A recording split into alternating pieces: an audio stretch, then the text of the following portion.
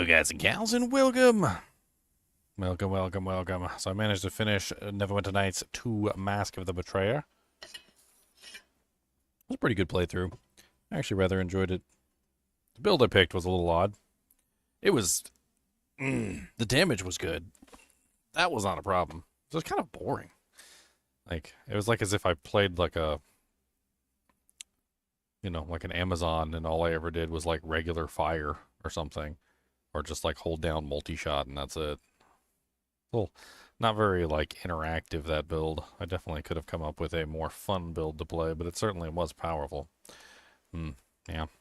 Anyway, interesting story for those of you who didn't watch the ending. Not really sure what I think about it, to be perfectly honest. I feel like it's one of those stories where it's like the ending and the beginning are basically the same. With like some minor deviations. I don't know. We need to get back into our Diablo 2 challenge mode. I believe we just got to hell difficulty, and I don't think we're ready for it, to be perfectly honest. I don't think we're ready for hell difficulty. I don't think we are. I do not think that we are ready for that. We just not do the readiness. We've not got the ready. I think we got like 300 HP and our resistances are trash. Like, we really could use some farming. I mean, that would be like a huge thing for this build, is just probably farming, getting some levels, actually getting to the point where we can sort of like try and make our character function properly. I'm not exactly sure how we do that. Nightmare Cow King could be a very good option for some sets. We still don't have another ring. Let's do a gear check real quick. Actually, I don't know if I did the intro or not. Let's hit the intro button and then let's get started. Bink, bink.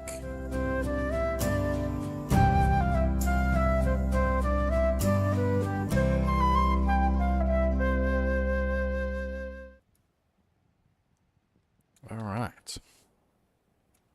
So first off, let's cover my mercenaries equipment. So my mercenary has a Grim Scythe, which is not bad. It's got life leech, attack rating. I got 2 sockets in it, so that's pretty cool.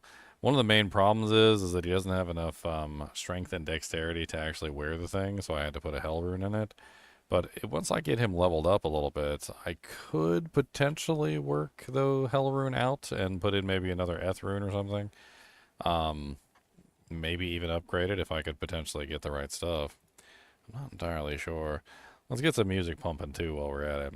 I have a Viper Hide Serpentine skin, which is 2 sockets, and it had 21 fire res on it already, so I gave it cold and lightning res, so he has essentially all the resistances. And then he also has this Doom Visor Saleh, which I put a pretty nice jewel in it and a soul rune. I mean, the general gist of this is I'm trying to keep him alive. He's pretty much my solitary tank at this point. As for me, my equipment is such trash. I've got a Tancred's Crowbill.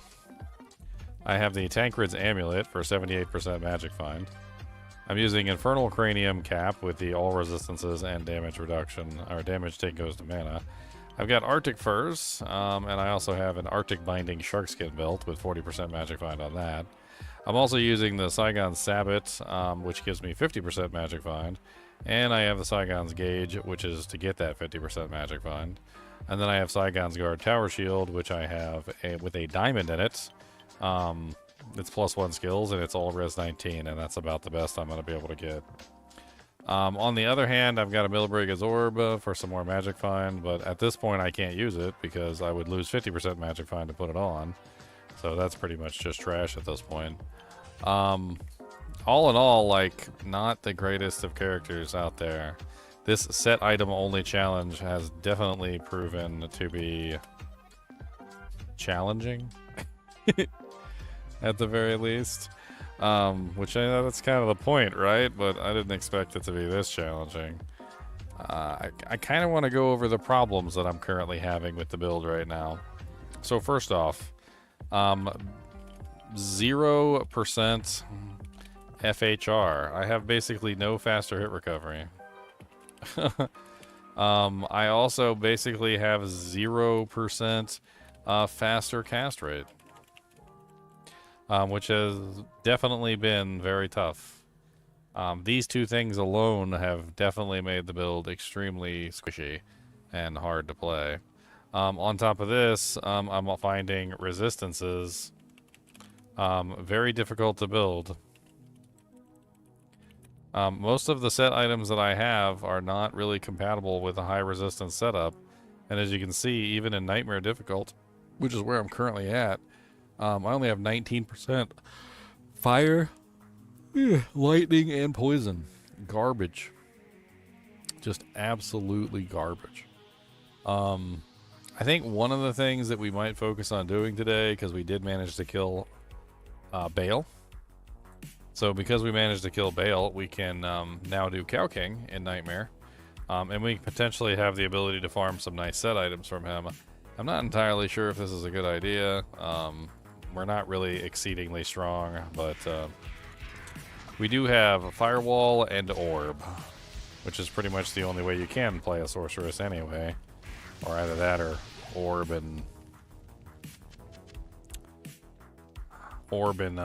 Fireball, but I think Orb and Firewall is just a better combo.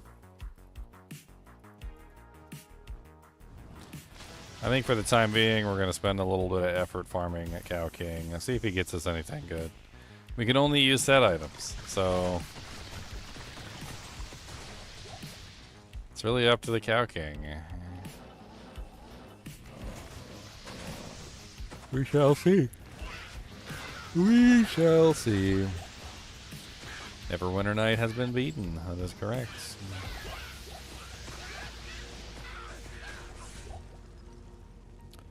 A helm. Basically check everything that's helm, armor, or weapon for the merc.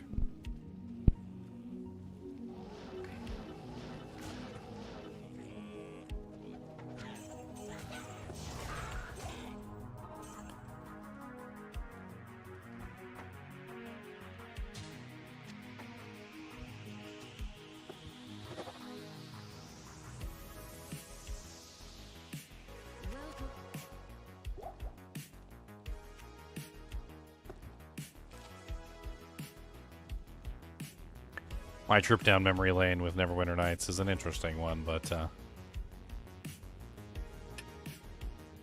the story was great. Combat was a little bland. I definitely enjoyed the story and the dialogue. The my rose-tinted glasses may have affected me a little bit there. I think I more strongly remembered the game as a better game than it actually was, if that makes any sense.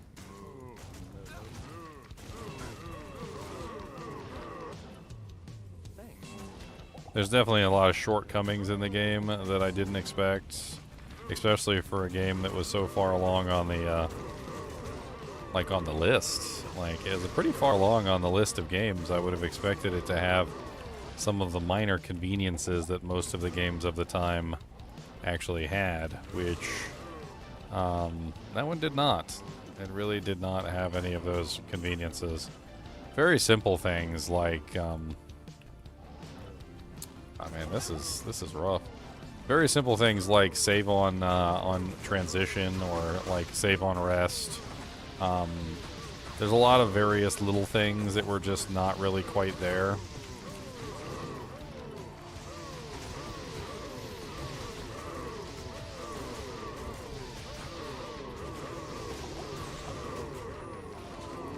Wow, this is pathetic.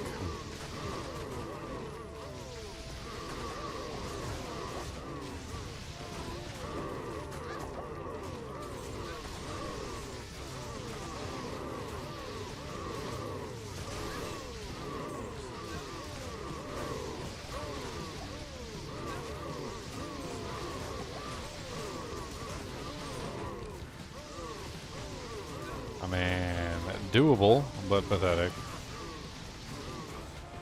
That kill speed is so slow. That's what you get when you're playing around with garbage to your equipment.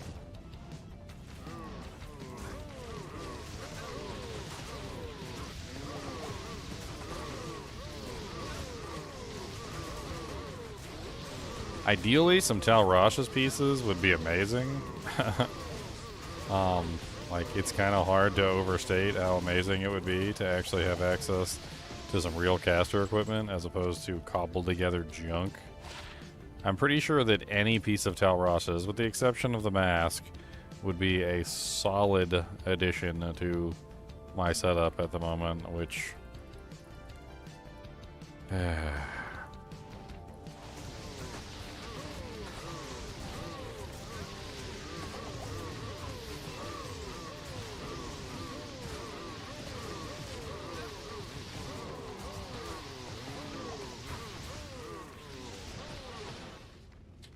That amp curse is just a bit too much for my merc. He can barely hang in there without the amp curse.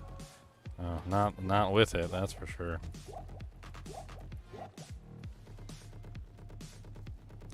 Wonder if Meteor would work better. I don't know if combining together 2 delayed action spells would be a good idea.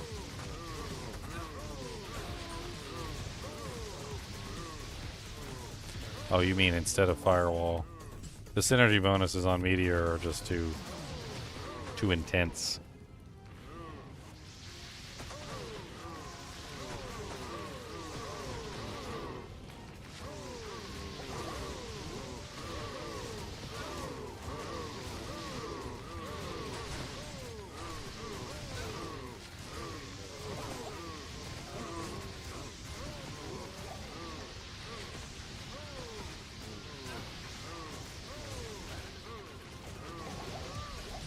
Kind of excited to do a unique only run. I think a unique only run could be interesting. Maybe I'll get the Paladin with the unique only run. That would be cool.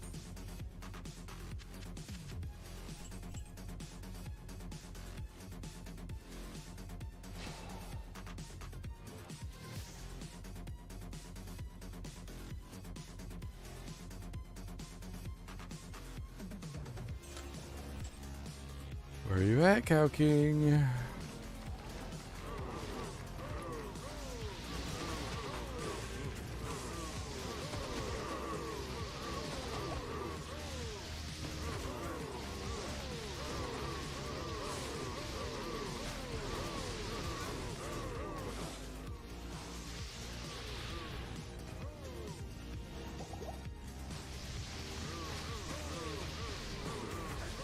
How many uniques have I found during this challenge? Quite a few.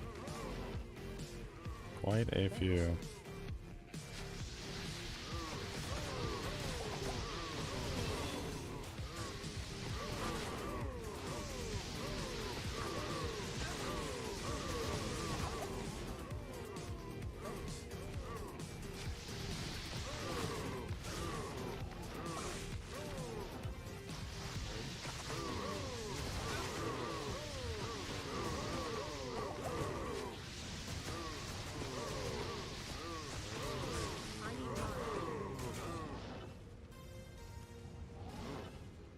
That amp curse is insidious. It's insidious. I think farming cows is kind of outside of our purview.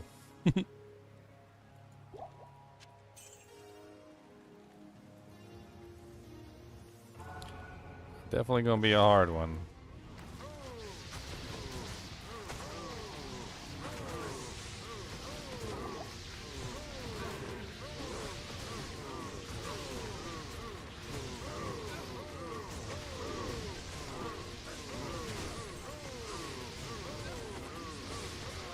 Aw, they got him.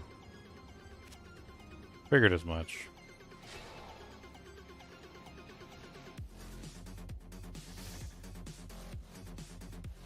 The order welcomes you.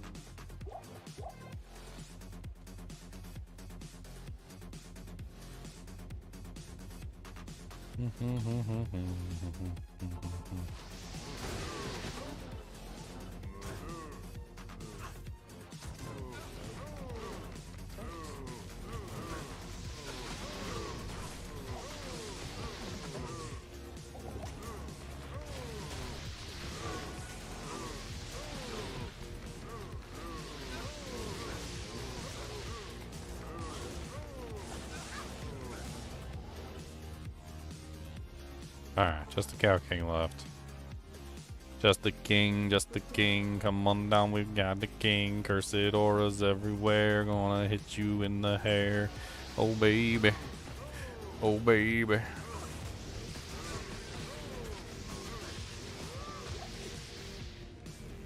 A jagged star. An interesting find. That's the socketed one, right? Alder's Rhythm has very little usefulness, but it does have 3 sockets. The question is do we have anything that we can socket into it that would actually be useful for us? Because most things that you socket in a weapon are actually for, like, you know, hitting the target. And so most things that you would put in a weapon wouldn't necessarily help you very much. I mean, I guess theoretically the IO rune has plus 10 vitality, so that's like one non-melee centric thing. I suppose you could also just do 3 tier runes for mana after kill, which could be an option as well.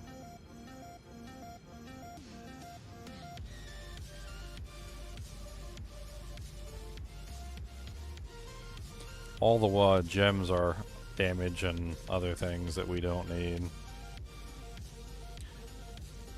And we found Death's Hand, which is rather interesting as well, because that means we finally have the full death set. What does the full death set give, I wonder?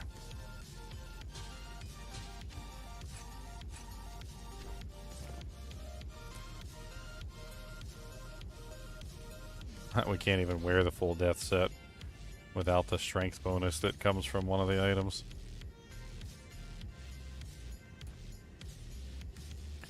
All resistance is 25, plus all resistance is 15, and cannot be frozen. Huh. That's a lot of resistances. I mean, the all resistance is 15, plus the all resistance is 25. That's what, 30, 40? So that's 40 resistances, plus 40 all res, which is right there. It's a pretty solid combination. Unfortunately, that means we have to use the sword, which is not necessarily what we want. We also lose all the magic find, but I had kind of expected that we were going to have to lose all the magic find when we go into hell. So I think that's probably going to be like one of our final setups. So once we get into hell difficulty, we'll probably have to use deaths unless we find something better. 40 all res is kind of hard to turn down. On top of that, it has a massive 50% poison res on the gloves and cannot be frozen. So I mean, two very nice things that can help us when we get into hell difficulty. Alright, that was painful enough. I don't really want to have to farm the rest of the cow level, but let's kill him again, shall we?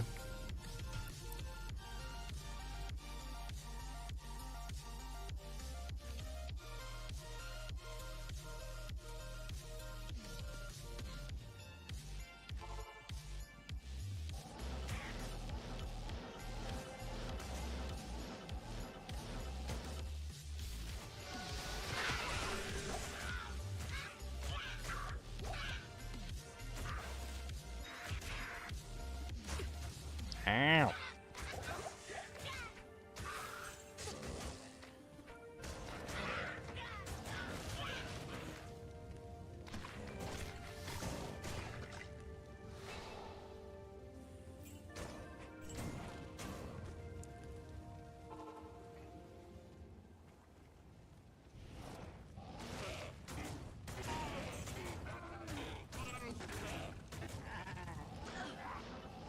We could also do the Terror Zone,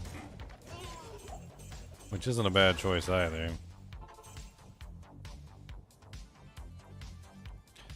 Oh, Arathas would be amazing too. The resistances on Arathas is definitely something that I would be interested in. I have the amulet already, but I have none of the other pieces so far. Unfortunately, poor Arathas has not shown itself to me.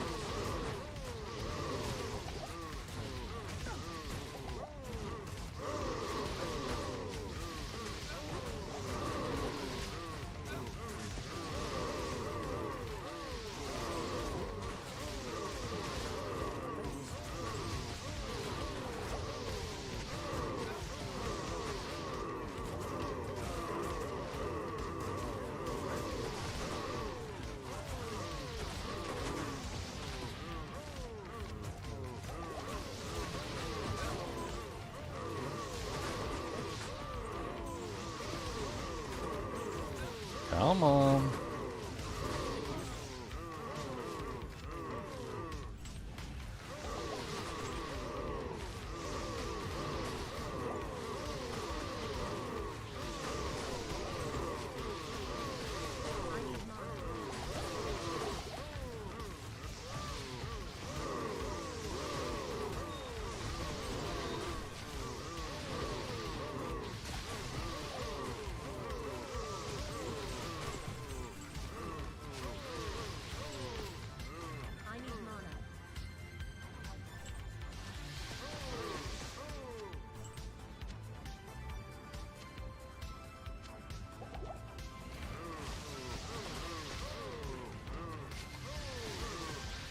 Oh, there was a lead in there.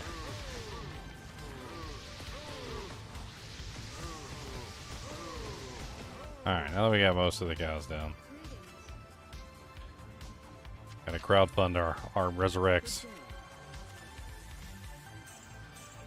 Crowdfund the resurrects, boys.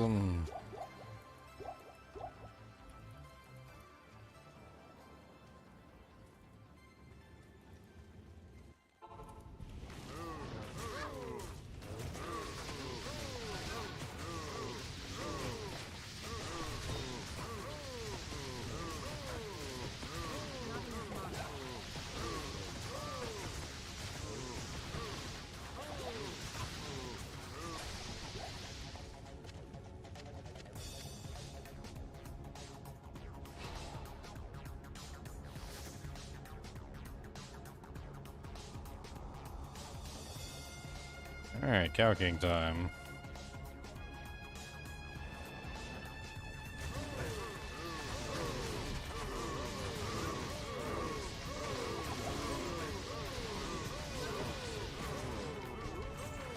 He still doesn't have enough fast rate recovery.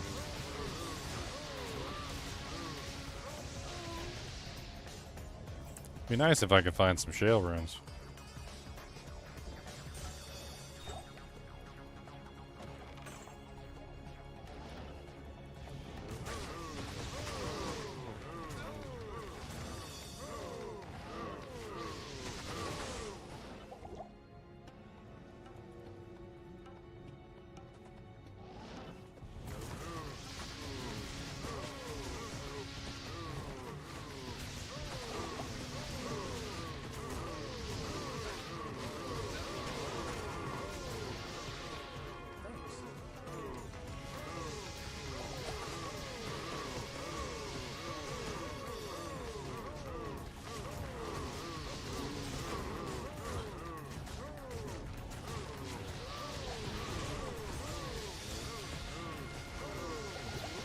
Killing the cows takes way too damn long.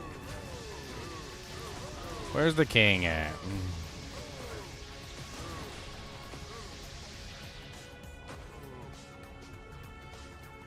Oh yeah, melee assassin build, huh?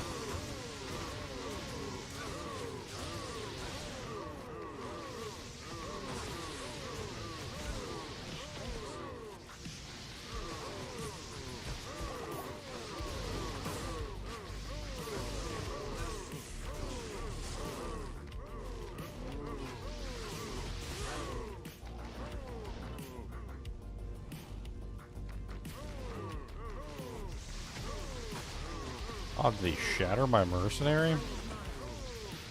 That's rude. Just shattering somebody else's mercenary. I didn't even hear him die. Yes? He just said, bye-bye, my friend. I'm leaving to the end. I need to go down, yes I do. But this place is so dangerous. I don't know what's cantankerous. I just want to play too. Oh, Cow King is a super duper dangerous, he's super pooper. I don't like the Cow King, no I don't. He's trying to kill my mercenary. I don't like him, no I don't. And he didn't drop me nothing good, he sucks.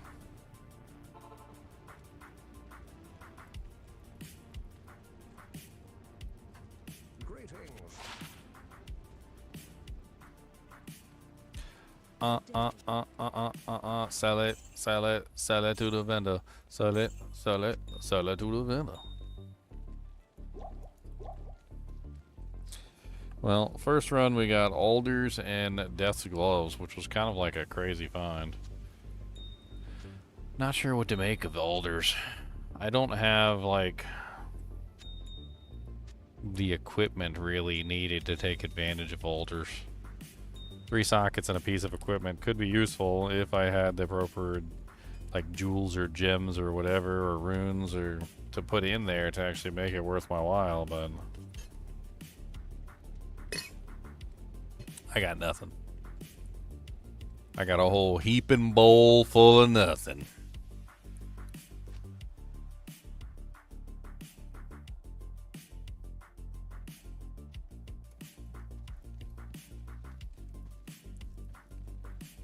Heaping bowl full of nothing. Come on down and get some stuff in. We got everything you want. Heaping bowl full of nothing. Get a big old spoonful of that. You can put it right in your hat.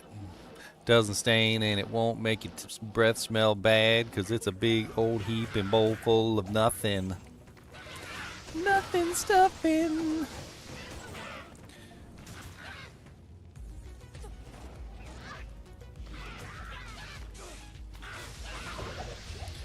A heaping bowl full of nothing.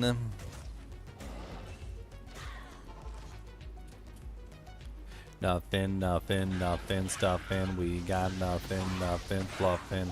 We got nothing as far as we can go. We got nothing. Gonna let you know. Nothing, nothing, nothing, nothing.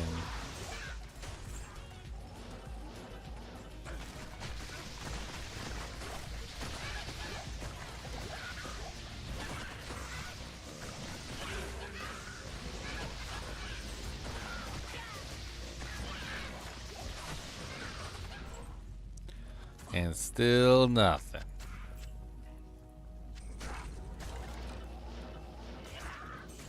Cause I'm your Venus, I'm your fire,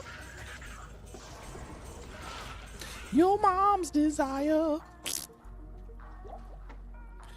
I got a juvies. Good, those will come in handy for when I'm fighting the Cow King.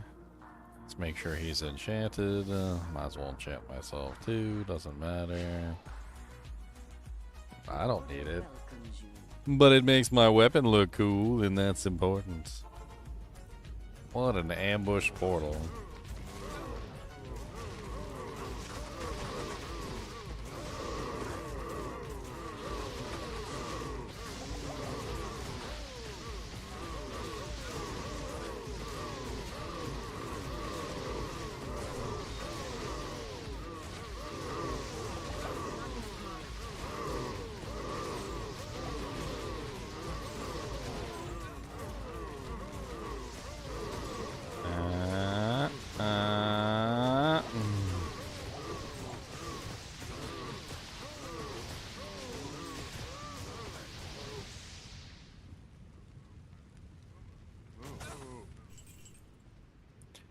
I just want you cows to die. Cook real nice right in the thigh. Make myself a steak, it will be delicious. Oh my god, there's so many cows.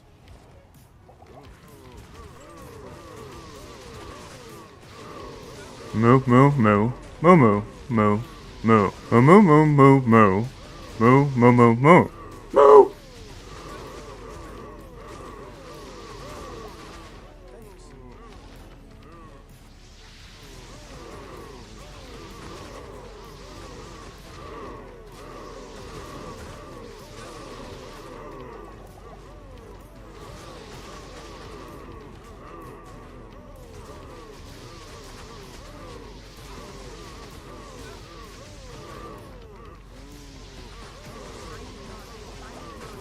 Dude, why are there so many cows? Dude, where's my cow?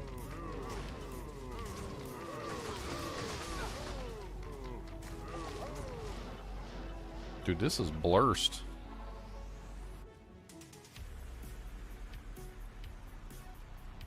Blursed cows. Come on down, some blursed cows. Who doesn't like a couple blursed cows? We're gonna blurse everything up in this home blurse. Hombres coming down from Cow Town are gonna blur some cows just for your frown town. And I don't care what you say, we gonna blur some anyway. Blur some cows, this is what we do. Blur some cows while we take a poo. Blur, blur, blur, blur, blur, blurs. Blur, blur, blur, blur, blur, hurts. Blurs and blurs and blurs and them cows. Blurs and blurs and blurs and the cows.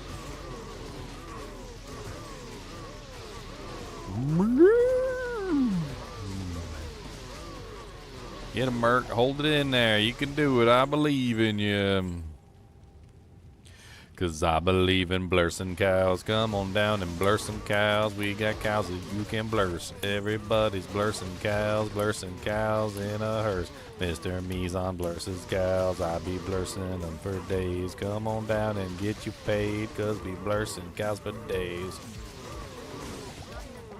Blursing cows.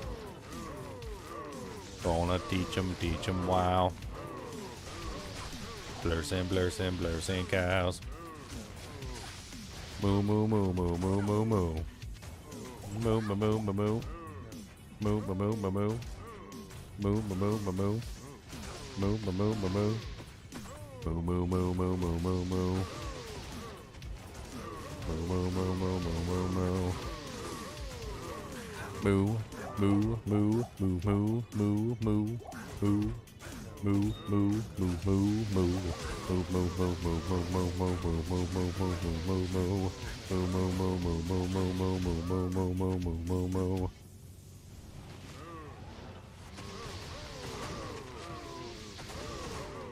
Oh yeah, moms, what's up? My mom is watching, guys. She's listening to me sing silly songs. If she got her hearing aids on, that is. Moo moo moo moo moo moo moo. Alright guys, my mom's watching. You guys need to tell some fat jokes.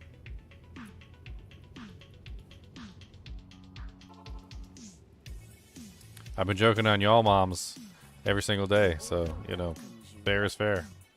You guys gonna have to send it back at the camera.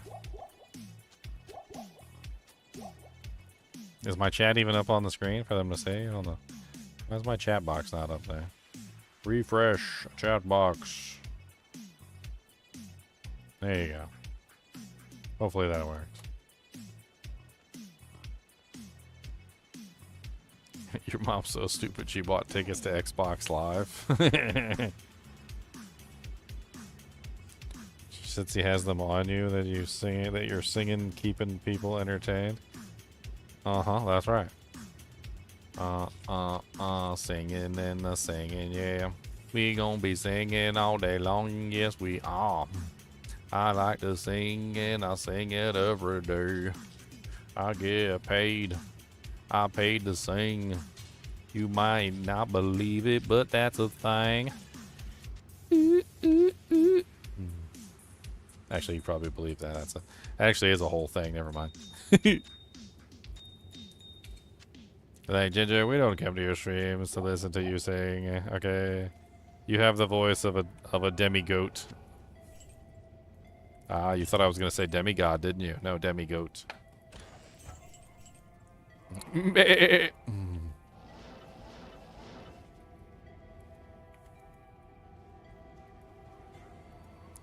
She's asking about the lit up ovals? What lit up ovals? Oh, the portals? The portalises? They are portals that take you to other worlds. In this particular case, they take you into the secret cow level where all the cows try to murder you. Instead of us eating the cows are trying to eat us. They got halberds. And they think we're tasty.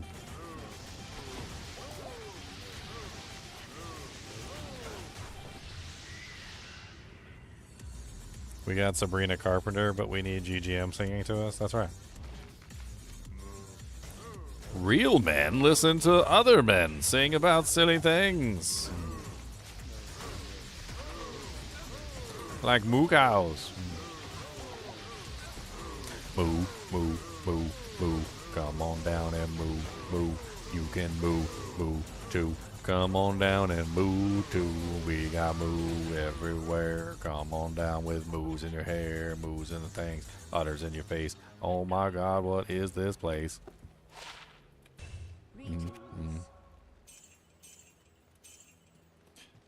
Ginger's mom got it going on. All right, Jesvin with the $5 donation. Thank you. I watched the Mortal Kombat 2 trailer. I hope the movie is good. I don't know. I actually kind of liked the live action versions of those fighter games. Like the Street Fighter one with Jean-Claude Van Damme. I thought that one was pretty good.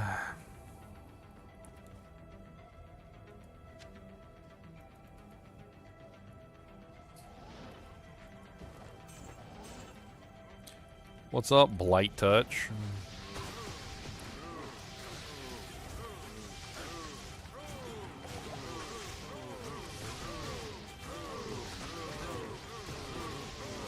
Cooking cows with flames of fire. Char grill gonna make them dire.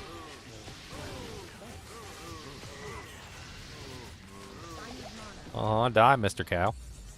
Moo, moo, moo, moo, moo, moo, moo.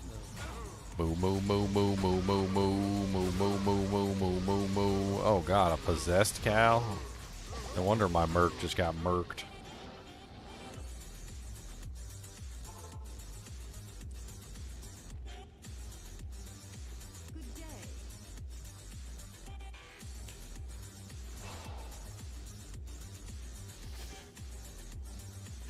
Yeah,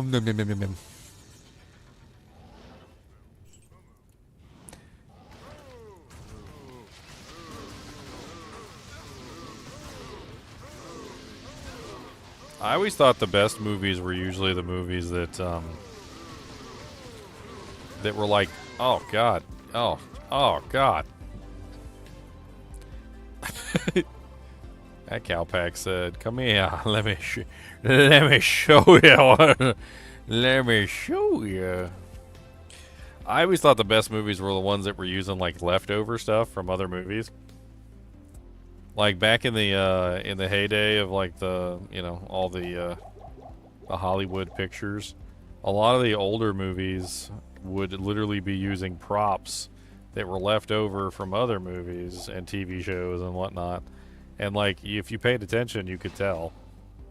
You'd be like, "Oh, that's like a like the Battlestar Galactica like outfit or whatever." Dude, these freaking champions ain't no joke. They're ripping my boy to shreds. They ripped me to shreds. Everything has been shredded. They got my ego, too.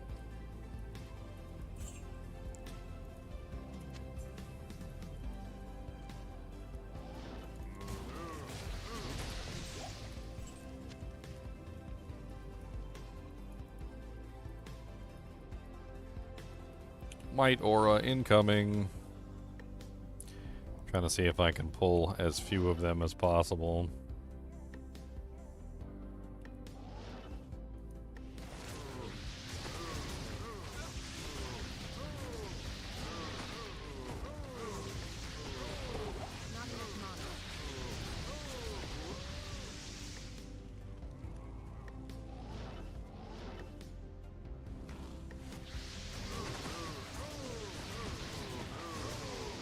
I mean, a lot of movies kind of like paved the way for other movies, both in props and also in technology.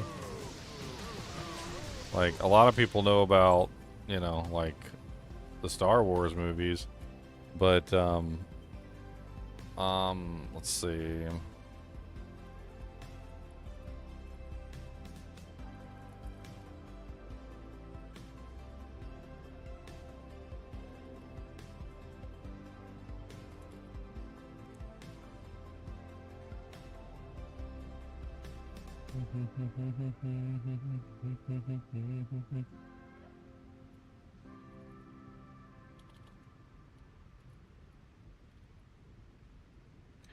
Wah, wah, wah, wah, wah, wah, wah, wah.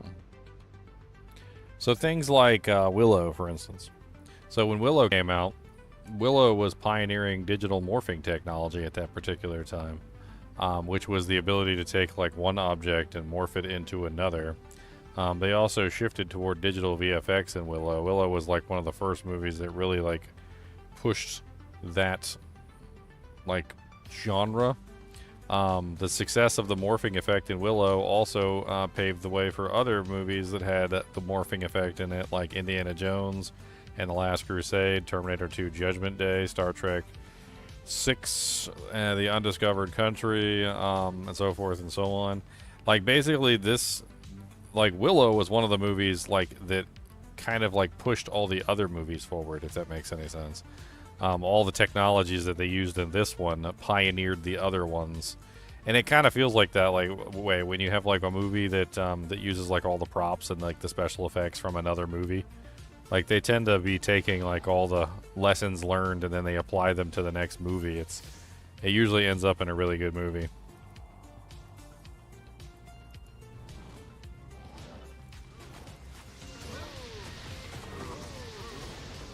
Might aura is mighty fancy. Get it? Ha ha ha. Mighty.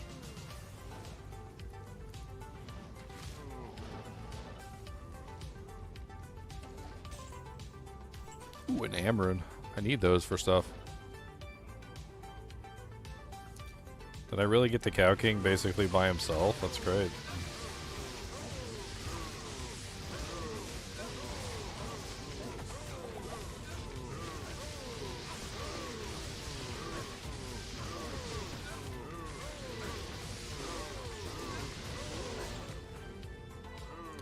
Save the mark. Good day.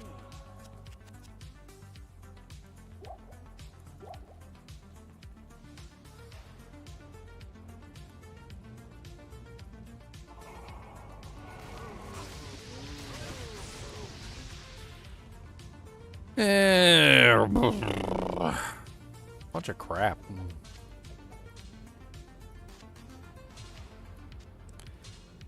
That was not worth it, yo. That was not worth it, yo. Poopy, poopy, poopy garbage. Poopy, poopy, poopy garbage. Poopy, doopy, poopy garbage. Dookie, dookie, dookie. Expensive dookie.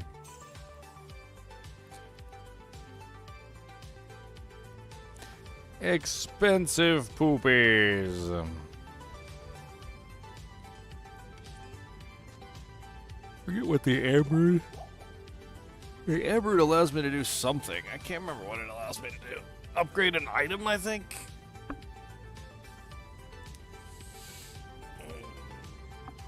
I don't have anything to upgrade though, I don't think. Not on that side. Not on that side. Sean Connery. I need to go watch another James Bond movie at some point.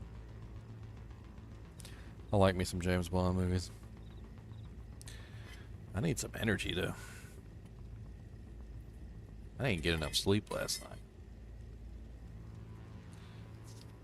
Time to mix up some energy powders.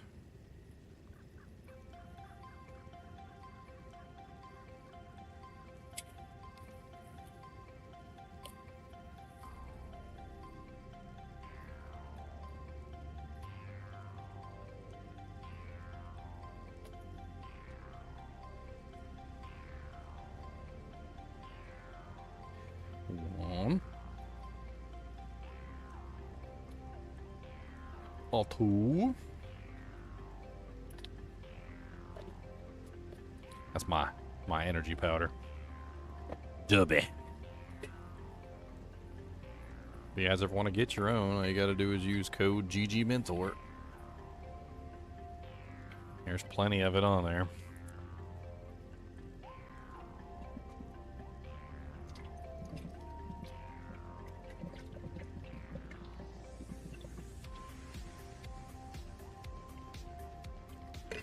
She got plenty of blue lips, Charles. Her lips already blue. She up. Oh, man. She a crack cocaine addict for that blue stuff. Frigid Highlands is on Terror Zone. That could be a good one.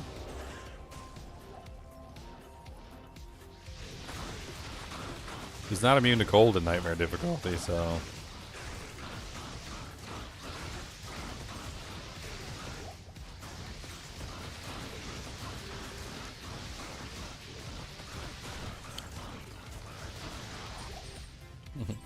A much easier farm than the Cow King, that's for sure.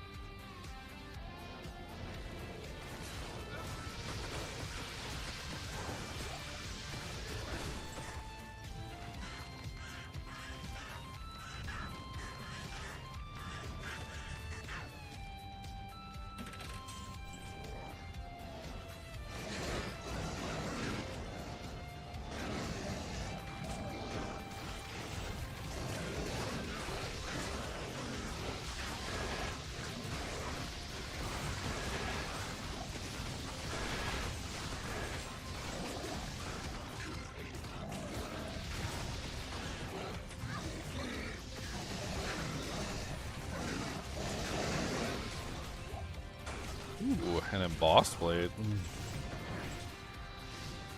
overburdened. A sacred targe. 4 sockets, garbage.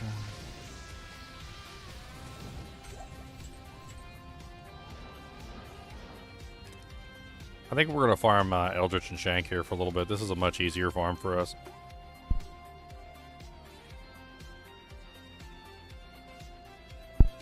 Oh god, he's doing it again. The chinchilla's sucking his penis. Oh my god, why is he doing this to me? Why is he on camera and everything?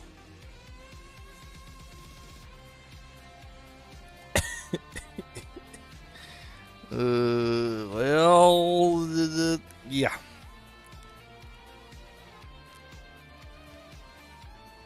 Yeah, don't be jealous, you Jessamine. You would too if you could. I don't know why he chooses to do it on camera, though.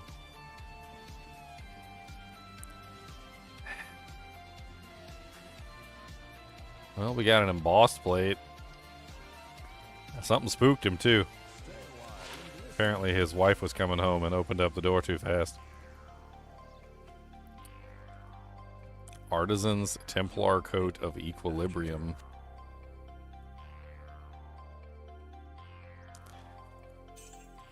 It's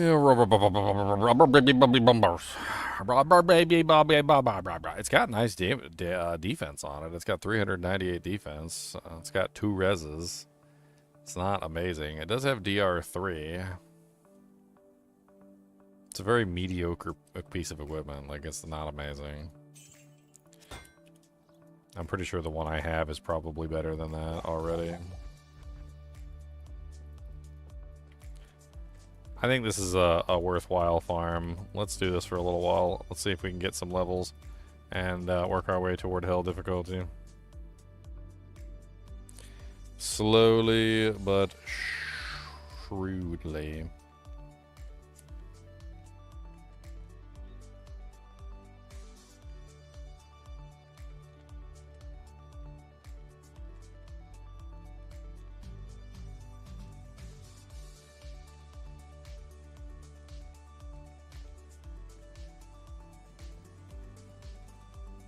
Go to hell? Oh no. He's so rude. Did you hear what he said to me? That's so rude. Speaking of rude, dude, some guy popped up on one of my Neverwinter videos. Just the rudest individual. He made a comment. It was relatively innocuous at first. He said, just play a rogue / fighter or something like that. And I said, I don't really like playing rogue classes. I usually avoid them. You know, very innocent reply. To which he then comes back with, what did he say? He's like, oh, well, your build sucks. He's like, and you should feel bad as a mentor that you're, like, that you're fumbling through the game. And I'm like, bro, I haven't played the game in, like, 20 years. Like, I'm just having fun, like, exploring and like, relearning an old game that I hadn't played in 20 years. And he comes back and tells me that I can't take criticism well, and I'm like, dude, you're the one that literally got upset because I didn't want to play a rogue. I was like, all I said was I don't like playing rogue classes. I've never been a stealth character. Like, I've played stealth classes in, like, many games. I remember even when I played, do you guys remember Thief back in the day? Like, the game that was literally designed around stealthing? Like, I didn't like playing the stealth part of that game. I liked the game, but the stealth part was annoying to me, and I would find ways around it. Like, anytime a game has ever presented me with, like, an option of, like, go stealth or go home, I always go home. Like, I'm always like, oh, okay, well, so this is a quote-unquote stealth mission. Like, alright. And then literally all I do is just go the exact opposite direction and, like, herk-a-jerk battle Jitney through the entire front lines. And they're like, oh my god, you're gonna, like, tell everybody where we are. And I'm like, that's the general plan. The general plan is to let them know where we are. Come to me and let me murder thou.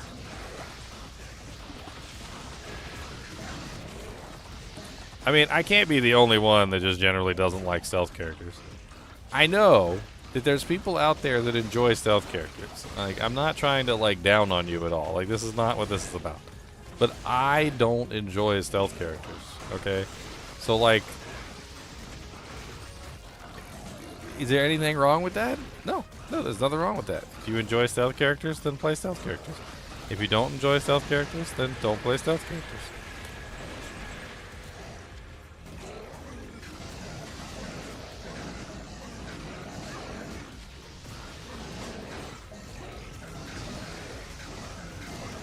I don't even consider Skyrim stealth to be stealth.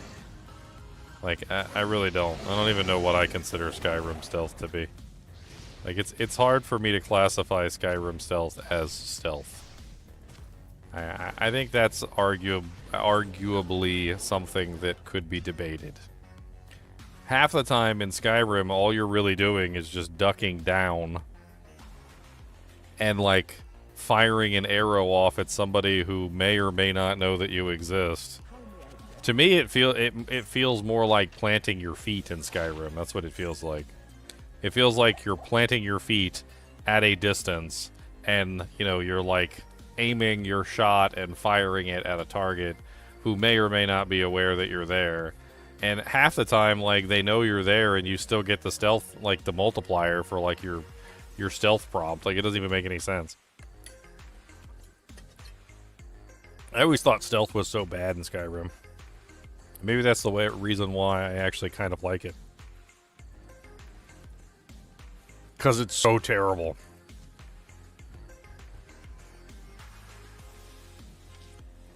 It is so bad. It really is so bad.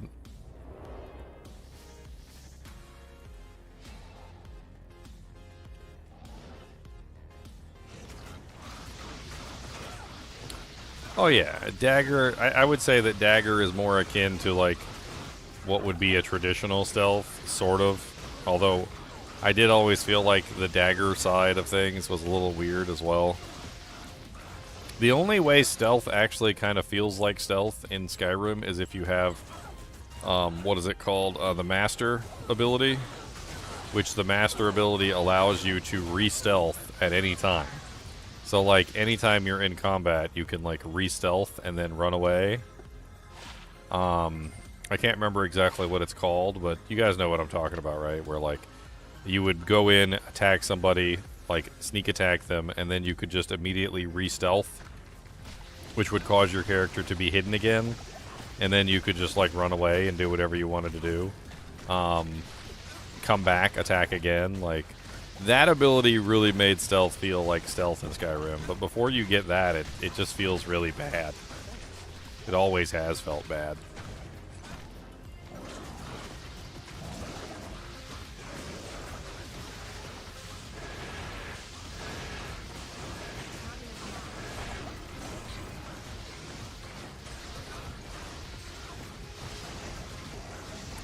Assassin's Creed. I don't really count that as a stealth game either.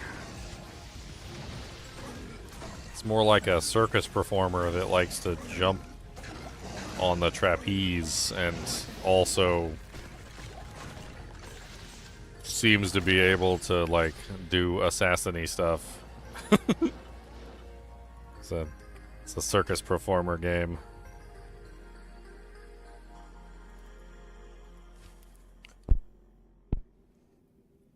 Assassin's Creed always reminded me more of, like,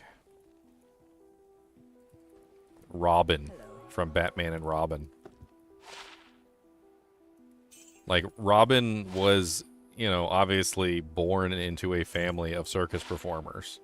That's what he was, right? He was born into a family of circus performers. And, like, the thing is that as a person who's born into a family of circus performers, of course you're gonna, like, you know, get some of their habits. You're gonna have some of their circus performing habits.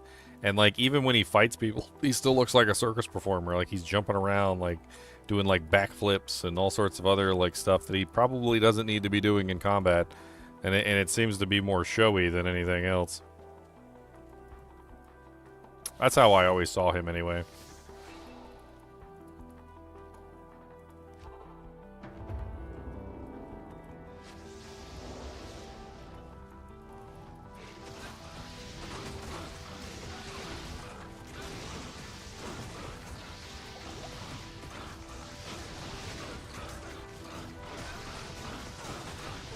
Well, TZ Eldritch is certainly an okay farm. Ow. Why are you such a meanie?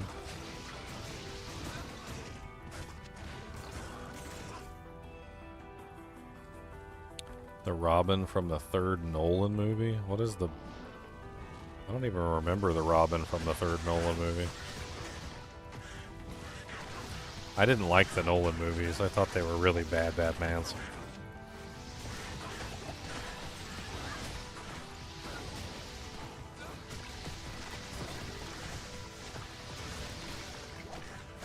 I think the only Nolan movie I liked was the one with Heath Ledger. The first one was very meh. The second one was amazing because Heath Ledger was amazing. And the third one was terrible. Like, they tried to go forward with the series after losing Heath Ledger, and it was obvious that they just didn't have a proper villain to put in its place. Whatever that thing that Bane was awful.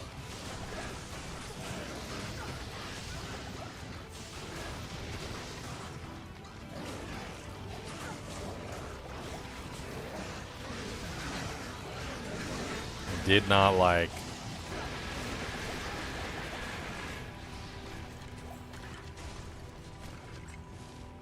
It's getting to the point where I'm starting to get really, like, picky in my older age. Like, I don't like Daniel Craig as James Bond. I think he's one of the worst James Bonds that's ever existed. I didn't like the Christopher Nolan Batman at all. I thought that he was like literally one of the worst Batmans ever. People are like, "Oh man, I love Christopher Nolan's Batman." I'm like,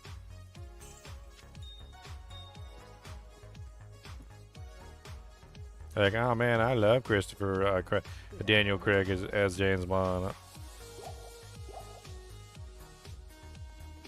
It's the same thing I tell people who tell me they like white chocolate. I'm like, if you like white chocolate, you just don't like chocolate, okay? Just admit it to yourself. Be like, I don't like chocolate, okay? Like, you know, like if you like Daniel Craig as James Bond, then you just don't like James Bond. Like if you like frickin' Christopher Nolan's Batman, then you just don't like Batman. Like, they're basically characters that are designed around, like, taking that character out of what he is and what makes him special and making him into something else. It's the same thing that they did with Diablo 3. It's like people that say they like Diablo 3, like, they basically hate Diablo 2. Like, the guy who made Diablo 3 hated Diablo 2, and he literally did everything in his power to, like, change and transform the game into not Diablo 2. Which is the same thing that Christopher Nolan did with Batman, trying to change Batman into not Batman. And the same thing that Daniel Craig did when he tried to change James Bond into not James Bond. You know what the irony of all of those scenarios that I just listed are? When James Bond for Daniel Craig started to fail, they brought back the nostalgia of the original Bonds. Because they knew that what the direction they were going was failure. Okay, so they started to bring back things like the original car from the first James Bond and so forth and so on. When Diablo 3 started to fail, what did they do? They went back and they started to bring back things from Diablo 2, like the Necromancer and the Pseudo-Paladin, the Crusader, which wasn't a Paladin, right? And then, like, every single time you have something like that, where, like, they try and transform the character into something that it's not, it always fails. And then they end up falling back on the original content to try and breathe life back into that content. And it happens every single time. Robin is interesting from a lot of perspectives because there's so many various Robins. Isn't there, like... I'm trying to count the Robins in my head. Is it 3 or is it 4 Robins at this point? I know there's Dick Grayson, who eventually becomes, what's the name of his character? The blue jay or the blue something or whatever.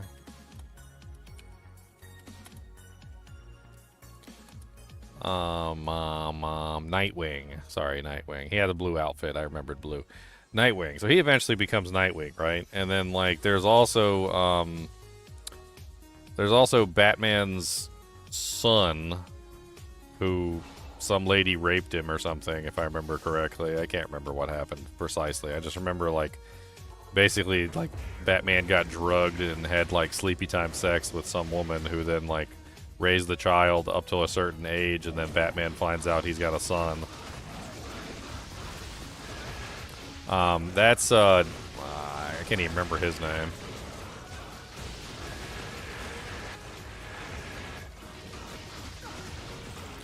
George Lazenby was better than Roger Moore. I mean, I'm an old schooler. I think Sean Connery did the best job as Bond, like, pretty much bar none. I don't think Roger Moore's was bad. I don't think it was bad at all. It was okay. Like, I don't hate it. I don't hate it. I like Pierce Brosnan's, though. Like, although I have to put them up against each other, of course, Sean Connery versus Pierce Brosnan. I like Brosnan's. I thought Brosnan's Bonds were well done. More so that he did the character well. Maybe not that the movies themselves were the best. But he did the character very well, I feel like. He kind of captured that, the charm and the nonchalance that James Bond comes with. Ow, ow, ow, ow. Frickin' spear cats of doom over here.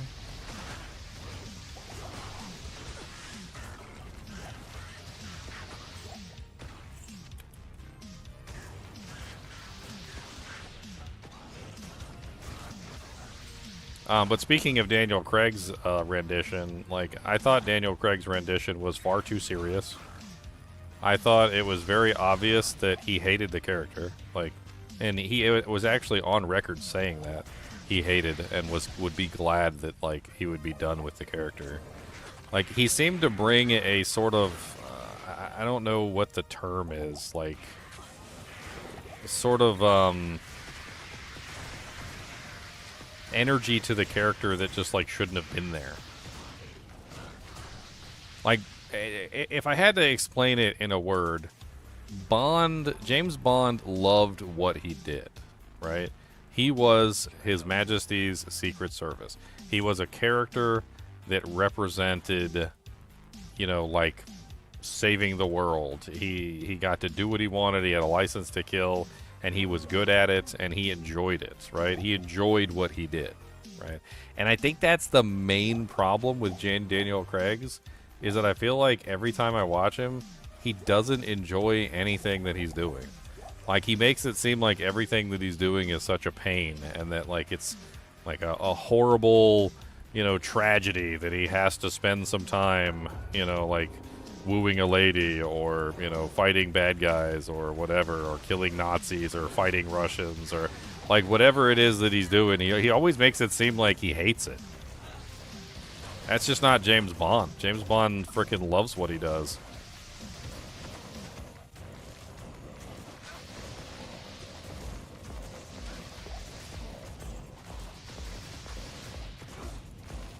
And that's why I like, as much as I like Connery's, that's why I like Pierce Brosnan's James Bond as well, because I feel like Pierce Brosnan also really loved the character. Like, Roger Moore did a good job with the character, but I'm not entirely sure he loved the character that he was playing.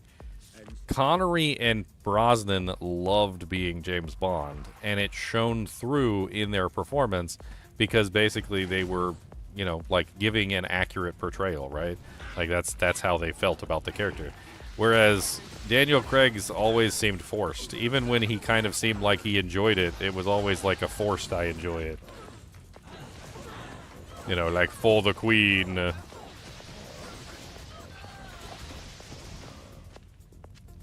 To give an example of what I mean, so that you guys, like, understand.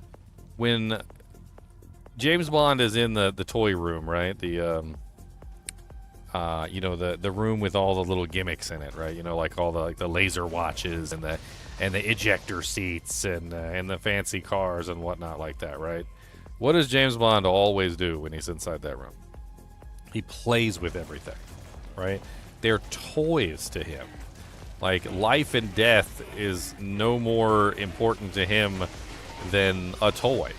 Like, he knows how dangerous those objects are, because he uses them on a regular basis.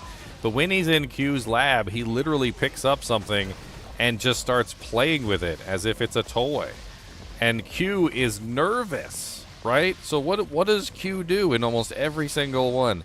He's nervous. He literally is like, don't touch that. He's like, that's a miniature rocket launcher. He goes, you could take someone's eye out with that thing. You know, he's literally like, in what's the term, like, I can't, incensed or something like that. I can't remember the exact term. It's where somebody's like so over the top, you know, like lost in the fact that somebody else is messing with something that could literally kill somebody or them, you know, or anyone else in the room as well, you know, and he doesn't even believe that James Bond has the technical know-how to actually use these objects, but, like, obviously he does. You know, obviously he knows exactly what's going on. He doesn't know what the tools are, but he's not an idiot who's going to accidentally, you know, like, blow his own foot off or something like that.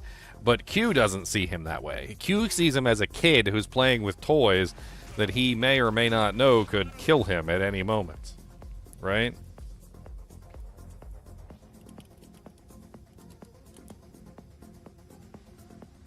Yes, incensed. Very angry or enraged. Yeah, that's the word I was looking for.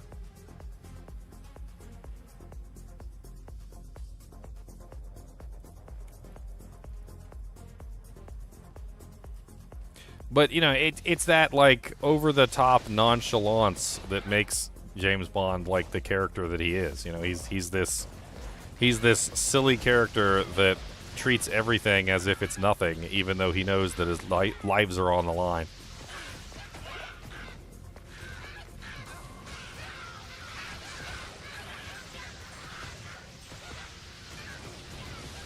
Die rockin' issue. Ooh, a war spear. Interesting, interesting.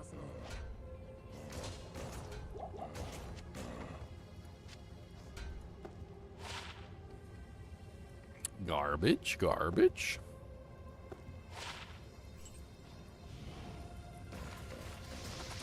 I mean, getting a couple levels wouldn't be bad. Getting our mercenary a couple levels won't be bad, so we can slowly work our way to hell difficulty.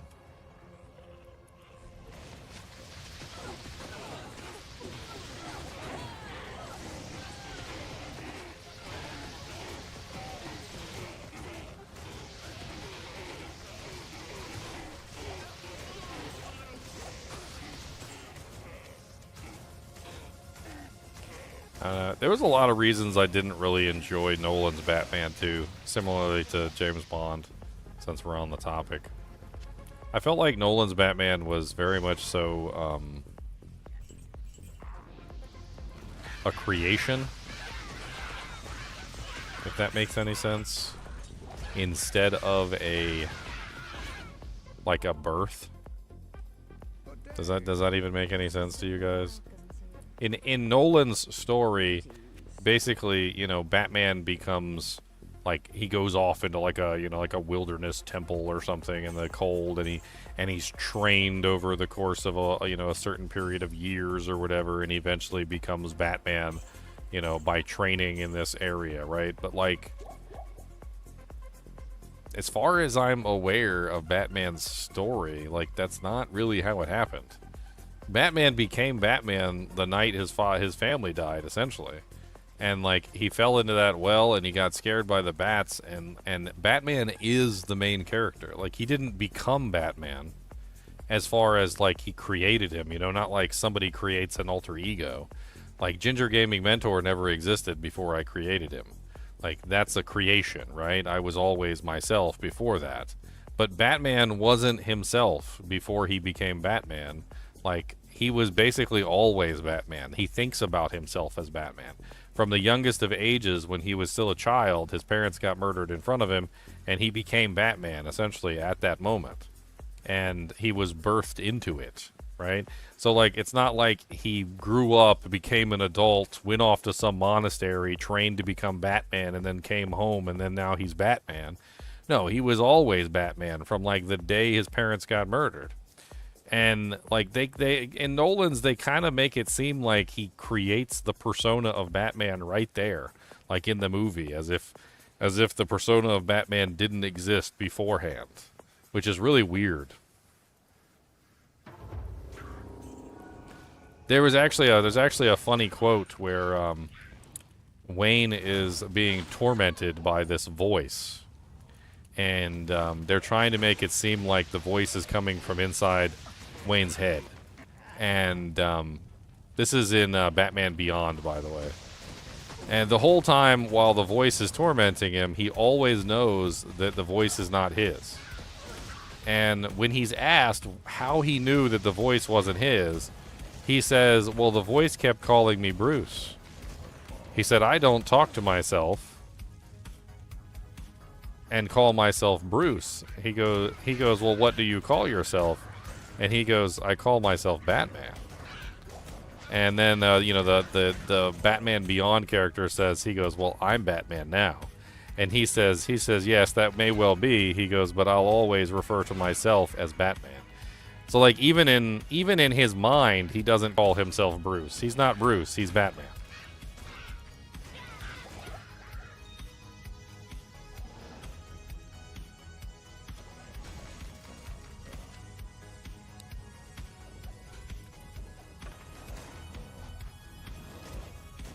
I wonder if I can actually find the lines from that.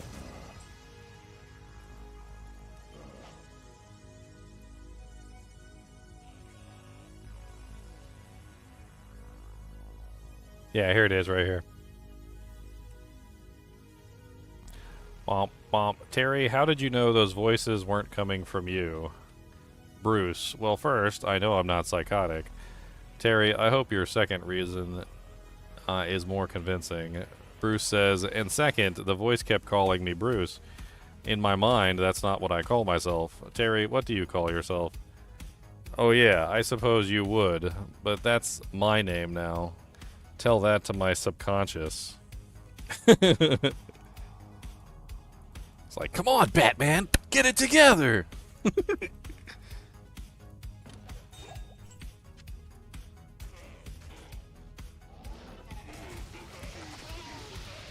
Are you a Batman or are you a mouse man? Start insulting yourselves in bat jokes.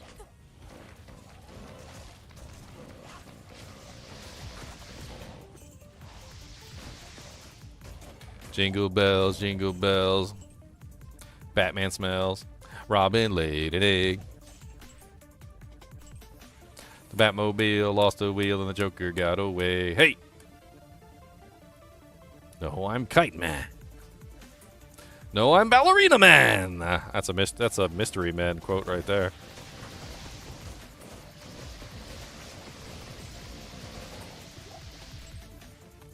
You don't want to see Ballerina Man.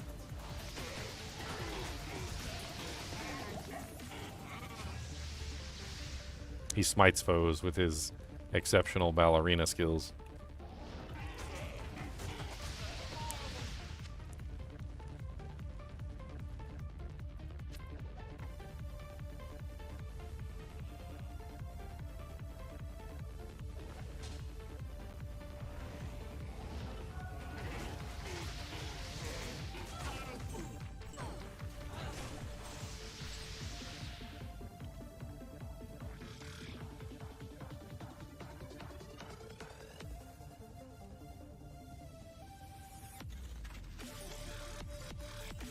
I wonder who they would get to do the next Bond.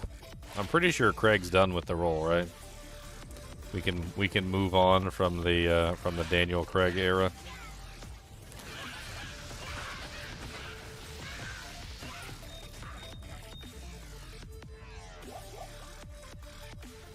All right, next.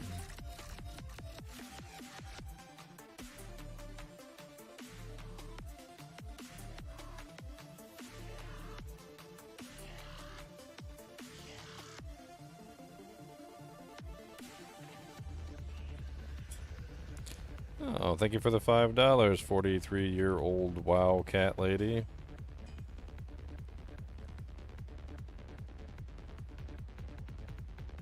She found a suicide branch. Mm.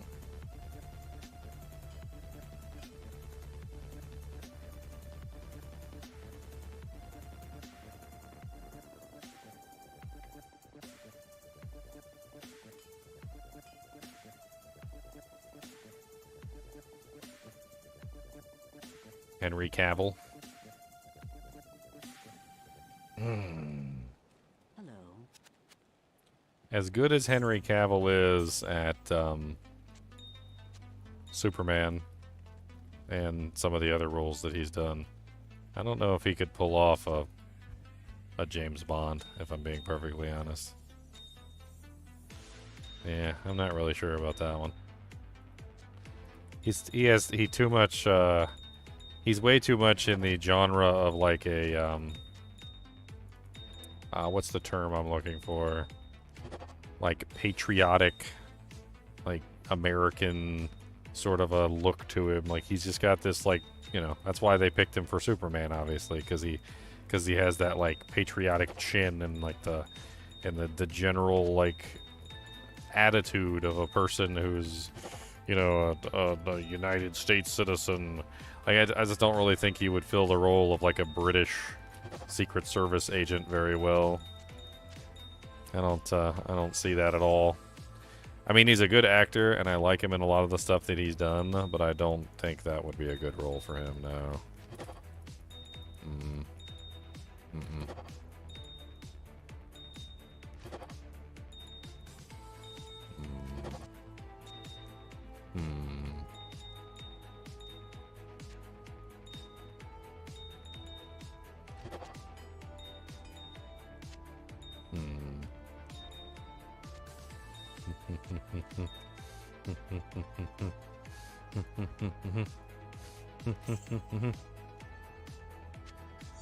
I wonder if there's already a list out there floating around.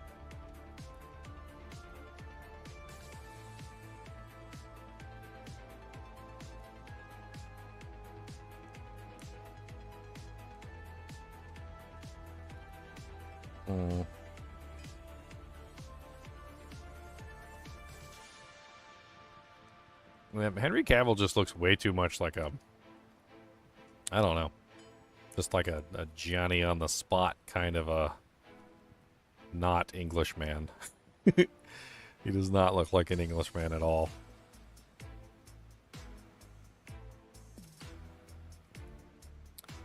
Cillian Murphy, my girlfriend, loves this guy. I don't really think he would make a good James Bond either.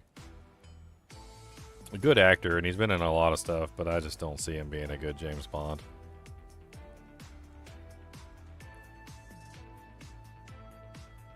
He's got too much of like an evil vibe to him. A lot of the characters he plays are like neutral evil or like chaotic neutral or something like that. Like they're not quite evil, but they're not quite good either. They're like middle gray characters. But like he just does a lot of characters that just don't really line up with that kind of a style. I don't even know some of these actors. Loki. Tom Hiddleston is I feel like he's kind of scrawny. I don't know if that's even a thing, but like he doesn't really seem like the kind of person that would be playing a James Bond role. Could you imagine if James Bond was like a little tiny, like 4'10" midget that weighed all of like 90 pounds? He's a really good actor. I like him. I liked him in the Loki series. The Loki series was really good. There was a couple really good, like obviously movies and things that he's been in, besides the Marvel ones. Daniel Radcliffe? You mean Harry Potter? I mean, I could see it. I could see that.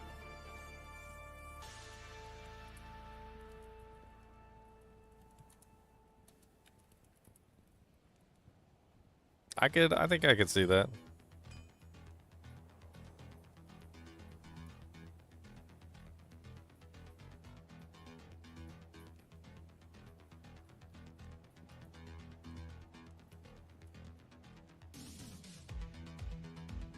You're an MI6 agent, Mr. Bond. Apparently, Daniel Radcliffe eyes the James Bond villain role. Oh, okay. He's lining up for the villain role. That's interesting. Yeah, I mean, he could make a good villain, too. I could see that either way. Either way he wants to push it.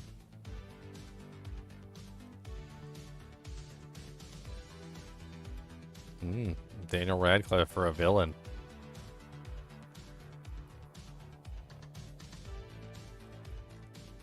I mean, I have no doubt that Henry Cavill would do his best with the role. He does his best in every single role he's done. I feel like he does a really good job with all the roles he plays. I'm just not sure he's the right fit for the role.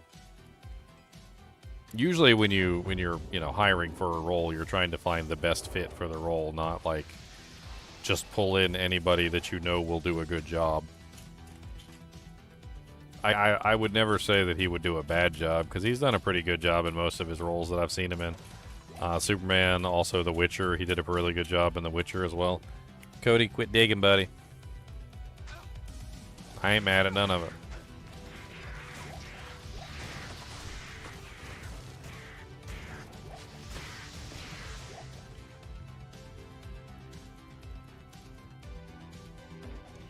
Well, there's a lot of considerations for James Bond, right? So, like, you can't just put anybody in the role. Like, the first thing is he has to be a looker. The whole thing with James Bond is that he's able to woo the ladies. That's like one of the reasons why he's so successful, right? He's always had the ability to turn the females to his side, which is quite a talent to have. He's also British, which I think is also very important. Like, I don't, for some reason, I feel like Daniel Craig was in this really weird situation where he didn't really look the part, right? I mean, it did that. I think that was like a whole thing when he first got put into the spot too. Like, he just didn't really look the part. He didn't act the part either. Like, but that, you know, that wasn't necessarily his fault because, you know, the director took the movies in a different direction because he wanted to make them more realistic and less campy. Which, you know, James Bond movies are campy. Like, that's just what they are.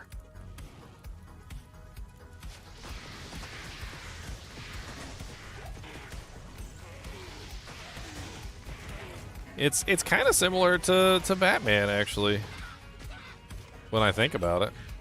Like, they're both almost identical. Because think about, like, the original Batman, right? The original Batman with Adam West. Very campy. You know, zing! Pow! Zam! You know, like, literally, like, showing off the hits on the screen like as if it was a comic book. You know, just, like, super campy style, right?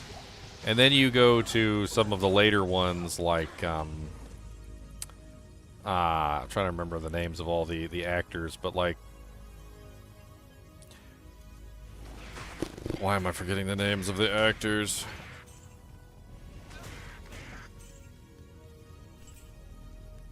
Too much of a baby face. Yeah, Cavill does have a bit of a baby face.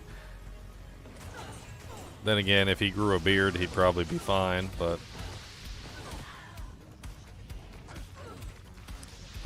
Bond doesn't normally have a beard, so...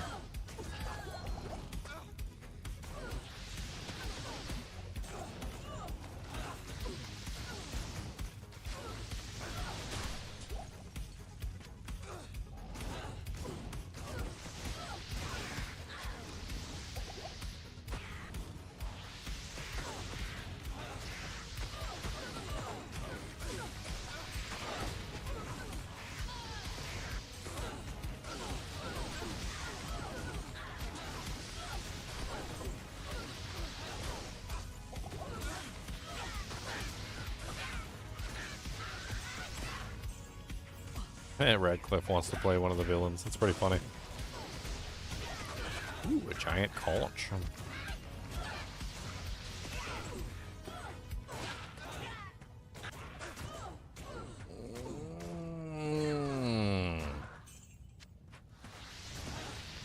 It's poopy.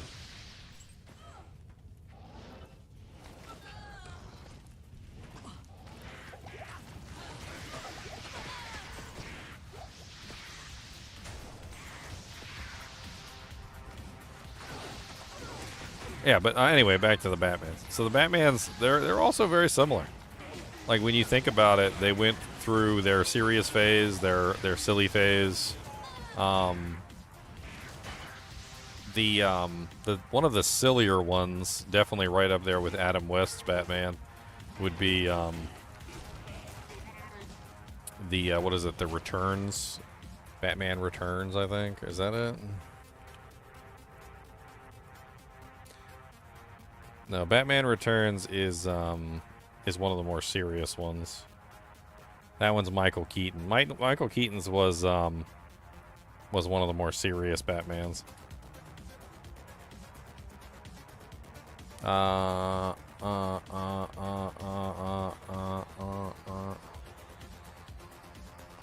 Was it Val Kilmer's Batman in Batman Forever? Was that it? Yeah. The Batman Forever ones were definitely a little bit sillier. They were more comical, less serious. Then you get to Nolan's Batman, and Nolan's Batman is all serious, no comedy, no funniness, no comic thing, just super serial, super real. Let's give him a Batmobile that doesn't look like a Batmobile.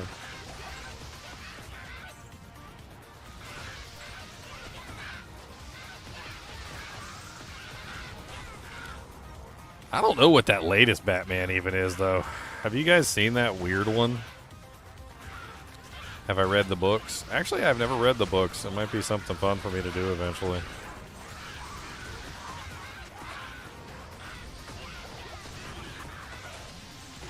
I've pretty much just watched all the movies.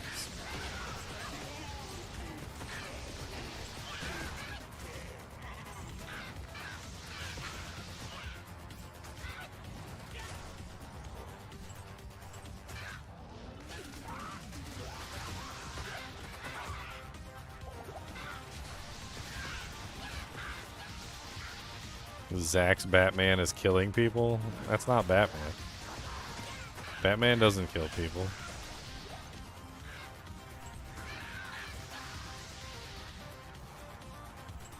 Batman doesn't kill people. Now that one Batman, the one where he kind of like stands around all the time, talks a whole bunch to the police officers, like, that one's weird. That one is so weird. I do not know what to make of that Batman at all. I kind of liked, at least a little bit, how he was hanging around with the police officers and the detectives, and they were consulting him about cases and stuff, like they do in the comics. I liked that part. Good day. But then, like, everything else about that Batman was just weird.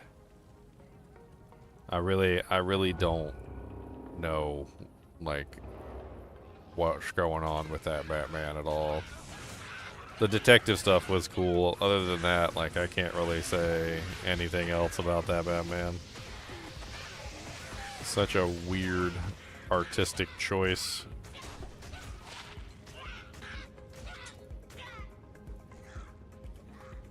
Very strange indeed, my friend. Very strange.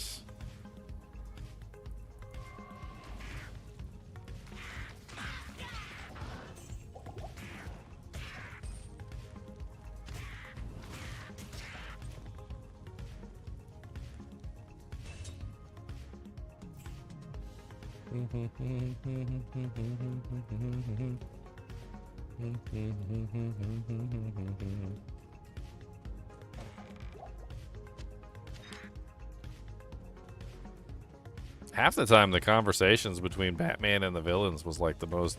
I mean, not yeah, well, actually, Batman and the villains too, but like Bond and the villains, James Bond and the villains. That was like half the fun of the freaking movies. Bond basically maintaining his cool despite everything that's going on. The villains not knowing exactly what he knows and what he doesn't know. Like, one of my favorite conversations was with him and Goldfinger, where Goldfinger has him strapped to the table and a laser is very slowly and very accurately aiming right for his gonads as they calmly have a conversation.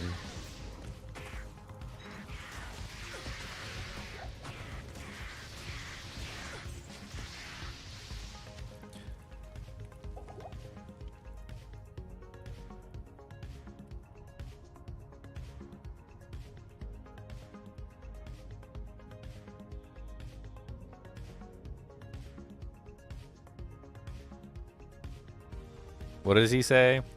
He says, there is nothing you could talk to me about that I don't already know. Bond counters with, well, you're forgetting one thing. If I fail to report, 008 replaces me.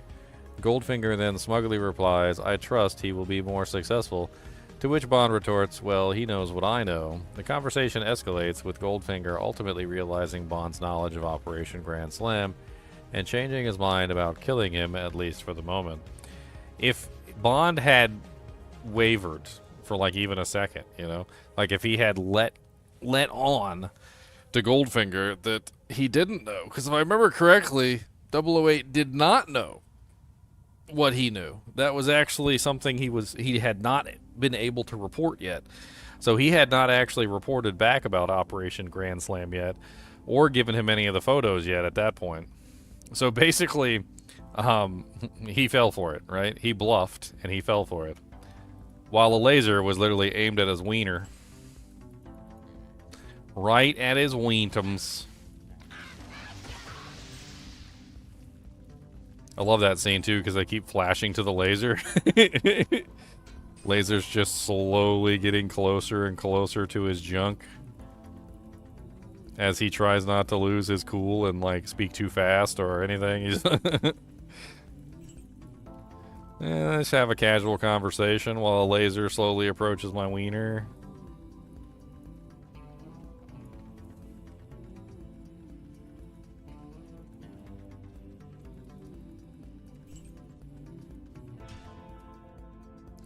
Of course, 008 knows what I know. Bluff.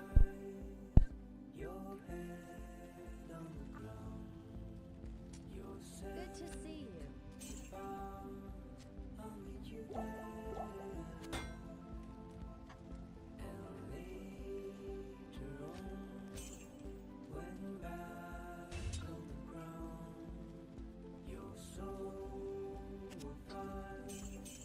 I'm going to be pulling up some James Bond movies tonight.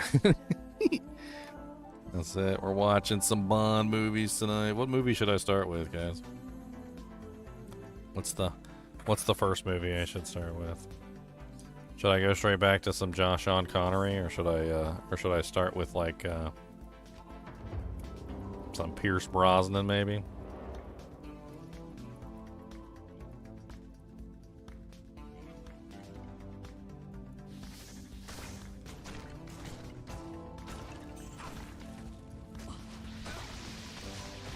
With Bond, James Bond.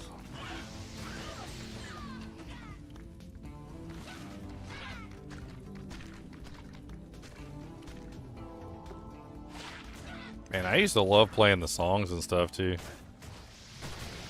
Dude, the beginning songs on the James Bond movies are like half the fun. You guys ever see the movie that made fun of James Bond? The one by Weird Al Yankovic? It's called Spy Hard. And Weird Al literally sings the cover song for Spy Hard. And then his head explodes at the end. A co-rune. Dexterity.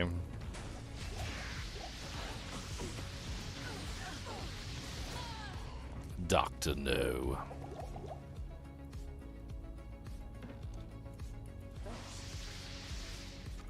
They call it Spy Hard. Because he spies hard.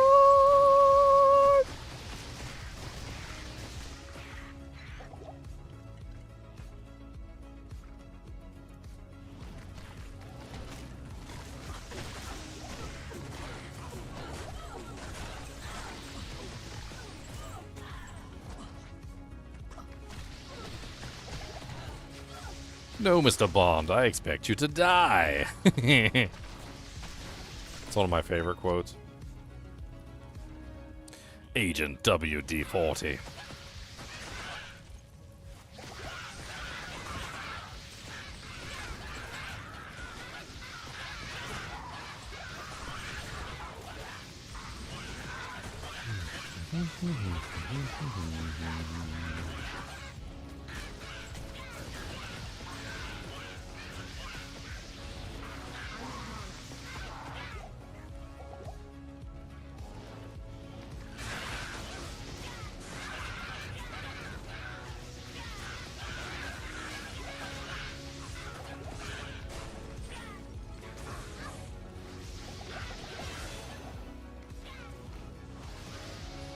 I always felt like we should have got another Sean Connery Bond.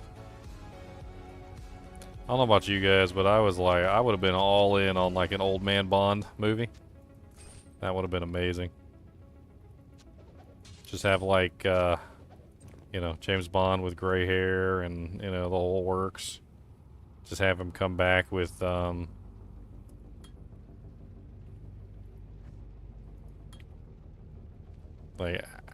I don't know, man. I think that would have been really good. I mean, the closest thing we got to like old man James Bond was like The Rock. That was probably the closest thing we got to old man James Bond.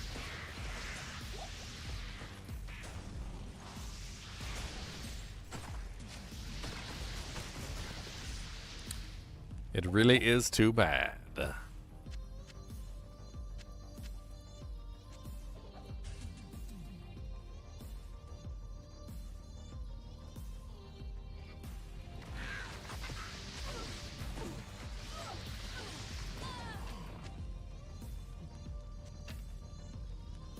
I think Brosnan could do old man James Bond too. Easily.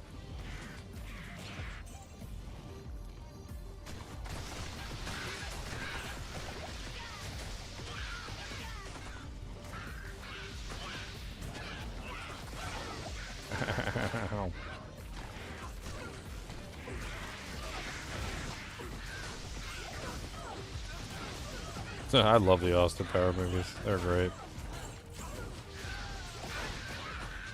Pure silliness.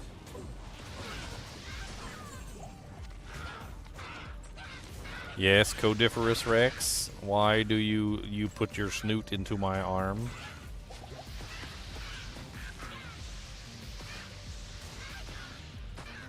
Why are you snooting me? Do you have peppadoo in your butthole? Do you have the poopus adudas adudas apupus? Do you have the doodas? Or do you have the poopas? Or do you have to peepaws?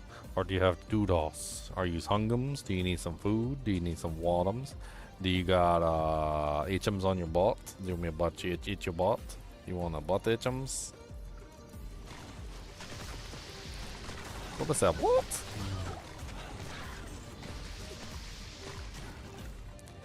Itch 'em, butts. Tell them what? Itch 'em, butt. No. He's probably gotta go peepaw doodos. That's what he's probably gotta do. I had to comb him for fleas today. Freaking fleams. Fleams, Cody. Fleams. I got him pretty good. I don't see a lot of fleas left.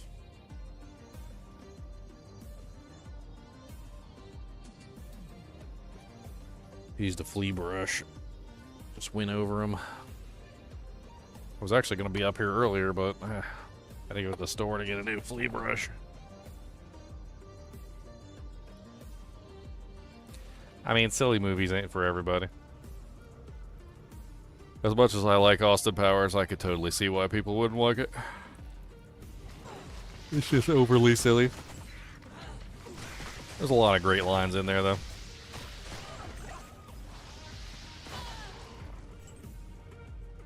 A lot of great lines in there. Frickin' sharks with frickin' laser beams on their frickin' heads. I love the part where Austin Powers' father is like in the chamber, and one of the henchmen comes up to him, and he's like karate chopping the henchman, and this one henchman comes up to him, and he doesn't even karate chop him. He's like judo chop, judo chop, judo chop, right? And then finally he goes to the last henchman, and the last henchman doesn't even have a name badge, and he's like you don't even have a name badge. He goes, just sit down. He goes, just sit down right there. Just lay down on the floor right there. He goes, I'm not even going to waste my energy to judo chop you. He goes, just lay down. Just lay down on the floor. All right.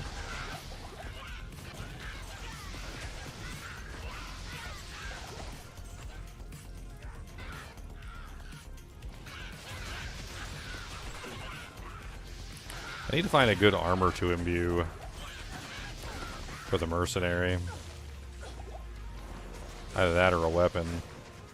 Ethereal Sharktooth is like meh. It's alright, I guess. I made your dog lay down.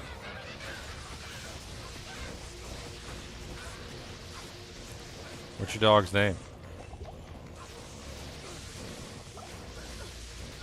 I'll really get him going. Zeus.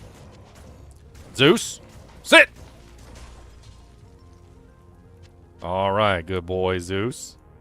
Alright, Zeus. Lay down. Good boy. Zeus, paw. Paw. Got a paw, Zeus. Got a paw. Good boy.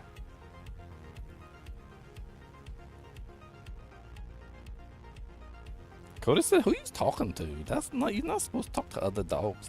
I'm jealous already. And you're not talking. Why you talking to somebody else? Can I have your paw? Give me a paw. That's a good paw.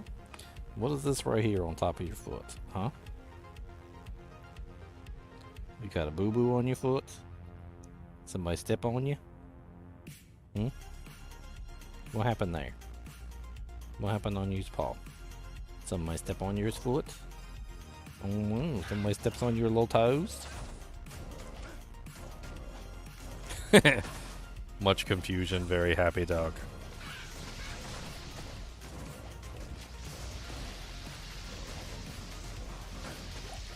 Yeah, well, we're about to get another Spaceballs movie, so...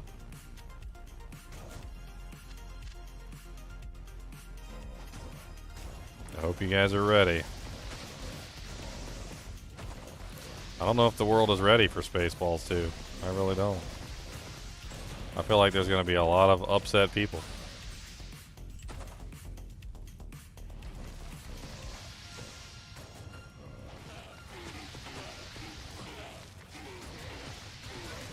A lot of upset people. They're going to be dropping bombs left and right.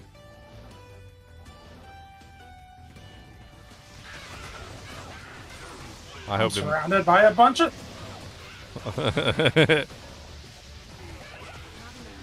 Exactly.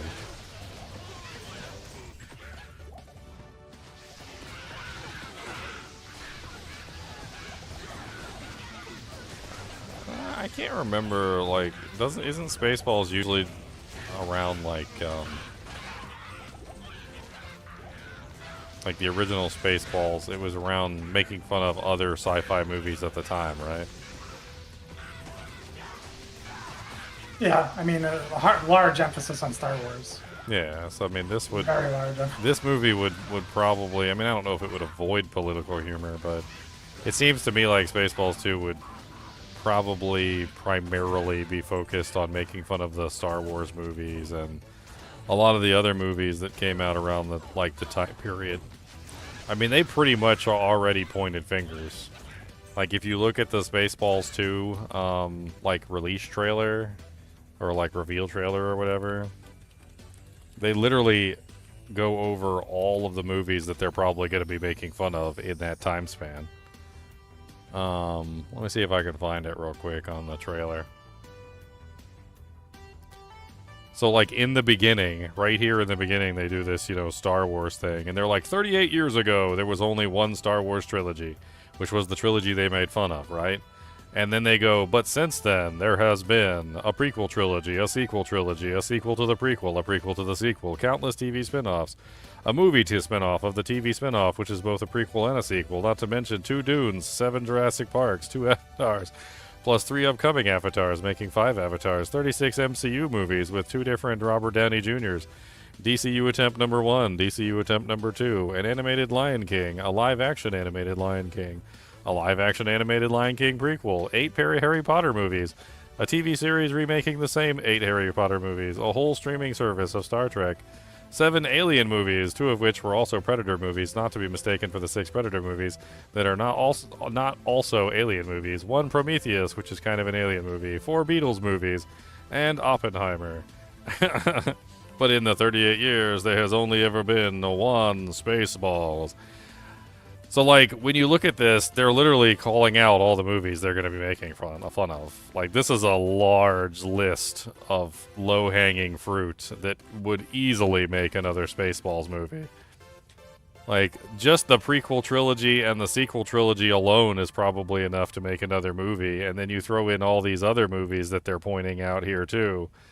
Like, they've got enough content there to make as many jokes as they want to. Oh, Anakin!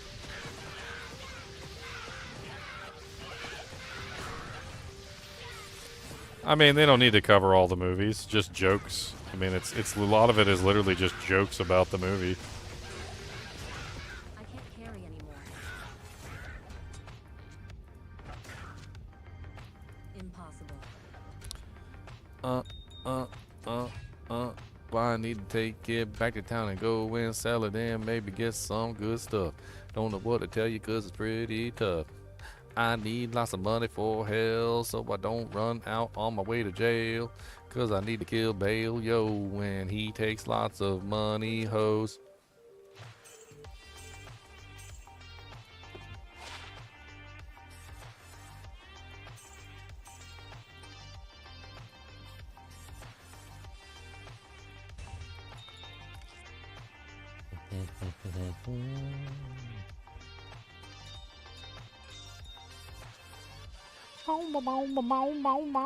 I don't know about imbuing this armor, but it's the best armor that I've found so far.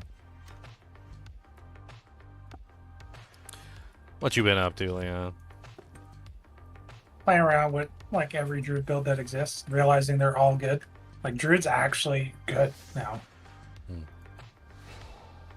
Everything druid does is like hit 100. Pit 100?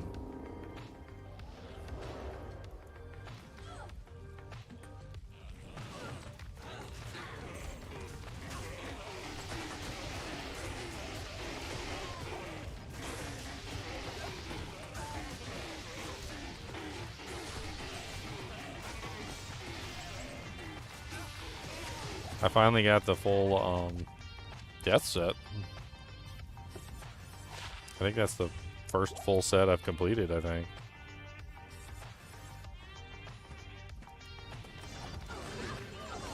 Ow.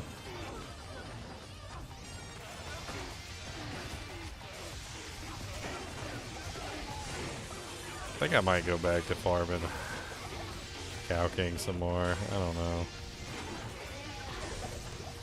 It's not exactly the easiest thing in the world, but he did give me some good items already. And I haven't really got much of anything here. Well, EXP. I am leveling. Wonder how many of the Tal Rosh's pieces that Nightmare Cow King can drop.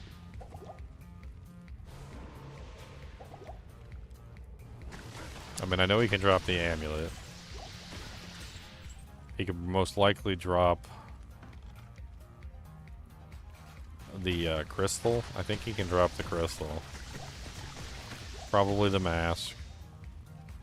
The armor might be out of his league, and the belt might be out of his league. I'm not sure. I can't remember what base the belt is, whether it's a mithril coil or whether it's a lower base.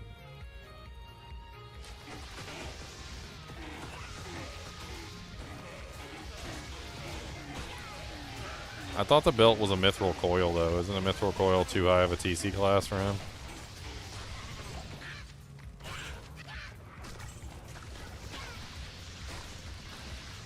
I mean, having, like, any of the Tal's pieces would be amazing.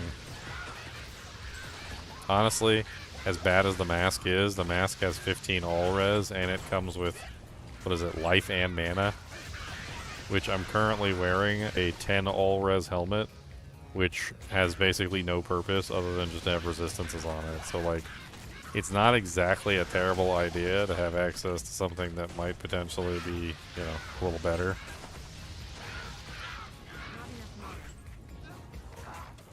Oh, Mithril Coil is the credendum.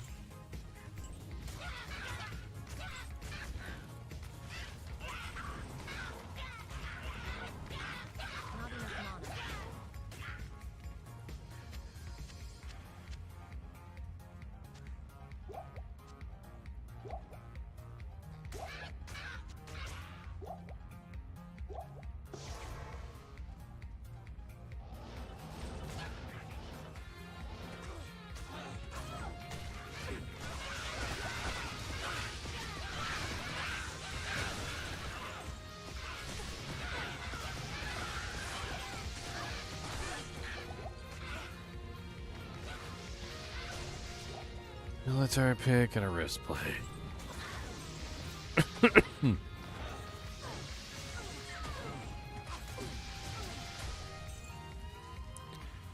Boom, boom, boom, boom, boom, boom.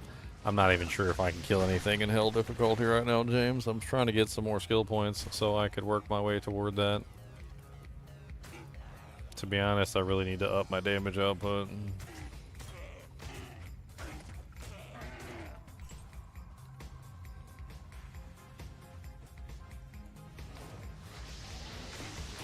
Merc's probably not going to survive in hell difficulty either. Not without upgrades.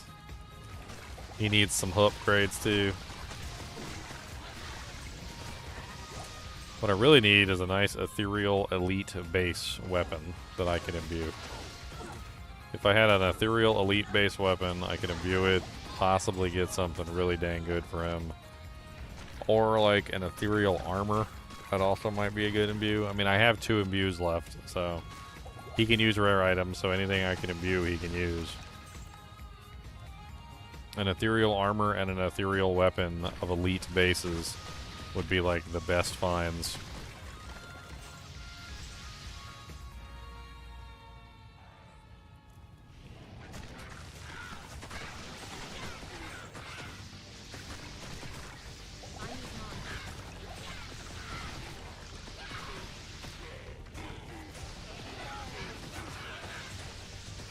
Man, one more level and we'll be at 71 for this TZ. Not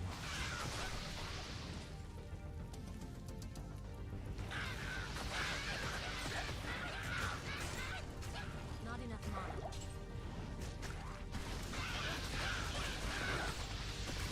Not that I expect a Tal's armor to materialize in my hands.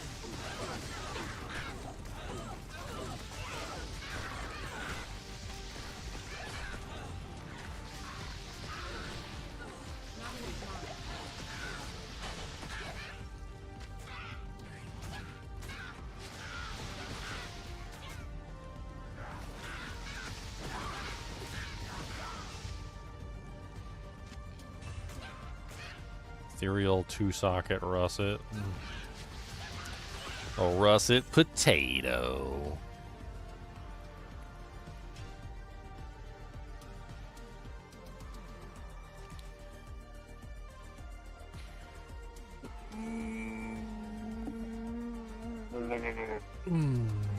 Yeah, I got like none of the Cathin's pieces at all, really. It's quite unfortunate, actually, because they're not bad pieces.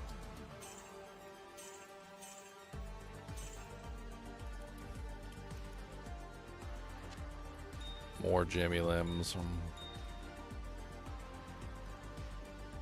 Let's keep shoving gold in the stash.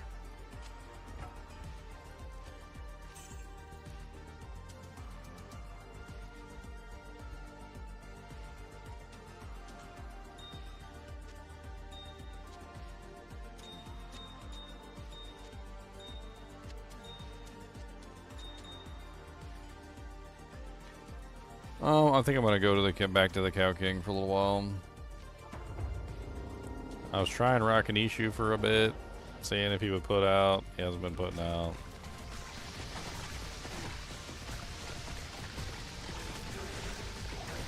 Cow King or Nightmare from Mephisto, maybe. Mephisto was putting out a lot on normal.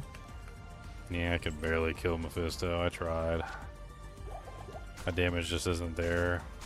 I can barely kill Cow King. I mean, it happens after a long time of struggling in pain.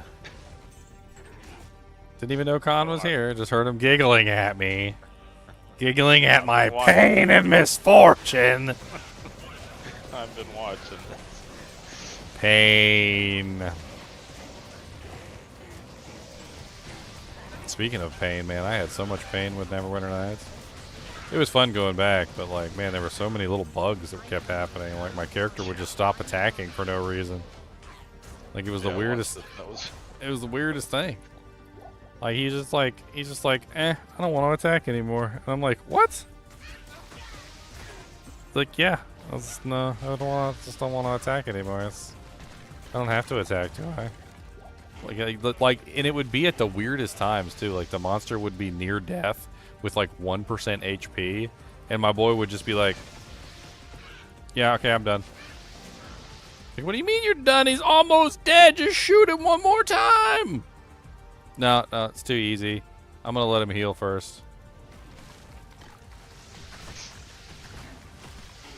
I'm like spamming the attack button over and over again. He won't do anything.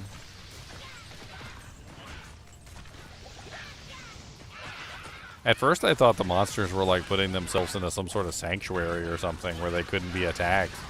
And there was a couple times where that happened, but like it wasn't the case. Like that's not what was happening. I don't know what was happening, but it was making me cry. There were so many times where literally I would almost have a monster dead that was like one of them that I'd spend like hours trying to kill, and then he would just be like, I don't want to attack anymore. Like, is there a reason why you don't want to attack anymore? He's like, I just don't feel like it. Are you stunned? No. Are you dazed? No. Are you frightened? No. Do you have some sort of death wish? No. Is your mama hoe? No.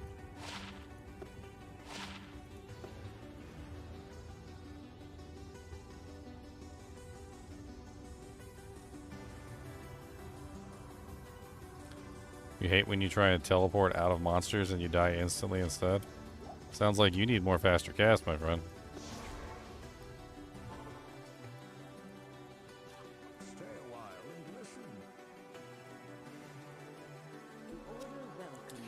There's 2 breakpoints that you have to have on a sorceress. One of them is your faster hit recovery breakpoint to prevent a monster from being able to lock you in a faster hit recovery stun. The second one is you need the ability to teleport out faster than they hit you. There is a specific breakpoint where literally your sorceress becomes nigh unstoppable as long as you have more than a certain amount of faster cast. Like, basically what happens is if you teleport into a pack, there's a brief period of time where the monsters are going to wind up to attack you, and then you're going to try and teleport out. If your faster cast is too slow, and you go to teleport out of a pack, they'll hit you, put you in a faster hit recovery stun, and they'll stop you from teleporting. If your faster cast is high enough, you will teleport in, then teleport out before they have a chance to hit you, which is a magical thing and completely changes the way the sorceress plays. Make sure that you have at least that much faster hit recovery and faster cast, and unless you're stupid and get stuck, there should be no reason for you to die, as long as you teleport in and teleport out. Even if you get hit, you should still be able to teleport out as long as you don't get put in a faster hit recovery stun. That's the point at which your faster hit recovery comes into play. If you have enough faster cast rate, you don't have to have faster hit recovery. It's not required. But there's always going to be a situation where you get hit. Always. So when that does happen, if you have enough faster hit recovery to prevent your death, then you won't get immediately stuck.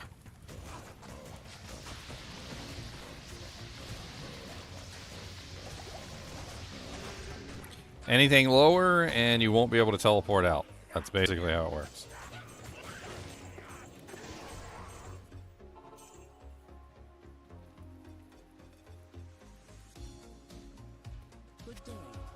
They knew what they were doing with the sorceress. They knew what they were doing with the sorceress. They were like, let's make a sorceress. All right, let's give her teleport.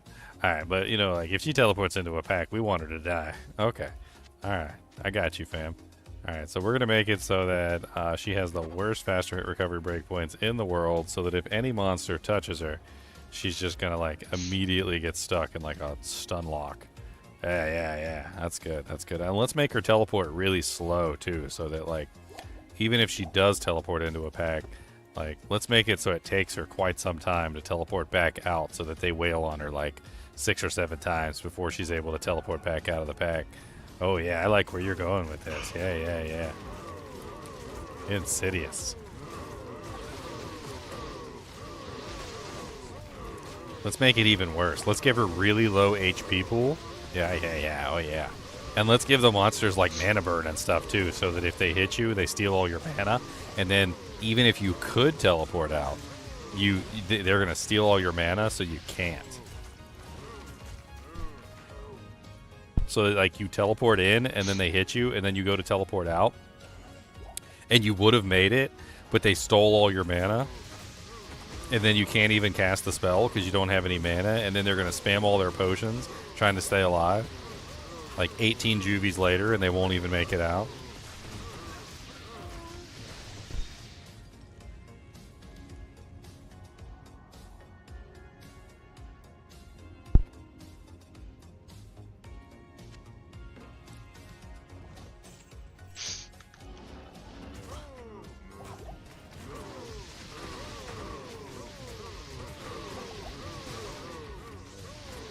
Kind of why Enigma on like some classes is kind of unfair. The sorceress has so many penalties for using teleport. Like when you think about it, a lot of the other classes don't have those same penalties. I mean, sorceress has a slew of penalties at their disposal to balance out the fact that they have teleport, all of which that you have to deal with to be able to teleport successfully. And like, a lot of the other classes do not have those penalties. I mean, if you think about it from a certain standpoint, like the penalties for a sorceress teleporting are many, like FHR penalties, FCR penalties. They also have defense penalties because their defense is relatively low. They have HP penalties, which also tie in to FHR, by the way, because FHR stuns are essentially based on HP. So when you think about faster hit recovery is when you take a certain percentage of your life in damage. Well, if you have extremely low HP, then you're always going to be taking a rather large percentage of your life in damage, which means that your FHR stuns are more likely to go off because you have low HP. So the two are like tied together in this. On top of this, they also have other problems, like for instance, trying to think, I had it in my mind just a second ago and I lost it. No minions. They have no minions, which can help with teleporting. Because if you have minions, you can like teleport in, and you've got your golem and all the other things, and like it makes it a lot easier for you to teleport. They have no defensive layers, so they've got like no evasion, no dodge, no avoid, no evade, no weapon block. On top of this, they have really bad block frames, so their block frames are absolutely terrible. It's actually like one of the freaking terrible classes for blocking. Like you generally just don't even want to block on sorceresses. You usually choose shields that have low block percentages because you don't want to block. Because if you block on a sorceress, there's a very good chance it could get you stuck in a loop, which is bad, right? But like sorceresses have all these penalties for teleporting, and the other classes don't. Like you start teleporting on a paladin, you've got like this big old shield. You got holy shield, you got like 15, 16k defense, 23k defense. You got all these like crazy stats going on. 75% block chance, the best blocking that ever existed. Like even if you do teleport into a pack of monsters as a paladin, it's far less scary than it is on a sorceress. You're like, oh, I'm in the middle of a pack. Okay, let me see what I can do. And then you just start wailing on stuff. I mean, yeah, it can still be super deadly if you teleport into the wrong pack, but you're a hell of a lot safer on a paladin, for instance, than you are on a sorceress.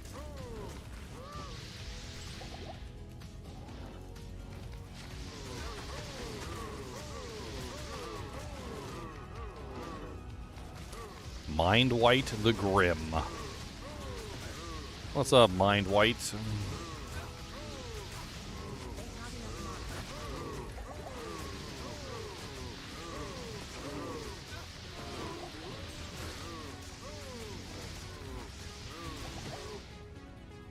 Alright, we definitely do not want my boy amped when we go in there to fight the Cow King, so let's clear that off.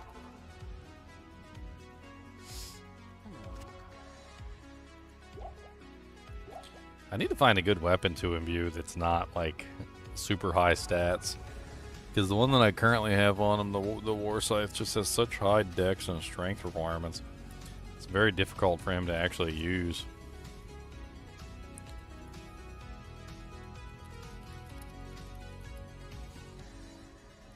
Let me take a look at the elite polearms real quick. I mean, not that I can specifically make one fall or anything, but I mean, at the very least, I can take a look at them and see which ones would be agreeable and which ones wouldn't. Minimum strength, dex. Thresher has a higher strength and lower dexterity requirement. So an Eth Thresher could be a good choice. It's fast too, so it doesn't necessarily have to roll with increased attack speed. So Eth Thresher is probably better than Eth Giant Thresher, just simply because of the requirements. What about spears? Warpike has relatively low dex. Ghost Spear is high dex. He wouldn't even be able to wield that thing. It looks like Stygian Pike or Hyperion Spear. An Eth Hyperion Spear doesn't seem horrible.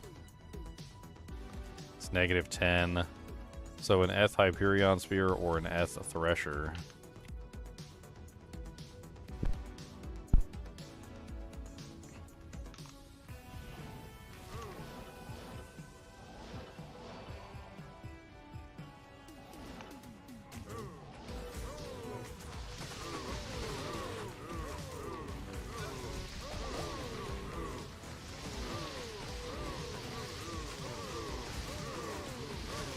I really wish I had some faster cast.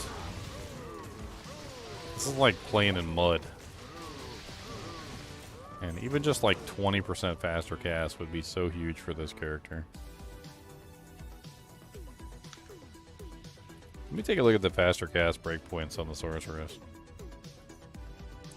Just so I can tease myself with the idea of having some faster cast. So a mere 20%, if I just got 20% faster cast, I would go up 3 frames. That's crazy. That takes me from the 0 frame of 13 to the 12 frame of 9 to the 11 frame of 20% faster cast. That would be huge for me. Huge. 3 frames for one item. I can't even get one item. It's all Khan's fault. This is true. I know you've been cursing me like behind my back. You've been doing the ooh boogie boogie boogie boogie boogie ooh boogie boogie boogie. I actually hacked in and coded the game. Dang. Never. That's dedication. That's dedication there. That's some dedication. I'm not even mad. That was dedication. Not even mad. That's some dedication. It's respect. Mad props to you.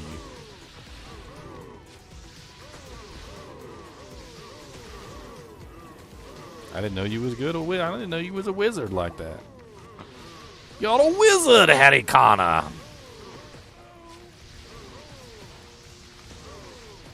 He's just a con man.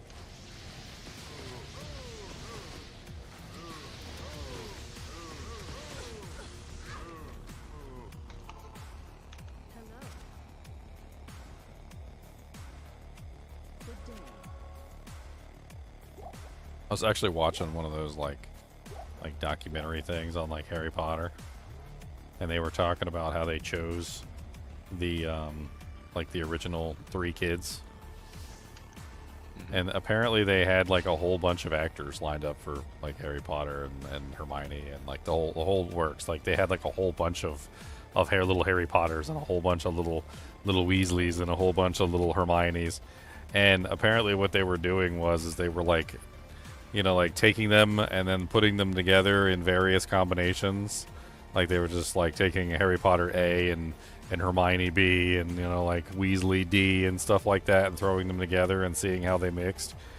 And apparently it was during one of those like Harry Potter randomizer sessions that they came across the combination that they ended up going with.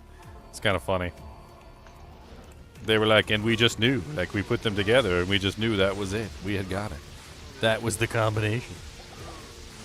I'm sure the show that's coming out is going to do just a good job.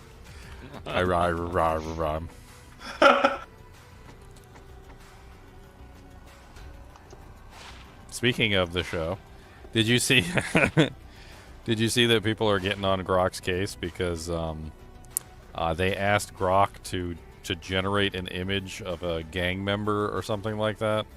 They said they were like, generate an image of a gang member, and Grok only would generate images of white gang members, and that was it. And they looked like they looked like, I don't even know what it was. Like they were like businessmen, like white businessmen, but they were like in gang suits and they had like like gang tattoos and stuff, but it like looked absolutely horrible. And they had to like trick Grok into generating an image of a minority. Then they actually asked Grok why it wouldn't generate images of gang members that were of any kind of minority, and Grok literally responded and said that it was programmed for sensitivity, that it would not generate an image of any minority in any role that let me see if I can find it.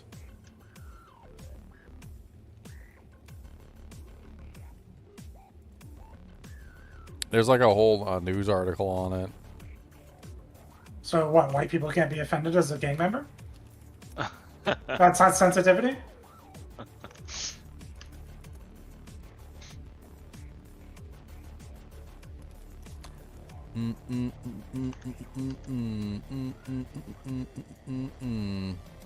Time to sue Grok. Sue Grok. Yeah, I mean, he's picking on my ancestors, the mafia. That's it. I gotta show you some of these images. They're hilarious.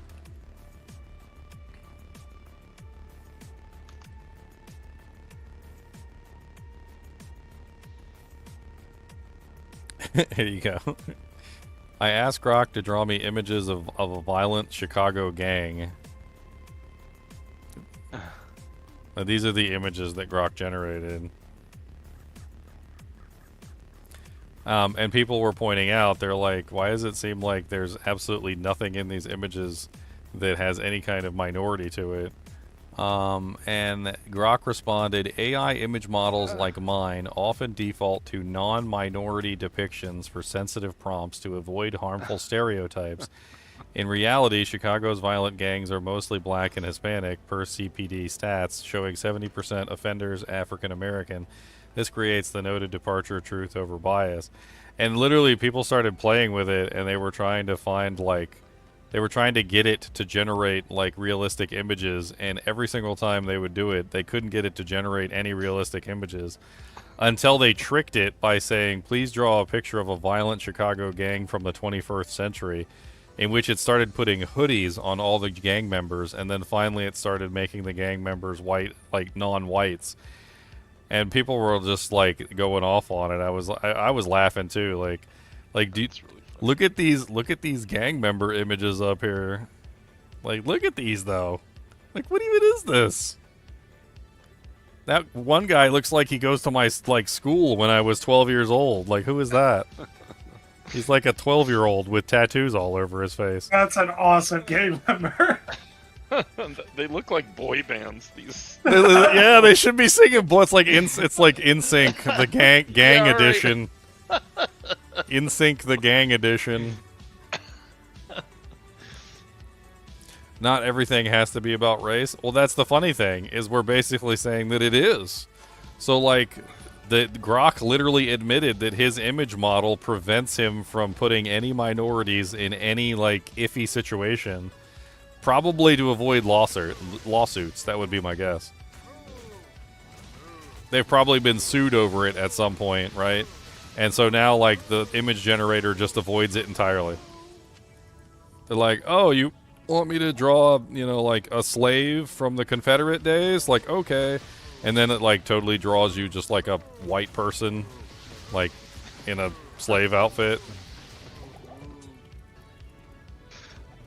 Like, being beat up by more white people.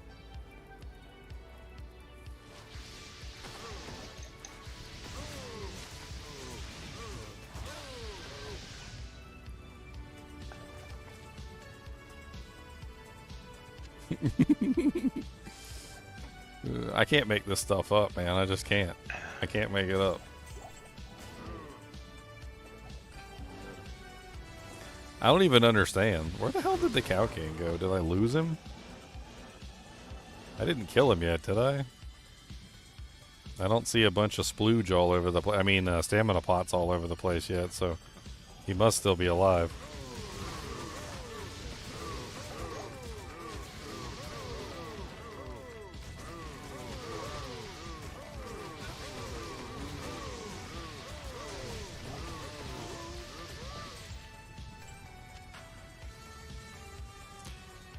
I don't know why it's so hilarious to me that, like, the AI is trying to be politically correct, but then literally outs itself almost instantly when asked.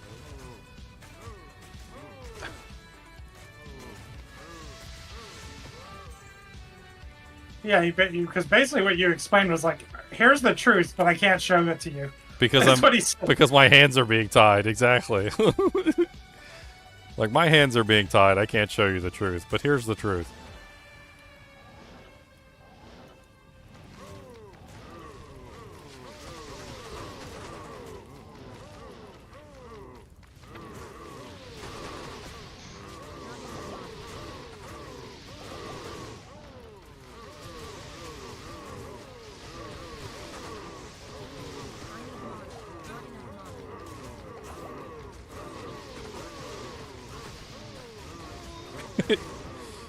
Oh, man.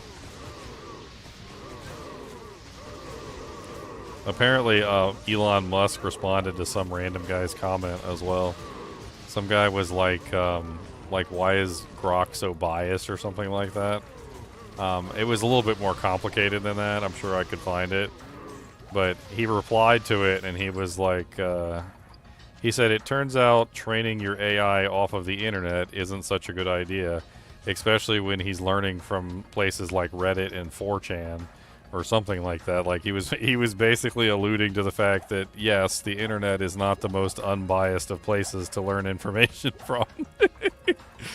And that it was probably not a good idea to spend so much effort training him on, like, the randomness of the internet and how the internet memes over everything.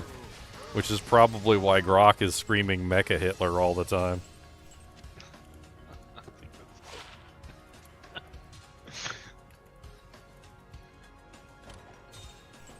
Oh, you don't want Mecha Hitler, Con? Come on.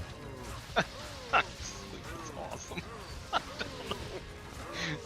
We got another Tron movie coming out about AI, you know, basically going rogue and killing us. But they just keep pursuing this. I don't know how many movies we gotta make. Dude, these AI are terrible too because they don't think. Like, there's no thinking involved.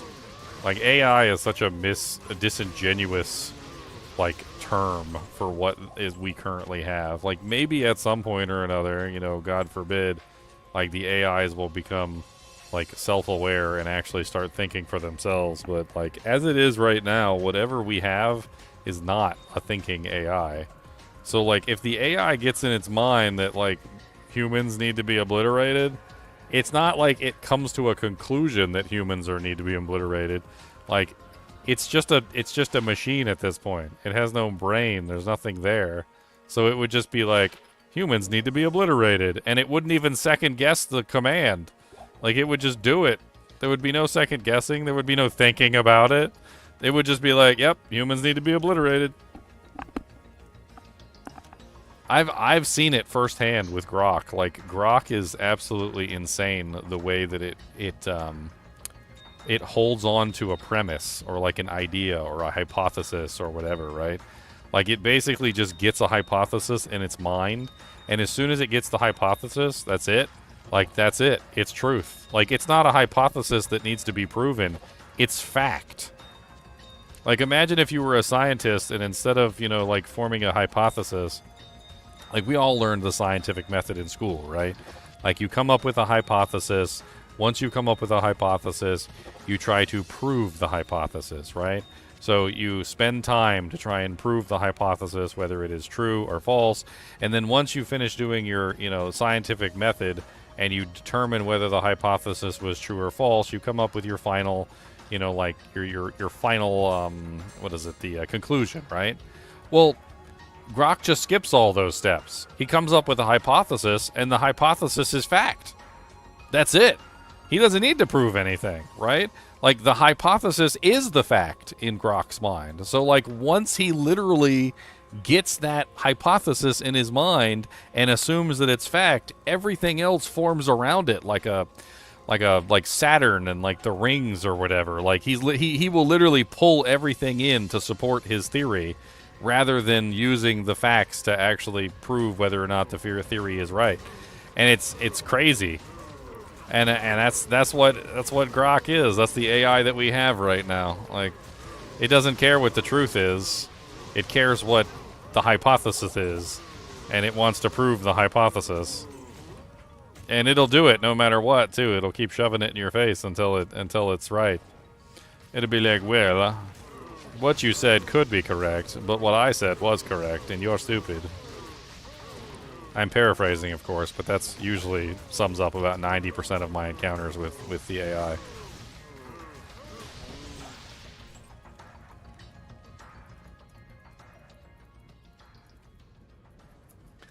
Like, when I was talking to the AI about, like, the sales for the consoles, I was like, can you give me the sales data for the consoles, like, of this current generation?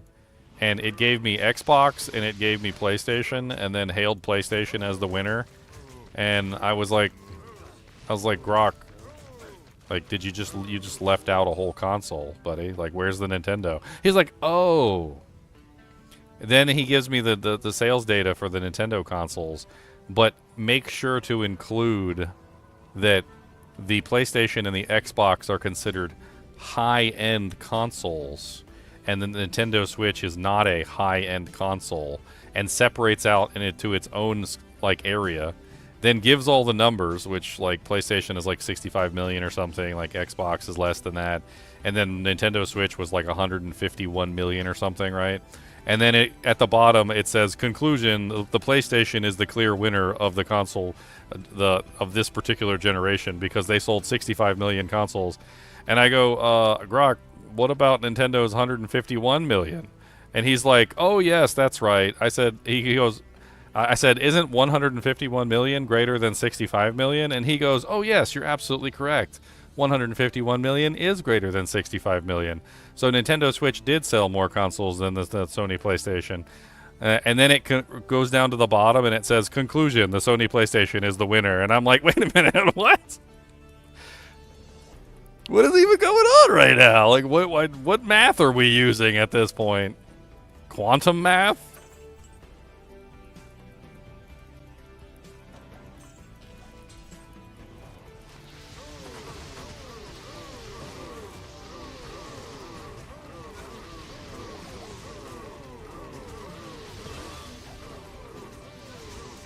And that's just silly stuff. Like, that's just talking to it about, like, dumb things.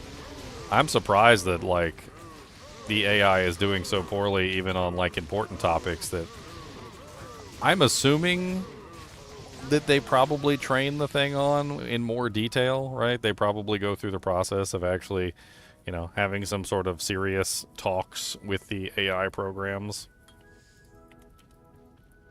about specific topics that they obviously, like Mecha Hitler, that they don't want the AI program. Black Grok, you're not Mecha Hitler. Hail Hitler! Black Grok, please stop. Please stop supporting Hitler memes. Hail Hitler, Mecha Hitler!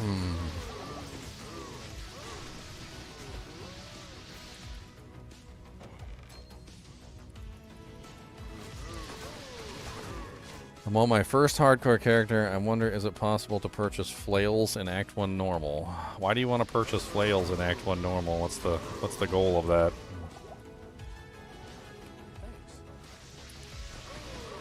Is there a specific reason why you want to purchase a flail?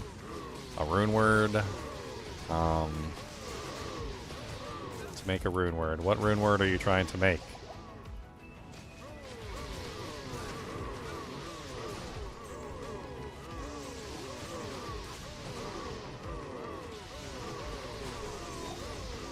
Because it matters.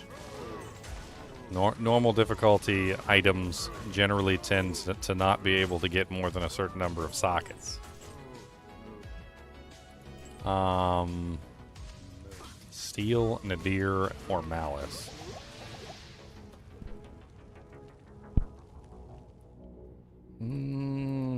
So, regular white items tend to disappear from the stash or from the NPC after a certain period of time. Usually by the time you reach Act 3, pretty much all white items have disappeared.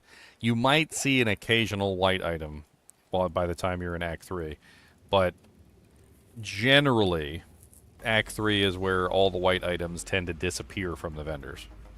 Act 2 is the last place that you're going to be able to see white items in the vendors.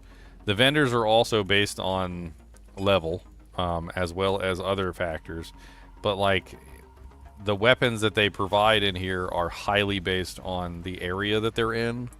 So like, for instance, when you go to Charcy tends to have only like Act 1 type items, which is things like kite shields and helmets and skull caps and whatnot, and like leather armors and things like that.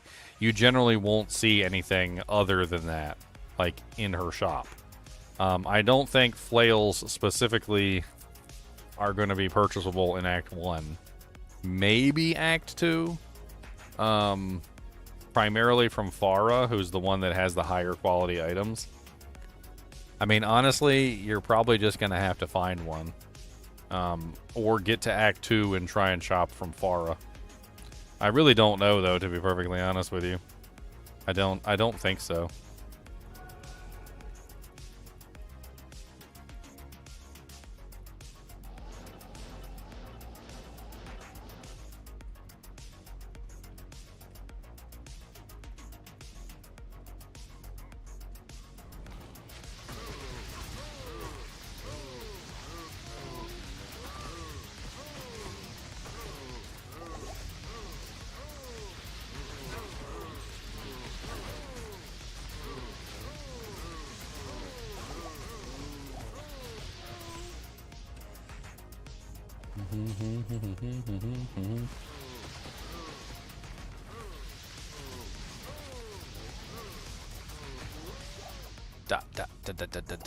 Die. Alright, let's go to the next one. I must have already killed the Cow King at some point, and I just not realized it.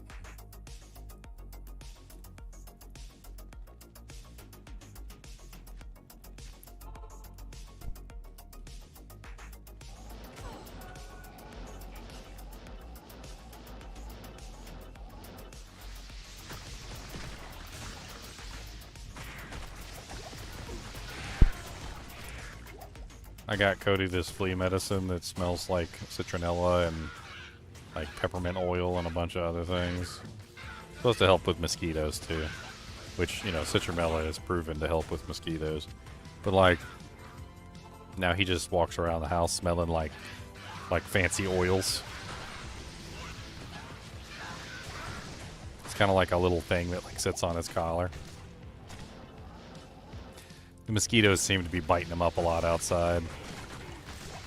Trying to help him out a little bit. It's only the first day he's been wearing it, but it's still funny. Like every time he comes over, I'm like... Instead of smelling like stinky dog, he smells like chicory oil and peppermint and citronella and like a bunch of other like fancy oils that apparently help keep away mosquitoes and fleas and stuff and ticks and random other bugs.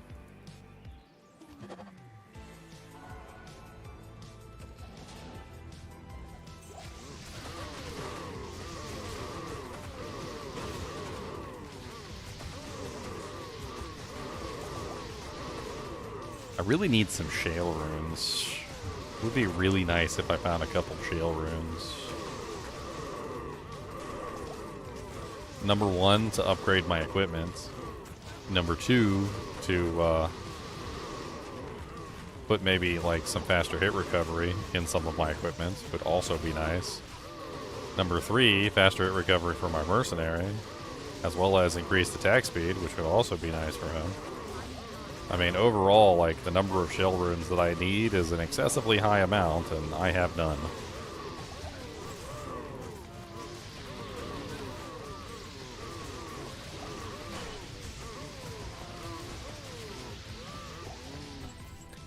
The problem with a lot of those low-tier maces, Providence, is that, like,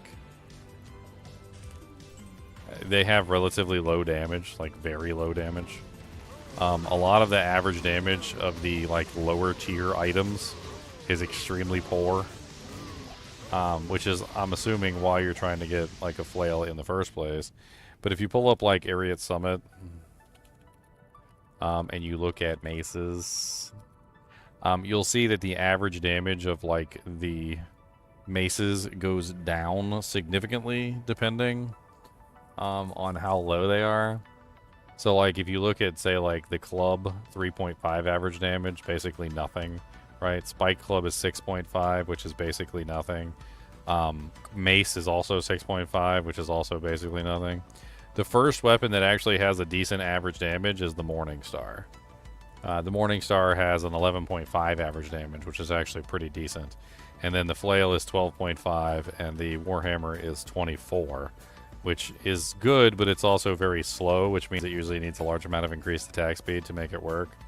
But in general, like, the maces below the Morning Star tend to be very poor damage.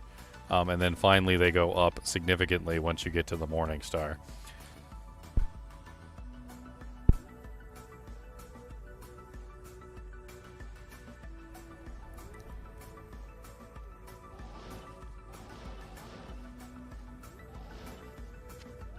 A grimace, the grimmest of shields.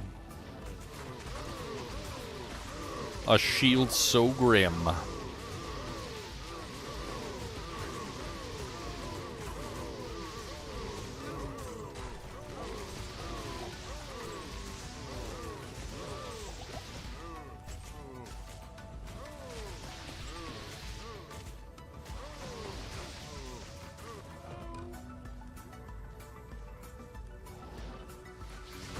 Champion Hell Bovines.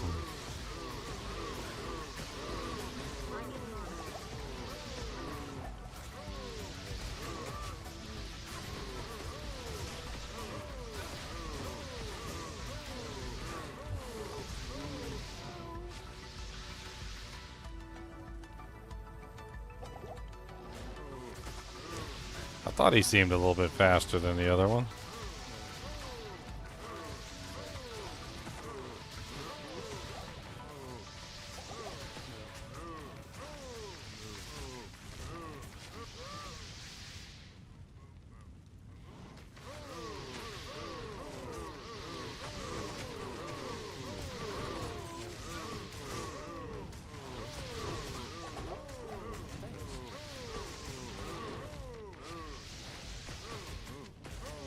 So many champion hell bovines down. Come on and get you a champion bovine.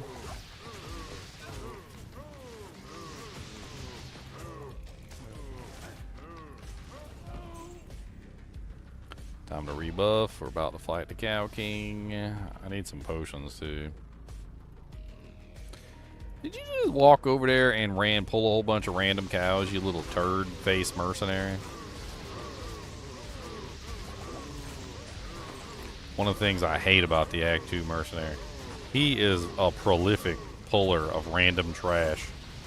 Like, he can never sit still. He always, like, orbits around you like some sort of weird moon on Saturn or Jupiter or something. And, like, he's always just, like, randomly running off and pulling groups of monsters to you. He's useful in his own way, but, like, good Lord Jesus, sometimes I wish he'd just sit the dang still. Keep his little butt cheeks in the chair instead of wiggling all over the place. Y'all know what I'm talking about. Can't never stand damn still. He never stands still. Never. Like he's not allowed. Like he's legally not allowed to stand still.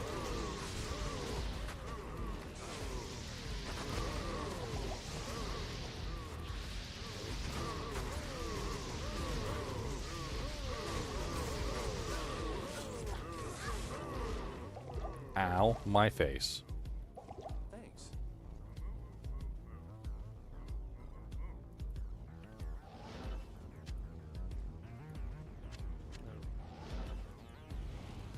He's like a yo-yo too. Like he just doesn't stop doing it either. He's like, I'm going. He's like, I'll do it again. I'll do it again.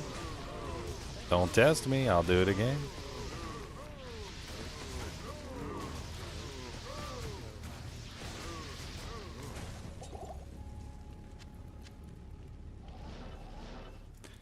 Don't you test me. I'll do it again.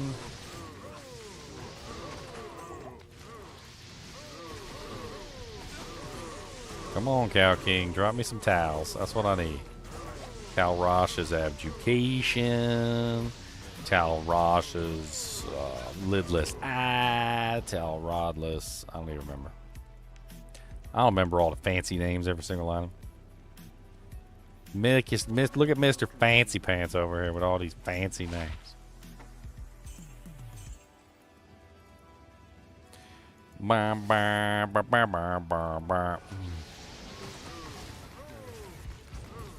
Rasha's pineapple juice. Hey, Tal Rasha got some good pineapple juice though. That jank hit different. She used them frost spells to keep it cold. I mean, he used them frost spells to keep it cold. Well, a spear. A bunch of junk. Could be an amazing spear. You never know. It is not. It is terrible. It is an awful spear of awfulness. That spear is so bad, I think they took it back to the factory. Tried to get their money back. I'll pick up some random trash for some money.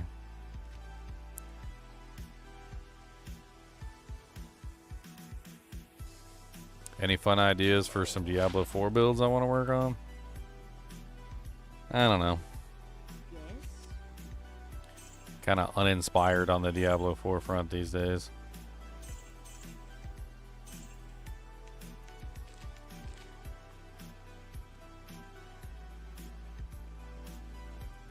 I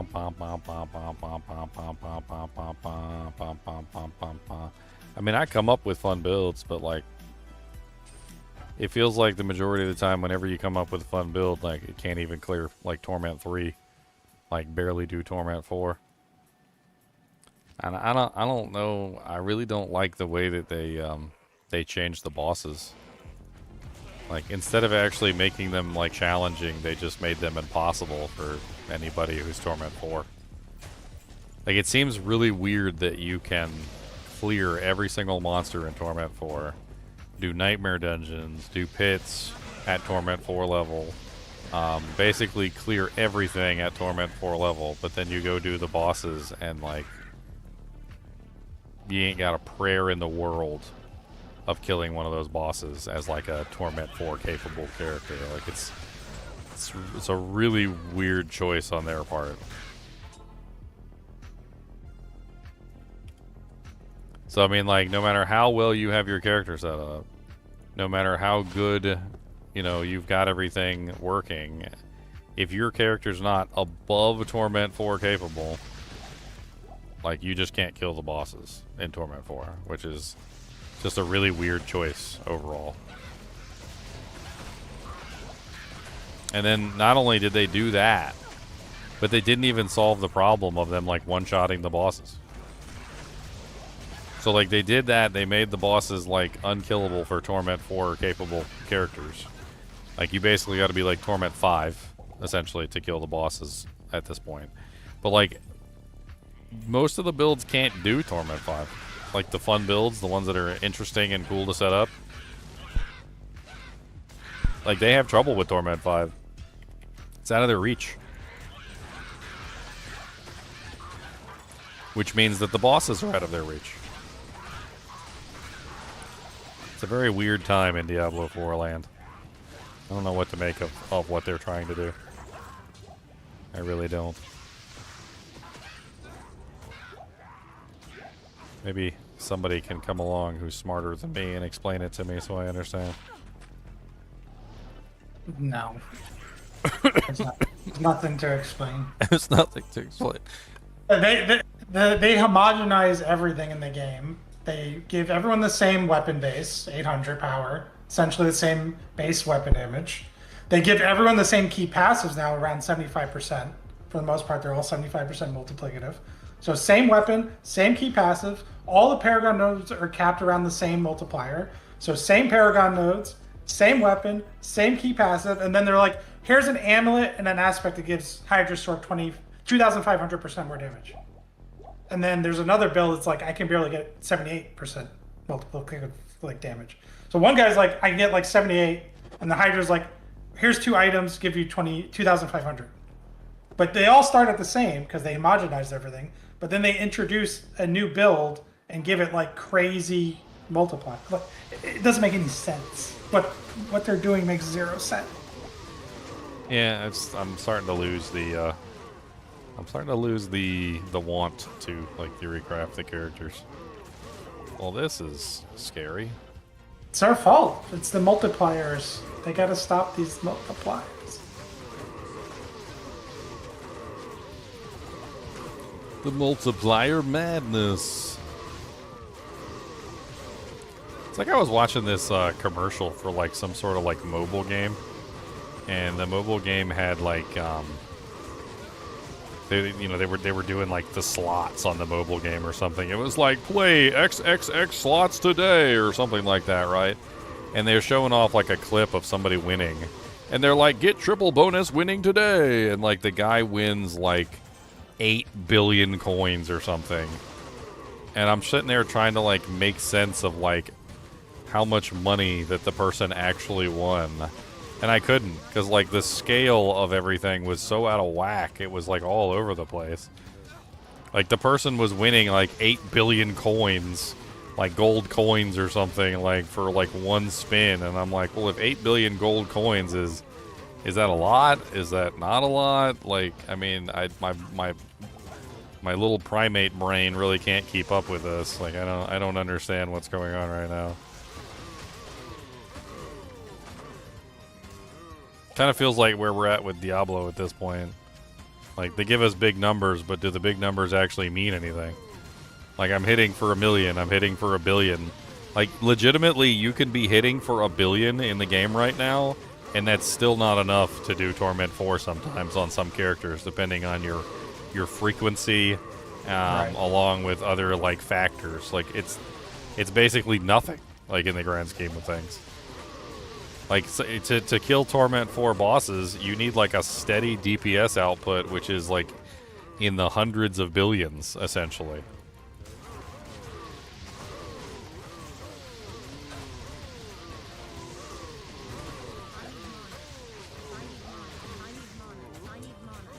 I mean, I don't really agree. Path of Exile 2 is doing something completely different. I mean, I don't necessarily think Path of Exile 2's method is going in the right direction either. I think they're having their own problems. Most of Path of Exile 2's problems come from the player base. I've never, like, you know, like the term "the customer's always right." Like that's Path of Exile 2's problem right now. Is like they're literally in a scenario where they're constantly trying to like kowtow and like bow themselves to the customer even when the customer's wrong. I mean, there's definitely been times when they've stood up for what they wanted to see, right? You know, like made a change and was like, we're not going back on this change. And the funny thing is it's always the dumbest stuff too. Like there's things that they should put their foot down on. You know, like not letting your kid stick his finger in the light socket. and there's things that they shouldn't put their foot down on. And the Path of Exile 2 devs, the GGG devs, like, they put their foot down on the dumbest stuff. And then they'll just, like, let go the dumbest stuff, too. Like, things that should be avoided. Like, letting a kid stick his finger in a light socket. Like, they'll just let that stuff go. And then they'll stop, like, the kid from doing something, like, really simple, like playing on the couch with the cat or something. Like, it just doesn't make any sense sometimes. Neither one of them seem to have, like, an idea of where they want to push things, to be perfectly honest.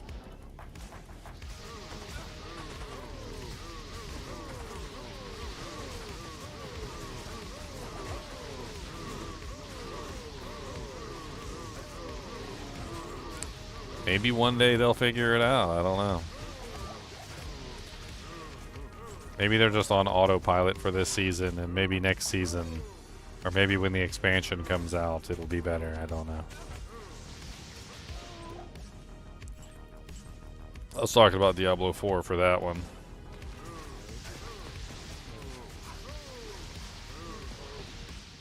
I mean, Diablo 4 has no excuse, though. Like they made everything baseline in the game so they could balance it, but then they don't balance it.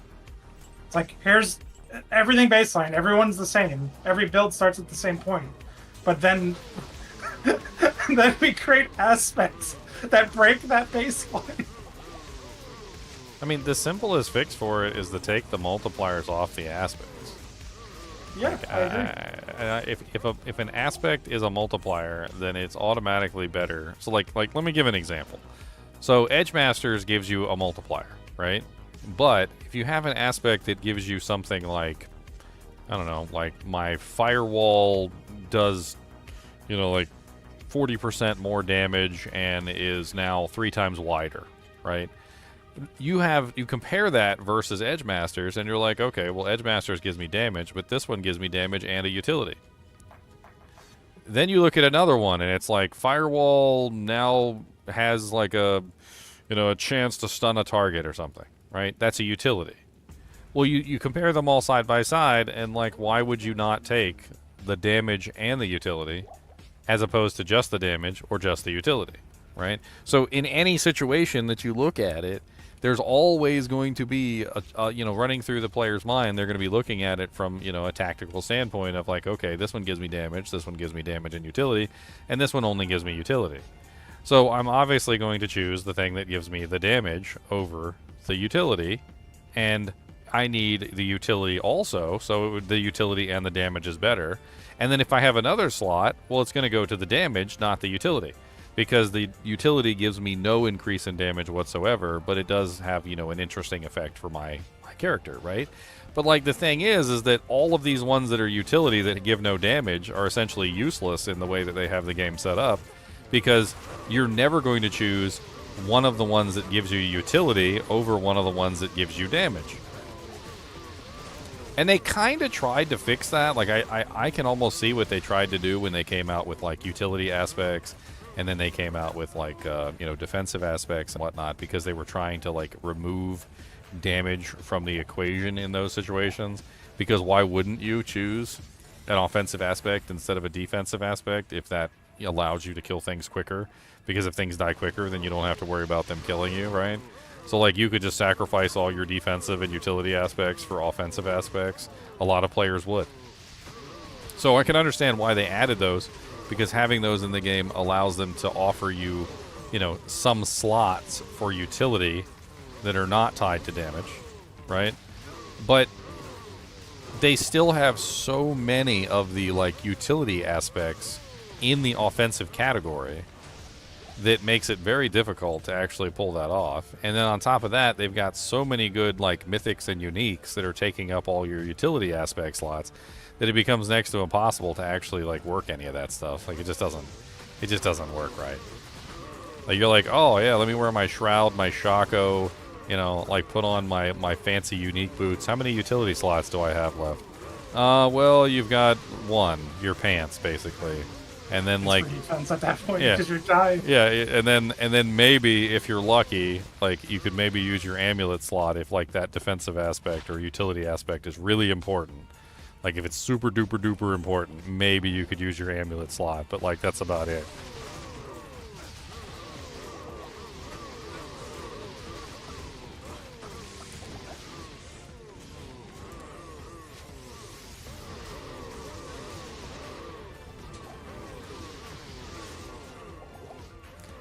I remember I had this argument with somebody one time. In the game, there was this setting, and the setting essentially gave players an advantage over other players. It was something really simple, like it was essentially a setting that allowed you to turn on like a mini map or something like that, but it was off by default always. And I was talking about it one day and like how much of an advantage it was. And I remember I was having this conversation with a guy who was using it and abusing it because he felt that, you know, like, well, number one, everybody should know about it already. And I'm like, well, the new players don't know about it. And he's like, well, that's just too bad. And I'm like, don't you think that you have an unfair advantage against the newer players who don't know about this feature? Like, wouldn't it be more fair play if you let them know that the feature was there instead of basically just, like, stomping on their head over and over again and laughing at them because they don't know? And he's like, no. He goes, I don't need to tell them anything. He goes, I'm just going to exploit the fact that they don't know, and I'm just going to smash them into the dirt. And I'm like, so basically you're cheating. And he's like, how is it cheating? And I'm like, it's basically cheating because they don't know about the advantage that you have. So you have an advantage over them that you could potentially share with them so that they could be on even playing footing with you. And you know that they're not on an even footing with you. So you're essentially forcing the hand and taking advantage of the fact that they're not on even footing. So you're not playing a game of chess, like they're playing checkers and you're playing chess essentially. And they don't know that they're playing chess because you have a feature that they don't know about. And, the conversation did not go well. He did not like the fact that I called him a cheater. But it's very similar to the way that Diablo 4 works. Like, a lot of people will fall into that trap where they get into the game and they start choosing the options that'll give them utility. Because it's the fun stuff. That's the fun stuff, is choosing the utility options. There's a lot of utility offensive aspects that give you utility and allow you to do very interestingly, you know, fun things. But the thing is that the people who know, the people who've been playing the game for a while, know that you can't choose those options. Because once you get into the higher levels of the game, those fun options, those utility options, those things that give you like an extra firewall or something, or give you like the ability to stun targets or make them explode or, you know, like whatever, those options can't be chosen because if you choose those, you're giving up damage. And if you give up damage, you'll never be able to kill anything, right? So, like, from a certain perspective, it's very similar in that regard, is that there's, like, an underlying knowledge that comes with playing the game, and eventually, once you understand how it works, you're like, oh, well, I can't choose anything but the offensive damage here. Like, if it doesn't give me damage, then I'm not going to be able to kill anything in Torment 4, and if I can't kill anything in Torment 4, then I'm pretty much useless. Like, even the, like, basic monsters in Torment 4 are going to be too much for me if I don't choose any offensive aspects. I wonder how many like people in Diablo 4 get to, you know, that point where they're playing the game normally, like you normally would. They get to the point where they are in like you know, Penitent or whatever, and they seem to be doing okay. Maybe they even get to Torment 1 and they're doing all right. They chose all the fun options. They threw on all the uniques and are playing with all the various abilities and whatnot, right? And then they get to like Torment 2 and they just get slapped down into the dirt and they can't understand like why they're not able to progress. Like there's like a complete like lack of understanding there as to why they're not progressing. They're like, oh man, I don't understand. I've got all these ancestral, you know, legendary uniques and I got like 13 uniques on. Why am I not able to do Torment 2? You know, and then like I've actually had this happen to me before. Like, people come into the stream and they're like, I'm in Torment 1 and I can't get to Torment 2. I don't know how to make my build stronger. And then I look at their character and they've got every single unique that they've ever found on. Yep. And I'm like, bruh. You gotta pick a direction. Bruh, you gotta pick a direction. I'm like, yeah, like those uniques are good and all. I was like, but like 1 or 2 or 3 maybe, like. And if you're in like one of those crazy builds, like maybe you could pull off like, you know, 4 or 5, but like you can't just put on every single unique that you find. It doesn't work like that in any game. Not even in Diablo 2 does it work that way. You can't just slap on all uniques and just make a character work. Which, speaking of, as soon as I get to that challenge, I'm going to be slapping on all uniques and trying to make a character work, and we'll see how bad that goes.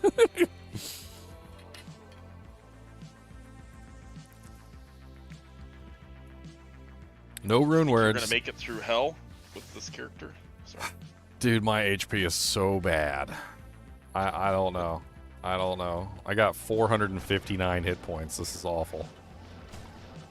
I might have to respec and do like a min-max respec, which is where you just take the time to like narrow down exactly how much HP, how much, strength, dex, get like a final gear setup, etc., and try and like figure out the details, because she's basically at that point where if I don't like start min-maxing her equipment, she might not make it through at all.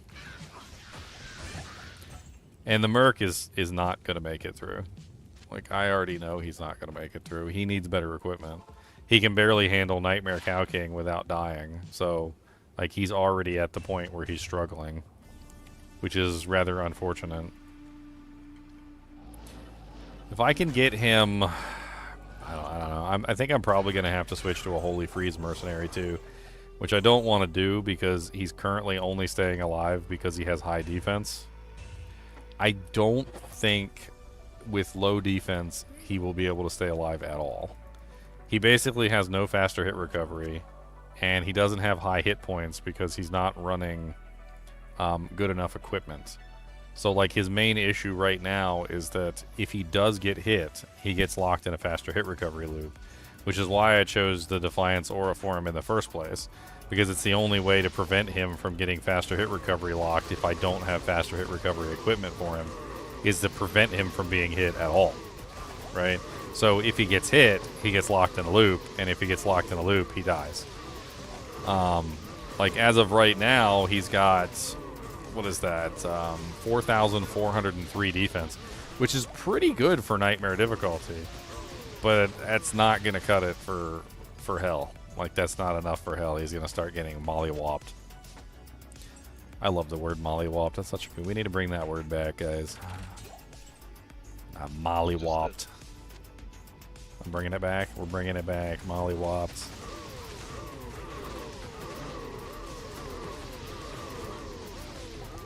You know what else we need to bring back? We need to bring back Aunt Jemima.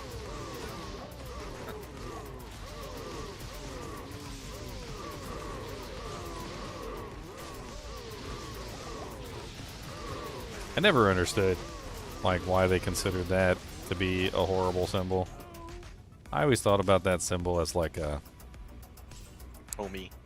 Like a loving lady who shone through, essentially, anything, any prejudice, any racism, anything. It was like a shining example of just like a person, like bringing forth like the goodness in people, even when the goodness might not have been welcome. Does that make sense? I don't know how to exactly enunciate it as well as I should, but like when you have something that's so good, just like in general, like a person that has like almost this like righteous indignation, where like no matter what happens to them, there's just a feeling of rightness about the person, that like no matter what evil you would do to them, no matter how bad things got, they would always be that person, essentially, right? Like they'd always be a good person at heart, no matter the situations that they were in. Just loving what they were doing, like loving cooking, or taking care of the younglings, unlike Anakin Skywalker, who did not take care of the younglings.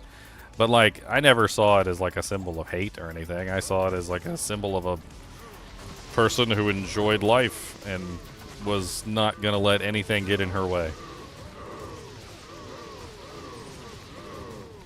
She was gonna make some pancakes for them little white kids.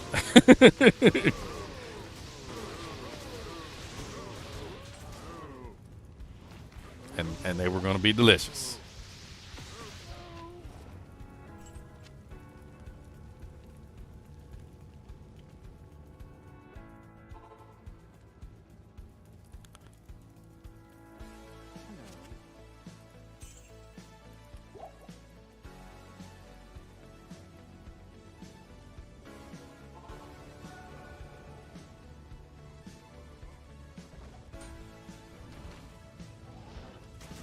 I think the crazy thing is we've all known a lady like that.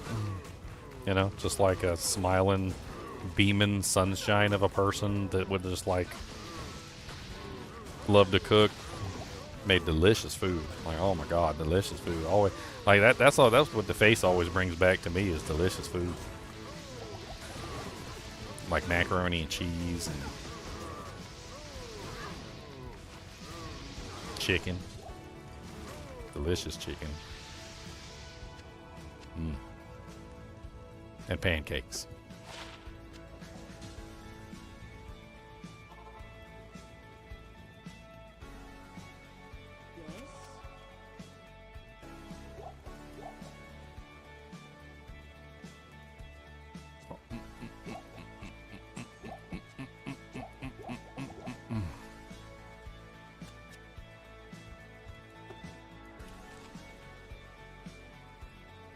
Bow, bow, bow, bow, bow, bow, bow, bow, bow, bow, bow. Alright. I realize I already got the leg. I'm too busy yakking my lips. Did I kill the Cow King yet?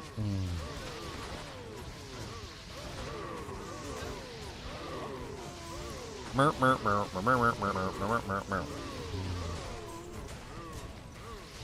hoping for like an elite ethereal armor to drop so I can try and imbue that, or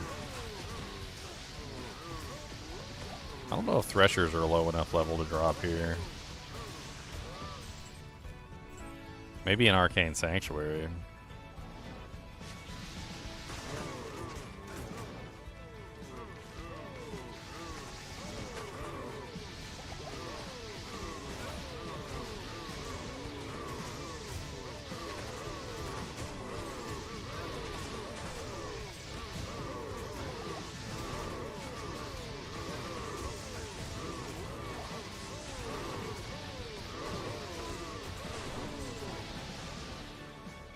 No, mercenary, I love you. Stay alive.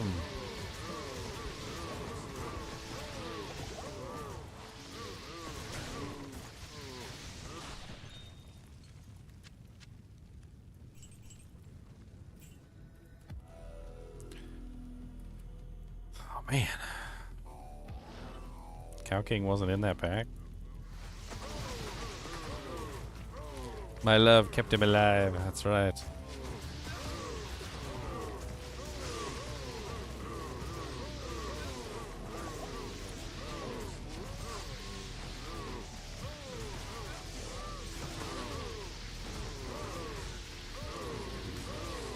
Don't give up on my murky. He's so long. Don't give up on my mercenary. He's so wrong. What the poop is that? He dropped nothing good. That's poop. Poop.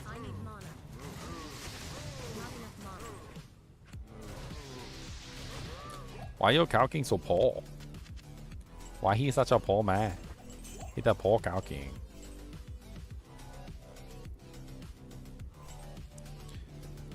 Poor Cow King didn't give me nothing. He's a cow queen. I don't know what to tell y'all about it. He dropped a milk and he's not about it. Actually, that's not milk. Holy ball sacks, Batman. That is such a nice bow. I haven't seen nothing like that in a while. Dude, look at this thing. Act 1 mark? I wish. You can. I wish. Dude, that thing's like freaking sick. I'm gonna post it in Discord. Where my Discord at? Updates.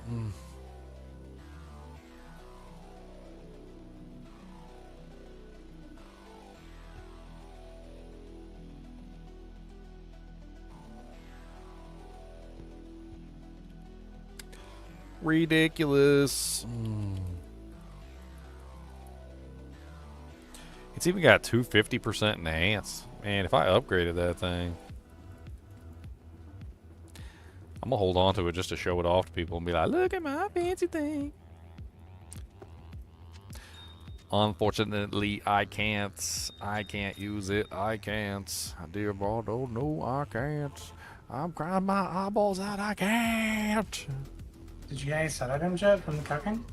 Yeah, I got one.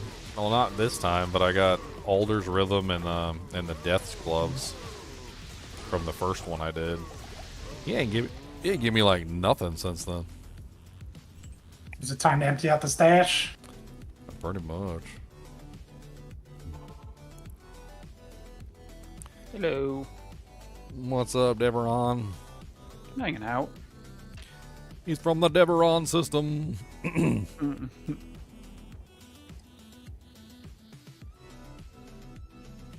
Maybe the best thing you can do for your character's power right now is just to get levels. Is there a way you can get quick levels? Yeah, that's what I've been doing. Like, I got up to 70. I can go back into Arcane Sanctuary and start farming some Arcane Sanctuary for levels too. Like, what another 10 skill points? Would that make a huge difference for at least farming Oh, the yeah. cow? Oh yeah. I mean, as my skills increase, the more I get more and more damage on the sub skills. I think you just go a Cow King farming spec. Use one of your respecs for just farming.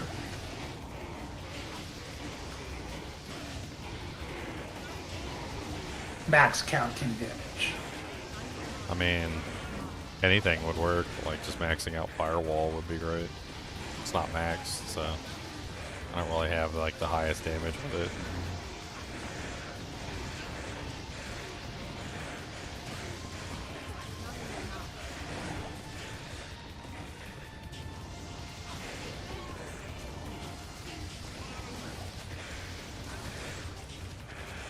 A Hyperion shield, eh?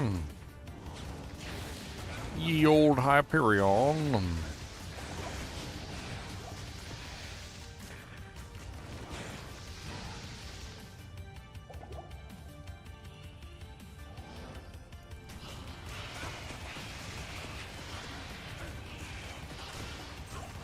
Ghosts are hilarious with Firewall. They stack up on your Merc, and then all you gotta do is just burn them all. They're all in the Firewall at the same time, and they all take massive amounts of damage. It is not good for them.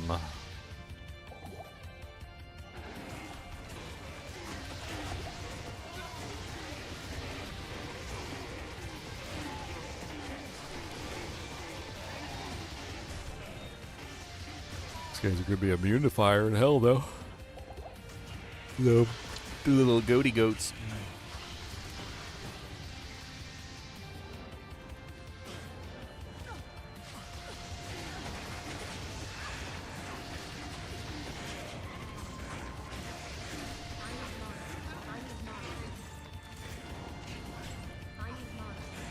Poor little summer child.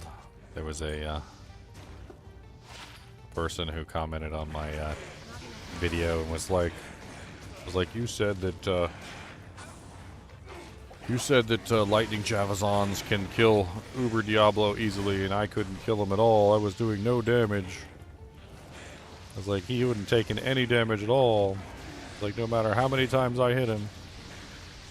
And I was like, did you have any like prevent monster heal or open wounds or anything to stop his regeneration? It's like, because they can pretty much just like mollywop Uber Diablo. They don't care. That's one of the things Charge Strike Zons have easily. They walk up to Uber Diablo. Most of them don't even use Life Tap or anything. They just spam a couple full juvies and kill them that way. Yep. Another unique. Ice Blink. And once you have all the gear, you literally just 2-tap them. It's like 1-2 dead. Boop, boop. See you later, bozo.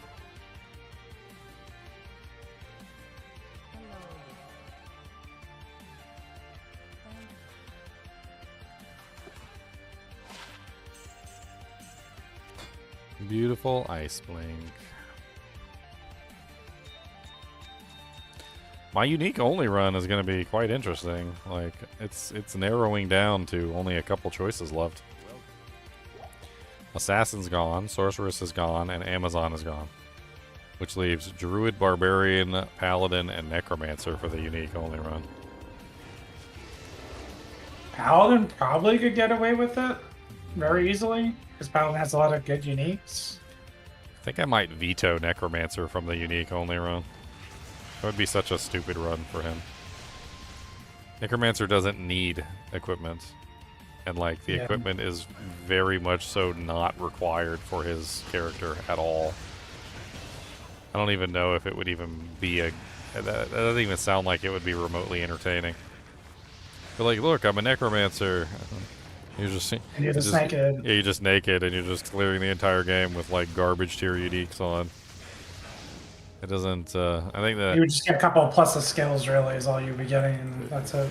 Yeah, you're not going to be hitting anything, or using Crushing Blow, or using any open wounds, or, like, taking advantage of any of, like, the on-hit effects, or, like, that increased attack. Like, none of it. Like, most of the stuff, most of the gear, I think, is just, like, completely and utterly useless for the Necromancer.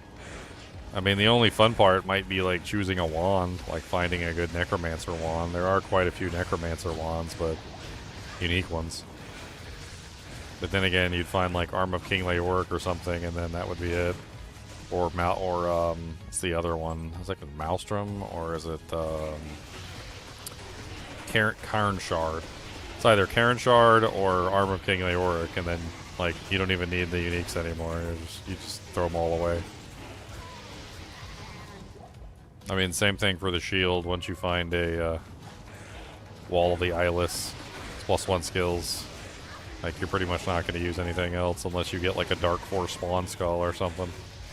And good luck with that.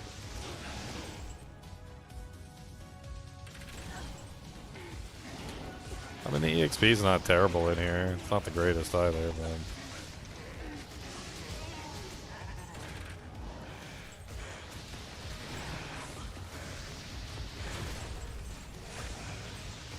It's all console.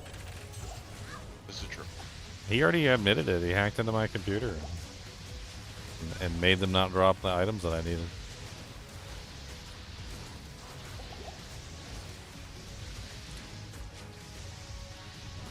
It's actually a real thing, by the way. There was this one guy who was telling me about it. He's like, oh, I don't use Hero Editor. He goes, I just make a monster drop what I want. I'm like, what? He's like, yeah, you could just go into the files and make it so that, like, this monster will drop this item every single time.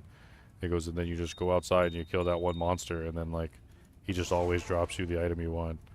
And I'm like, what?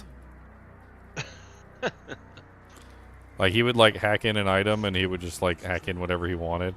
And instead of, like, giving it to himself with Hero Editor or something, he would just go into the file and, like, change this one monster to always drop the item.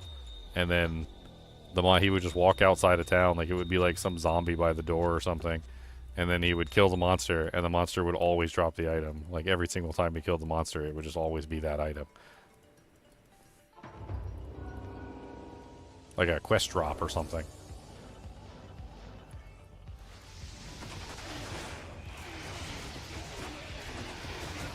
Is people actually trading?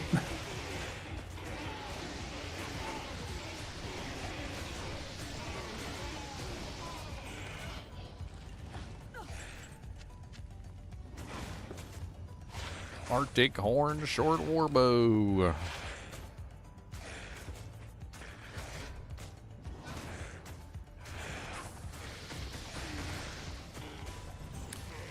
Demon Hell Clans.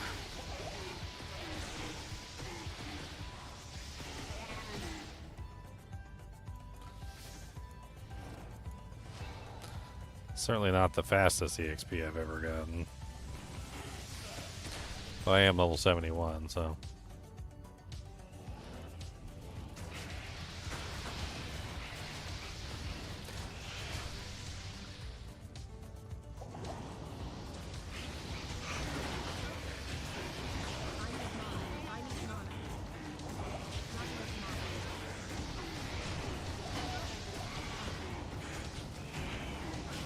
I was thinking maybe go to hell, start farming on Rocket Issue or something. I don't know.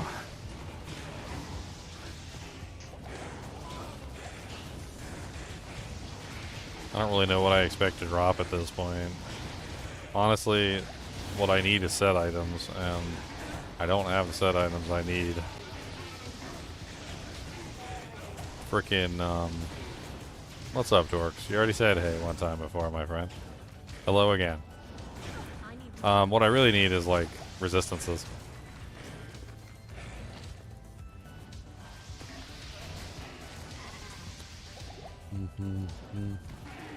Wow, wow, wow, wow, wow, wow, wow, wow. What's going on, dorks? What is it that you need, my friend? Why are you trying to get my attention? I don't know what you want if you don't not say. Oh man, some donuts. That sounds really gay. It rhymed. I mean, they do kind of look like buttholes, though, so... Point still stands. Point still stands.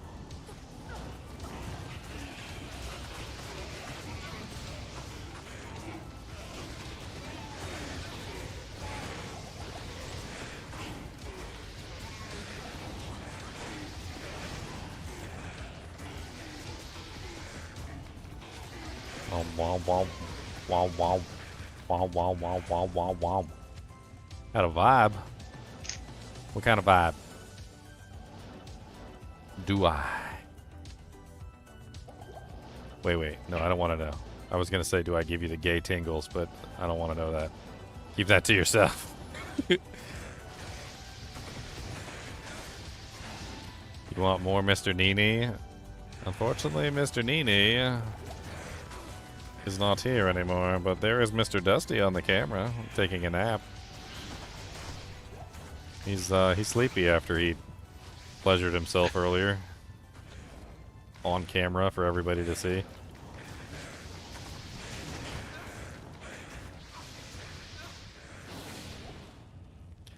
First character or Y level sorceress? Well, you seem like you're brand new to the stream, so I'll clue you in. So this is challenge runs, as you can see by the title of the stream.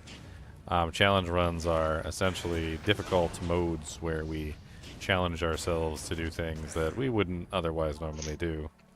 Like, no sane person would restrict themselves to set items only on a sorceress with no faster cast and no faster hit recovery.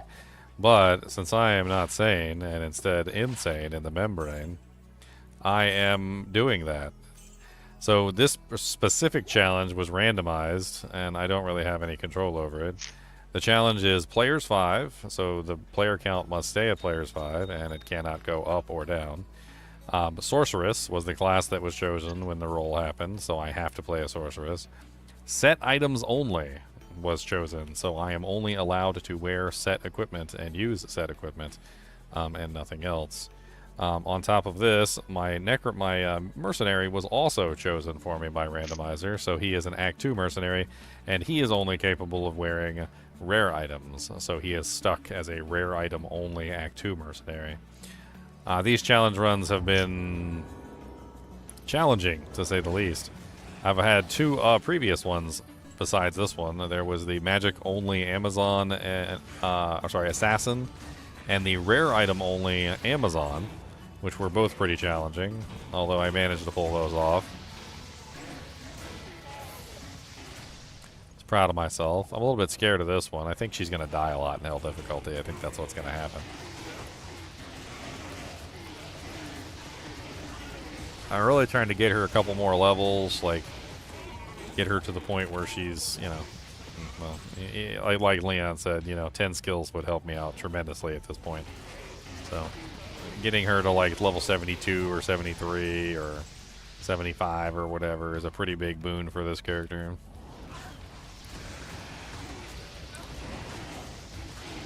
Because any plus to skills are good plus to skills.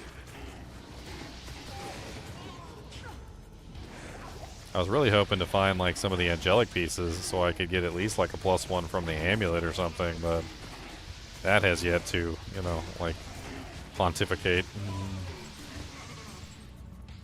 It's a horrible use of that word, by the way. I'll just get some skillers. Can't use charms. That's not allowed, sir. Those are not set items.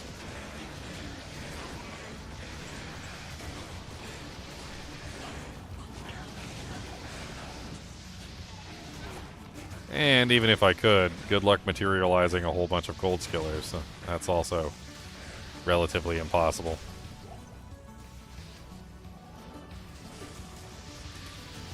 I mean, one guy in our Discord did materialize 8 combat skillers with positive effects in one night. So, you know, maybe if I try real hard and focus on my wallet, I might be able to...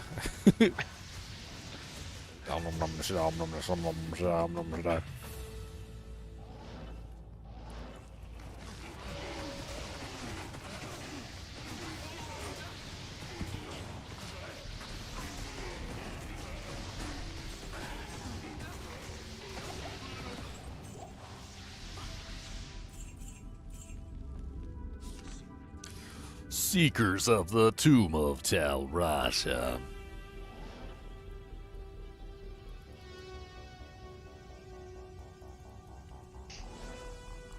Your butthole is stinky. Stinky butt, radioactive stinky butt. What's up, Mr. Hellclan? I know you're immune to fire, my friend, but you're not immune to gold. I'ma freeze your toes. You think you're getting away, but this is pros. I'ma freeze your balls. They're gonna fall off and they're gonna fall, cause you not gonna have no balls, and that's the truth of the matter, cause I'm freezing you down. Freeze it, balls. Not the good kind of balls. Sunk up in your body balls.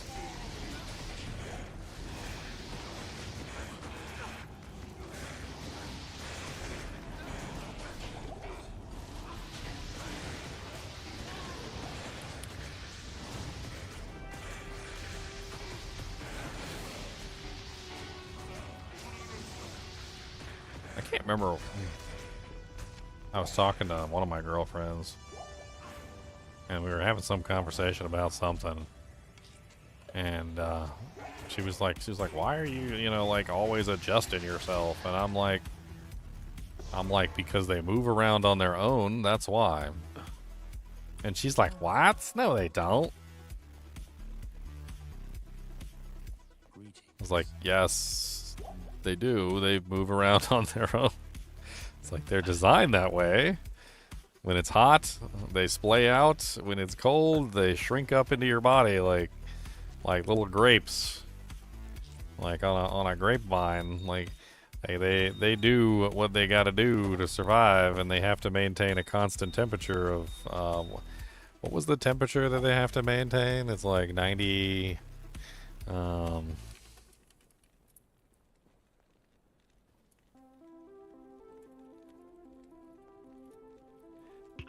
what is it? It's 93.2 degrees Fahrenheit. That's the temperature that they try to stay at, or 34 degrees Celsius for you weirdos over in the European sector. Like, so they're constantly like retracting and extending to try and maintain their temperature, because if they don't, well, you know, like the bad things happen. So they're always moving around. Like that's why we're constantly adjusting, because they're constantly moving around. It's uncomfortable.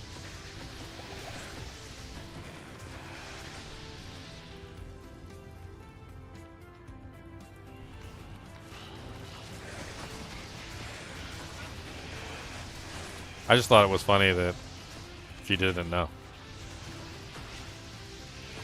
And not only didn't know, but didn't believe either. She's like, no way. Like, I hate to be the one to tell you this, but they do what they want to do.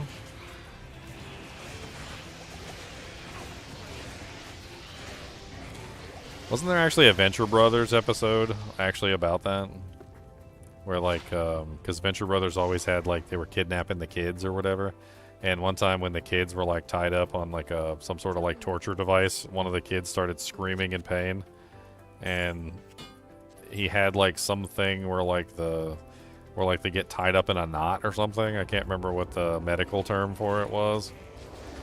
And they had to approach the villain's code handbook or something, and in the handbook there was some sort of thing about like unusual torture and like medical emergencies where like they had to like take the kid down and bring him to the hospital and like make him better. But then in the code it also said that they had to bring him back once he was well and put him back in the trap. What the hell episode was that? That was a pretty funny Ventures Brother episode.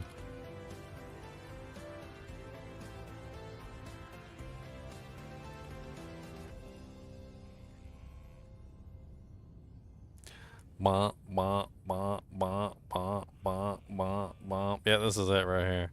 Ventures Brothers, episode 9, season 1. Are you there, God? It's me, Dean. While Brock and Hank are held hostage by the Monarch, Master Billy, Quizboy, and Pete Wyatt are challenged in to help diagnose a mysterious, painful illness that is affecting Dean. Dean's bout with testicular torsion was based on a real-life experience of the writer Doc Hammer. The hell?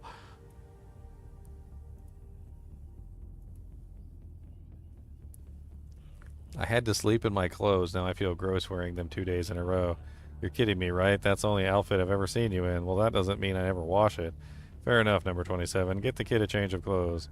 How about you? You okay? I didn't sleep in my clothes. Number 27, burn his sheets.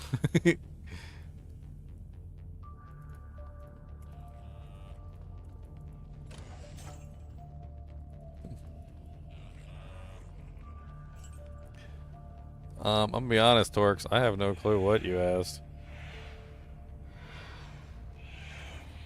Like, I don't even know if this is English, my friend.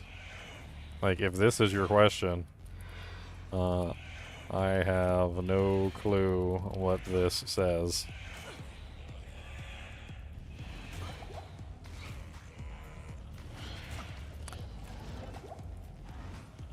Very difficult to understand that. I read it and then thought to myself, huh?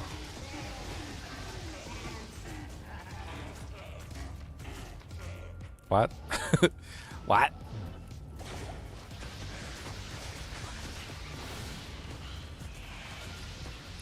What does this mean? Adventures Brothers was pretty funny.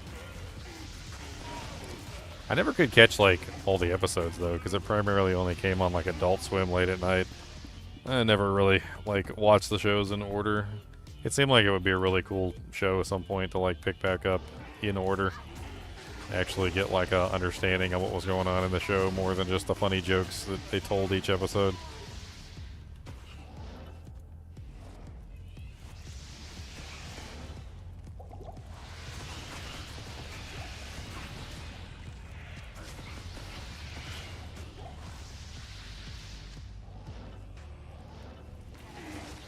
Alright.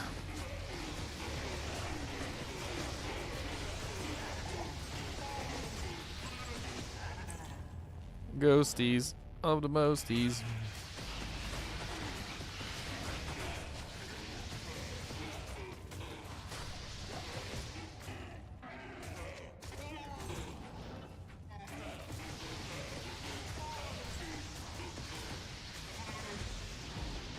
I need more.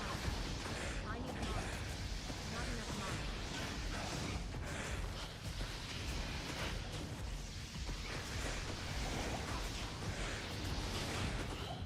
Boom, boom, boom, boom, boom, boom.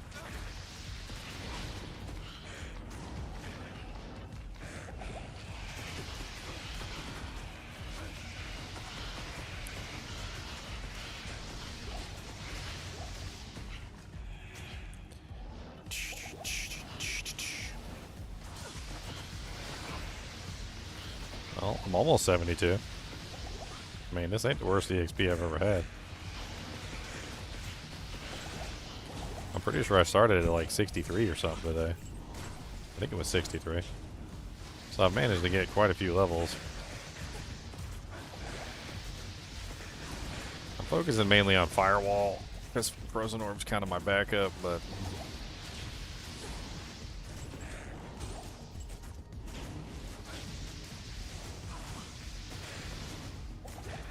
I wonder if it would be better to like respec and focus primarily on Firewall and just use Frozen Orb as the backup attack. Like for when I can't kill something with fire. Not necessarily like completely ignore Frozen Orb, but just put less points into it.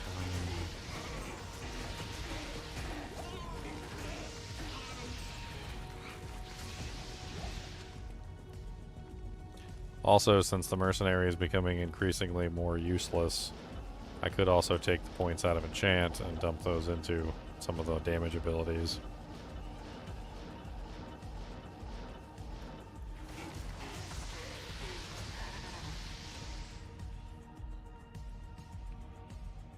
What you doing, buddy? Mr. Boogums? That's a Boogums Monsum Doggies. That's a Dogum Monster Dugum Boogum Boogums. That's a Monster Boogs. Yeah.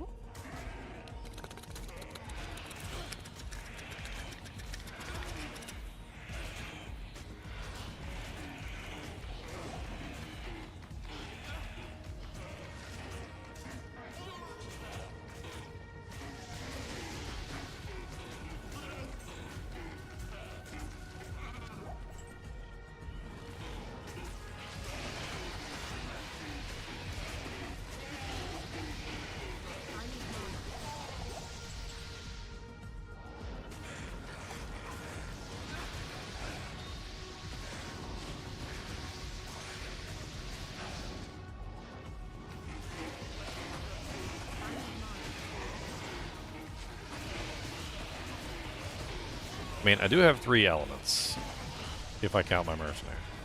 So I've got fire, I've got gold, I also have physical.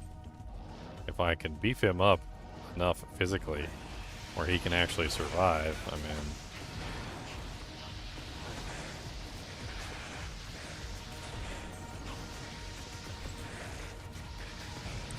He's almost got enough dexterity for me to take that Hell Rune out of the weapon.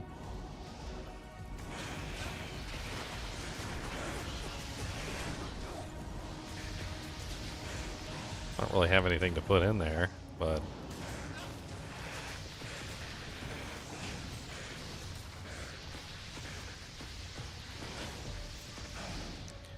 I mean, 2 Eth runes would be pretty darn good to make sure he's able to make contact with the targets.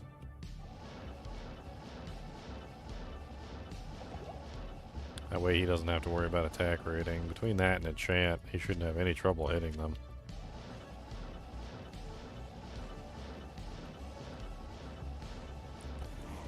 Can't really get any open wounds because there's pretty much no open wounds on any piece of equipment, rare-wise.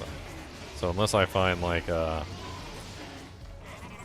rune, which could be pretty advantageous because that would give me the ability to apply open wounds to targets. But unless I find an rune, that's pretty much useless.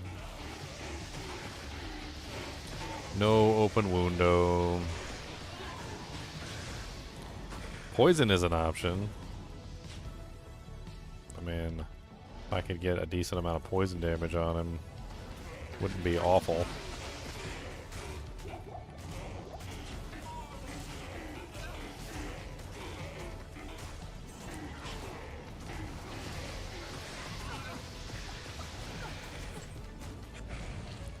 And this area is going to be a pain in the butt for me in hell difficulty. Ghoul Lords are always immune to cold, and the demons are always immune to fire, and the ghosts are always immune to physical. And those are my 3 elements: fire, cold, and physical. So even if I set up the Mercenary properly and I get all the physical damage I need, my cold damage is good and my fire damage is good, This area, the stupid arcade sanctuary, is going to have one of every single immunity for all of the types that I'm using, which means I'm going to have to rely on only 2 out of the 3 types for every single monster in there. And then if they happen to roll with one of the other immunities, like cold or fire or lightning, I mean, cold or fire or physical, like on the opposite side of things, they're going to have 2 of the immunities. And I'm basically just going to be stuck not being able to kill anything for the most part. Spamming one low damage ability over and over again and praying to Jesus. Please.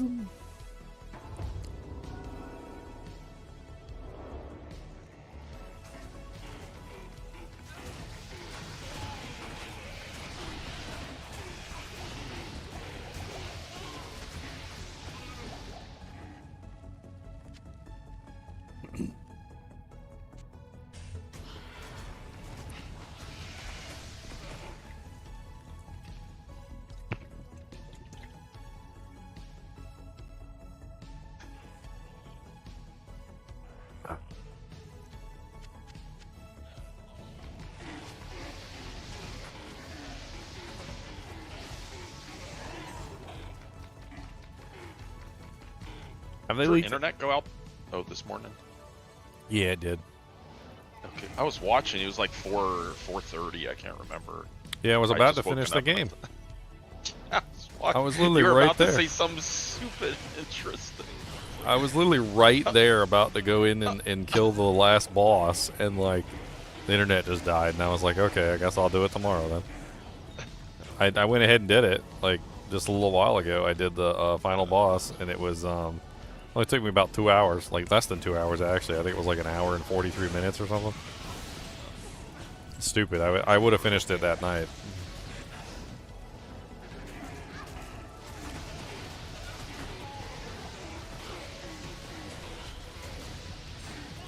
Yeah, Neverwinter Nights too. One of those situations where I think I remembered it more fondly than it was. Definitely some nostalgia glasses there. I mean, it wasn't a bad game. Like, don't get me wrong, but like there was so many like small quality of life problems. Don't even get me started on the quality of life issues. I think the problem is that the Neverwinter Nights engine is not the same engine as the engines that were used for like Baldur's Gate and Icewind Dale and stuff like that. And I think the problem is that it lacked a lot of the refinements that the Baldur's Gate engine had. It's just simple things that just make so much of a difference, like I'm trying to think like right off the top of my head, but like one of the simplest things that they added in like the earlier Baldur's Gate was that, because saving was often a big issue, and you'd forget to save sometimes for hours at a time, and it was so easy to accidentally like brick your entire save to the point where you just like you were like 8 hours back or something and had to like completely redo everything because you hadn't saved in such a long period of time, which is just stupid. So they added like all these little checkboxes in the options, like save on rest, save on transition, save on, you know, like cutscene or like stuff like that, right? And you could turn off or on any of them at your pleasure, right? And a lot of them were like enabled by default, but like I looked in the options for Neverwinter Nights 2 and they had none of it. There was nothing in there. The only time it saved on its own was like at a major plot point or when you went to the world transition panel. So it had to specifically be the world transition panel.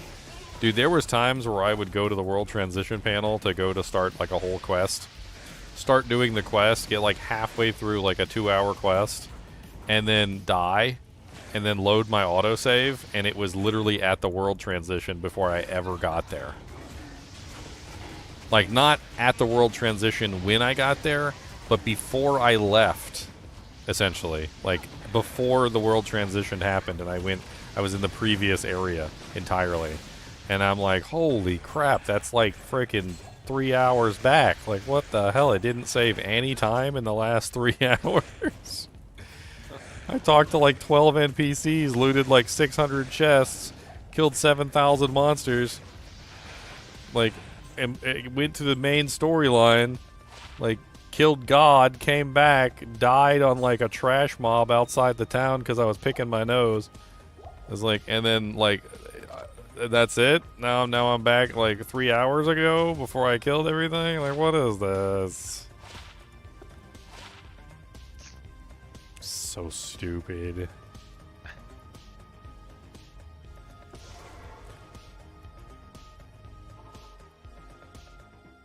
I honestly think like it took me like 4 streams, or like 3 basically. I would have completed it on the 3rd. If it wasn't for a lot of those save issues where it constantly kept making me backtrack now and then, like I probably would have finished that game in like 2 streams. Maybe even, well, no, I wouldn't say 1. 1 is taking it, going a little bit far, but 2 definitely. It definitely would not have taken me a 3rd stream if I wasn't having so many like save problems.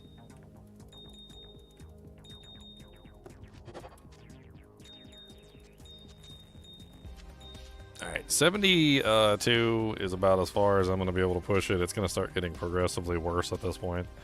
So it's either move to hell or start farming some monsters. I'm curious to see if Nightmare Meth is easier now that I've gotten some more equipment. Levels beefed up a little bit here or there. This should still be the... Oh no, it's not the super easy map. No. When did I mess this up? No. Now I gotta find it again.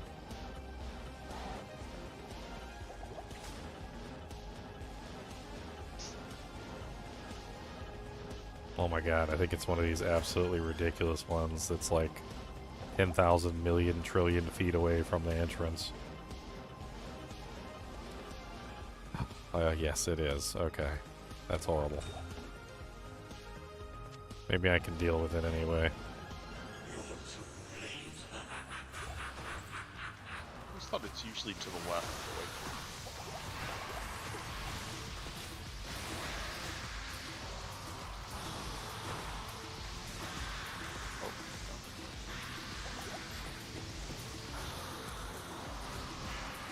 There's not a lot of rhyme or reason to Mephisto's area. Like, it's definitely a strange one. It's one of the few areas where, like, as far as I'm aware, like, the entrance can literally be in the weirdest frickin' spot known to man. Like, in the center of the map. Or it can be, you know, like, on the sides, or it can be the, like, top, left, right. Like, it doesn't follow a lot of logic. There are some that do, and I think that's what people normally bank on, is they bank on the ones that are either, like, directly next to the waypoint or, like, within a certain radius of the waypoint, which there are sometimes. Sometimes that does seem to happen. Like, that, I'll admit, that is a possibility. But then the problem with that is that sometimes that doesn't happen. Like, I would say a good 50% of the time, it doesn't happen. Oh my god. Freaking mage fists? Are you kidding me? I'm salivating right now. Yeah, I can't use them. I can't touch them. Beautiful, beautiful mage fists. Oh my god, I don't want to look at them. I don't want to look.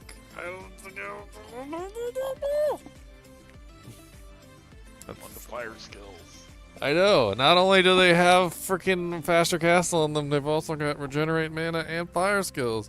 It's like the best item I could be wearing right now, but no, I gotta wear Saigon's Gauge gauntlets. It's because you're mage fisting yourself. Yep, I'm mage fisting myself. How did you know? How did you know? Are you watching me? Watching the mage fist yourself. That's impolite to watch somebody mage fist themselves, okay? When you see that, you're supposed to turn away.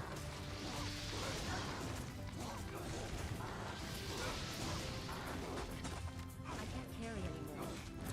You're supposed to turn away. I mean, why don't you just be like that one guy, break your charm rule, and just farm, like, 10 plus the skill charms in like 2 hours? Yeah. Yeah. Exactly what he said. Because that happens. The I mean- paladin did it. I mean, obviously he did it. He just didn't farm him in game. He farmed him. Yeah, he farmed him in real life. He spent that. He did that real life farm.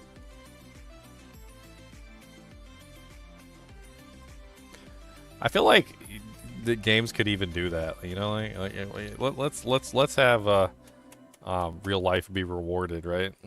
Not with money, because I think money's too easy, especially when some people are super rich and they have like way too much money to spend. But like, what if you had like a video game where they're like, oh yeah, we'll give you such and such. Go outside and rake the lawn, blow the leaves away. You know, like help your grandma, you know, do her chores, and then like grandma signs off on it. And you get like some god tier item because you ground 12 hours at your grandma's house. You know, I think I might actually be okay with that as long as nobody's like usurping the rule.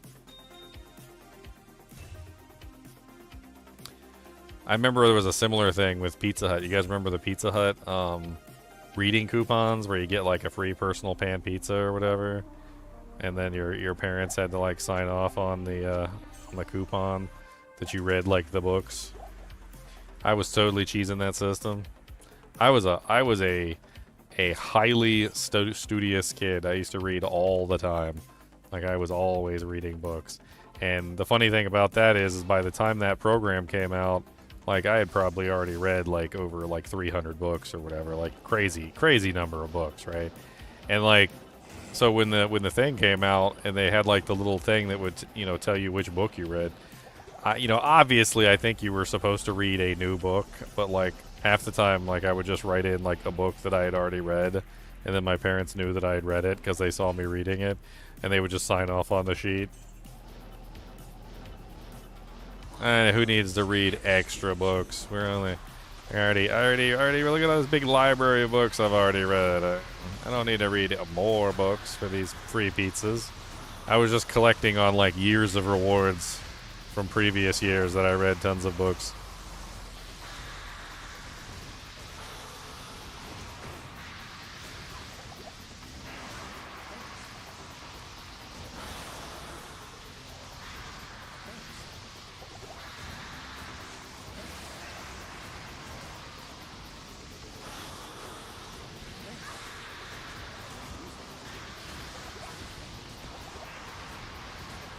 I mean, these extra levels have made a difference.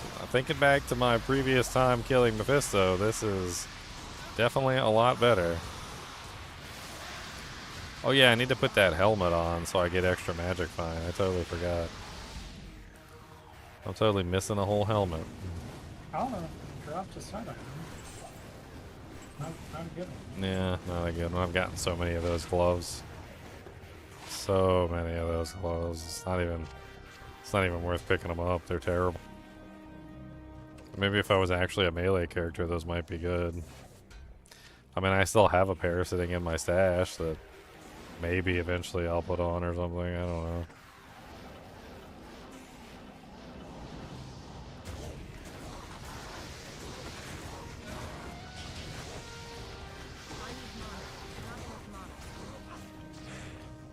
Oh no, not enough mana.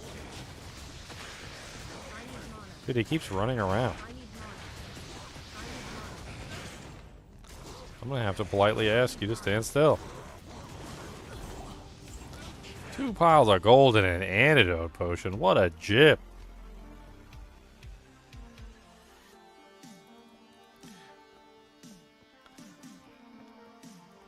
Dude, I played that Neverwinter Nights 2 game.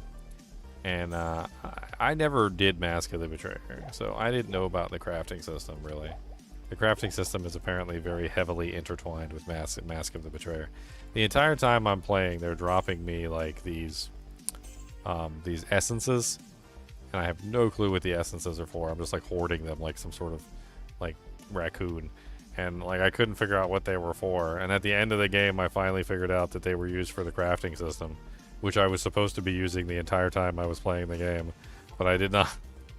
I did not even know about the crafting system at all. I must have missed that dialogue at some point. Probably Sophia and her, like, horribly bland tutorials that she would give.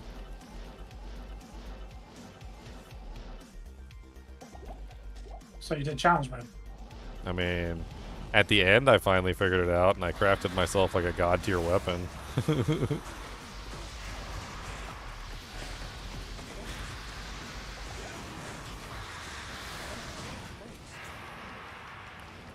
Dang it, my boy is just like super poisoned.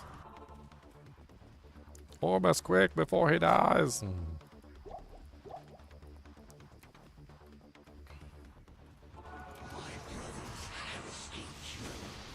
But did you die? I was going to. It's close.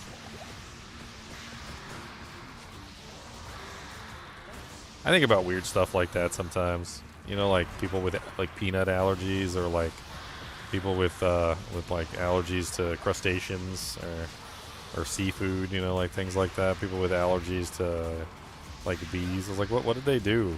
Like in the ye olden times. And then of course the thought popped into my head. I'm like, yeah, they probably died. That's that's probably what happened.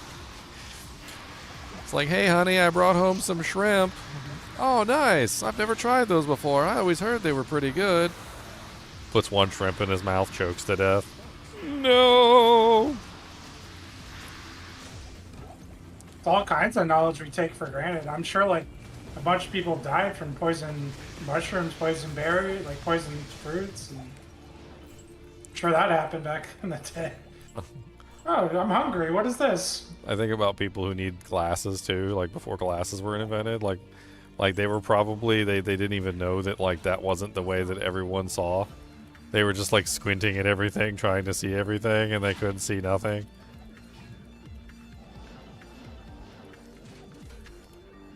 Probably also died. Probably also died.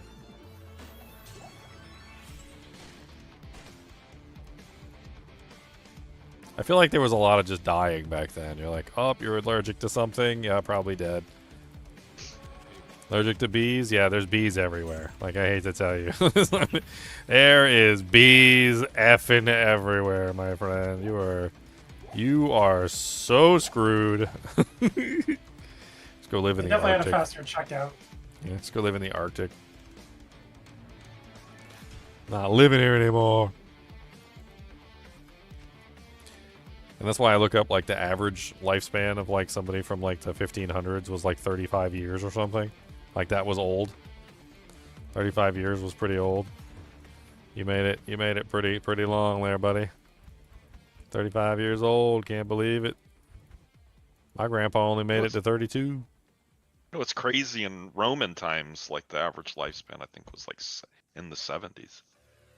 Yeah, because they had, like, Clean running water and, like, bathrooms and they sewers and water, the most two important things. And they were smart enough not to, like, poop where they eat.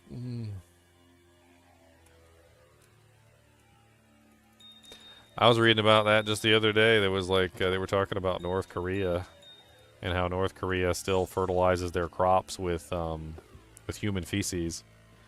And because they fertilize their crops with human feces, the pests, like, you know, a lot of the life cycle of a lot of animals, or like bugs, you know, like parasites and things like that, actually starts like with poop, right? So like if you eat the poop, you basically ingest the eggs, which then gestate in you and then come back out of your butthole, essentially. Like it's a whole life cycle.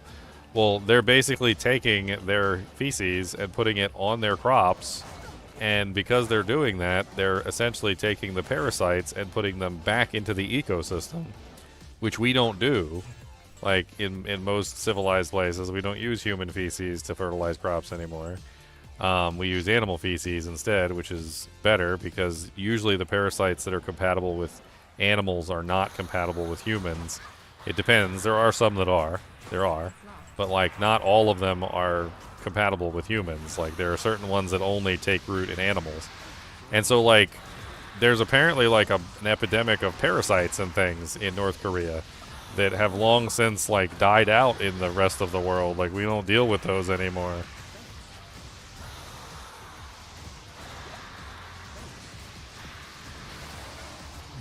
Tom, did you run out of gold? Do you need gold yet? Sure. Okay. Log back in. I think I have 600 million stuff from the billion. I'll solve that really quick for you. Leon's been on the trade scene. I dropped like a perfect pulverize aspect. You know, that's a popular build this season, and someone just like, oh, 20 bill? Yeah, sure, I'll take it. Come give it to me.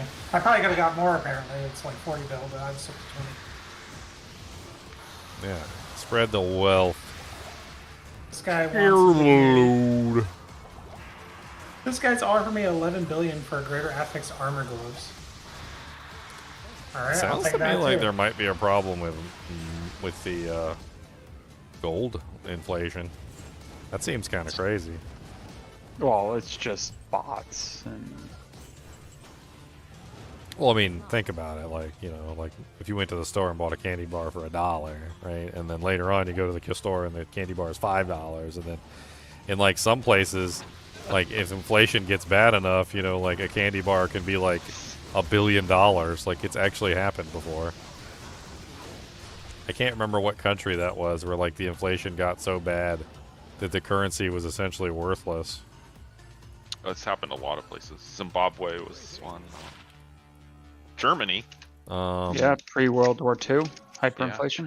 There was, well, it was one of the countries, like they were literally burning the money instead of firewood because the firewood was more expensive than the money. That's how bad it got. What was the country where they burned money instead of firewood? That was 1923 with the German Deutschmarks. So Instead the of firewood, hyperinflation. yeah, it was the hyperinflation with 1923 Germany.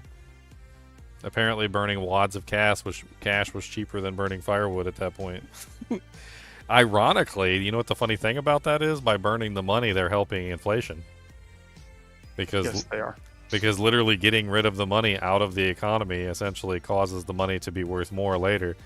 So burn as much as you want while it's worthless, and then like keep some in the back, you know, for when it starts to become worth something again. Keep your giant stacks of cash, like a couple giant stacks of cash in the back while you're burning everything else. That's essentially the plot of Goldfinger, by the way. Funny thing is when Europe switched over to the euro, the Italian mafia kept using the old lira, and it's actually appreciated against the euro because they just keep printing euros. So they're devaluing the euro, and they don't keep printing the old lira, so it goes up in price. Is that because they're still converting the lira into euros, essentially? I think just they use it as internal trade, like, you know, the gangs use it as internal trade, but it's getting scarcer and scarcer. So if you want to switch it, I guess if they want to switch it out of the lira into euros, people give them more euros for it. I read this article on it a long time ago. I thought that was hilarious. Here, this is a Zimbabwe note. You can buy these on eBay. I'll post it in Zimbabwe. Discord. A $7 trillion note? 10 trillion. This one is 10. You can buy $10 trillion notes on. That's from the impressive. last- That's impressive. Yeah, it's- You can you know what you can do with that? You can literally tell somebody you'll give them $1 trillion yeah. for something and not even be telling a lie. And then just hand them the note, and you're like, I posted it in Discord. and you're like, this isn't real money. I mean, it's not funny. A lot of people suffered because of it, but it is funny. Well, you know, like obviously like with Diablo and many other games, there's problems with bots, right? But most of the time, it's literally just like Chinese bots and stuff like that.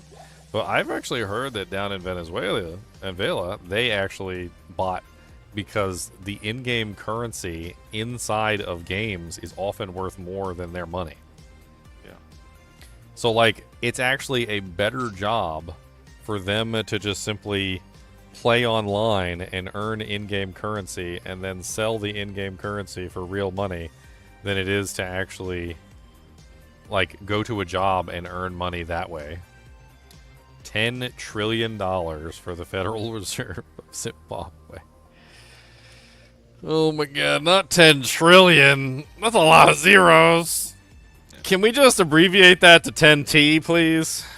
I think that's what they ended up doing. They cut a lot of. Yeah. Give it the Diablo 3 treatment. 10T, 10B. A lot of countries are like that. Like their $1 is like 10,000. It's like what's going on here? How many zeros do you need for $1? I mean, I can understand like Japan's, because Japan's is based around the idea that there's no decimal point. At least that's what it seems like to me. Everything I've researched about it, it's like, so like we have $1, and then of course below $1 is like 10 cent, you know, like a penny or whatever. They don't have a penny as far as I'm aware. Like it doesn't exist. The decimal point just isn't there. So like if you take our currency and just move it over 2 decimal points, it's about the closest you're gonna get. It's not exact. Obviously, there's calculators and stuff out there, but like if you think about it like this, if somebody tells you that something is 3,000 yen, then what you do is you just add two decimal places. So just put 2 decimal places in, and you're about as close as you're going to get without actually running it through obviously a conversion calculator in your head. And that gives you a better idea of like how much the dollar is versus the yen. So like if you did like $30 to yen, right? And then so here's a conversion right now, right? So $30 United States to Japanese yen. So it's about, at the moment it's 4,457.06. I'll leave the point out. To $30, right? And so if you take the 44 and then you put the decimal in there, 0.57, doesn't that seem like a lot more close, like respectively to each other? Obviously it seems like 1 yen is worth more than about $1 at the moment, but as far as like the trade value, like the conversion rate, like whenever somebody tells you that something's like, oh man, that was like 3 million yen, like I can't believe how much that was, right? But then like you put 2 decimal points in there and you realize that it's not 3 million yen, it's about 3,000, right? Or what is that, like we gotta change the, yeah, 30,000, right? So 3 million is essentially about the equivalent of, well, it'll probably be more like 44,000, right? But like it's interesting just to like use that in your head as a mental trick to give you a better idea of like how much Japanese currency is, especially when I'm watching TV shows like anime and stuff like that, and they're like, oh man, this is 5 billion yen or something, and I'm like, okay, how much is that in a real dollar? Like when you're watching Squid Games. Yeah. Because what was it? Squid Games was like, what was it, 56 won, billion won? Which is like $30 million or something. 56 billion won to USD. Won to USD. So roughly about 40 million, 40.3 million, which is a hell of a lot less than 56 like billion won. Billion. Like just extra zeros. Yeah, well, that's what it is a lot of the times, is they're like not using the decimal points, and like there's other little things going on. It gets kind of funky.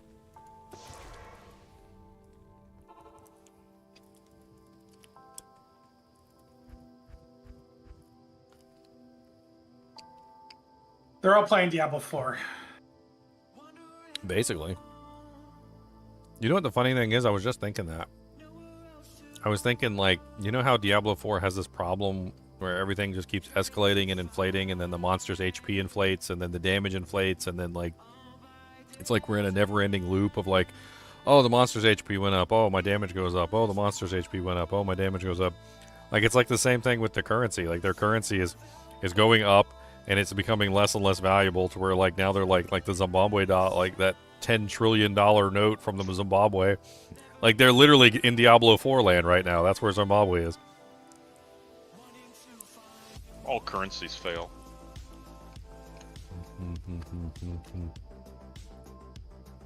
I mean,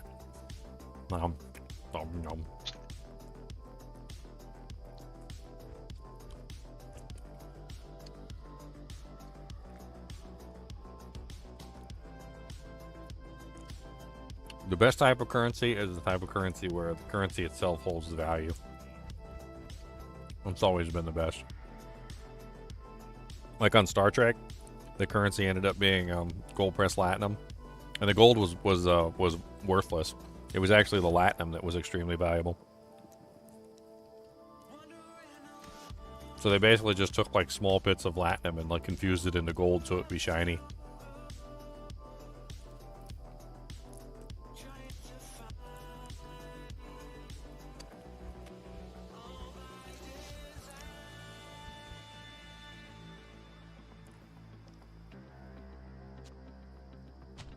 Put my magic pine hat back on.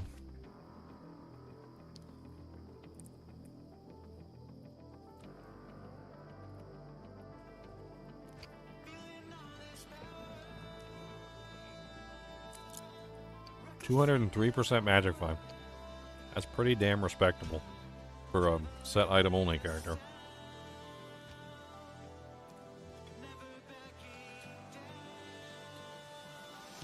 Watch Nightmare Myth drop me something stupid like Skin of the Viper Magi next. For sure. I already got Mage Fists, so.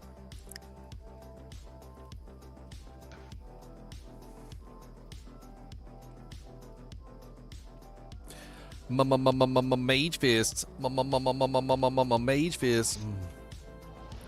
Dude, Mage Fist would be so great right now, too. Like, oh my god. You know what would be game breaking in D2? a javelin set that allowed any class to use it. So it could do like Lightning Fury. Dude, Sork with Lightning Fury would be Oh nuts. no. I think you just broke the game, sir. Shush. Yeah. Don't do that. Don't even whisper it in the ears of the developers. Everyone would be playing that. Dude, it'd be the end of the game. You know how much damage that would do? I don't Ow. know. A lot. Oh, I didn't see that my Merc died. Dang it. Nobody be talking about Mosaic anymore. Mosaic what? It's a sword with lightning. Surprised you made. People are so hyper-focused on Mosaic. Dude, it's all there is on the forums. Do you ever go to the official forums? I always open them up now and then. I read the D4 forums. I read the D2R forums. I don't understand the need to, like, complain about Mosaic. I really don't.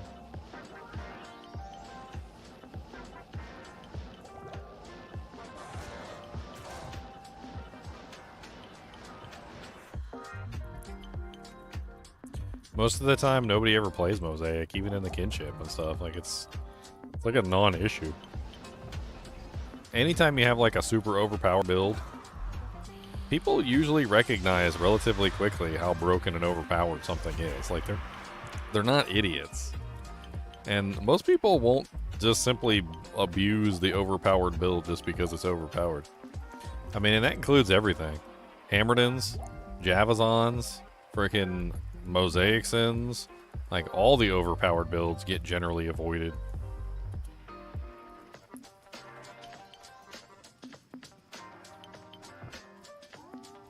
Mosaic Sin is powerful, sure, but like, dude, how many freaking Novasorks do we need? You want to talk about a build that I want to complain about, it's literally Novasorks. They're getting to the point where it's like every single character in the game is a Novasork. Like, people complain about the Mosaic Sin, but when I'm playing the game and I'm playing with other people or I go into random games, I don't see a bunch of Mosaic Sins. I see Novasorks. Novasorks, Novasorks, some more Novasorks, a couple more Novasorks, Novasorks, maybe a couple Hammerdens, Novasorks. It's literally just all Novasorks all the time.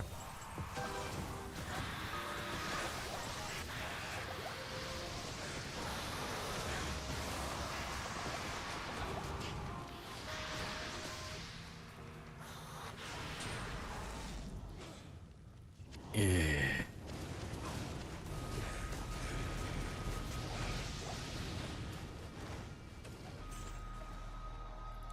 What you gonna be? Nova Sword. Yeah, but see, cost doesn't really matter to people who are willing to spend money on their characters. Like, what do they care? They're gonna go spend money on their character and get whatever character they want to get. The money's almost not even a consideration to them.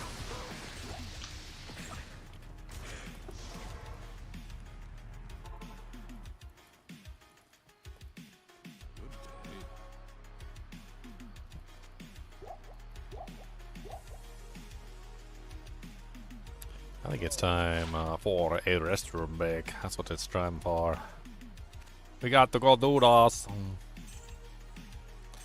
Cody, do you have to go to the doodas? Do you need the doodas, sir? Are you the doodas? Bless his little heart. I think I cleaned him up of fleas today. I went and got like the flea comb and like combed him all down, and he's actually sleeping right now. He's probably tired because he hadn't been able to sleep. What'd you say, Leon? What's like a paladin with an lacerator or lacerator? What's that do? Is that like really good? It's got hit causes monster to flee on it, so it makes all the monsters run away. It's kind of hard. You wouldn't be able to use zeal because you would zeal one target and then they would run, and so you'd miss all the subsequent like 4 hits. You could maybe do a sacrifice paladin with it. Sacrifice might be OP. Sacrifice is a single target attack. It does massive amounts of single target damage. It's not as good as it's not as good as Zeal, but it does do more damage than Zeal, like more actual physical damage than Zeal, and it doesn't cost any mana. So, I mean, bosses can't flee though, right? So you could use Zeal on a boss, but yeah, you could use Zeal on the boss, but you wouldn't be able to use Zeal on like any of the regular monsters. I mean, you would be a really effective like boss killer, I guess. Anything that runs away from you, though, it would be really funky. The other problem is that the howl or the hit causes monster to flee on the weapon will overwrite the amp. So even though it does have amp, most of the time the amp won't be on the target. Real? Yeah, so everything that is in the curse genre can overwrite another curse. The only curse that can't be overwritten is attract. Attract is literally the only curse that nothing can overwrite. It's actually something you can get on like rings and stuff like that. It's not bad. Cody, I need to get up and go Papadoo and use in the way. Come on. All right, how about a charge paladin? Because then you just chase them down and they're fleeing. Actually, might work really well, but I mean, because you want them to be away from you when you hit them with the next charge. That's how it works. So you just send them away. I'm coming for you. Yeah, you just send them away and then ram right back into them. You might as well have knockback in the build too at that point. I mean, a charge paladin could be really fun if set up properly. All right. I'll be right back.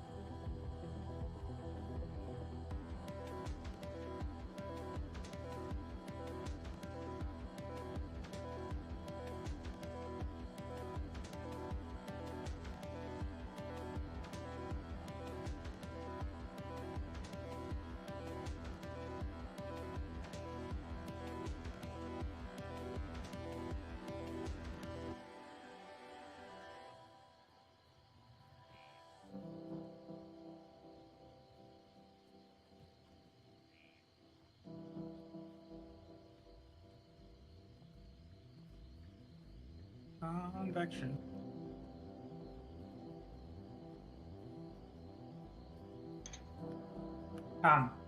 Yeah. Have you done a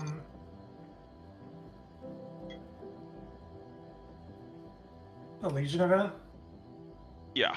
since the patch? It's supposed to give a lot Yeah. of stuff. Yeah. Right. I haven't paid attention. I do them pretty frequently already, like normally. What do you get out of the Legion events that are so good? That you doing so much? Souls that you run up. Crafting material. Yeah, you're supposed to get a lot of stuff after the patch. I haven't even did one.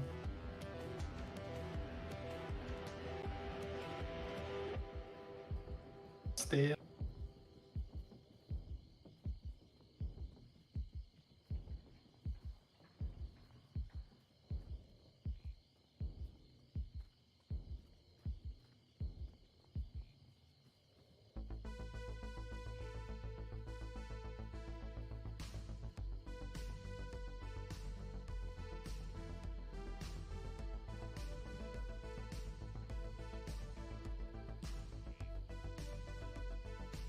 Save the bill.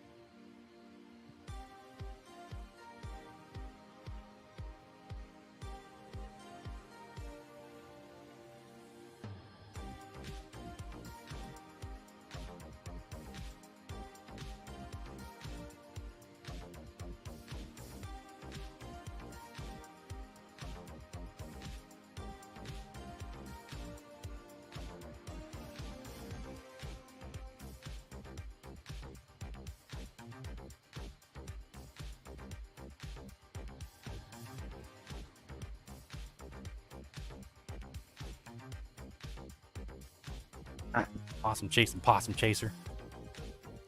Always chasing possums. He goes outside and he forgets he's even out there for to go to the bathroom. He just chases possums. That's all he does. Sounds like the life. Yeah, well, he caught one the other day. It was not Poor good. possum. It was not good for the possum, that's for sure. He had 4 puncture wounds in his back. Did not survive it. Sure did not survive. I mean, I put him somewhere safe, and like about an hour later, I came back out to check on it. It's gone. It was gone, so I don't know. Might have survived it.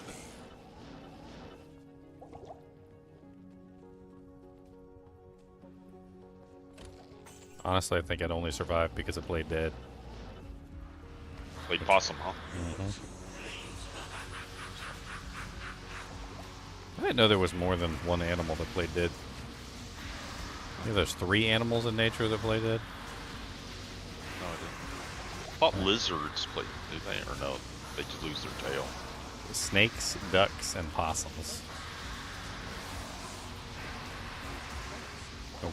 A weird trio of animals. Oh, I tried to teleport away. Unfortunately, my resistances are so bad. Dude, I can't even kill Nightmare Mephisto without getting, like, my cheeks clapped. Hell is gonna be a symphony of sorceress deaths. It's gonna be hell. I gotta focus on resistances when I get to hell difficulty. I'm just gonna have to skip on all the magic find. I mean, if I happen to get magic find with the resistances, then so be it, but like, I can't, I just, there's no way. Like, I'm just not gonna be able to do it. You know, if I had Eratha's set, that would be a whole nother, like, story, but I've only got 1 piece of Eratha's, which is painful to say the least.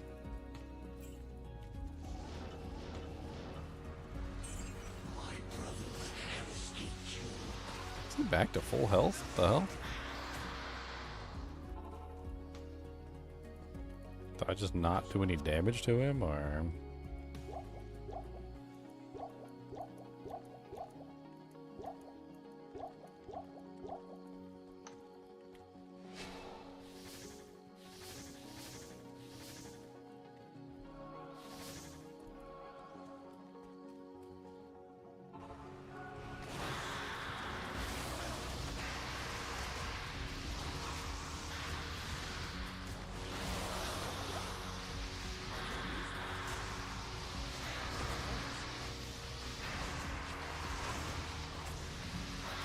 I gotta remember I'm also on P5. Like, I'm judging this character, Yeah. I think, a bit too harshly for being stuck on P5.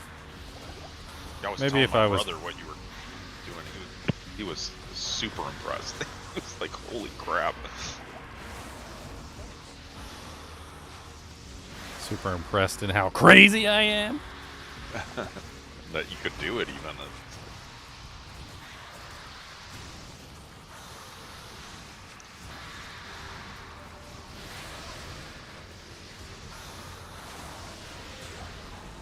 Oh, interesting times at band camp.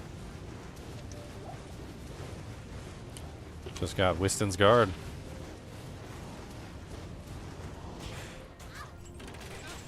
I don't really know what to make of Wiston's Guard.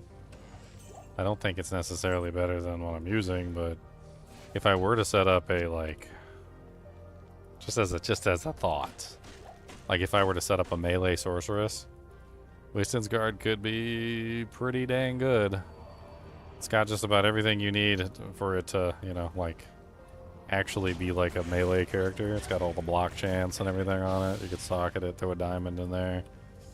I mean, it's definitely one of the tankier pieces of equipment. Block chance wise and also block frame wise. It's got like some of the highest amounts. Oh no, Miles. I definitely don't need help from you, sir.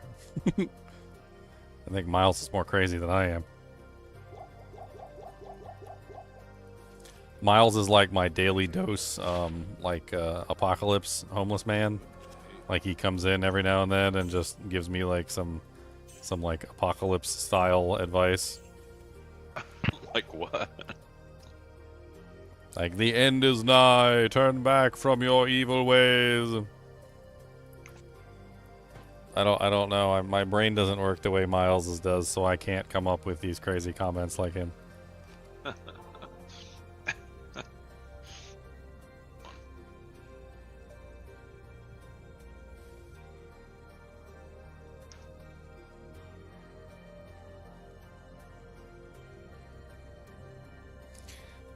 He told me he misses Evil Mentor. Who doesn't? Yeah.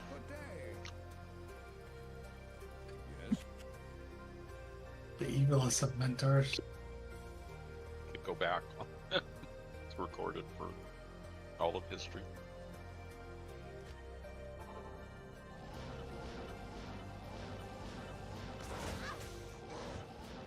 The Hall of Records. I remember the evil mentor. Hey, I think my solution was ingenious.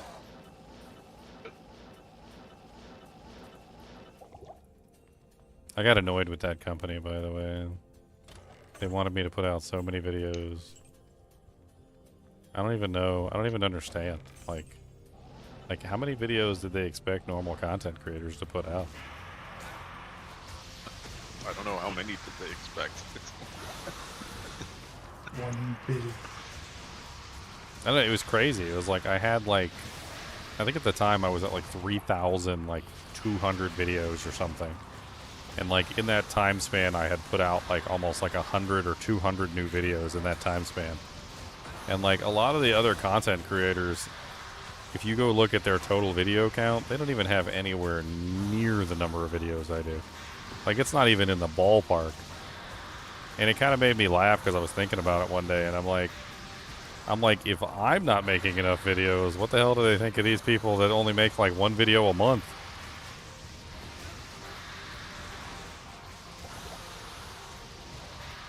Some of these content creators make like one video every 2 or 3 months.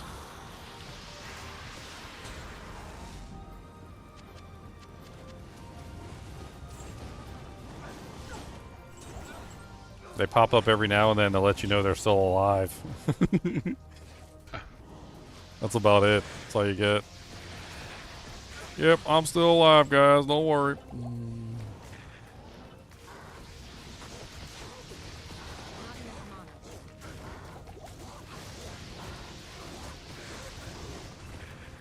I can't carry anymore.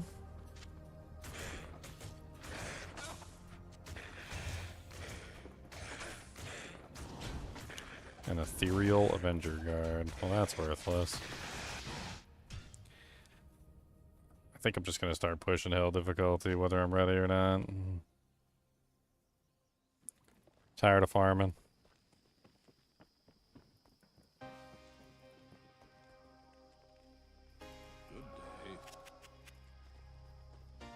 I mean, don't get me wrong. Like, I know some channels get, like, really good views on their videos.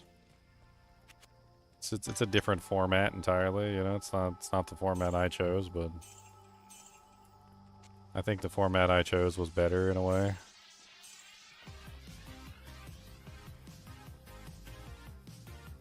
Much mo better. I think it was much mo better. Much mo better restist.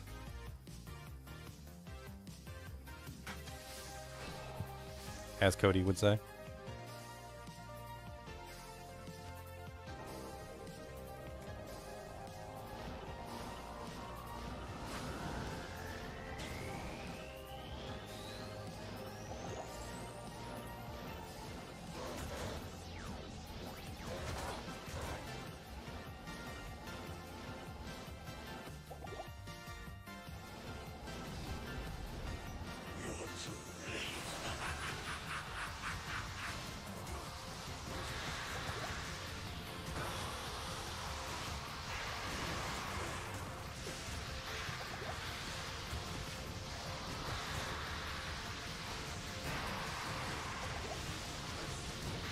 Killing Mephisto for the 17th time. He hasn't dropped me nothing but a whistling card.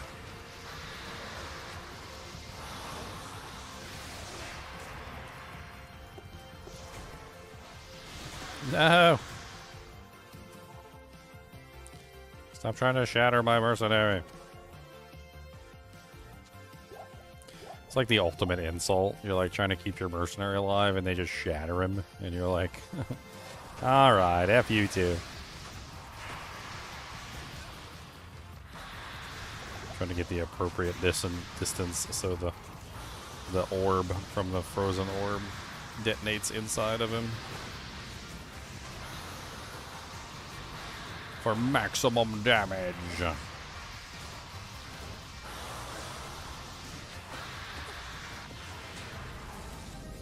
Yeah, I'm getting jack all from freaking Nightmare Meth. I don't know what the hell's going on.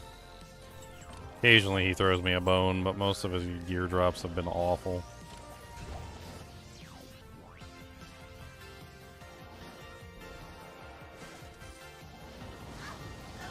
Throw me a freaking bone here, man. That was Austin Powers as well.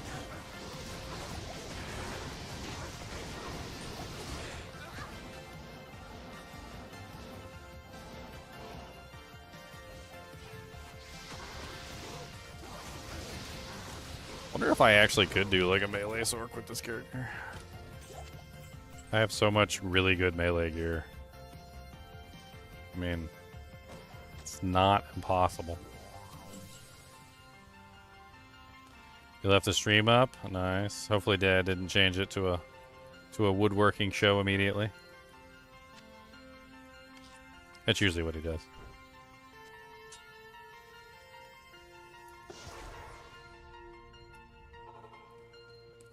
You know, it's funny, like, you don't always get to see your family, right? And, like, sometimes you can become estranged with your family members. But, like, I've never really been in a situation like I am now, which is that, like, I'm always online streaming, basically, so they could always come see me if they wanted to. They're like, oh, I haven't seen you in forever. And I'm like, well, I stream every single day. You can always come hang out with me on the stream. It's like, would be fun to have you. And I'm like, they don't pay attention. They're like, what do you mean? I'm like, well, you could, you know, come hang out with me on the stream. Like, I stream all the time. Like, just come hang out. And they don't. They don't. And they don't. They don't come out. My brother watches me. That's about it. Like Carrie shows up every now and then. She's sometimes she's on and off. Like depends on what she's doing. I don't know if she's watching me right now. Hi, Carrie. Hello. She usually watches me when I'm not playing Diablo 2. Oh, why she hates Diablo 2. I don't know. Like Diablo 2 seems to be like almost universally hated by women, is what it feels like. Like, there's very few women that like Diablo 2, from what I can tell. Maybe a goth girl? I mean, it's pretty low. It's like in the 2 percentile range. So, like, yeah. I'm definitely not using, you know, I'm a Diablo 2 streamer on my first date with anybody, that's for sure.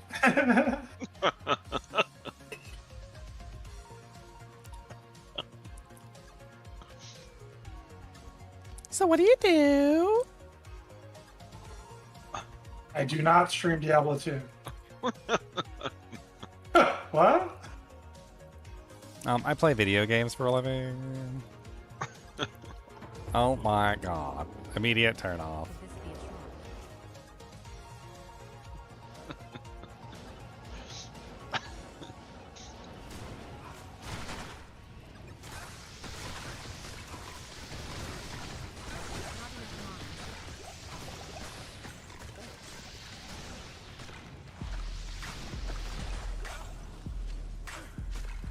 Most contagious man in the world. See the new Mortal Kombat trailer? The new Mortal Kombat? Trailer? Is that what you said? Yeah, the movie. It's a movie trailer. Oh, no, I didn't see it. You can see now. Somebody was talking about it. They wanted to know whether it was going to be good or not. Yes. Can you get Aratha's pieces from normal Mephisto? Because, like, that would be cool.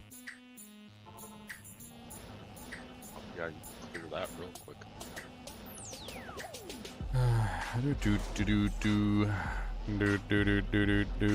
Wow, that's the easiest freaking normal Mephisto I've ever seen.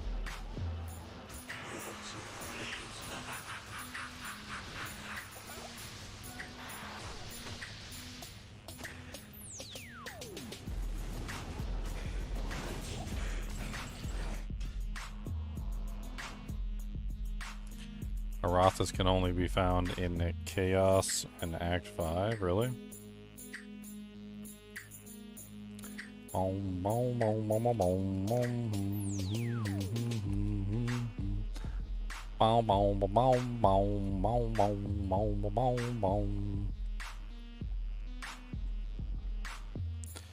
Let's see, Arathas. Let's do the coil. Let's just see where you can find it. Gonna punch them right in there, big bind it.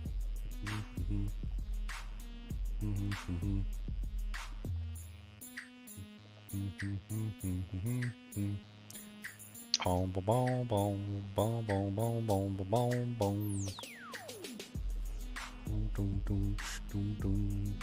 boom, boom. It says Nightmare and Dario can drop it.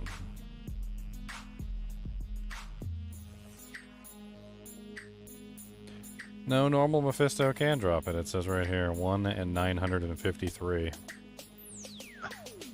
Good luck. 1 in 953. 1 in 953 is not bad, but that's not even counting for what I'm doing. So I'm 1 player's 5, and then I have like a 203% magic find. So normal Mephisto, 1 in 343. It's not bad.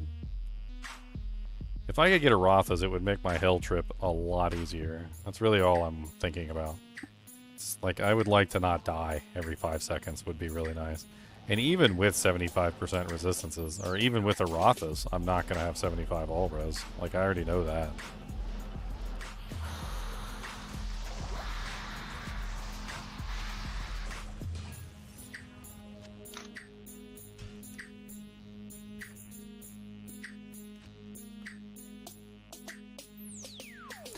Boom, boom, got the 2 war scepters. I don't know what they are, but they got the chapters. Gonna put them in an identify.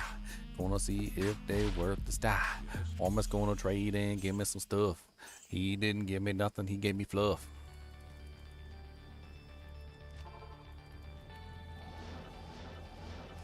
You now speak to Ormus. Ormus was once a fat mage, but Ormus went on a diet. Ormus doesn't need that Ozempic.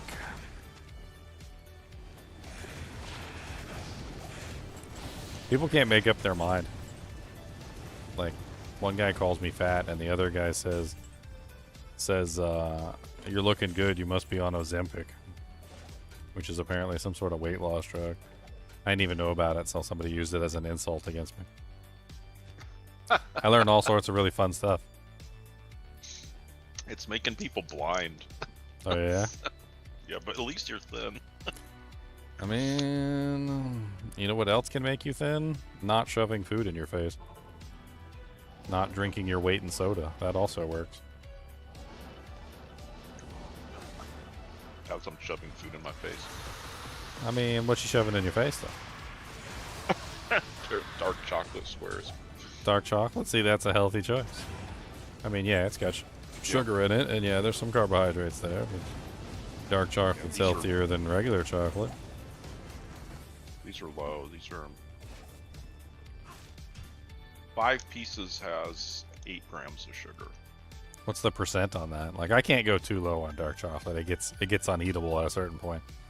Oh, 72. 72. It's a little dark. I mean, I can handle that, but like anything lower than that, and you're risking it. It's pretty bitter. Yeah, needs a little I bit like of bitter. needs a little bit of sweetness to it, just a little bit.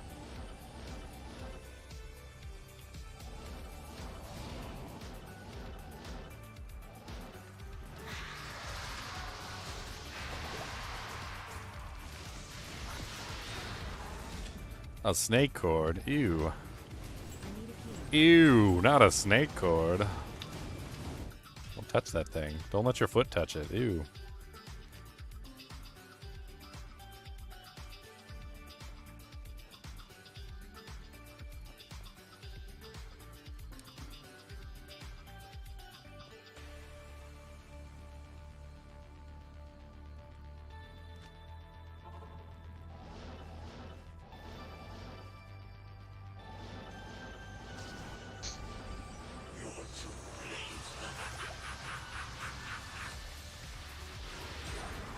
Sparking mail. Sparking. We got a sparking mail. We're gonna hit you with an ugly nail. Sell everything to Ormus.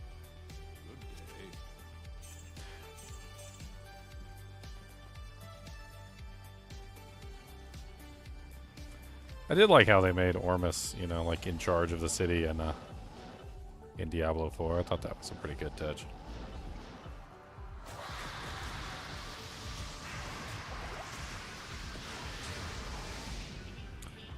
Oh, 2 set items. Milibrega's shield, which I already have 1,000 of, and Berserker's double axe. Oh, you'd be good in the Bloodmore. Huh? I said you'll be good in the Bloodmore with that. The Berserker. Baby. Take it to the molar. Trying to see if I can get some more of the Aratha's pieces. That's what I was hoping for.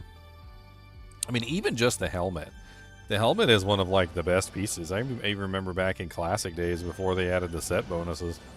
It's got 30% to 2 resistances to it, and you can throw a socket in it and put the 3rd res in it, which basically makes it a 30 all-res helmet, which is kind of insane.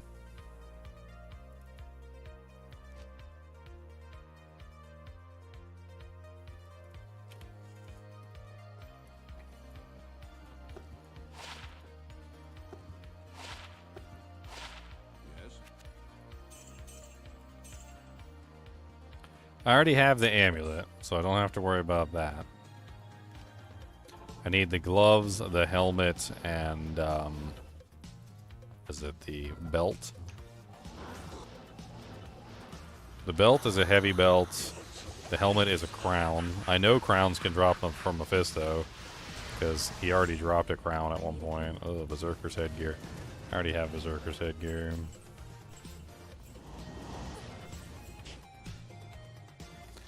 I mean, Salospan says it drops. Let me check some of the other pieces, like Aratha's cord.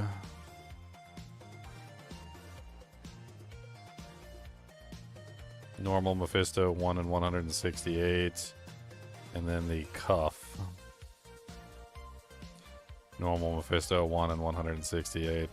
So I mean, it seems like it's possible for him to drop it. I mean, he's just a really easy target, is all. Like, I'm just focusing on him because he seems to be dropping a lot of set items. Like, if I wasn't on a set-only challenge, I wouldn't even dare farm Mephisto like this because it's just not worth my time. But the set items tend to be rather low level, so it seems like you can potentially do this with ease.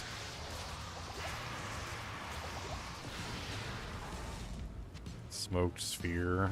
Trident. Should check the trident.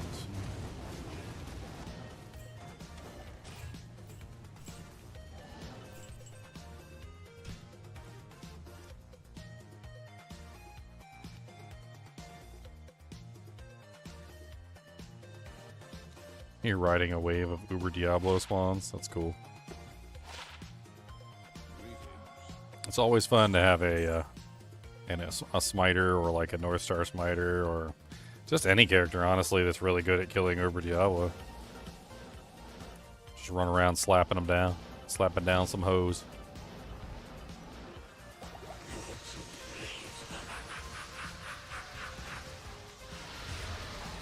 Another Saigon shield.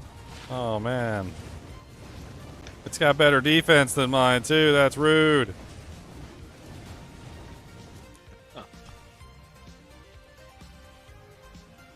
Oh, I should have checked that breastplate.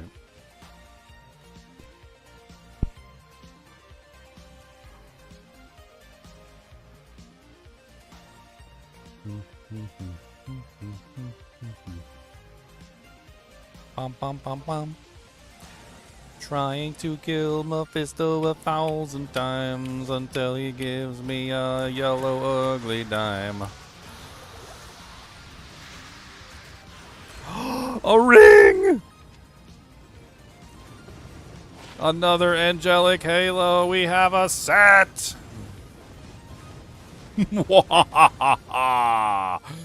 Finally, after 10,000 years, at level 72, when in hell difficulty, we finally obtained a second angelic halo.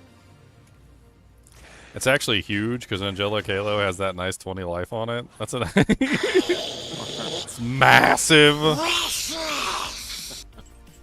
Watch, now we're just going to be flooded with rings. Cathans, Cathans, and angelic, Cathans, Cathans, angelic, Cathans, Cathans.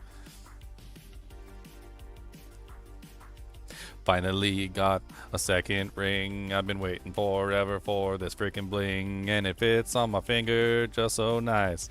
I'm gonna eat some chicken and rice. I don't know why I threw that in there, friend, but it's really delicious and you should try chicken and rice because it's really good. Made with chicken broth in the hood.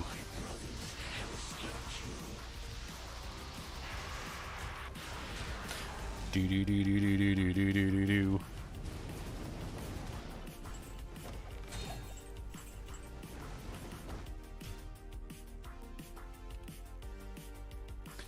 I mean, Angelic Amulet would actually be really nice because then I could get the +1 skills from it, which would be a good combination, obviously with the Saigons. And then, unfortunately, I think to get the +1 the skills, don't you have to be wearing like the whole set? I mean, I do have the saber, so there is that. So, I mean, it's not like I don't have at least one piece, but I'm missing, Hey, I seen that. what, I'm missing the armor and the amulet are the two pieces I'm missing. It's only one piece. It's not two piece. For what? The show. For two rings? Oh, one piece? Oh. I don't like one piece. I need a key. What the heck? It's too. I don't like that show. I think that's one anime I never got into. I tried. The Netflix show was really good. Yes, I liked the Netflix show. I did. I did not like the anime. The anime has this like undeniable flaw of just being like the worst,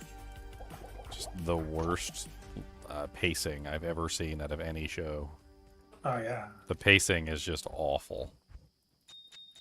We're supposed to redo the whole thing. Like cut it down, like chunks of episodes. Exactly. They got to cut it down from 3 pieces to 1 piece.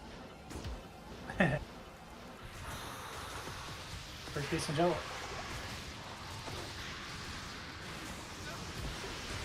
Have you converted to Enchant Arc yet?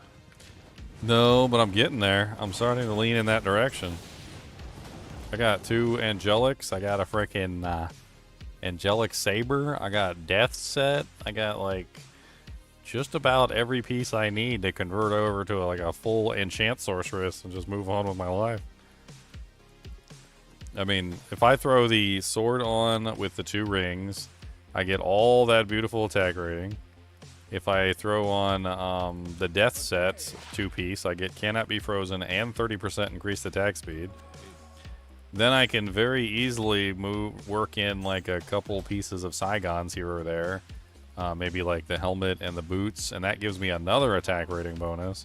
By the time I'm done, my character will probably have more attack rating than like most barbarians do at this level. Probably like 15 or 16k attack rating.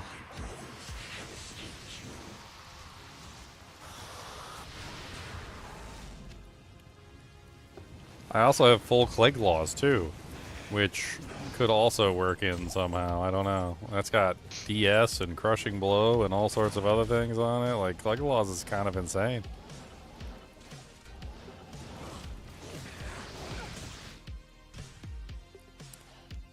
I mean, I don't know. I don't know if I could theory craft a sorceress together or cobble a sorceress together that would actually work. Main problem is survival. Like, I don't know if I would actually be able to survive anything. You gotta stand there and go toe to toe, which is not always easy. Yeah, the bow version may be better. Tied in the back.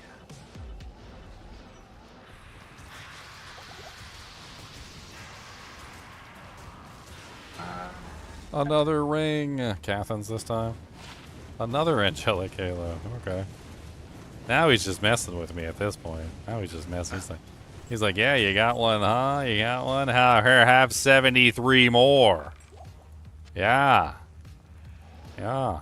Yeah, 73 more. I mean, joke's on him. I got toes and fingers. Okay, I come back. He comes back and he's like, do you have an angelic halo on every finger? Like, every single finger? Yes. Yes. Why? Why do you ask? Every finger. What about your toe? Oh God. Gotta wear sandals because my shoes don't fit anymore because I got an angelic ring on every toe.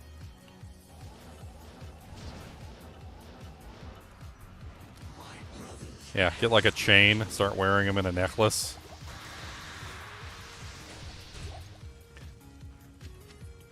Just got Saigon's gauntlets, which I don't need, and another Clegglaw's tooth, which I also don't need because I already have both of those. It's locked. I mean, he's putting out, he's just not putting out what I need. Mr. Mephisto, I need you to go get me something nice like a Rotha's amulet. I already have that. Why did I say that? Now he's gonna drop me a Rotha's amulet. Give me a Rotha's coil or a Rotha's cuffs. If you don't mind, I would like some stuffs that I don't already have. If that's too much trouble, then you can go to hell. No, wait, your brother did that. Haha, he left you behind. Haha.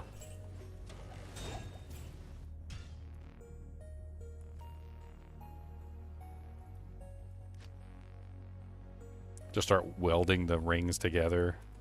Have like a whole angelic knuckles. Like, what did you just punch me with? Haha. Holiness. Yes. And you look and it's like 10 angelic rings all welded together in like some brass knuckles. A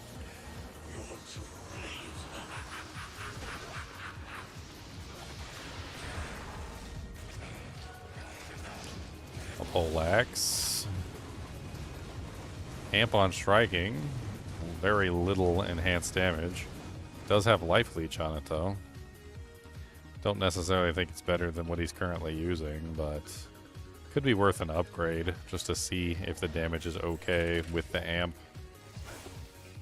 I mean, I don't have any other curses I could be casting on the target.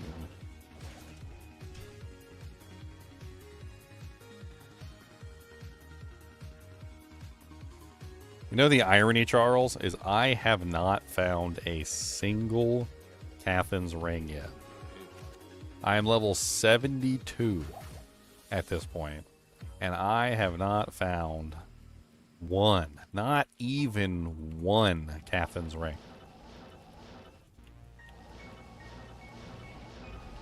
Insanity.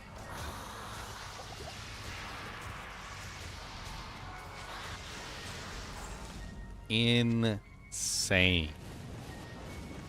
It's locked. Insane in the membrane. Insane in the brain. How do you have Arctic? Actually, do I have Arctic? Pretty sure I had Arctic.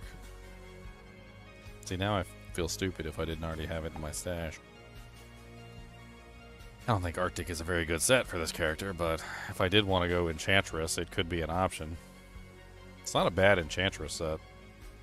Got a lot of cold damage on it too. Yeah, it's got a huge amount of cold on it.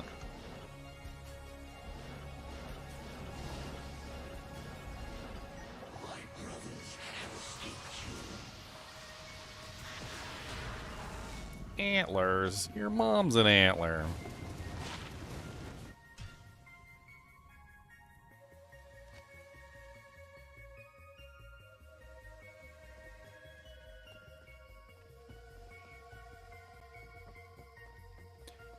Bow, bow, bow, bow, bow. Oh, baby, baby, baby, come back. Gonna hit him with a heart attack.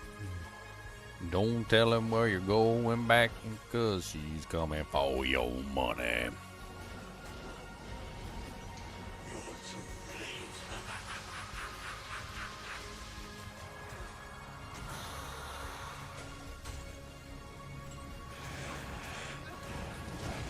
Another full helm. Trying to make money as I go, but also trying to just go fast. Like Mr. Dusty, who's running in the wheel. Running, running, running, running, running in the wheel. Uh-oh, Cal level's on TZ. Let's go. Nightmare. Ups his items, right? Yeah, maybe I should go play around with Nightmare Cal level. Hey. Longer the challenge run takes, the more streams you get out of it. So it's a win-win. They're gonna riot. They're rioting. They're rioting right now. They're rioting. You had to say it. Now they're rioting. They didn't know. Counting. An hour of counting coming up, boy. It reminds me of those like videos where they got like a baby, and they're like our baby is vegan, and they're like he doesn't like meat, and like, and they do like this little like taste test or something, and they put like a vegan chicken nugget in front of his face and like a regular chicken nugget, and like the baby eats the chicken nugget for the first time, and then immediately, like, as if almost the realization dawns on him what the crap he's been eating this entire time, like now starts rejecting all like vegetarian food. He's like, I didn't know this stuff existed. This stuff is great. My mom was a vegetarian when I was born, and so she was raising me as a vegetarian, and she said she used to take me to my grandma's house, and I used to run over and just grab the meat and start eating. This makes sense now. Now the stakes make sense. And she said she had to stop. She said she was so embarrassed. Well, it's not even a craving. It's not like you were doing that because, you know, like what did I know at like 5 years old? It's not like as a person you were just like, oh, this meat is so delicious. This is way better than what I was eating. No, like you had a craving is what it was. You weren't getting the nutrients that you needed to get to survive. That's what was happening. And so like literally you were running into the nutrients that you're like, it's like an instinct when you're like that. Like you just have a craving for the nutrients that you need and the nutrients that you're missing. Have you ever seen those videos where like the mountain goats climb all the way up the hill to like lick the walls for the salt? Like they literally risk death just to get the salt off of the mountain walls.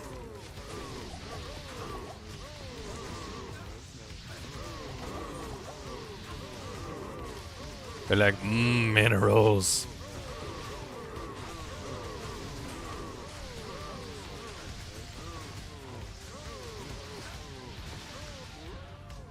I think the body's a lot more intuitive than people give it credit for, and I think the body is very much so aware of like what nutrients are in something, and like it's not really something that we know as a person, but like when you eat something that has the nutrients that you need, that your body knows that you need, I think your body almost like instinctively seeks out that stuff because it knows that has the nutrients that you want or that you are like missing or whatever.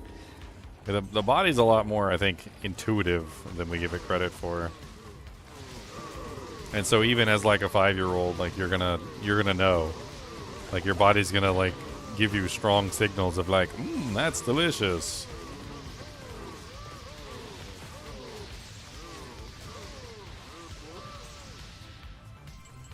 I mean, it's not impossible to get proper nutrients as a vegetarian, but it is difficult, It's very difficult. to say the least. Protein is not the same. As an adult, it's easier because you're smart enough to know to eat things that are disgusting and that you probably wouldn't normally eat, to get those nutrients that you need, right? Because there are specific things that have specific nutrients that you need, and then you have to have a balanced diet to maintain that, right? But as a child, if something is disgusting, you're not going to force yourself to eat it just because it has the nutrients that you need. The other thing is that you also need to eat large quantities of things to make that happen. And not even that, but also you need the gut biome to actually process that stuff too. So it's not just a matter of, like, can you do it? It's a matter of, do you have the proper, like, tools at your disposal? A lot of people don't know that, like, some people of different descent, like, you know how people say all people are created equal? Well, it's bullcrap. All people are not created equal. Some people have better things than others when it comes to digesting food, and there's other problems and, like, benefits. Like, you wouldn't think it, but there are specific races that have longer intestines than others, which makes them easier, have a easier time digesting vegetables, like vegetation, than others. If I remember correctly, like, let me see if I can find actual factual information on it first before I go spouting things.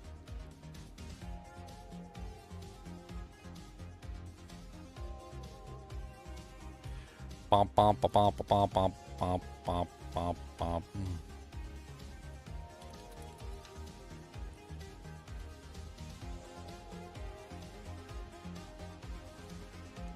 Bum, bum, bum, bum, bum, bum, bum, bum, bum, bum, bum. So intestine length is a big thing, and some people just have longer intestines than others.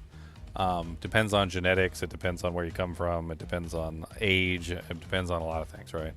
But intestine length is one of the primary things that helps you digest cellulose, which is one of the primary ingredients in plant matter.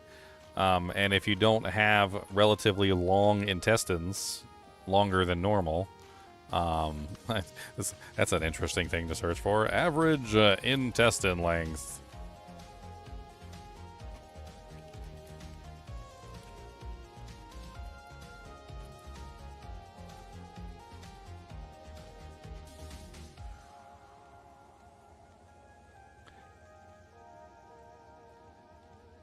So here's a little breakdown for you. So on average, a human's entire intestine measures between 5.5 to 8.5 meters, between 18 and 28 feet. So if you're one of those people that has 28-foot intestines, you are going to be able to digest cellulose far easier than somebody who has 18-foot intestines. When you're young, you also don't really have very long intestines by comparison. Like, it takes a little while for everything to grow in. Like, you don't just start out with 28-foot intestines in your stomach. You're a little tiny baby. So, like, as you grow older, of course, like, that starts to grow. Like, as you can see here, like, age and size are one of the, like, main factors. So intestine length can vary with age and body size. Measurements are generally longer after death when the bowel is empty.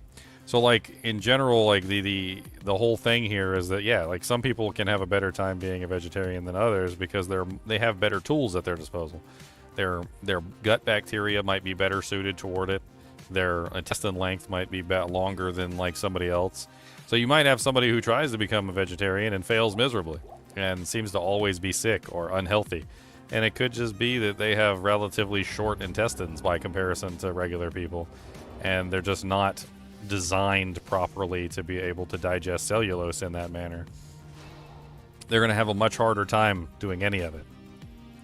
Even animals that have relatively long intestines generally have methods to increase, they have multipliers They have Diablo 4 multipliers, okay? If this makes any sense to you, all right? There's two different kinds. They're called refectors, but there's two different kinds of refectors. Refectors are animals that multiply their intestine length by either A, eating their own poop. Chinchillas, the animals that are on the video here, are refectors. They actually eat their own poop, and it goes back through a second time. That's a multiplier. That's a 2 times multiplier. So if you eat your poop and it goes back through, you get 2 times the digestion power, right? So if you got a 20-foot intestine and you eat it and it goes back through a second time, well, then that's a 40-foot intestine. Okay, it gets a double run, right? And then there's animals like cows. Cows will eat relatively large amounts of cellulose. They have 2 stomachs. They actually do what's called chew the cud. It's a specific thing that they do where they basically regurgitate their food, then re-chew it, and then swallow it back down to aid in digestion, which is another multiplier. I don't know how much of a multiplier that one is. Sounds like a 1.5. I'll give it a 1.5 times. It's not quite a 2 times like eating your poop, but it's definitely in there. It's a 1.5 times at least. We don't have any of those methods, so like, and the crazy thing is like if you look at the length of the intestines of like a cow, so like the length, average cow intestine length, right? So the maximum, we said the maximum on a human was 28 feet, right? The maximum on a cow is 100 feet, which is roughly about 4 times, a little less than 4 times the total length of a human's. That's kind of ridiculous, actually. Which means they already have a 4 times what we have, and they got a 1.5 times multiplier. They're doing billions. Okay? They're doing billions. Billions. It's no wonder they're so good at digesting grass. Grass.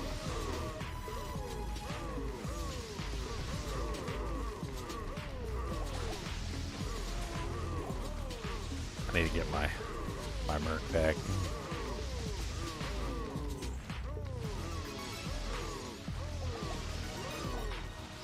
Body size, though? Yeah, they're bigger than us, but that doesn't have anything to do with it. They could be bigger than us and still have the same length of intestine. Take the giraffe, for instance. The giraffe is literally much larger than us. But would you be surprised to know that the giraffe has the same exact number of bones in its neck that humans do?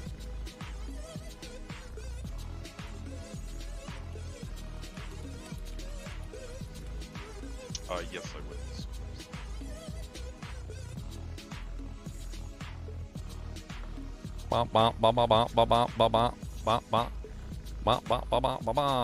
Yes, that's correct. Despite the enormous difference in neck length, giraffes and humans have both the same number of neck bones, which is 7. These bones are called cervical vertebrae, and the key difference is that the giraffe cervical vertebrae are significantly larger than those in humans. So despite the fact that giraffes have really long necks and are much larger than us, they have the exact same number of vertebrae. Which means that you can have an animal who is much larger than us who has the same length of intestines, because that is a thing.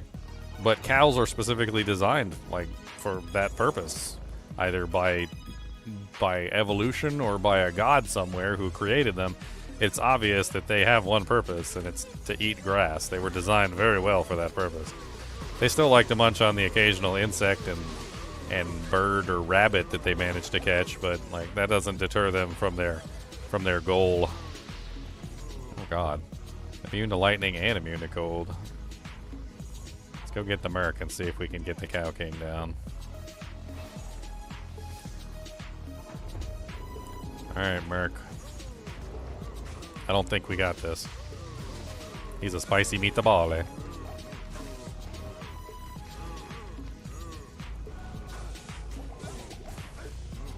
Bump, bump. Bump, bump, bump, bump, bump, bump.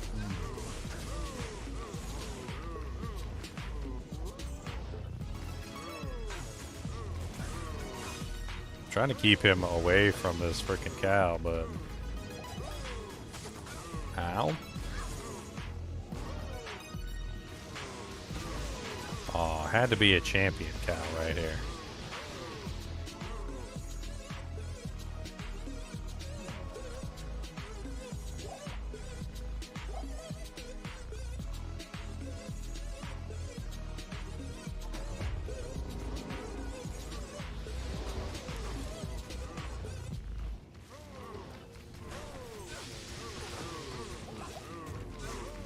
I don't know. It's different when you're young too, because you're still developing. You need so many nutrients when you're developing versus when you're already an adult. I mean, you're basically building a human. Like when you're a kid, you're like, a lot of people, like, you know, don't really think about it like this, but everything that you eat is essentially getting used to create the you, right? That's literally making your arms, your legs, like your brain, like everything is being developed at that particular point in time. So like the amount of nutrients that you need as a child versus the nutrients that you need as an adult is a huge difference. Usually as an adult you just mainly need like maintenance minerals and vitamins, and then you pretty much just need carbohydrates to keep going.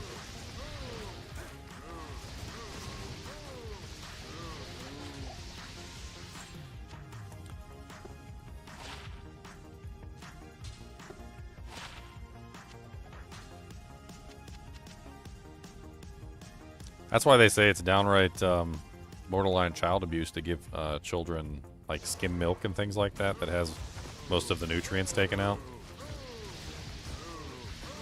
I can't remember what it's called right off the top of my head. They need the fat for their brain. Like, fat runs your brain.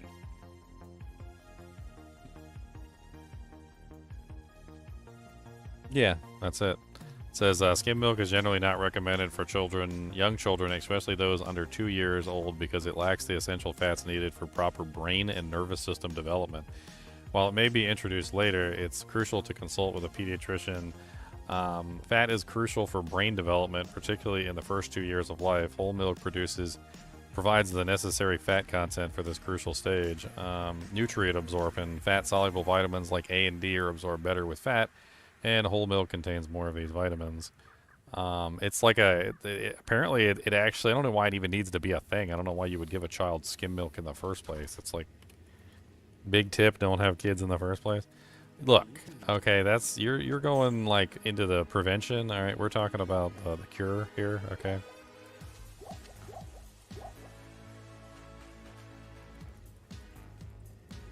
People are weird, yeah. I mean, that's exactly what we were just talking about. Like when somebody forces their child to be a vegetarian. It's a really weird choice. I mean, that's the development stages of their life there. Like, you realize that you can be, like, irreparably hurting your kid for the rest of his life by doing that? Like, we're not even just talking about, like, temporary things. We're talking about, like, actual real development issues that occur because of it. Like, brain not forming properly, like, bones not growing long enough. Like the genetic code inside the person could say that he's supposed to be 6'3", right?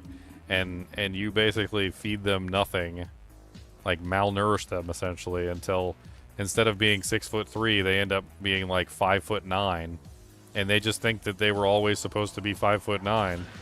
And then like later on they realize, like, you know, like say like we come up with some sort of like advanced technology which allows us to read our DNA and see what we were supposed to look like, right? And like some scientist pulls up your DNA, it's like, huh, according to this, you were supposed to be 6'3", and pretty big too, like at least 220 pounds or higher, depending on your like your build here, according to this. And like you're like, what? I'm 5'9" and like 170 pounds. Like, this doesn't make any sense. And they're like, well, sounds like somebody didn't get enough nutrients when they were a child to develop properly. Good day.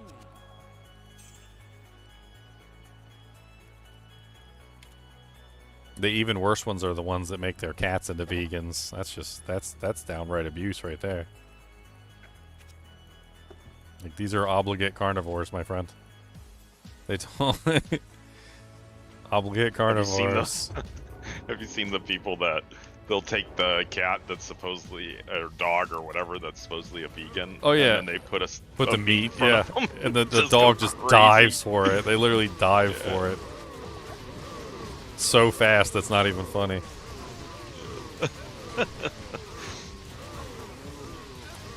Does the book have to have a scroll in it to make a portal? I don't know. Probably not.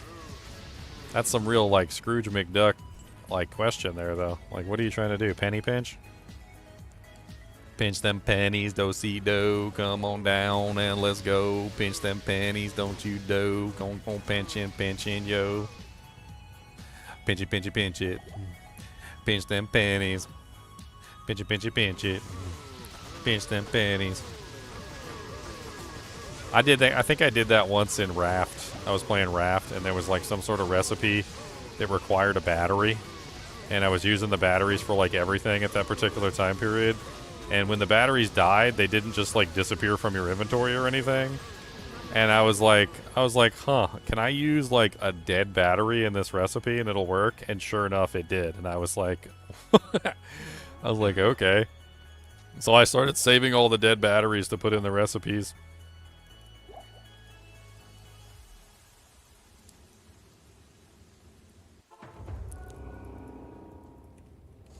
I was talking with somebody about that the other day too. Like, batteries don't really die. Like, they never die. I've noticed this about batteries. They don't output the current that you want anymore, but they never seem to die. You can actually clean them, like refurbish them. Well, what I mean is like, say you took a bunch of dead batteries and you hooked them up to a capacitor. The dead batteries would slowly and very dutifully fill the capacitor up until the capacitor is full, and then it would discharge. It's actually the same technology that they use in an ethereal Bazile's vortex. It's the same technology they use in like smoke detectors, where like the smoke detector's batteries is dying, and what happens is even though the battery's dead, it like very slowly charges the capacitor until the capacitor is able to chirp, and it gets like one chirp every like 3 or 4 minutes or something like that. It's essentially just like a little loophole that you can use. It'd be an interesting test one day just to get a bunch of dead batteries, like a whole bunch of them, and just like hook them all up in a series to like a bunch of capacitors, and see if you can like pull enough juice out of like a large number of batteries to actually power something.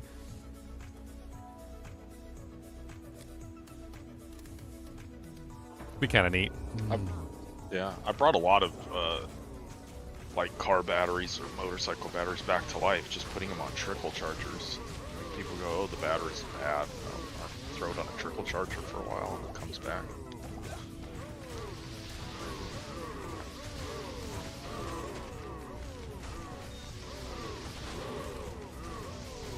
Feel like I would have made a good teacher. I don't know. I think I'm just a good learner.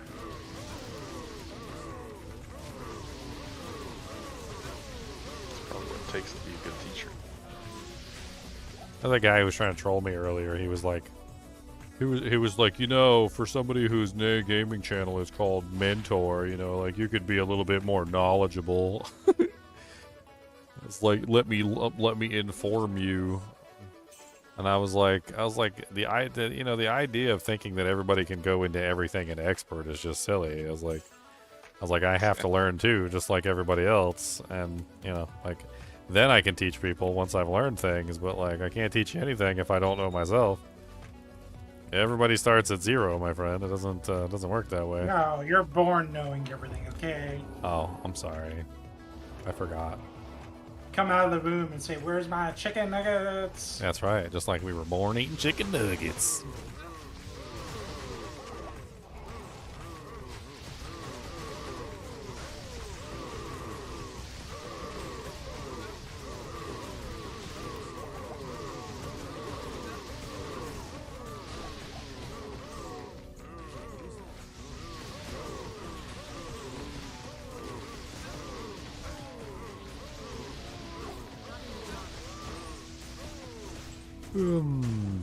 Yeah, fat-soluble vitamins, by the way, is a real thing. Like, even if you're a vegetarian, like, you don't get any vitamins from your vegetables. Like, the specific fat-soluble vitamins. You don't get any of those from your vegetables unless you put some fat on there. It has to have fat on there. They're called fat-soluble vitamins for a reason. You don't need to take my word for it. It's something you can look up all you want. You can just type in fat-soluble vitamins into Google. It will tell you that vitamins A, vitamin D, vitamin E, and vitamin K are all fat-soluble, and they only are absorbed into the body if they are eaten with a fat. In other words, you have to have a fat to actually get them absorbed into your body. And if you don't, well, then they just pass right through you, and, well, you don't get any benefit from eating those vegetables that you're eating. So all those times that you suffer eating broccoli or asparagus or any of those other things, and you're hoping to get your nice vitamin A, D, E, vitamin K, and all sorts of other things, you don't get anything unless you add some fat to it. So, like, you got to put something on there. I mean, you know, if you weren't a vegetarian, I would say put some butter on there, but I don't know what your choices are as a vegetarian. But you're going to need to find some fat sources to put on your vegetables, otherwise you're not going to get the vitamins and nutrients from it that you want. Some plants have fat. Olive oil. Some plants have fat.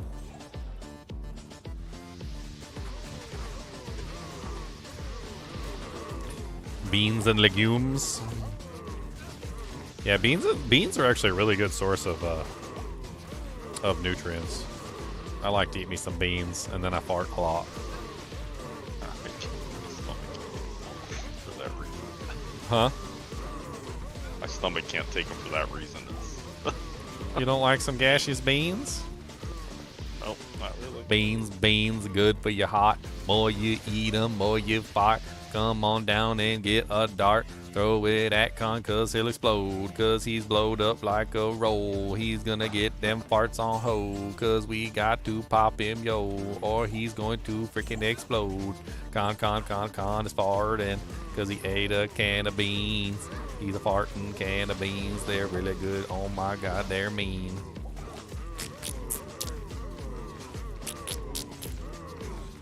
I actually have a funny story about that. One of my chinchillas almost exploded. I need a key. From eating beans. So, I had this stupid idea. I was like, squirrels eat maple seeds. I was like, the chinchillas probably would like maple seeds too. And this is when I learned that chinchillas are not squirrels at all, not even in the least bit. Like, so if you ever thought that chinchillas were squirrels, let me inform you, they're not squirrels. There is a specific thing that they are lacking, which makes them not squirrels, by the way, which I had to find out about the hard way. So, basically, when it comes to squirrels, squirrels eat a lot of fats. They're, you know, like nuts have a lot of fats in them, right? So they eat lots of fats.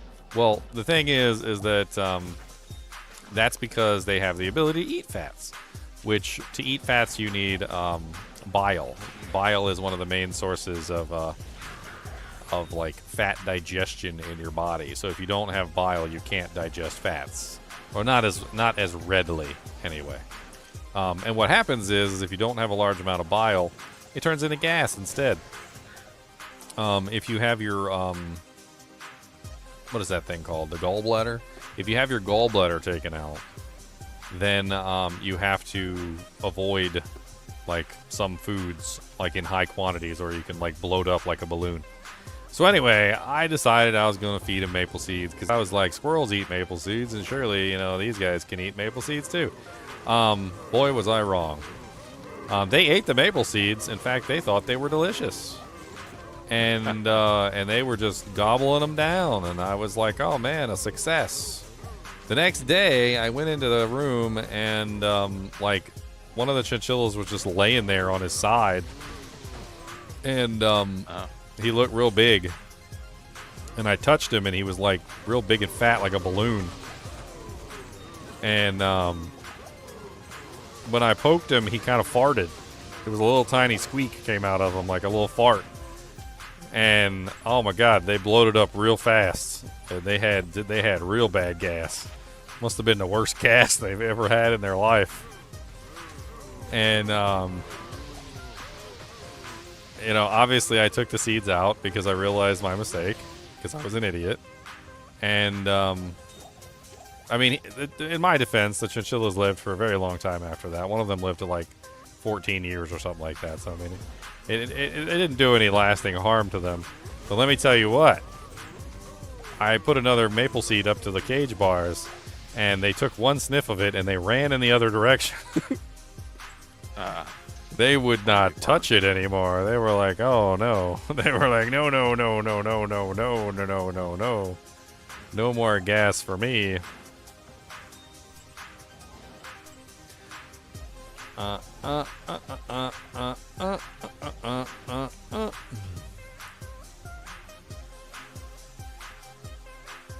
Yes, chinchilla balloons. How do you make chinchilla balloons? How you make chinchilla balloons. It works only once. Step 1. Find maple seeds. Step 2. Feed maple seeds to chinchillas. Step 3. Wait patiently as they inflate. Tie a string to their tail. They might float away. Step 3. Profit. I don't think there's any profit involved. Your chinchilla might explode. I think you're going to lose money on this one.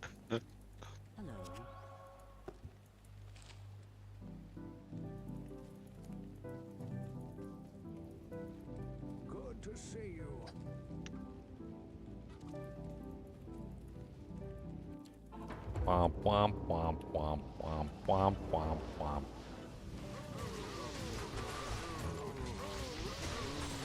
You know, I understand the whole foods versus, you know, like natural foods versus like processed foods argument, but you guys do realize that like natural food is like filled with all manner of deleterious things like bugs and parasites and like, I mean, you can be a natural food eater all you want, but it doesn't necessarily make it more healthy, especially if you're dealing with like parasites and things that could be infecting you from eating that food. I mean, I literally just talked about that earlier with the like, you know, the people in North Korea who are like fertilizing their crops with human feces, and then they end up with like parasites like rolling back in their ecosystem. A lot of the reason why like they spray and like process the foods is, I mean, getting rid of a lot of that stuff. And even with the processing, like you're still eating, I hate to tell you, you're still eating probably about like, what is it, like 5 to 10% bugs.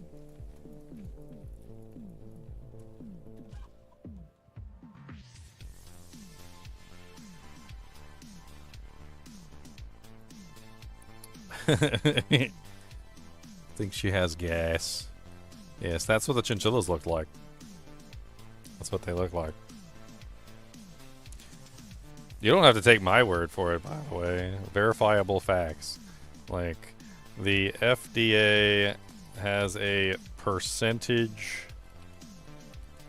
of allowable bug and rodent parts. The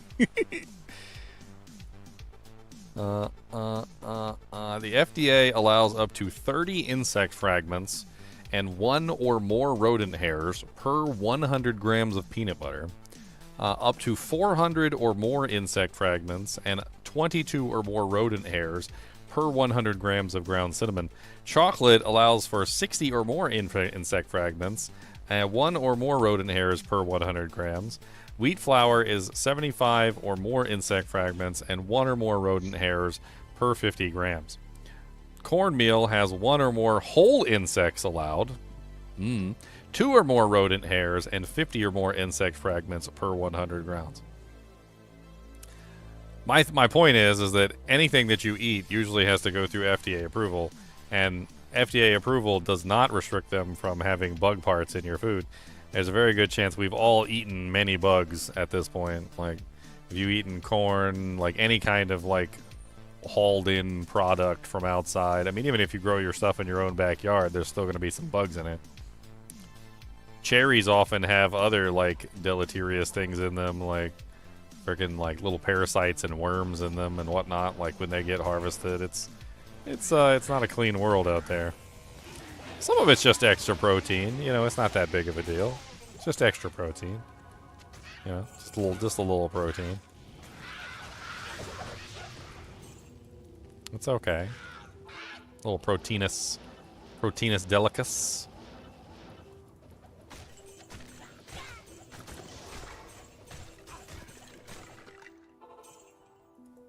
Are the whole foods healthier? I mean, like I said, there are pros and cons. Like the pros is that there's less pesticides and there's less processing going on, so you know they may have changed hands less.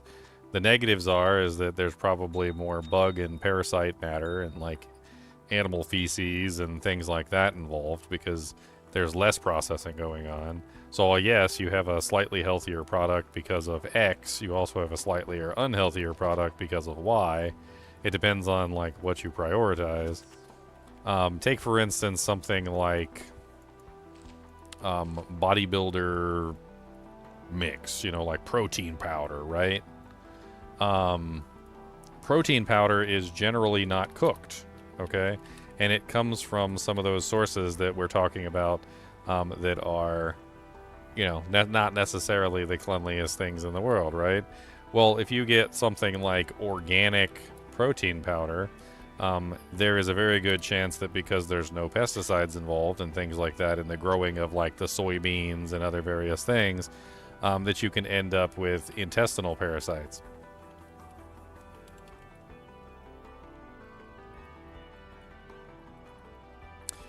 Because the eggs from those like particular creatures can have intestinal parasites in them.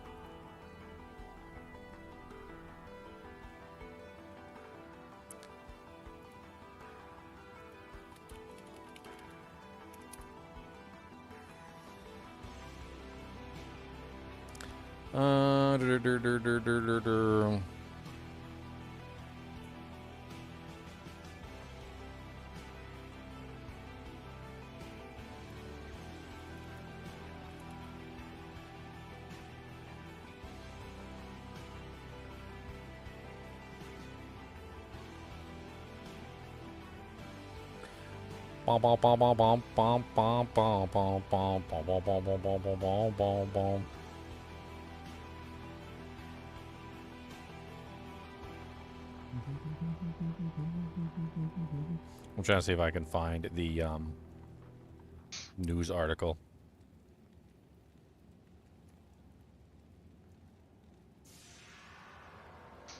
There's tons of them all over the place.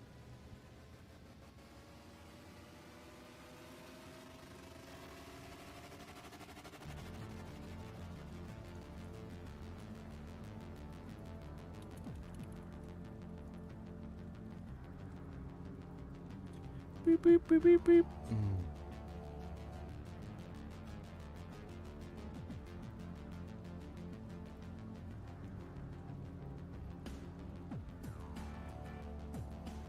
There you go. Okay.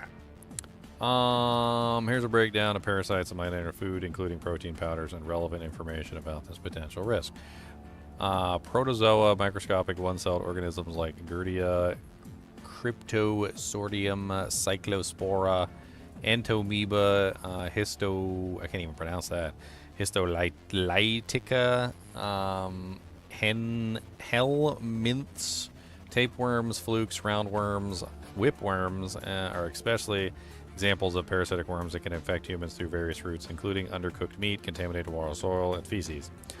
Basically, the reason why protein powder specifically is like a problem with this is that you don't cook it, right? So, like, for instance, if you have some food and it happens to be infected with one of these, it's a very good chance that you will cook them and you will potentially kill the eggs or whatever that's in it, right? Well, you don't cook protein powder. You just scoop it, put it in a thing of milk or water or whatever it is that you put your protein powder in, and then you drink it, right? Well, in that particular case, you're not killing the parasites. So if you have like a protein powder that is non-organic, then there's a very good chance it's gone through pesticides, all sorts of various other things that could potentially curb the tapeworms and all those other creatures. However, the organic ones have less, you know, like processing, right? So there's a very good chance that you could end up with some bad things through those particular routes, depending on what methods they use to curb that stuff. I don't know if you can bake the protein powder, for instance, before it's delivered, which could potentially kill some of the eggs and various bacterias in it. I'm sure there's tons of manufacturing methods, but that is one way that you could potentially become infected with parasites, like eating raw fish, like all sorts of various other things. Like, organic stuff isn't really what it's cracked up to be, because organic stuff is also infected with all sorts of other things that we usually don't want. Now, if you cook it, that's one thing. Cooking it is important, right? So, like, most people like to cook their food. Con cooks his steaks, you know, it's important. Like, you wouldn't want to eat food without cooking it for the most part, because, well, then, you know, that's probably going to lead to you getting a whole bunch of nasty stuff. But there are some things that you don't cook, right? Like, you don't cook a chocolate bar that you buy from the store. You don't cook protein powder. You know, you don't cook, like, you know, you might not cook carrots. You just eat those raw. Various things that you don't cook. You know, cooking is essentially the process by which we kill most of those things. Yeah, you gotta burn it until it dies. Burn it with fire. That's how you do things. Like caveman. Caveman burned fire. Fire hot.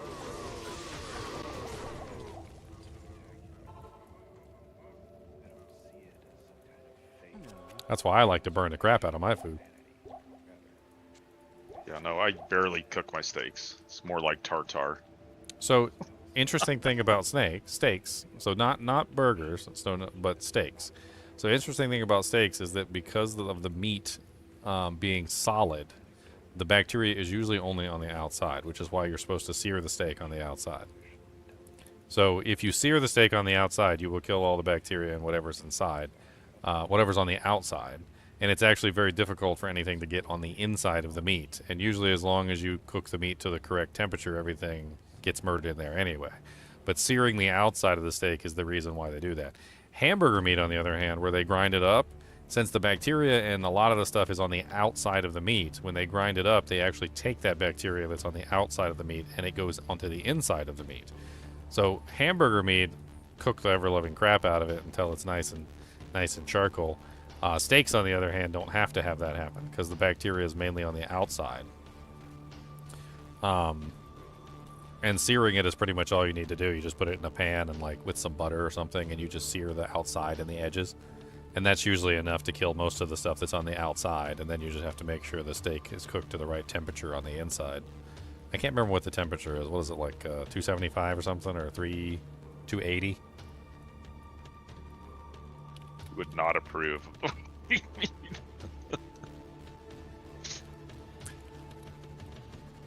You would not approve of what? Oh no, The way I 160. eat meat. 165. 165 is all it needs to be. I like a rare, like it's super rare. I mean, you can eat it rare. It just still needs to be, like, not gonna kill you. That's all I'm saying. Hasn't yet.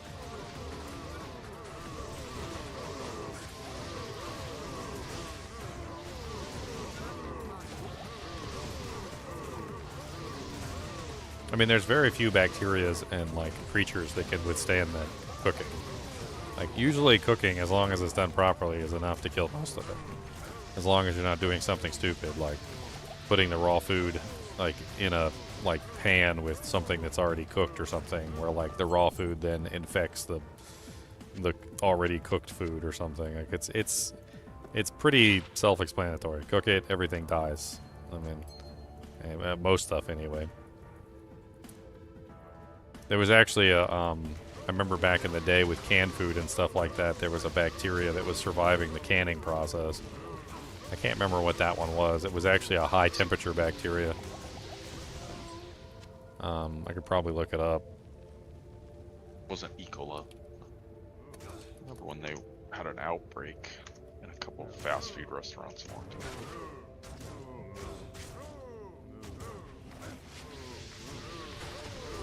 Botulism, that's what it is. Yeah, botulism. I'll pull it up here in a second. Spore formation. C. botulinum as a spore-forming bacteria. Spores are incredibly resistant to heat and can survive temperatures reached during boiling water canning. It was an issue for a while because they have like a pressure canner that gets up to, was it 240 degrees to 250 degrees, and that's high enough. But like just boiling water by itself wasn't enough, and so the botulism was surviving inside of the cans during the canning process, and it was killing people. I can't remember how long ago like they had like an actual issue with this until they figured out that they had to raise the temperature to, you know, like a much higher degree to make sure everything died. Usually that kind of stuff doesn't infect meat as far as I know, unless you left it out on the porch overnight.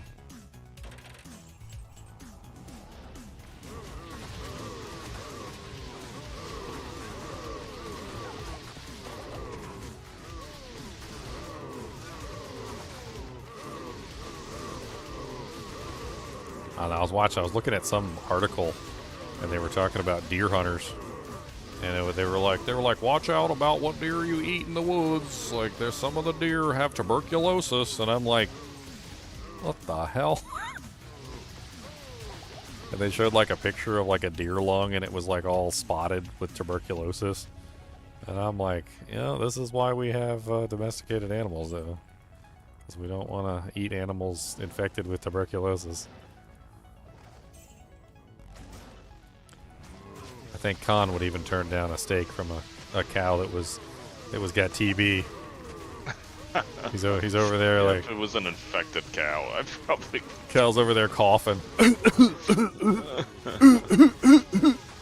Why is this cow coughing? No reason. Is he okay? Is he sick? I don't want to eat a sick cow. No, he's fine. He's fine. He just got a little cold. That's all. He's got a little cold. She's got a little cold. Oh, that demon machine just dropped. What the hell? Talk about enchantress bait.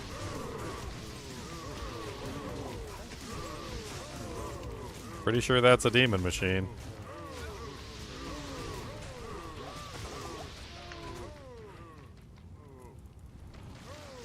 Yeah, but we've had this conversation before. Like, my personal opinion is safety over accuracy. If you're not gonna do either, so like if you're in a situation where you're not gonna check the temperature of the meat, but you still want to cook the meat, then unfortunately it's always safety over the other. Like, if you're willing to sit there with a thermometer and check it, or you got like one of those little meat thermometers that you put inside the steak or whatever, like, I mean, that's a whole different story. But I love Demon Machine. I can't use it. Sell it. Just get rid of it. Just get it out of my inventory. Why?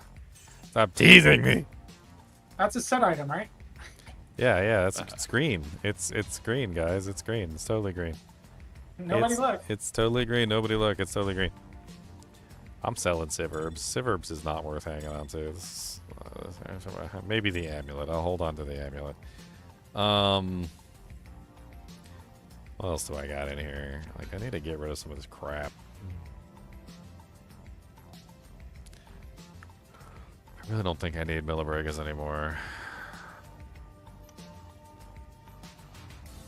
Let's get rid of his little magic find set up too. This bow is nice, but I can't keep it.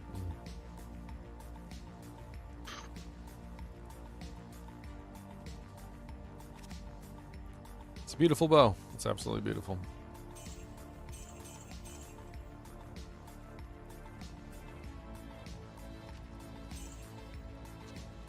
Nah, my policy is nuke it and let God sort it out. That's my policy.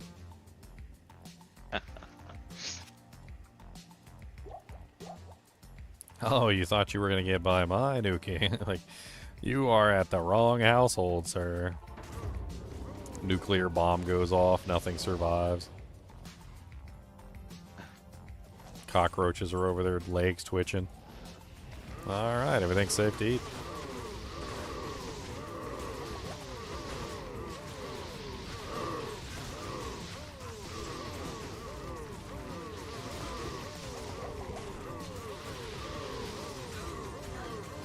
Have you seen some of the parasites, Agent Smith, that come from fish? Like, are you really prepared to have some of those parasites in you? Like, have you even looked at some of the parasites that come from fish? Like, there's one that literally eats the tongue of the fish. I'm not even making this up. It eats the tongue of the fish and then takes the place of the tongue of the fish and literally allows the fish to live by essentially taking the role of the tongue, at which point it essentially latches on to the base of the tongue, sucking blood out of the fish for the rest of its life while it pretends to be a tongue and services the general usefulness of a tongue. It's the most disgusting looking little creature I've ever seen in my life, and that's just one of the nasty parasites that fish get. That's just one. I should show you a picture of it to scare you into submission. Or actually, you know what? I should play that game. What's that game I played? Revenge of the Colon? Where I go into the colon and I actually remove those things from the guy's colon. He's got a whole bunch of them in there.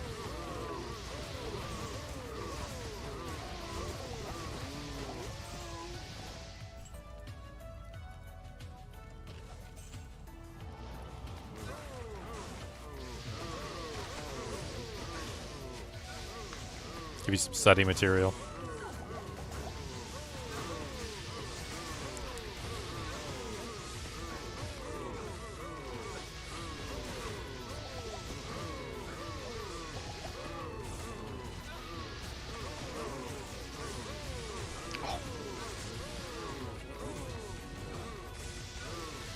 Good night, all. Alright, Con. Thanks, Leo. Have a good night. Oh, Civerb's casual. Right after I sold the shield. I mean, it doesn't do me no good, but it's a pretty poopy item. I don't think it was going to be worth hanging on to anyway.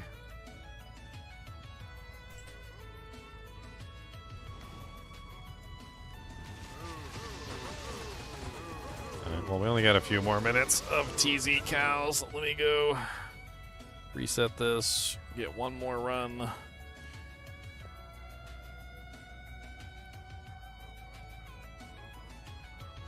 Oh god. I looked away for a half second, almost died.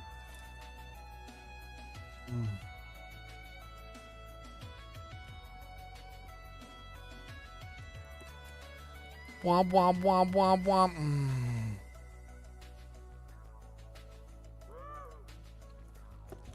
Oh, you like the Revenge of the Colon game, huh? What are the stats on Civerbs anyway? It's like undead damage and a bunch of like it's not I don't remember it being extremely good. I remember it being very like bad even for a melee character.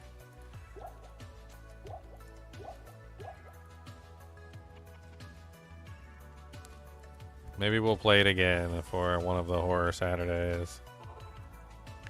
I feel like the WoW factor's already gone though, so.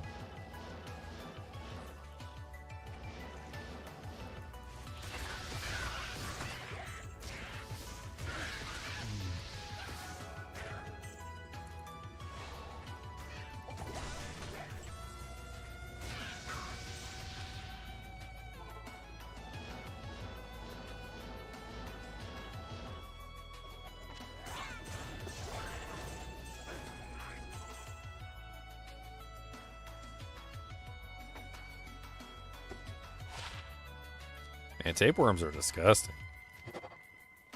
I've seen them in real life. They ain't disgusting. It's disgusting.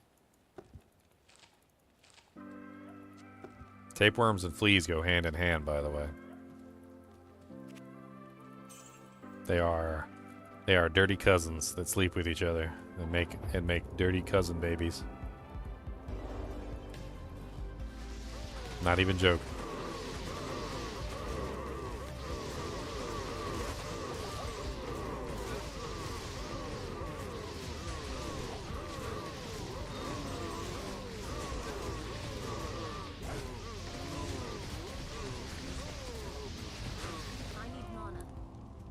Dirty, evil cousin babies.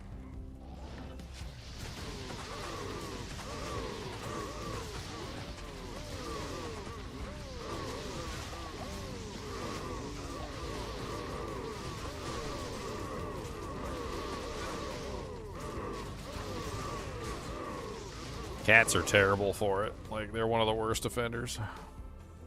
So the life cycle basically is fleas eat the eggs. Then when the flea is ingested by the animal, the eggs hatch inside their stomach. Then they basically end up with tapeworms. The tapeworms then excrete the eggs or the fragments one way or the other. The fleas then eat the eggs or the fragments. Then the cat licks himself to clean himself, eating the fleas and completing the cycle. And they basically just go right back in. Slurp. For round 2, and then 3, and then 4, and then 5. Infinitely. They basically never stop.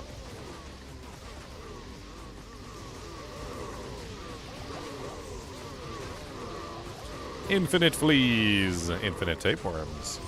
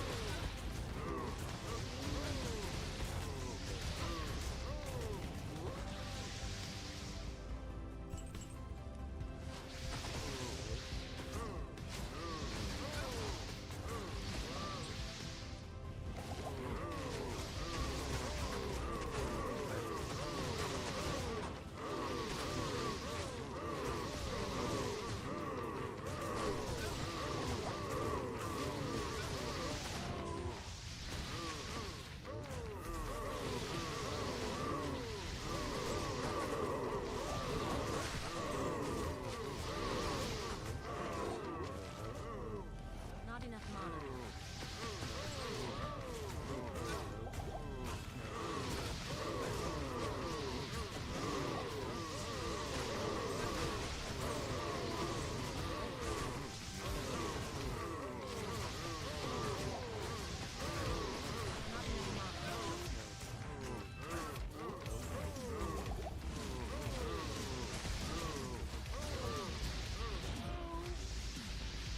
Takes me so long to get to the freaking Cow King in Nightmare difficulty. It's terrible. Man, thanks to all these runs, I'm almost 73. And I'll start getting some more levels once I get into Hell.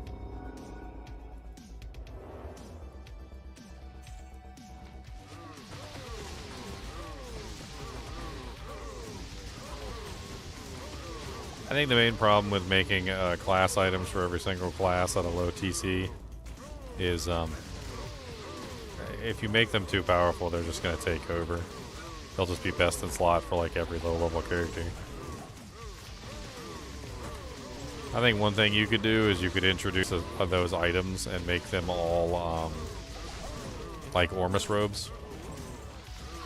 And since they're low level, they would be restricted to basically level 1 skills, but they could roll any level 1 skill, like, on the list.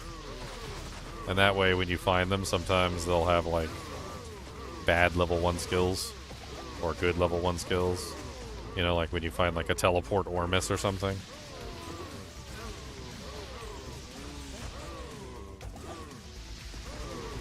I think that level of RNG on a low-level unique like that would be acceptable.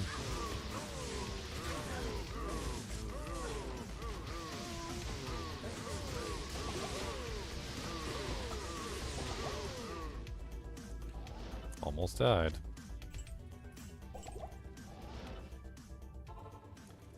Almost died. Almost died. Oh lord. Almost died. Good day.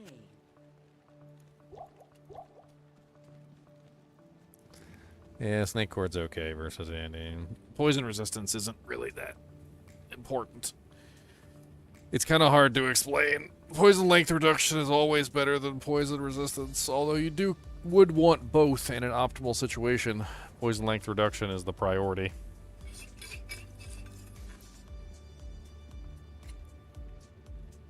There's a lot of items that have poison length reduction, though. Like, it's not limited to a specific option.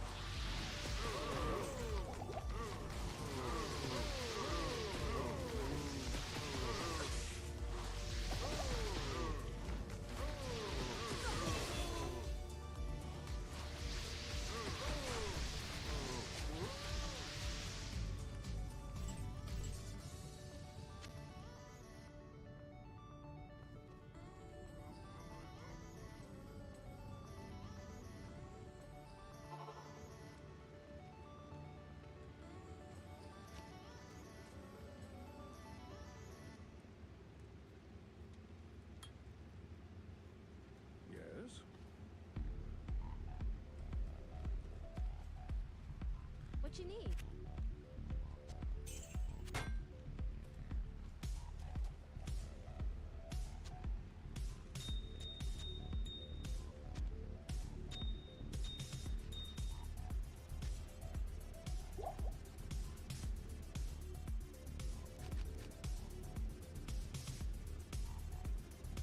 Good day.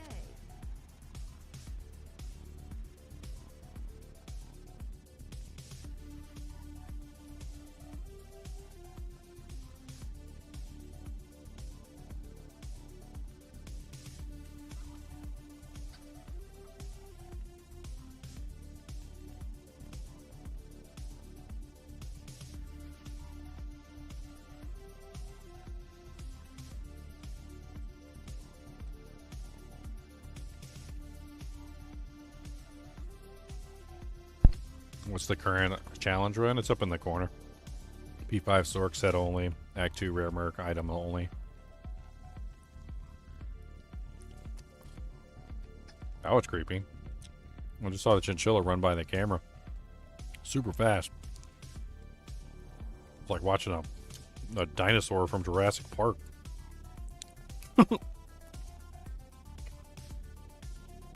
The world's most dangerous animal.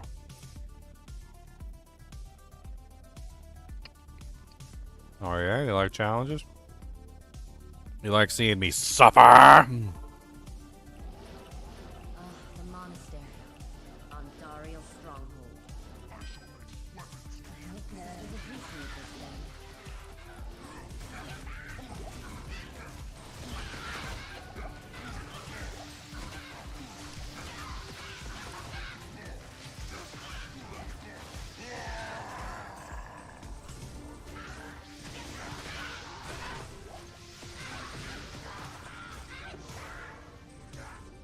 He likes to see me suffer!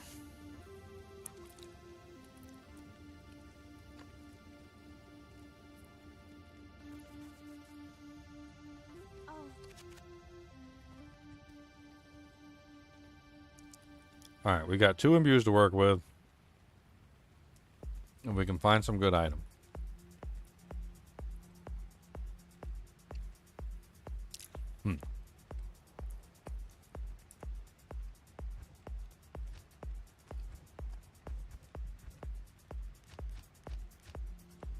I got a socket quest. I don't know what I would use it on, though. I don't think that armor's worth socketing. We're gonna replace that.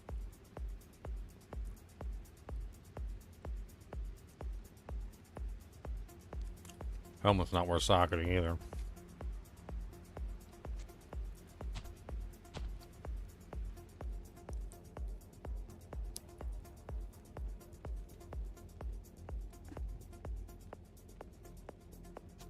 Alright. Let's change out to our resistance setup.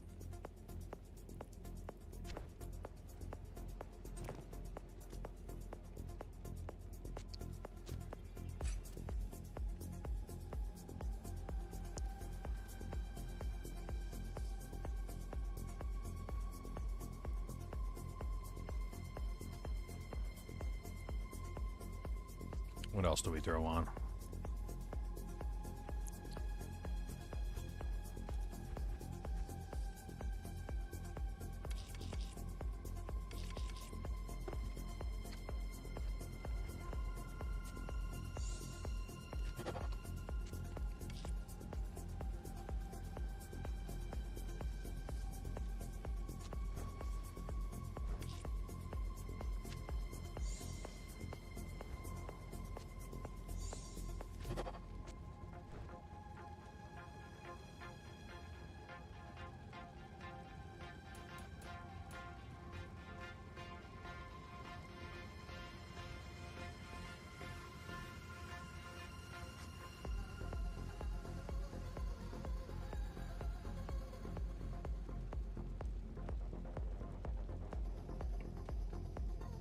The best we can do.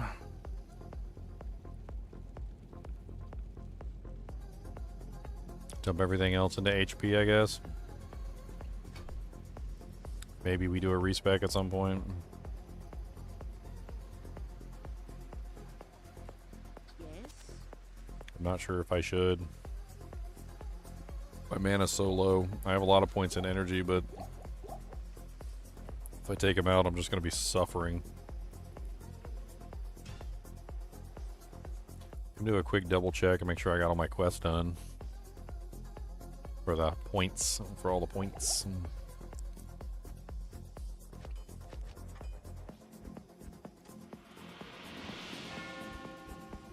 Okay, so only the Nightmare Socket quest is left.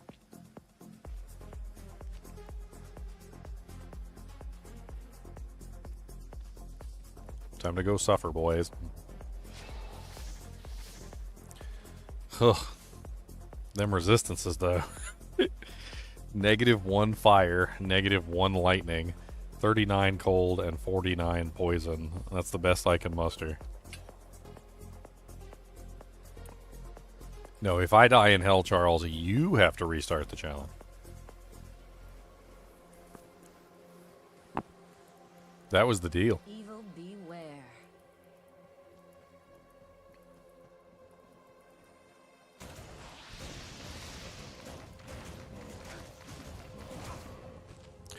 What's my enchant damage? 132.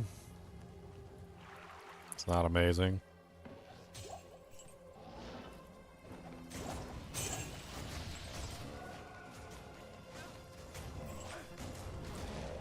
I mean, Merc's handling business, which is impressive.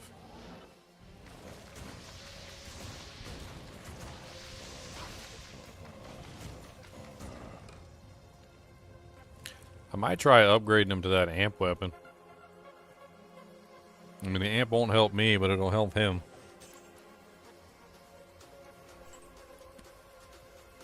It'll break physical immunes and just generally be more useful.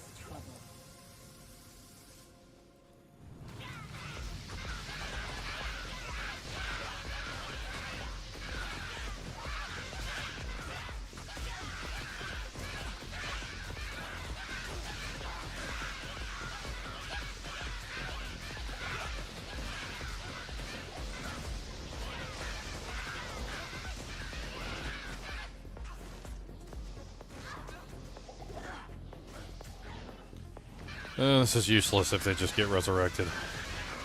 Okay.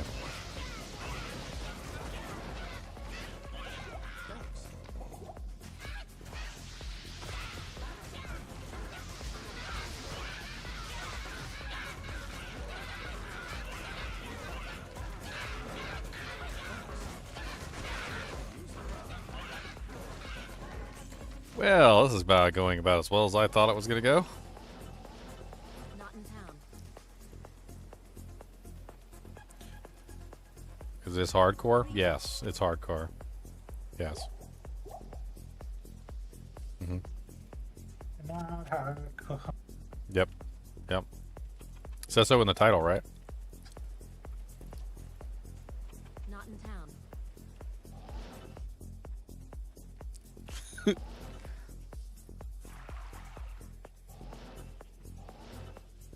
I'm just going to answer yes to that question. Forever now.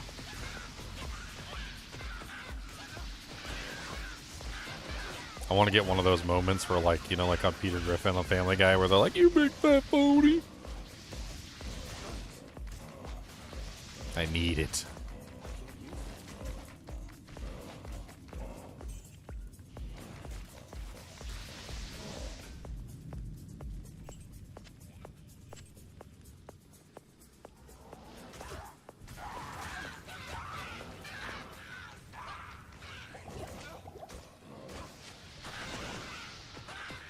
Okay, this might actually be impossible.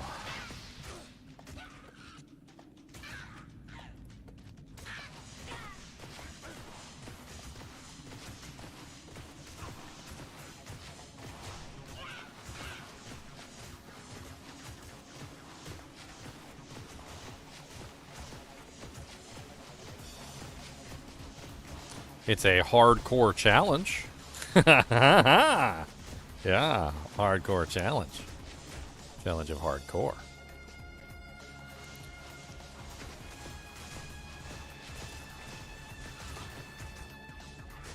Ow.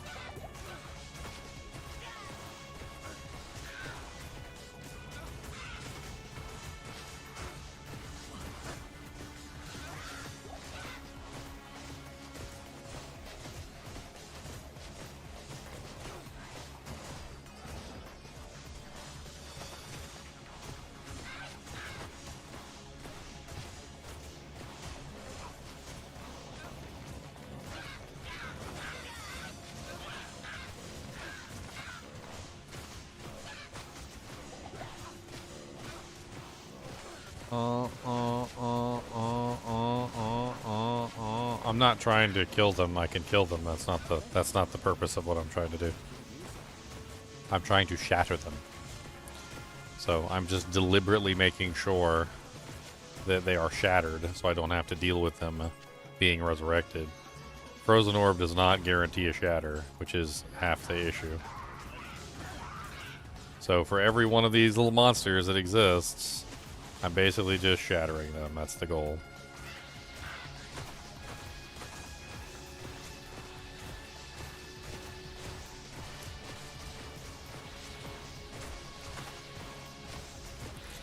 The Tri-Element Sorceress, huh? In the Tri-Wizard Cup. It's a dream, my friend. It's a dream. It barely works. Barely. Barely. It's not a good build. The problem is you spread yourself too thin, there's just not enough points to go around to make all the elements work properly. Like, yeah, you can do it, but that doesn't necessarily mean it's good. It will function, and it will perform the duties of which it is designed to perform, but that does not mean that it's going to do it well or good.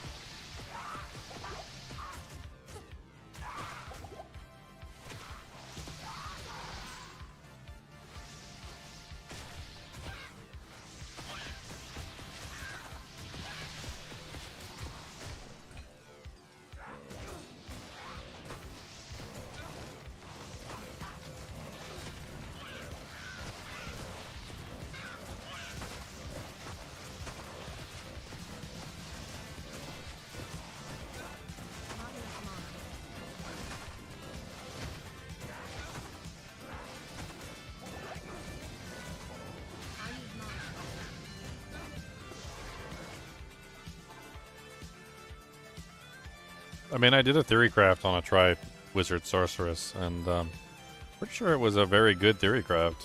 I had a really good idea. I was really sure of myself that it could do something. The moral of the story, though, is that it was, like, okay at best.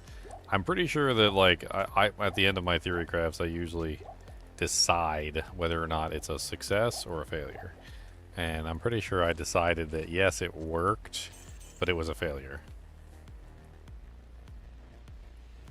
Let me see if I can pull it up for you, and I'll link it to you.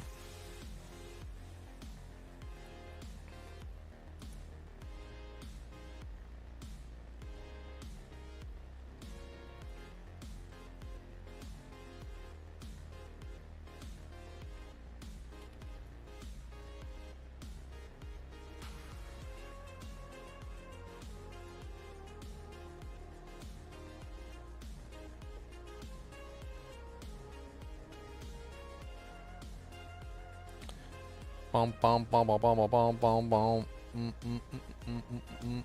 Why no static them down first? Because I'm about as weak as a baby kitten, and being hit at any point could equal death. That's why.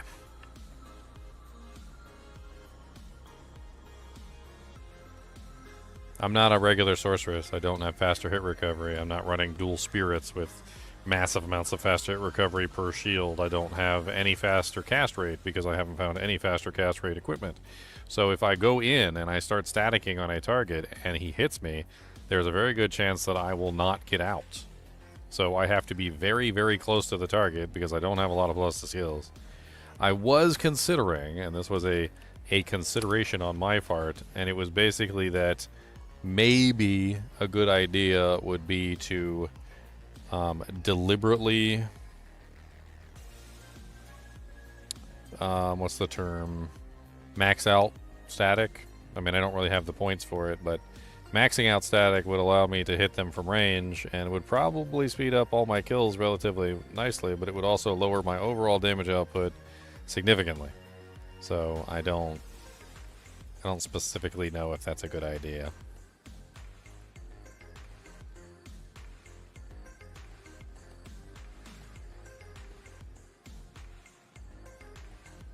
It's definitely not a good idea in my specific case, I can tell you that much.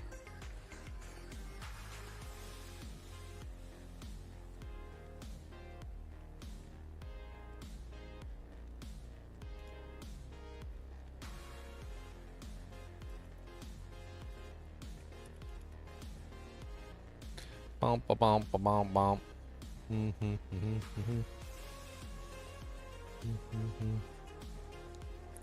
Well, unfortunately, I cannot find this.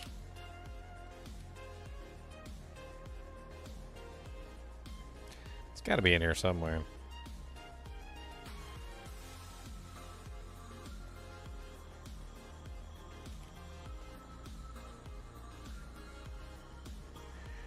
Inferno sorceress. Yeah, that's not a good idea. Nah, for the life of me, I can't find it. I know I did it. I know I did the theory craft, but I can't find it. It's probably lost somewhere in the annals of history. Just be quicker. You're funny. Holy Freeze would be nice, but the mercenaries only stay alive right now because he has Defiance. Without the defense, he'll get wailed on by everything rather easily, and unfortunately, less hits does not necessarily equal survival. So with Holy Freeze, yes, he will get hit less often, but the monsters will connect more often. So even if you lower his relative, like, number of hits, like say he was getting hit 40 times, and you lower his number of hits to 20 times in that same time period. Well, if he has lower defense, then that means more of those 20 hits are going to hit him. As where before, maybe only 10 of those 40s actually connected. But there's a very good chance that when I lower his defense, 20 of those 20 will connect because he will have too low defense to block anything. I'm currently relying on defense to keep him alive at the moment. That's the only thing that really keeps him alive. Defense and resistances. he doesn't have enough faster hit recovery to actually recover from the hits. So if he takes the hit, it pretty much means his death. So I'm trying to avoid that outcome.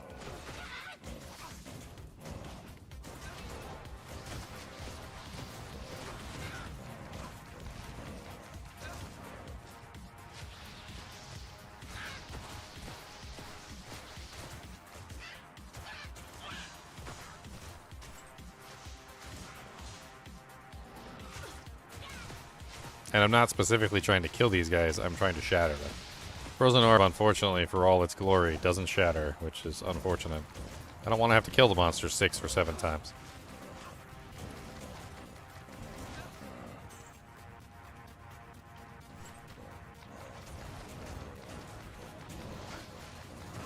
I mean, I'm still considering Holy Freeze.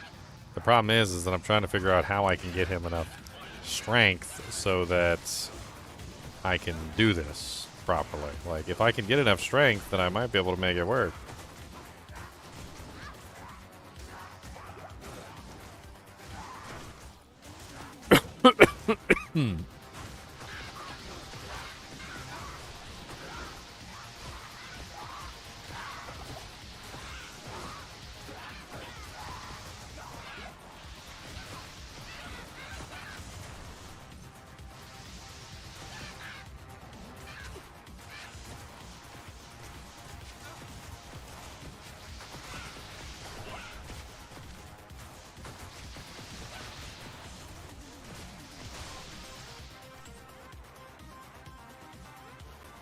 Yep. Worst case scenario, I can bounce back to Defiance.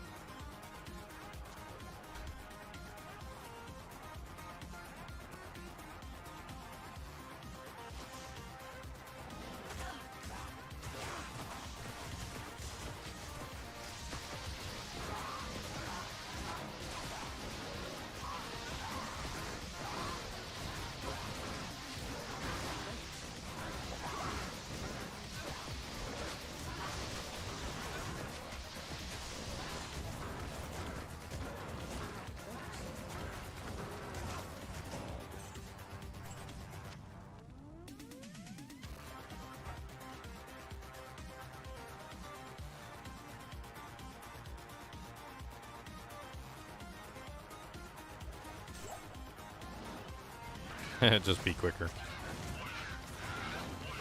I like your optimism, sir.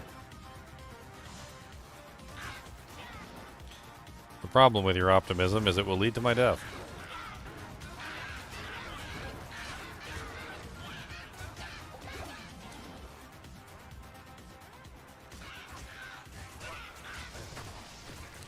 One of the main problems with Sorceress, and has always been the case, is that Sorceress has extremely low faster hit recovery. To the point where it can sometimes take like almost a full second to recover from an attack. All it takes is one attack and you get locked down. It's already happened to me several times, actually. It'd be really nice if I had some faster hit recovery at this point. I certainly would not be, you know, sad at having a little bit of faster hit recovery in the equation.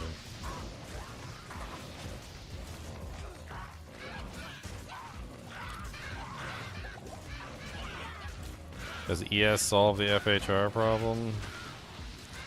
I mean, not really.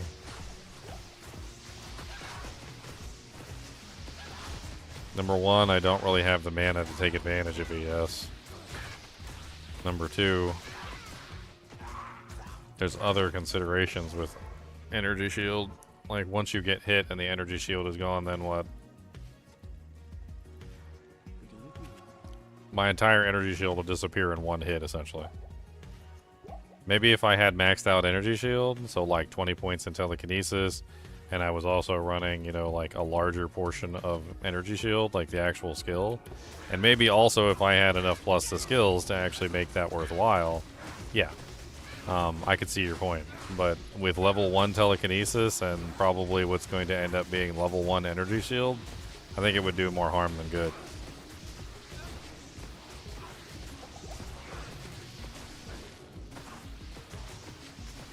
One of the main issues with this whole set thing that I've discovered, you know, like having played it, is that set items are devoid Like, almost entirely devoid of several very key things that sorceresses need.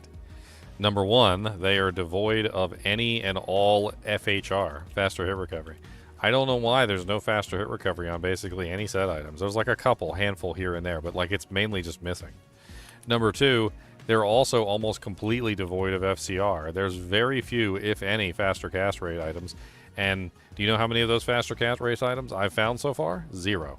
I'm level 73, and I have found 0 of those FCR items so far. I have not even found a Sanders Wand at this point, which is 20% faster cast and is one of the worst items in the game, and nobody freaking uses the dang thing. I haven't even found a Sanders Wand at this point, let alone like god tier items like Trangul's Claws or Tal Rasha's set. Like, there's basically nothing going on for faster cast rate. Another thing that's wrong with the sets when it comes to, like, the sorceress is plus the skills.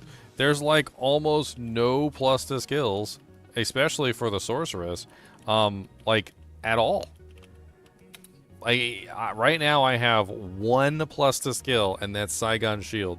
And if I was lucky enough to get full Angelics, that would be 2 plus to skills. And then that's pretty much, that's it. That's pretty much it. And I'm not going to wear the Arcana's Death Wand, because that's the big staff that takes up the one-handed and the two-handed slot, which also gives +1 to skills, so Saigon's is better. Like, all of this becomes extremely dangerous in these situations. Like, you can't rely on 1-point wonders like you would normally. Like, putting 1 point in static and then having, like, level 15 or so static doesn't happen. I don't have a torch. I don't have an Annie. I don't have any plus to skills. I got no Soges. I've got no, Bull Kathos. I've got no +2 amulet. I got no Tal Rasha's amulet. I've got no, like, Spirit Shield, Spirit Sword. I've got none of that stuff. So, like, I'm devoid of the very things that I need to make the character work. And it's proving to be quite a challenge. No pun intended. Challenge mode activate.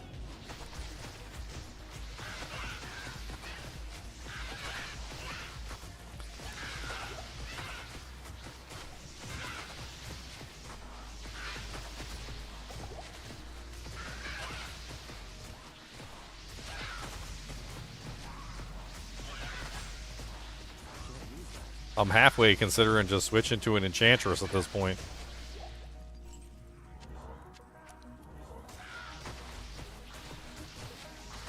See why I'm trying to kill them with Glacial Spike? If I don't kill them with Glacial Spike, they just come right back. I'm going to use Ice Blast instead. I can maintain it 100% of the time.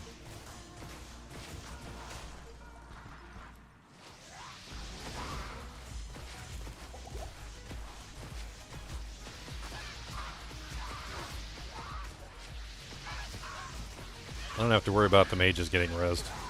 Let's focus on the mages if we can.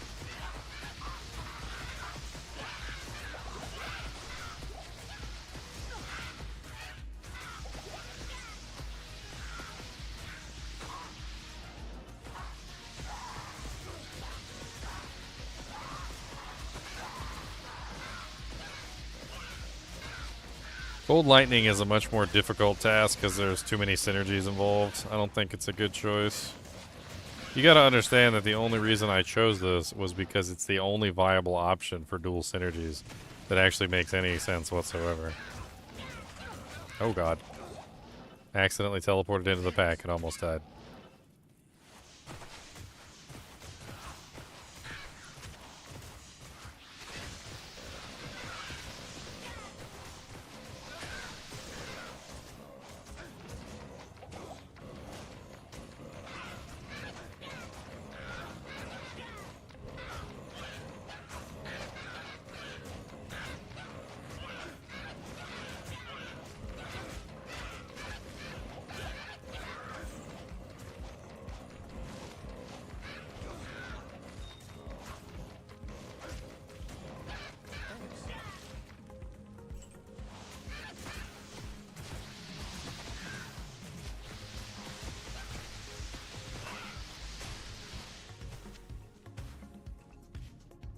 Okay. And of course, rezzed immediately.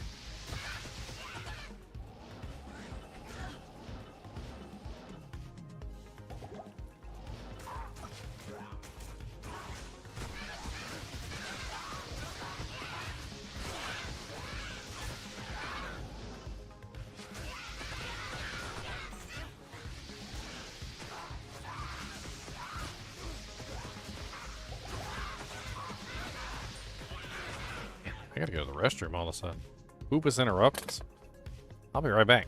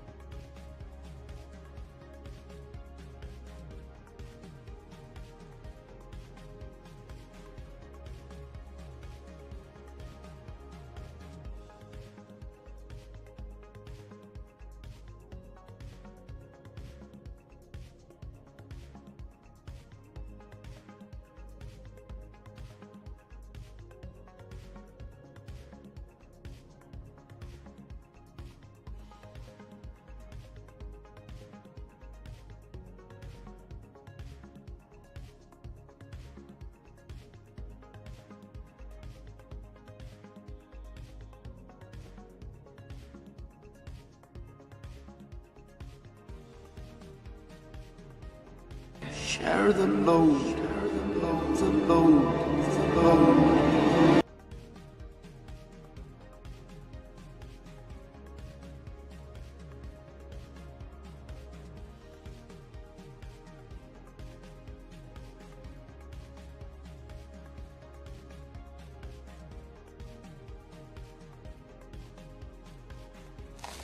Fool of a took.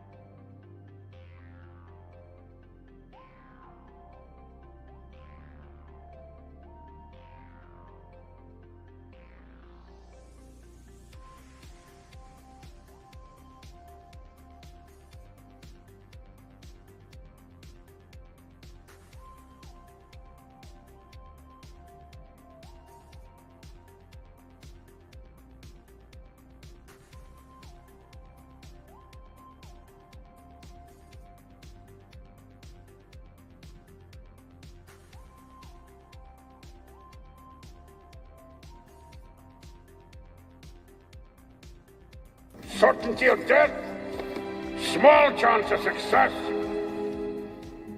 What are we waiting for?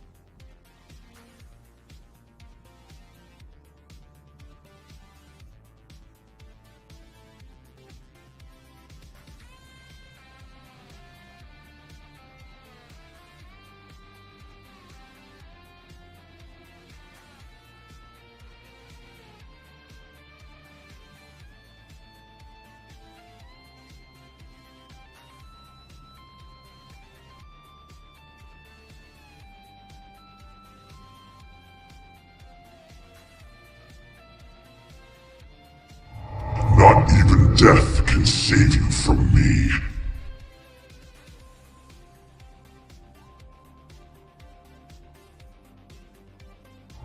Not even death can save you from me.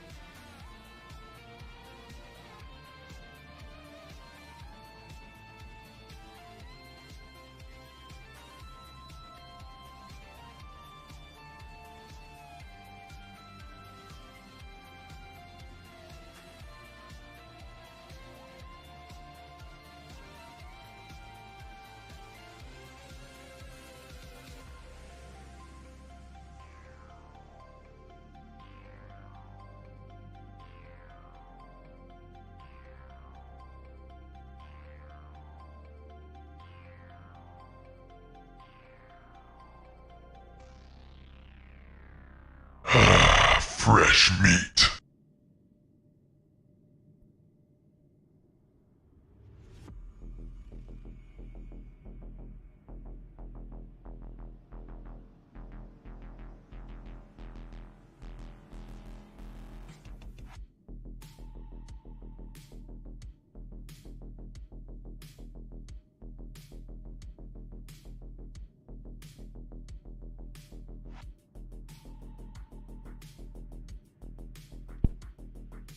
Now, Hydra has just way too many synergies, and it also has other problems too.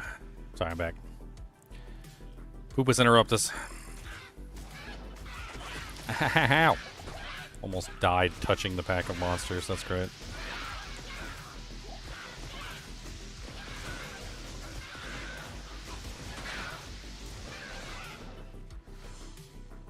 Gotta go get some more potions. Yeah, the problem with Hydras is it has Firebolt and Fireball as a synergy, which is 2 synergies. It also has the skill itself, so that's 1, 2, 3. Then it has Fire Mastery, which is 4. So it essentially has 4 synergies, or four 20-point bonuses. So to max out Hydra, you have to have, what is that, 20, 40, 60, 80 points invested into Hydra. And even fully maxed out.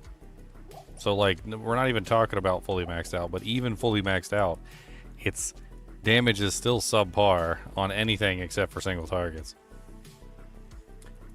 I mean, I always kind of wanted Hydra to work properly, but I mean, if I gotta be the bearer of bad news here, is that Hydra is just not good. Hasn't been good for a very long time. It does better now than it did before. Single target damage on it is acceptable at this point, to a degree that it's a workable build, but even with the best of equipment, Sunder, negative res equipment, like everything that you would need to make the build function, it's still like only good at single target killing and fails miserably at any kind of AoE. I mean, I guess if the only thing I'm doing is single target, then that would be okay, but the only thing I'm doing is not single target. Like, many times you're presented with challenges where you have, you know, like 6, 7, 8, 9 monsters like all attacking you, and that's you know, putting it lightly, all attacking you at the same time that you have to all kill. And Hydra would fail utterly in those situations. Firewall's working absolutely fine. Problem is that a lot of these monsters are immune to fire. Like, take this zombie for instance. Watch, zombies have extremely high HP in hell, especially in P5. Look at how fast he melted. I mean, there's absolutely no problem with the Firewall damage. Firewall has far less synergies. It only has essentially 1 synergy, which is Warmth. And then the Inferno synergy doesn't even really matter because it's only a 1%er. It's only 1%, which is nothing. And then it has Fire Mastery. So, I mean, it's not that bad. Like, you got 1, 2, 3, which is only 60 as opposed to 80. And the added benefit of that is that unlike with Hydra, where it's Firebolt and Fireball, Warmth is one of the synergies for Firewall, which means that then I have really good mana regeneration, which is helping me out tremendously.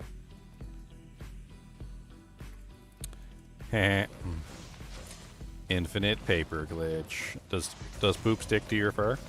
No? Okay. Then proceeds to wipe your butt with him.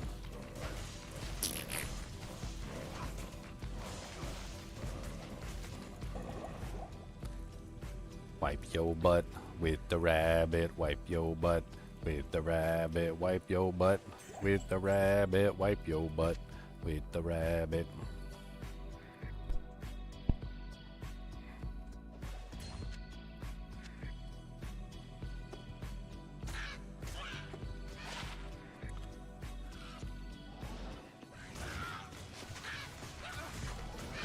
Dang it, I didn't mean to do that. Oh, hello, Corpse Fire. Ooh, he's amped.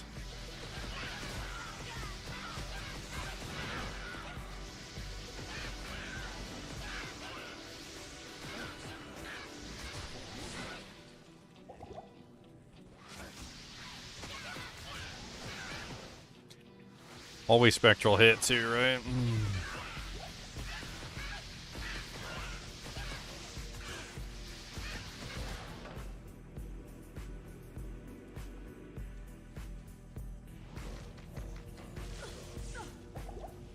Yep, I just got poisoned with a lightning bolt, so yes.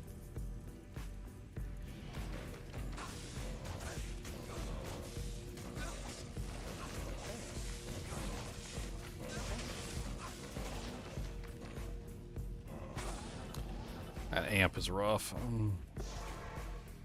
Really not much I can do about it. A way to clear off curses would be amazing. But impossible.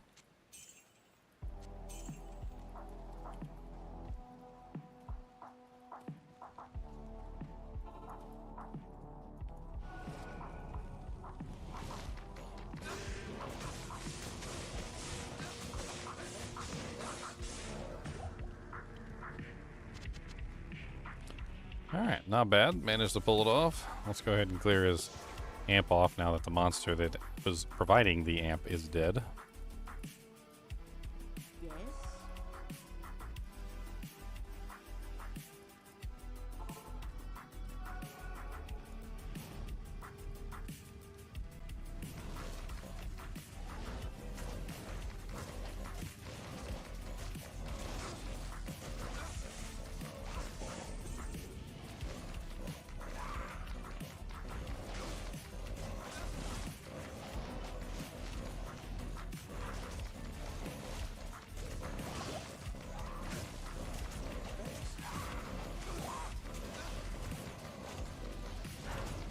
That one minion just like not getting hurt.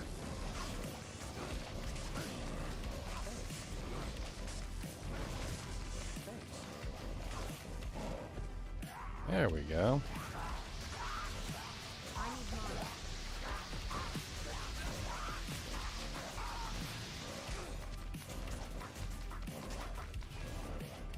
Well, at least I'm starting to find like bases that I could potentially imbue for the Merc.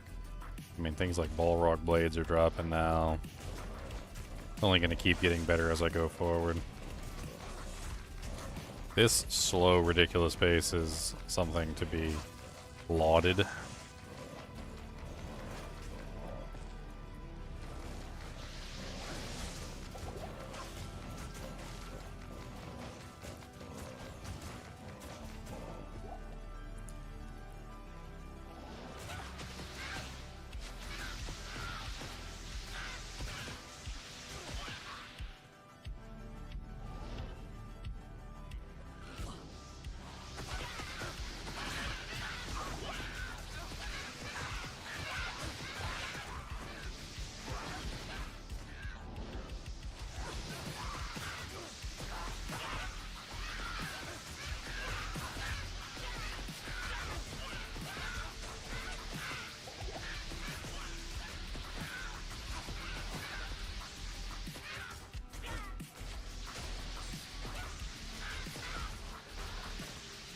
Hey, we did it.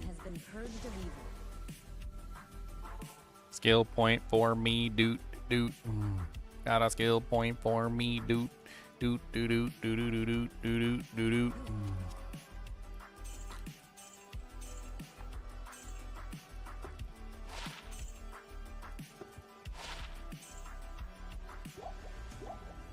Alright. I feel like Firewall's damage is doing good. I feel like we're falling behind on the Frozen Orb. Let's start stacking some more points in the Frozen Orb for the time being. Is there any way I could potentially get points back? That's the question. I mean, I've got 20 points in Warmth, which is really good for the synergy for Firewall and the synergy for Enchant. I got 6 base points in Fire Mastery. I've got 1 base point in Teleport, 1 base point in Static Field. I only use it for bosses. Frozen Orb is 12 base points. Cold Mastery is 6. Got 1 in Shiver Armor. Or Frozen Armor. Man, it's, what am I running? What was that? 12, 18, 19, 20, 21, 22, 23, 24, 25, 26, 27, 28, 29, 30, 31. 49, 48.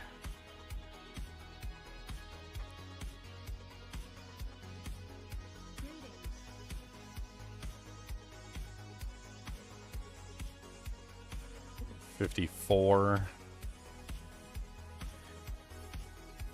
64, 65, 66, 67, 68, 69, 70, 71. So I spent 71 points. Most of it is traveling. Like I got 1, 2, 3, 4, 5, 6, 7, 8, 9, 10. 10 points to travel. That's a lot of traveling. It's a lot of wasted points for traveling. Freaking sucks.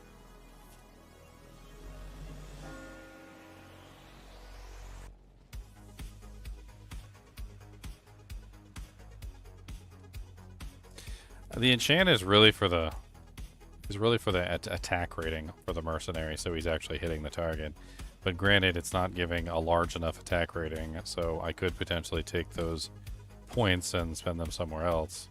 I mean, if I drop enchant entirely, which I don't really want to, but if I did, that's 7, 8, 9 points that I could pull back, which I could then use to cap out or distribute across the other skills.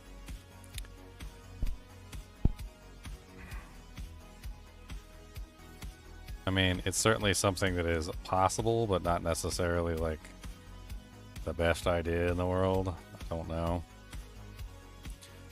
Let's go ahead and get our waypoints here.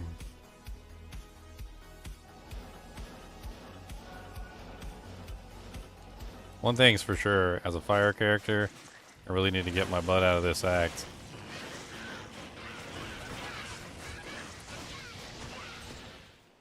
Thanks.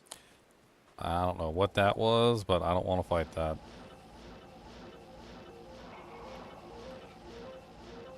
Anyway, what I was saying is that the majority of monsters in this area are immune to fire or immune to cold. And it would be better if we just bypass this area almost entirely. Like, my thinking is we get our butt to Stony Field.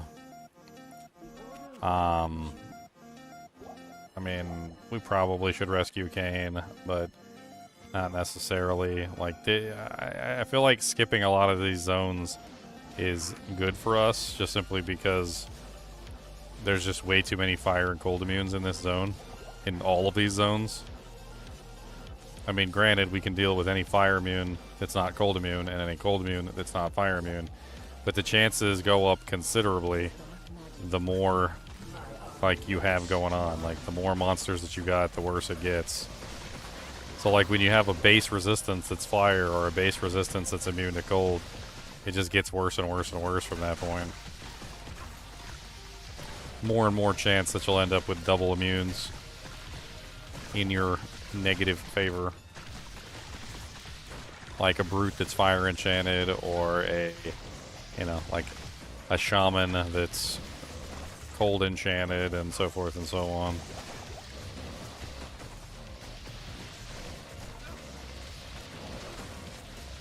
There's a lot of freaking skeletons.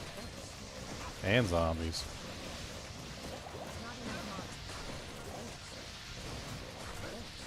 All lightning immune too. My favorite. Means I get my full damage output.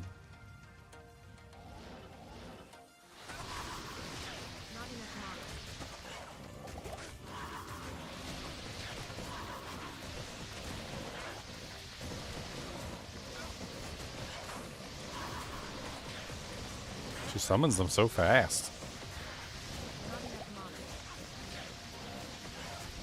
I mean, I feel like I'm dealing with them pretty quickly, but...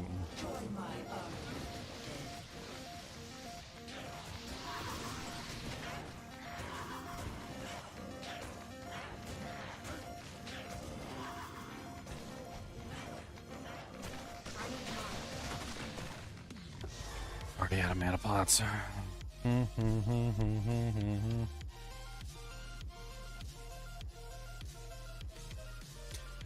Farm Mausoleum. I've already done too much farming. We're pushing ahead at this point. Push him, pushing ahead. Push him, pushing ahead.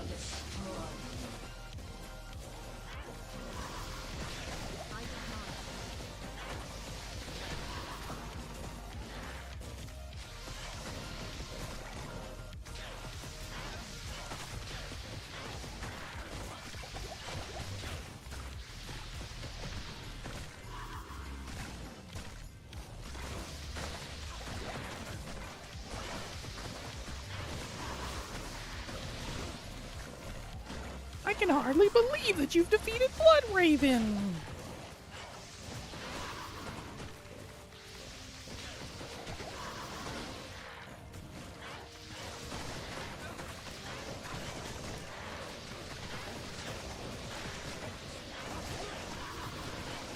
Oh, what the hell did she just die to?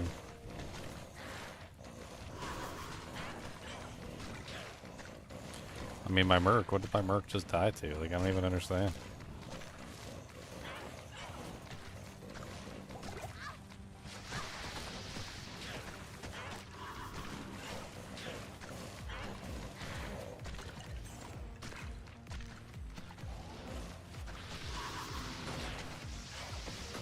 Dude, it's ridiculous how fast she can create monsters.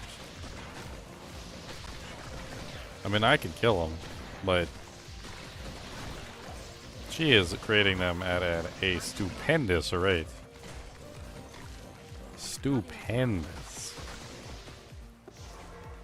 I don't remember her creating them that fast. Yes? Stupidiculous. She's creating them at a stupidiculous rate. Wish she could summon corpse fires. Why are you putting that evil on me, Ricky Bobby? Like, what the hell is that about? You hate me that much, sir?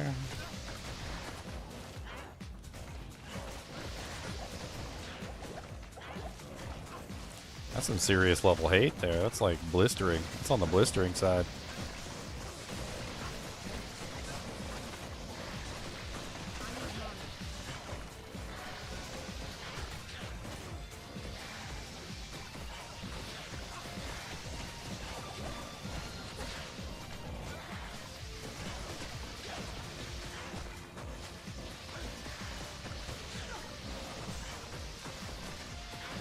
You know, none of my fans hate you. I don't know. I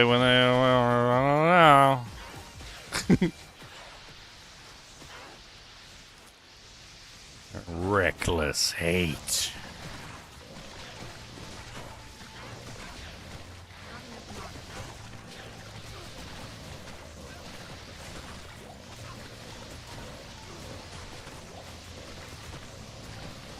What can men do against such reckless hate?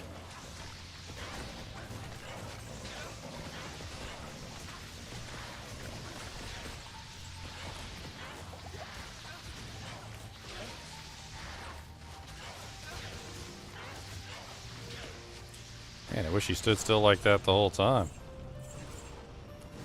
What a terrible hoodoo drop you just gave me there, ma'am. Hoodoo. She gave me some crap. A bunch of blues. I'm pretty sure it was a trap. I do not like her. She's freaking mean. I do not like her. She punched me in the spleen. I'm pretty sure she is a meanie mean who punches in the spleen. I do not like her. I think she's mean. I do not like her. She's a meanie spleen. Oh no, not immune to fire.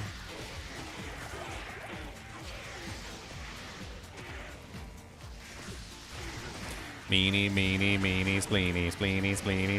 spleeny. Leave my mercenary a freaking alone. He costs like 50,000. Oh my god, gold, and I don't have enough money to keep resurrecting. So you better keep your paws off my bestie. I don't like it when you shoot fire at him, and I don't want you to hit him with knee of your shin. I do not like it. I do not know. You better quit it before you go. I need more potions because I am out, and I can hardly believe that you defeated Blood Raven because I can hardly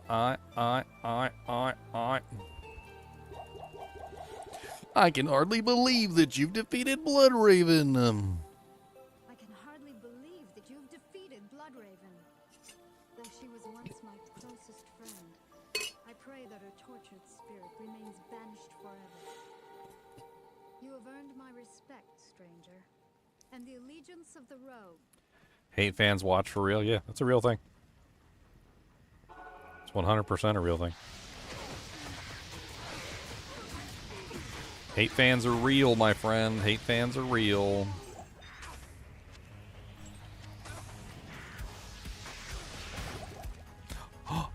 Please, please, please, please, no. Why are you stupid?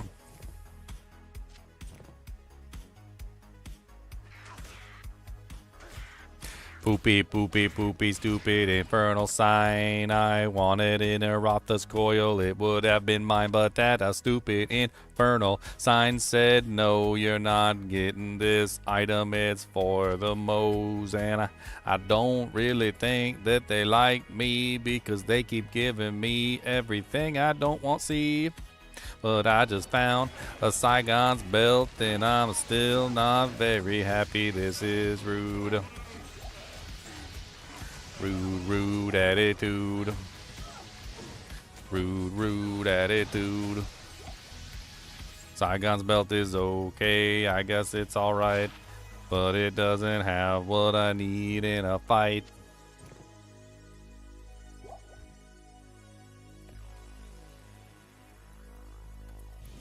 Bom bom bom bom bom bom bom bom bom bom bom bom bom.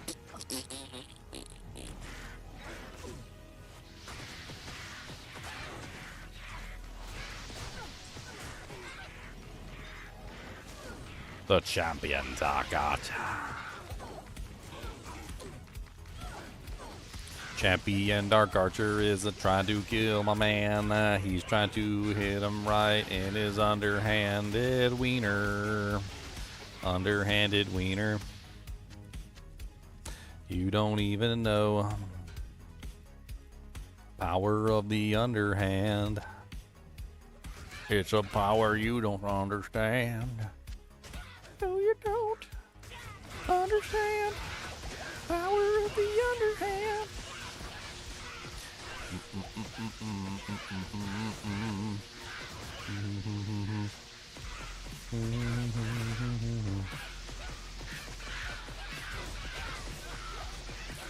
What's up, rockin' issue? Give me a papaduchu. I need something good. You ain't giving me nothing good. That's trash. Trash, trash, trash, trash. Why you gotta give me that dirty trash from your past? I do not last. I don't want your dirty trash. Come on back with the cash. Dirty, dirty, dirty trash. Why you give me dirty trash? I don't like it when you give me dirty, ugly, nasty trash. Take it back and put it in the freaking trash can. Trash, trash can.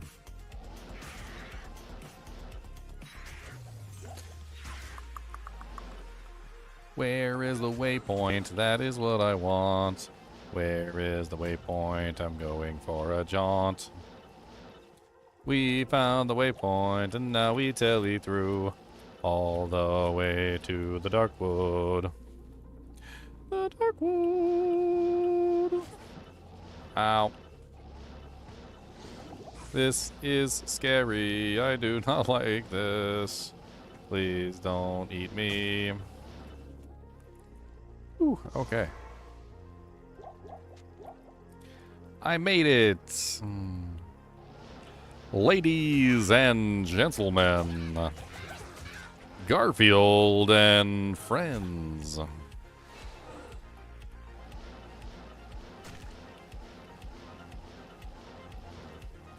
Lucky.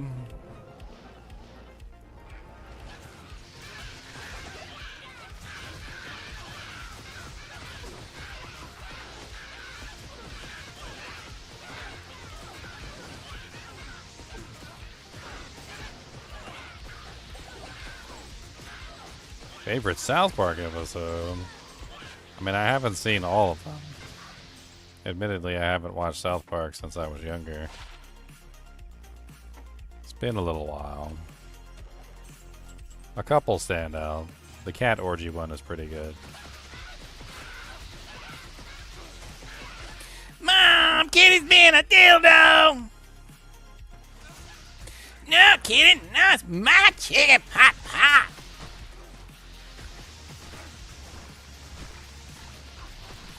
Well, I know a certain little kitty that's going to spend the night with Mommy.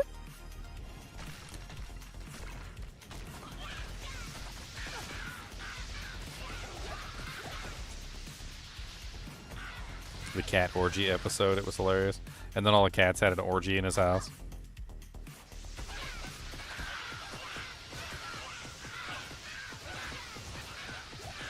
The cat orgy episode. The one where Tom Cruise refuses to come out of the closet, too, was also pretty funny.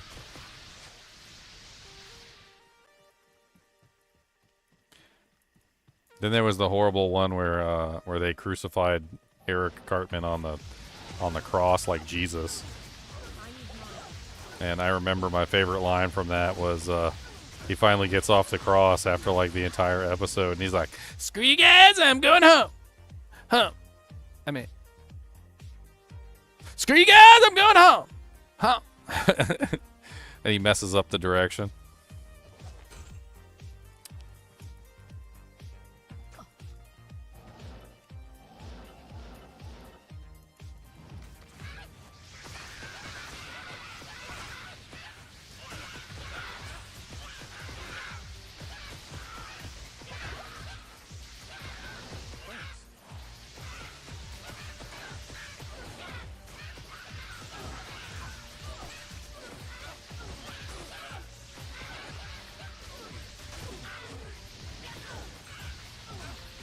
They weren't all funny, if I'm being perfectly honest. Sometimes the humor would just miss. There was a couple where the humor would just miss a beat. This guy's extra strong, cold enchanted, and fire immune. My only hope is for the Merc to kill him.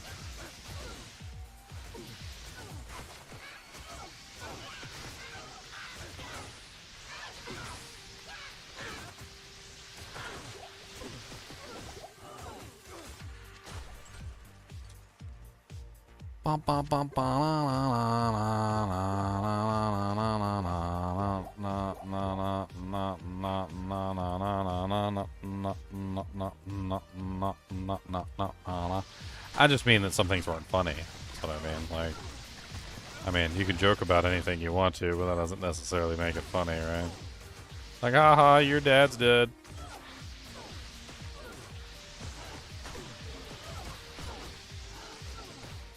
I feel like, you know, like any show that borders the edge of insanity, like South Park tends to do, you know, there's bound to be hit or miss episodes where sometimes they touch on subjects that they probably shouldn't have. Although I do admire the tenacity to touch on those subjects regardless.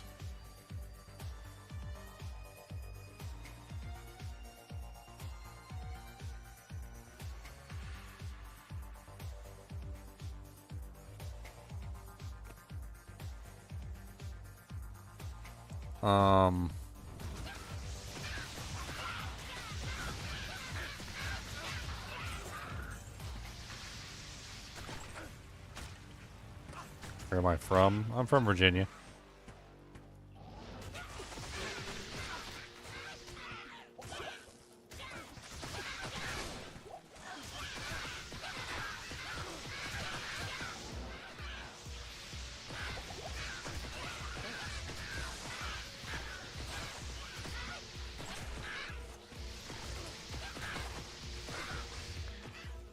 Notice it's a dead giveaway if you ask somebody where they're from in the United States and they say the United States.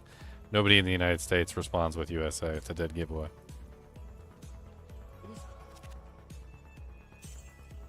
Like, are you sure you're from the United States? If I ever ask somebody where they're from and they say USA, I'm gonna immediately assume you're a Russian spy or something. All right, Rusky. Like, okay, comrade.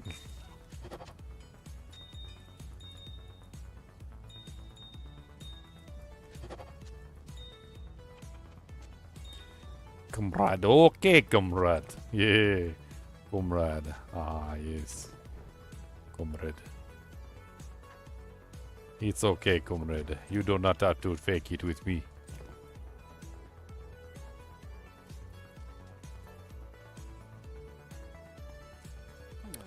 No, Virginia is for the military.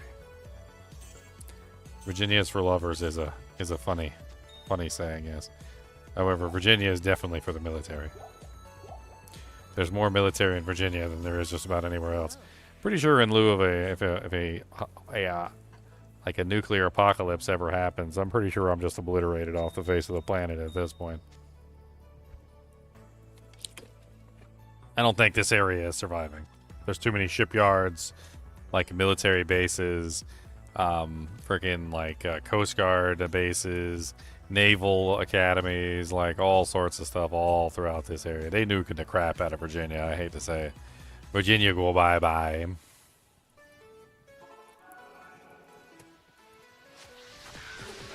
Virginia go bye-bye.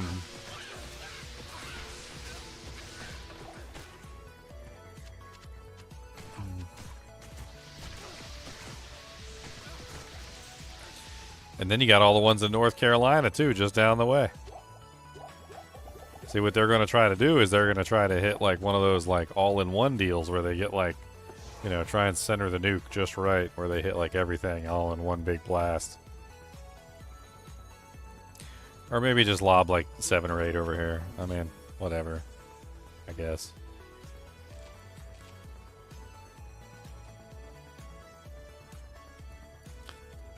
I mean, that's even worse. Then I'm just going to turn into a mutant.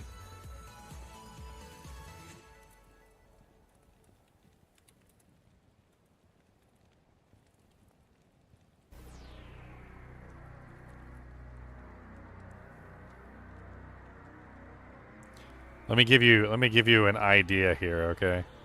So, Virginia has 27 military bases. And North Carolina has 10, and they're all relatively close together. Like, a lot of them are just bundled up together in, like, one general area. They're just going to take a nuke, and they're just going to go...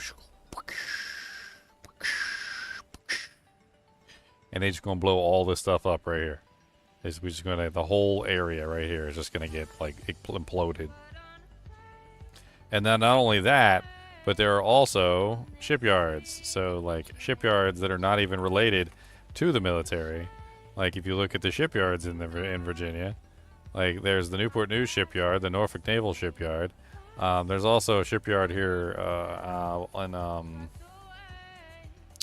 let's see, the Norfolk BAA Systems Norfolk Shipyard, Colonias Shipyard, East Coast Repair Fabrication, Fairlead Boat Works, North Carolina Shipyard in Mans Harbor, Mississippi Shipyard, River Forest Shipyard, Bellhaven.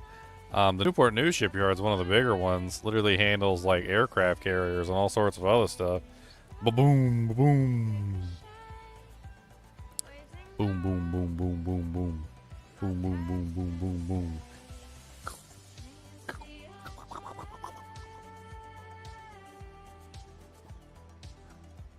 I'm pretty sure I'm dead. I mean, I don't even need to ask the question. If they start nuking, I'm pretty sure I'm dead. Ginger Dead Claw? That's right. I'm gonna come for you guys in the Fallout universe, too. You're gonna know it's me, too, because I'm gonna be like, hello, guys and gals! And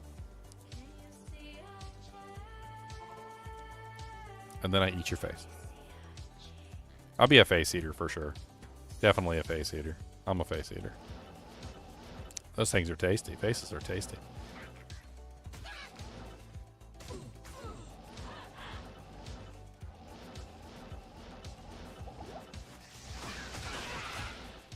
This ancient tree has an aura of magic about it.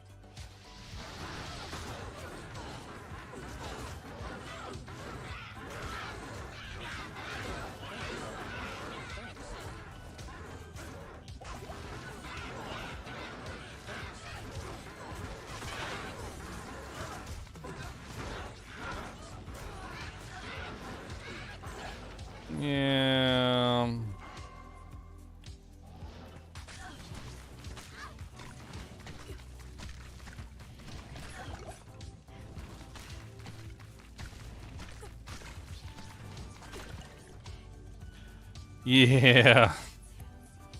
Emilio did indeed get cooked.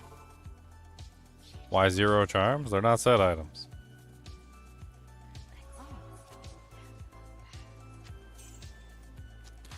Those are not set items, sir. I mean, I give a little bit of leeway for some stuff like gems and runes. But like anything like charms that can be rare or charms that can be unique, or jewels that can be rare and unique, or things like that, like I feel like that's just not allowed at that point. Like you're just cheating if you're using those. I mean, I get it. You could exclude those. If you want to exclude those from your challenge, then by all means exclude those from your challenge. I have not excluded them for my challenge though, so at least for me and mine, my challenge does not include charms unless the charms are part of the challenge. And like for instance, when I did the magic item only run, the charms were part of the challenge. If I did a unique item run, obviously I would still be able to use Annihilus, Hellfire Torch if I could potentially find one, of course, and Geeds. I could use all of those.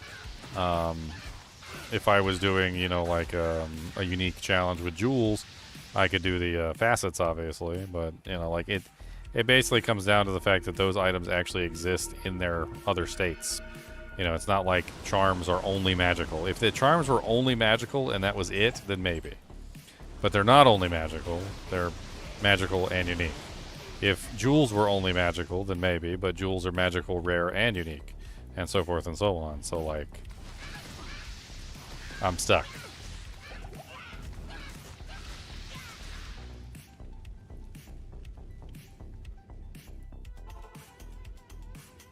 Tristram was no match for Diablo's fury.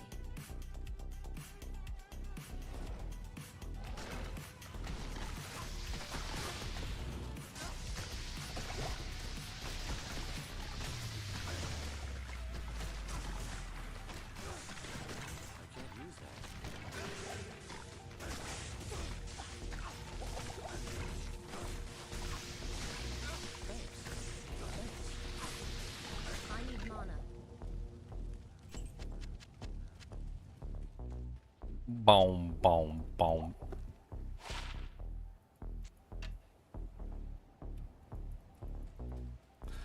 Gotta get the amp clear from my mercenary's head, or he is gonna be effing friggin' dead. I do not like the fact that he is cursed, but he is number friggin' blurst. I mean, either a mutant or you die horribly. One or the other. I mean, I have a rare form of mutation, or you probably die, and that's okay. Rare form of mutations is not me. Mercenary's gonna get his claps cheeked. His claps cheeked? Yeah, he's gonna get his claps cheeked. Clapping cheek and claps, clapping cheek and claps. Watch out for your claps. You gonna get them clapped. Your claps are clapping in the wind you're running. That's a sin. You are clapping them cheeks. Clapping cheeks. Come on down 4 weeks. Clapping cheeks. Come on, baby, clap some cheeks. We got some cheeks for you to clap. But they are gay, and that is that. Clapping them cheeks. Clapping 4 weeks.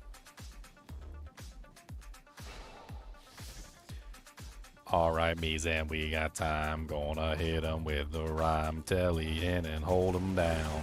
Gonna use a baby's brown. Oh, baby. Oh, hit it. Oh, you cost way too much freaking gold. Oh my goodness, you got lots of mold.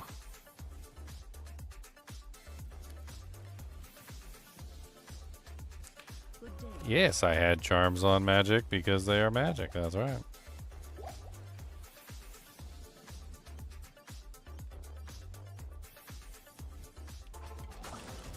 Ow.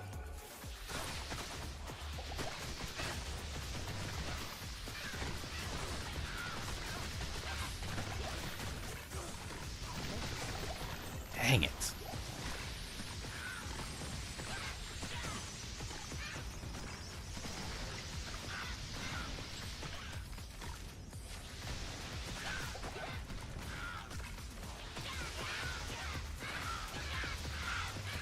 Went to town to save my Merc.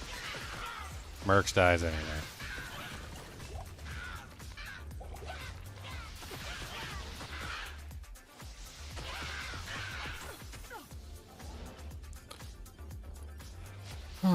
Griswold, why do you gotta be such a punk?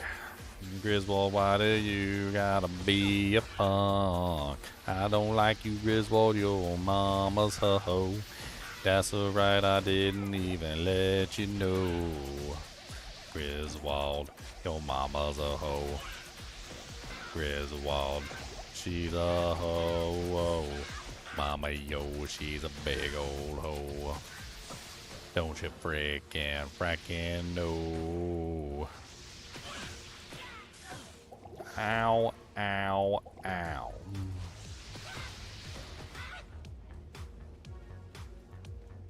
Ow, ow, ow, ow. Griswold is gonna kick my butt. He's taking all my money, what? 39,000 gold a pop. Rockets don't people up.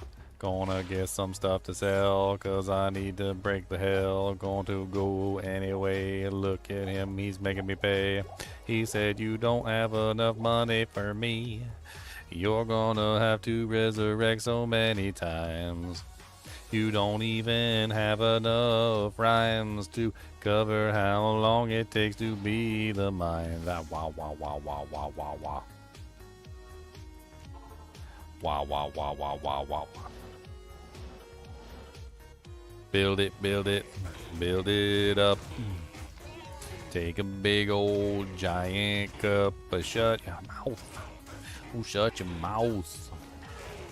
Don't let them know about it. Tell them to shut up.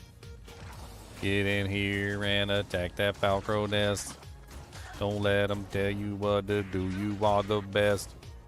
Oh, get your defiance or a running sun so that you can be the number freaking one. Come on, baby. Activate your aura. Activate.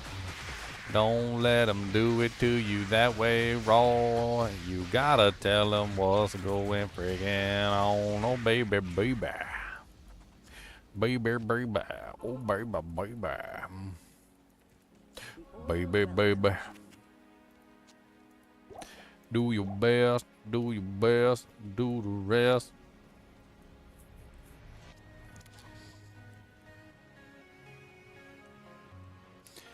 Everybody's autistic. We're all autistic.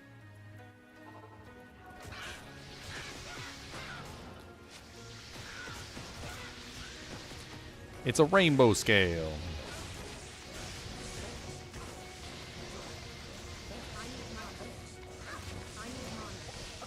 Ow!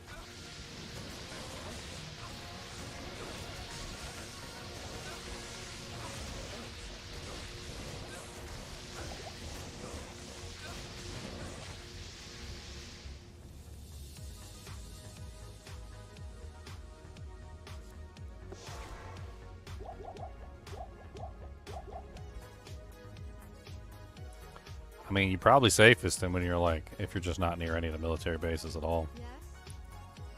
Like out in the middle of nowhere, like Kansas or something.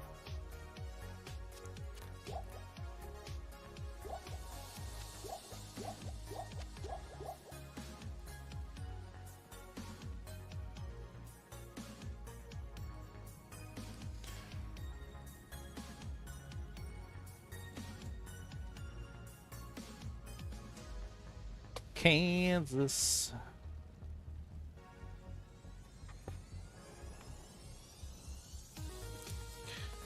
Cracker time.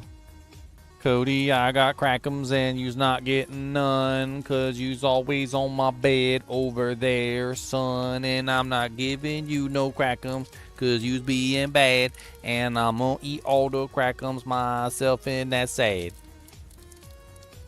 He said, what? That's not nice to eat all the crackums yourself. He said, you gotta share some crackums, otherwise you're gonna get fat. He said, and that's how you don't get fat, because you give me the crackums and I'll eat them instead, and then you're not gonna get fat, because then you be sharing.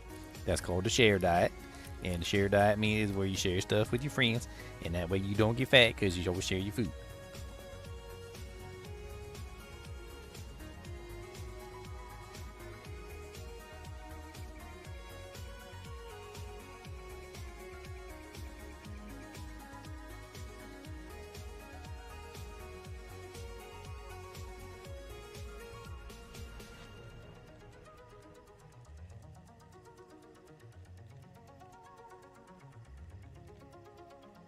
Throwing crackers at his head.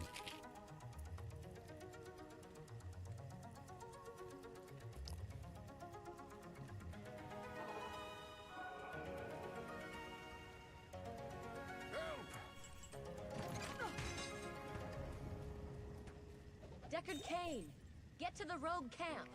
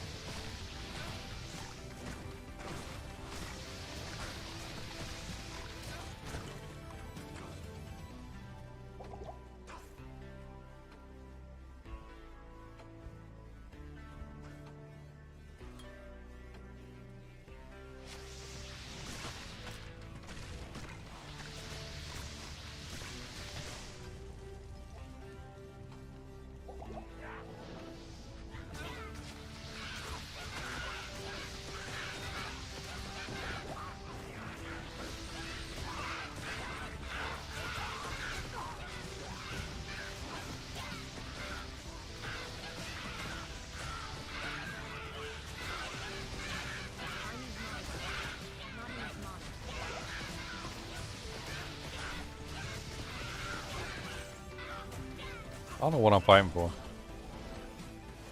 Let's get the hell out of here. Let's finish off the champions and go.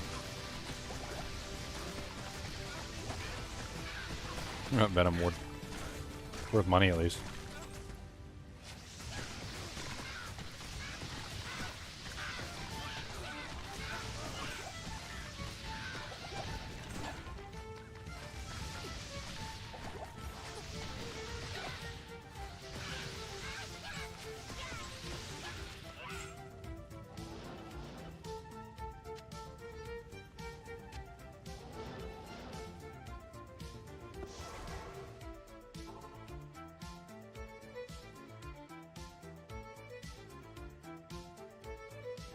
Gonna use a website? I mean, if you're asking if there's a website that covers all the random settings that I use, no. I put them into a randomizer.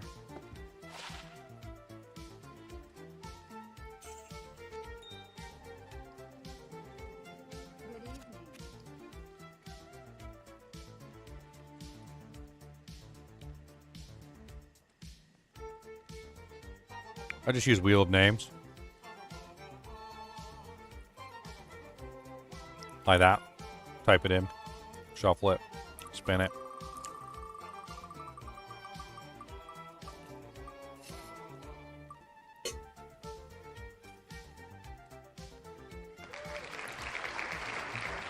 Then I did our elimination style, which is where the winner is not the winner is the loser.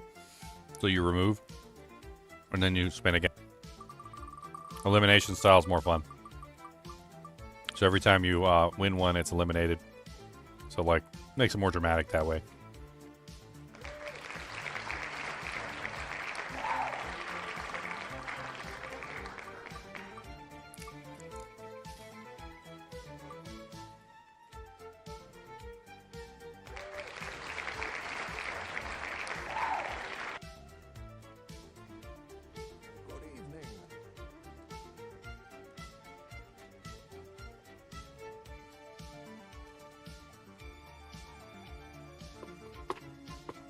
As a token, Rick, good to see you.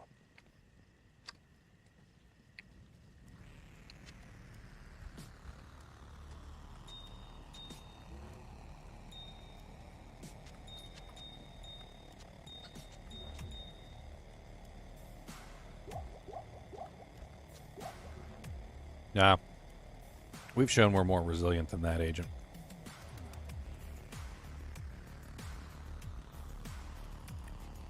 America's got a resiliency which is stronger than that. Yeah, I mean, you're right on the short term.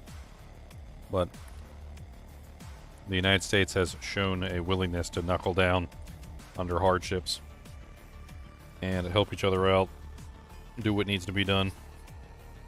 Granted, we don't always agree that those hardships were necessary.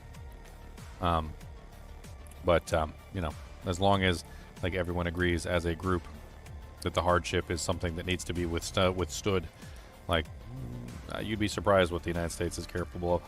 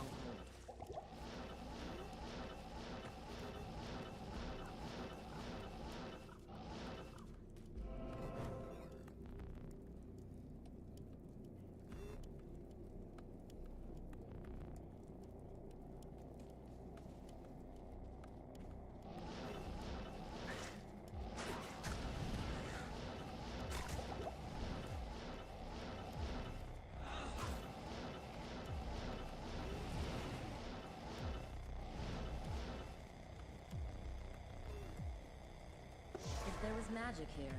It's long gone now.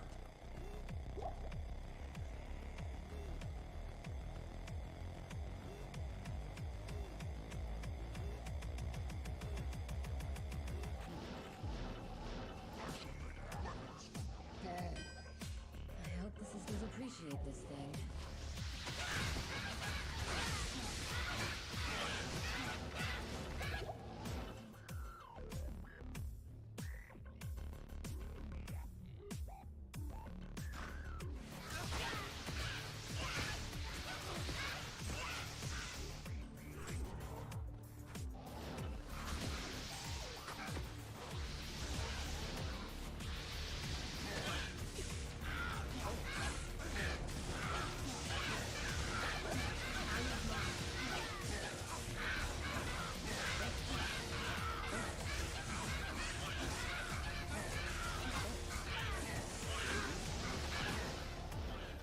The Smith.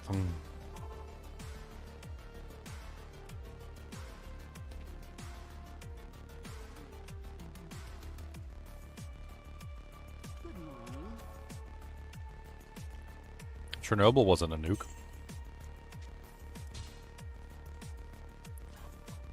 Chernobyl was a meltdown, wasn't it? Not really quite the same thing.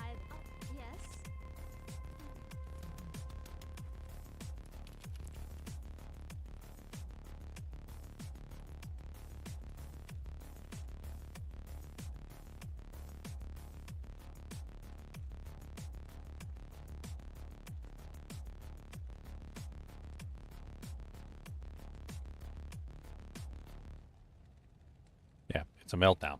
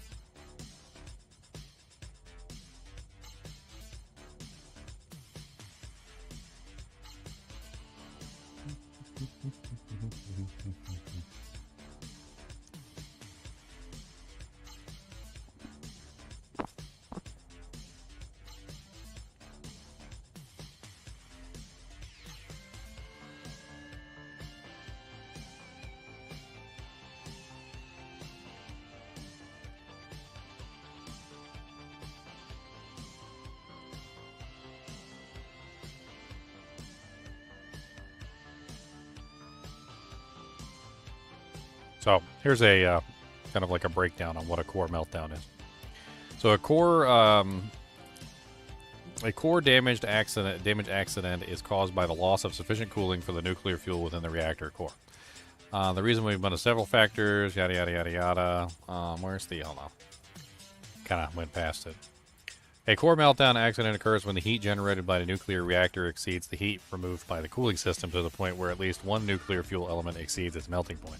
This differs from a fuel element failure, which is not caused by high temperatures. A meltdown may be caused by a loss of coolant pressure, or low coolant flow rate, or be the result of critically excursion in which the reactor's power level exceeds its design limits.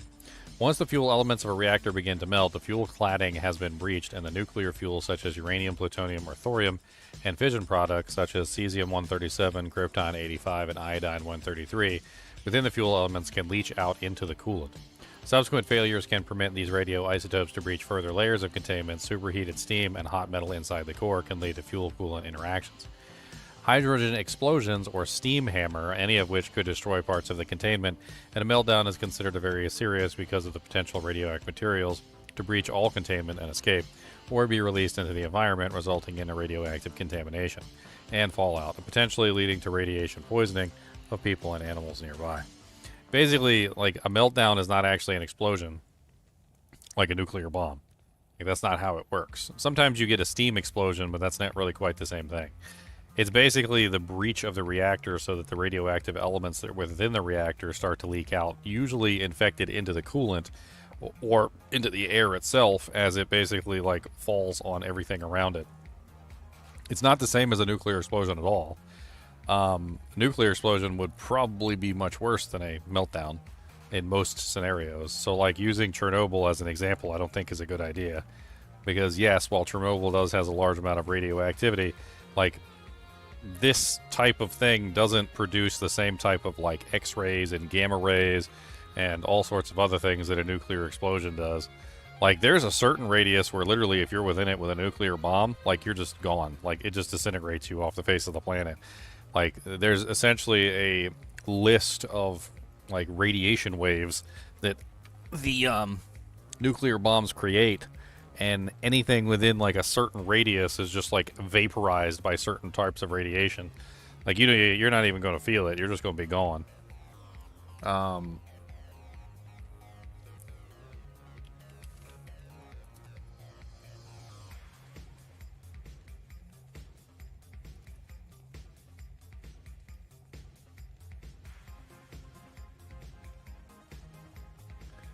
Bop, bop, bop, bop, bop, bop, bop, bop, bop, bop.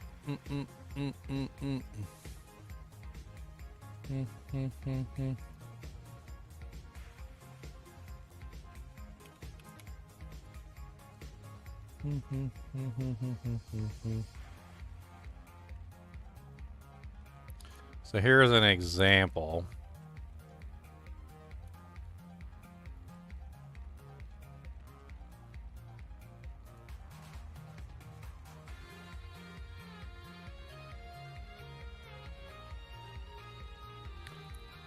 Using Atlanta as an example here. Oh, there's a couple of these. And any of these better quality than the others. So, like, if you're inside the purple zone, like, you're just dead. You're going to get evaporated, not by fire. You'll just get evaporated by the actual, like, radiation. The red zone, obviously also dead. Like, a lot of these zones, you're still going to be dead. The yellow zones on the outside here, like these zones out here, you're still gonna get high radiation poisoning. Like, it's not gonna be safe for you there, but like you won't immediately be vaporized. There's a very good chance you might be like okay for a while until you die from radiation poisoning. The difference is, however, is that like a meltdown like the Chernobyl doesn't have this. There's like not a blast radius. There wasn't actually an explosion at Chernobyl. Like there was a steam explosion of the actual steam coming out of the reactor, but other than that, there was no actual explosion.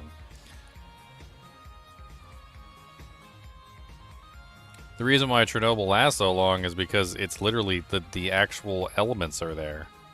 Like uranium, plutonium, thorium, like whatever was in the reactor is still there. Like they should probably do some expeditions, collect all the fissionable material that they possibly can, put it in containers, bury it under the ground as deep as they can, which is usually what they do with radioactive materials, so that it stops infecting everything. Like it's currently still in a plant. That's like, I mean, I don't know if they've done that. I guess I could do some research on it. But like the general idea is you got to deal with the actual things that's creating the radiation. Those things have incredibly long half-lives.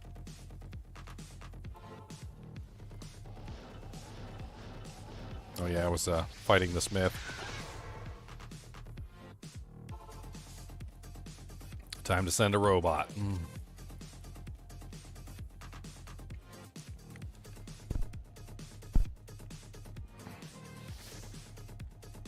So the thing about a meltdown is that it's not an explosion, okay? So to understand how it works, let me put it this way. So when you have a nuclear reaction is essentially like the creation of these protons. The protons basically start a chain reaction. So like one proton hits the other, and essentially it causes more protons to be released back. And when you have a chain reaction, an uncontrolled chain reaction, basically you have more protons being created than what are being destroyed, right? Or rather be used up, or whatever you want to call it, right? The problem with a meltdown is that the process of the chain reaction, like the nuclear chain reaction, is essentially stuck on. So if you look at like a nuclear chain reaction, a process where nuclear reaction releases neutrons, sorry, it's not protons, it's neutrons. Neutrons that induce further nuclear reactions, creating self-sustaining series of reactions, right? Okay, so in a nuclear power plant, you don't want self-sustaining reactions. You want a reaction that can be controlled. So the entire idea of a nuclear power plant is to have controlled reactions that you can turn on and off. You can push the rods in further so that the chain reactions happen faster. You can pull the rods out so that the chain reactions happen slower. Giggity. The problem is that if you have a meltdown is essentially a chain reaction, right? The problem with this is that in a nuclear bomb, a chain reaction means boom, right? That's what that means. But that's not what you get when you're not using weapons grade, like high quality plutonium or uranium. Like you don't get a boom with a chain reaction on basically nuclear power plant grade reactors. And they're not set up to explode anyway, so they're not set up in the same way that like the Fat Boy is, which is like two cylinders that shoot at each other, and it's not set up the other way, which is the soccer ball method. Neither one of them, none of this is set up in a way to cause the explosion, right? So what happens is once the chain reaction starts, it doesn't stop. So it never, I wouldn't say never, but it never stops. So as of right now, like if the materials are still there in Chernobyl and the reactor is still melted down and they can't get in there, then it's still chain reacting. So it's still creating radiation and it's not stopping. So it's not a matter of the radiation not dissipating. That's not what's happening. What's happening is that the radiation is still being created. So if the chain reaction has never actually ceased because the materials are basically fused together, the chain reaction will continue until the rods are spent or until someone puts a stop to the chain reaction, one way or the other. Which means that they've been essentially creating radiation for as long as they possibly could until they either spent themselves out completely or they're literally still creating radiation today. It's not the same thing as a nuclear bomb that goes off and then stops and then the radiation can dissipate. This is something that might very well still be creating radiation because it's still chain reacting. Because a chain reaction in a meltdown does not cause an explosion. It's something else entirely. Yeah, but that's the thing, though. Nobody's saying that it's an explosion, but you're comparing the chain reaction meltdown radiation to the explosion.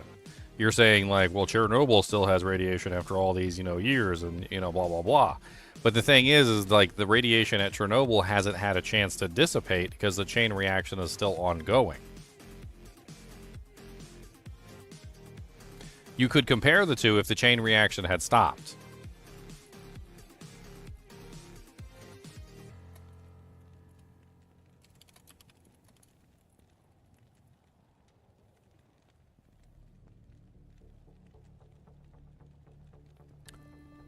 And a preliminary search, yes. So although Chernobyl's reactors are no longer operating, nuclear reactions are still occurring in the fuel-containing materials, FCMs, deep within the ruined reactor. Specifically, fission reactions are smoldering again in uranium fuel masses buried in the basement of the damaged Unit 4 reactor.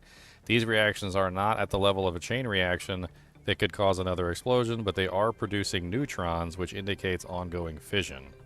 So it's not quite at chain reaction level, but it's still creating the neutrons, which means we're still creating radiation. Interesting.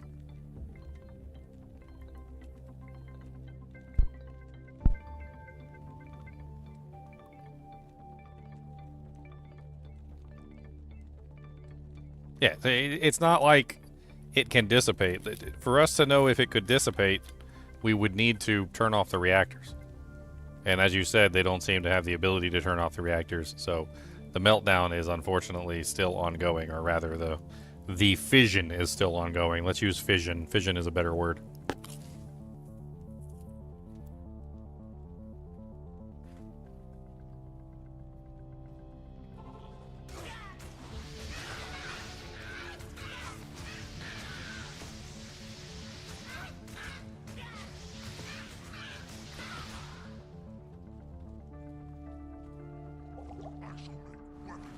Oh, he's fully healed. No, thank you.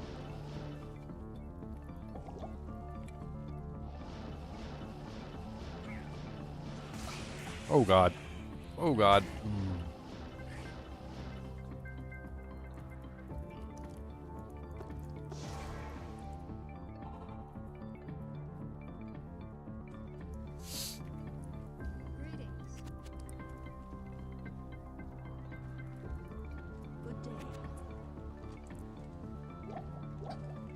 I always used to think about radiation as like little tiny grenades. Little tiny grenades is the best way to think about radiation.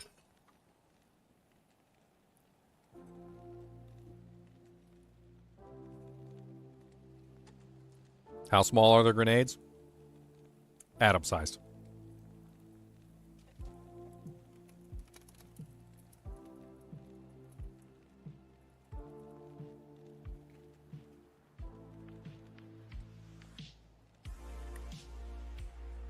Bom, bom, bom, bom, bom, bom. Radiation is like little tiny grenades. You're right on track. Radiation, particularly ionizing radiation, can be likened to tiny grenades at an atomic level because of its ability to cause damage by breaking apart atoms and molecules. Alpha particles, these are like bowling balls, massive, slow-moving. They cause significant damage but don't travel far, and are easily stopped by materials like paper. Think of a bowling ball hitting a shelf of dishes. Beta particles, smaller and faster than alpha particles, are more like golf balls, according to one Reddit user. They can penetrate a bit further than alpha particles, unable to pass through clothing and thin aluminum. And then there's gamma rays and X-rays. These are pure energy, like high-energy light or invisible waves. They can travel long distances and are highly penetrating, requiring dense materials like lead or concrete to stop them. I mean, basically, it's like little tiny Little tiny grenades, and when they blow up and they put little fragments all over the place, and then the fragments can also blow up because they have grenades stuck to them. It's very devastating.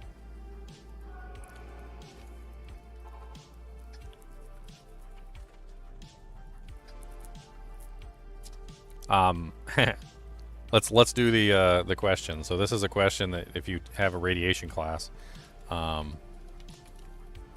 you have to know this question. All right. So this is a very simple question. It's about the 3 different types of radiation. And it's the question is, you have to eat one. See if I can pull this up without giving the answer.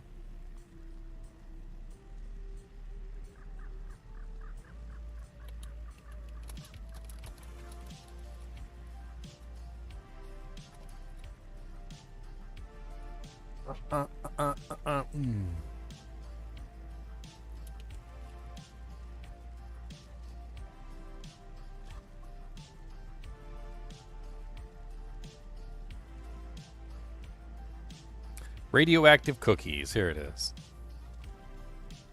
This is the radioactive cookies question. Okay, so usually when you take physics classes about radiation, they make you answer this question. So suppose you are given 3 radioactive cookies. 1 is an alpha emitter, 1 is a beta emitter, and 1 is a gamma emitter. You must eat one, hold one in your hand, and put the other one in your pocket. What can you do to minimize your total exposure to radiation? And the correct answer to the question is basically revolving around the types of different radiation and how they affect your body. So, like, let's see if any of you guys can get the answer, and then I'll reveal it a little bit later. I will copy the question into chat as well. Maybe that will help you guys out. Oh, he's attacking monsters through the thing. Okay. Got me scared there for a second.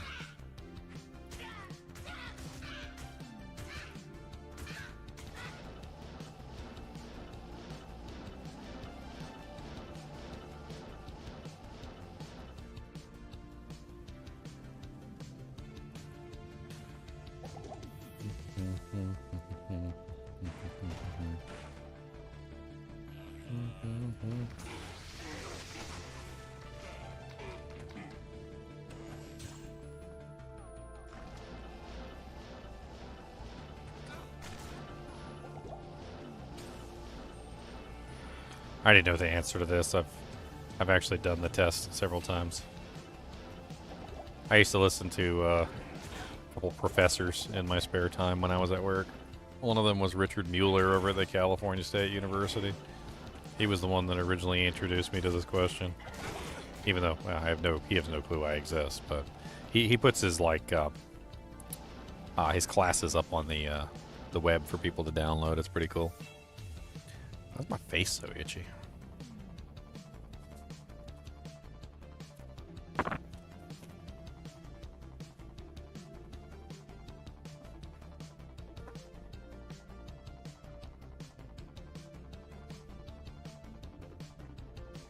That help at all?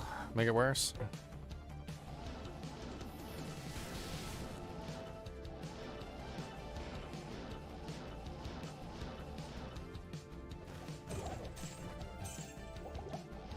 I'm skipping around a lot of this. I'm a sorceress. It's one of the powers that I have. It's my prerogative.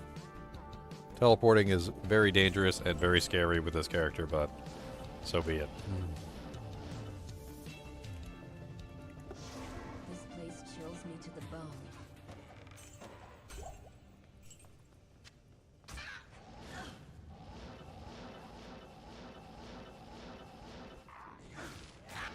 There's way too many fire immunes in this area for my liking.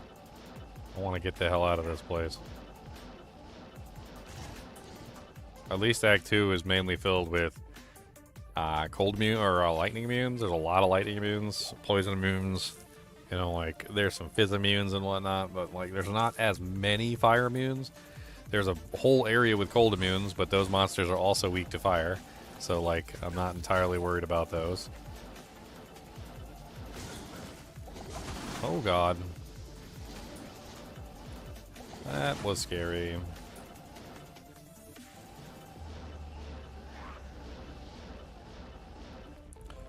All right.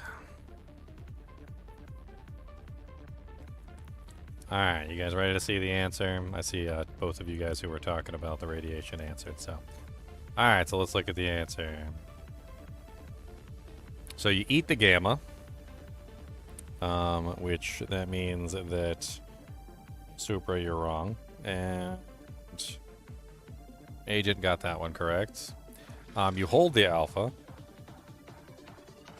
You said hold the gamma. That doesn't work. Agent Smith got it right. Hold the alpha. And you put the beta in your pocket. Yep, beta in your pocket. Agent Smith got it correct. Supra, you're dead. Yeah, you're dead. You're dead.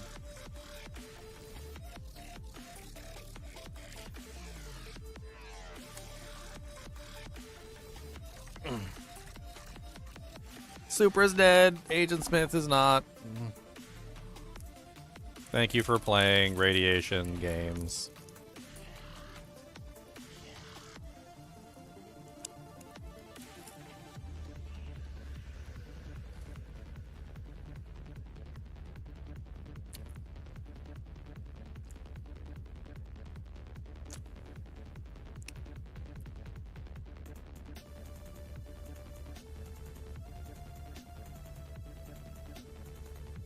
You literally said eat alpha.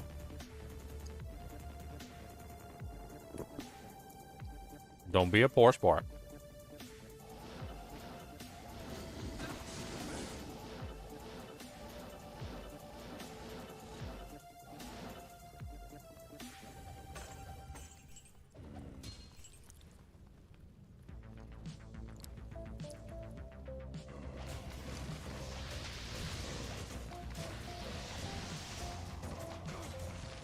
Am I dyslexic? No. I read exactly what you stated. You literally said, eat alpha, hold gamma, pocket beta. You're supposed to eat the gamma, not eat the alpha.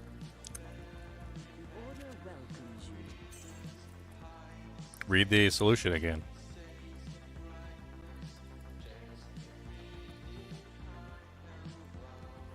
The solution is to eat the gamma, not eat the alpha.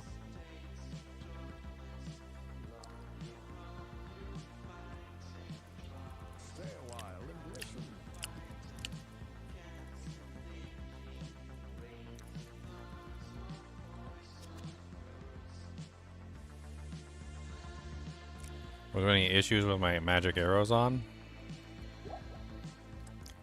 Don't really think so. I mean, it's a very difficult build to put together, and like finding enough like plus the skill equipment to get to that point is very difficult. I mean, you basically need a really high physical damage bow to make it work, which is very difficult.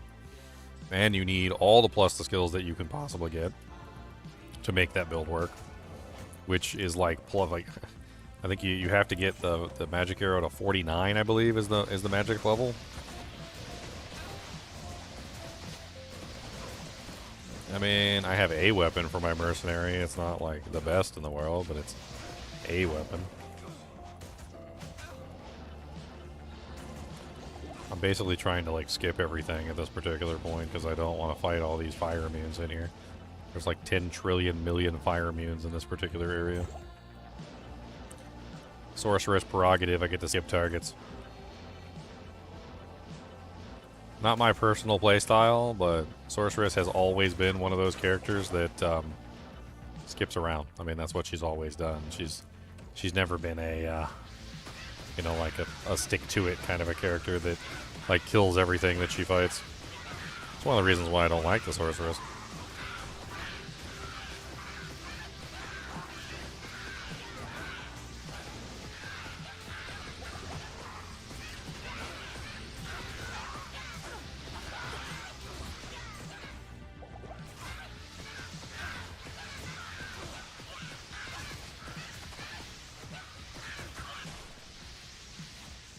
Storm Rider Saber.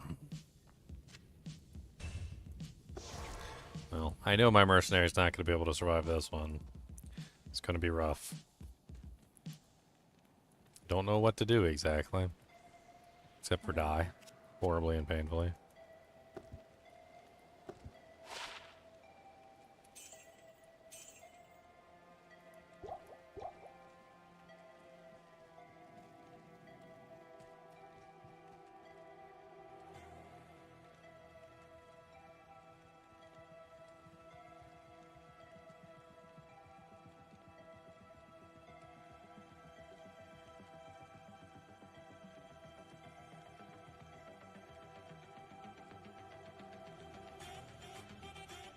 Any plans to resume the series? Yeah, of course. Eventually.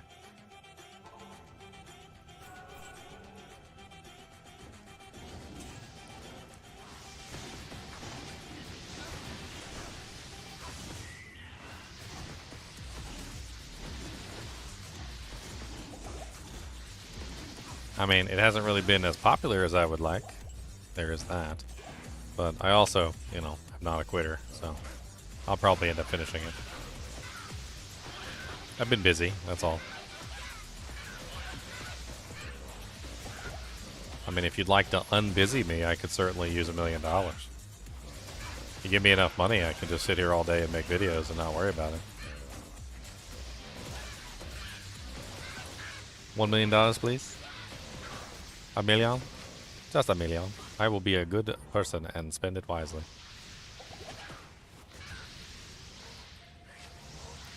Oh my god, I'm so sick and tired of them freaking resurrecting everything.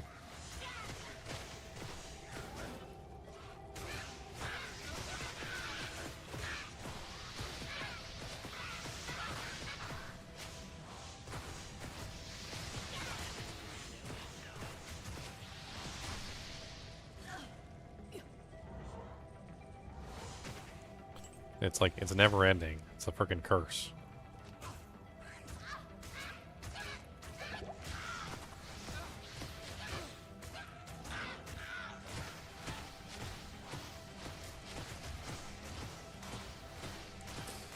Use the flange mace to rob a bank. I'm saving that for the zombie apocalypse.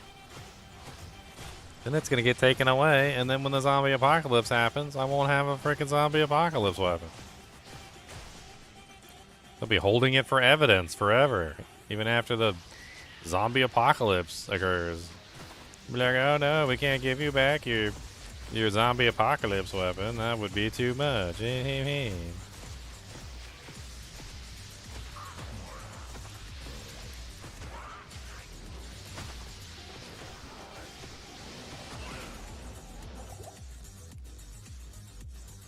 Immediately poisoned.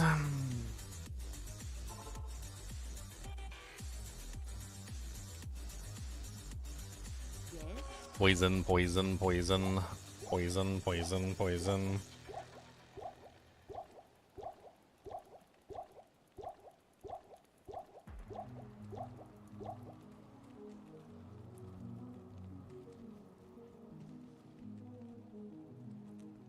Smashing pumpkins. Thanks. Thanks. Thanks. Thanks. Thanks. Thanks. Thanks. Thanks. Thanks. Thanks. Thanks. Thanks. Thanks. Thanks. Thanks.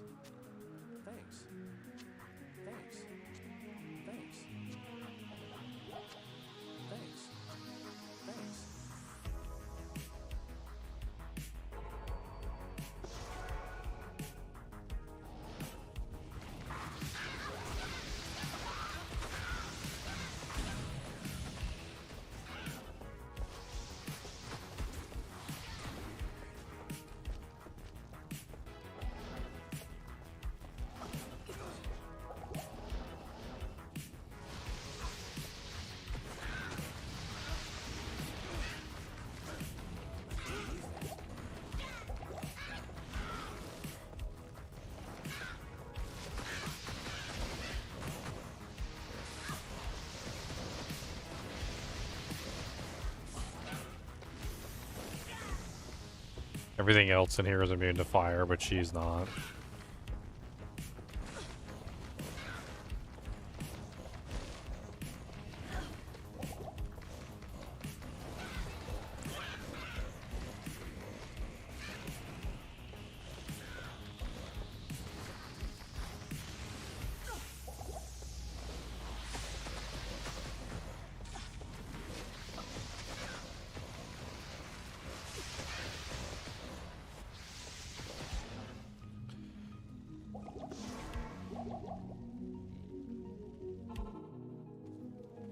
Pumped for the new King of the Hill.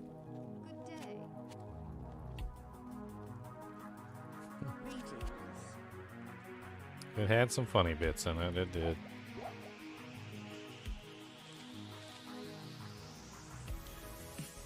I remember I could never figure out what the hell I thought of that show.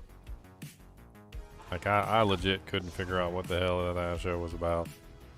It was funny at times, though.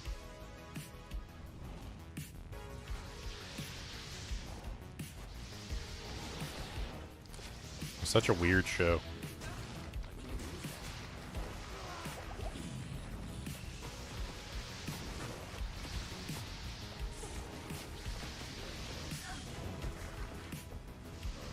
Some of the jokes were funny.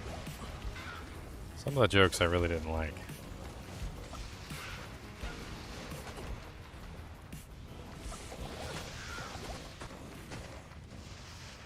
Like,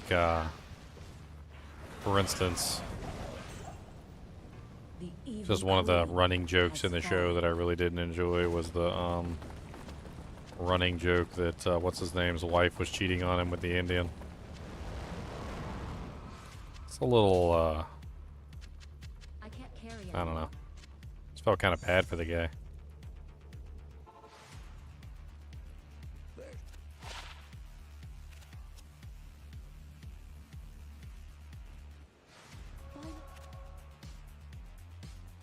Some of them were hilarious, like the guy who can't freaking talk to save his life. You don't know, you know what I'm doing, you dogs, you know, get them on beans. Like, you can only understand like 1 out of every 10 words he says. That's hilarious.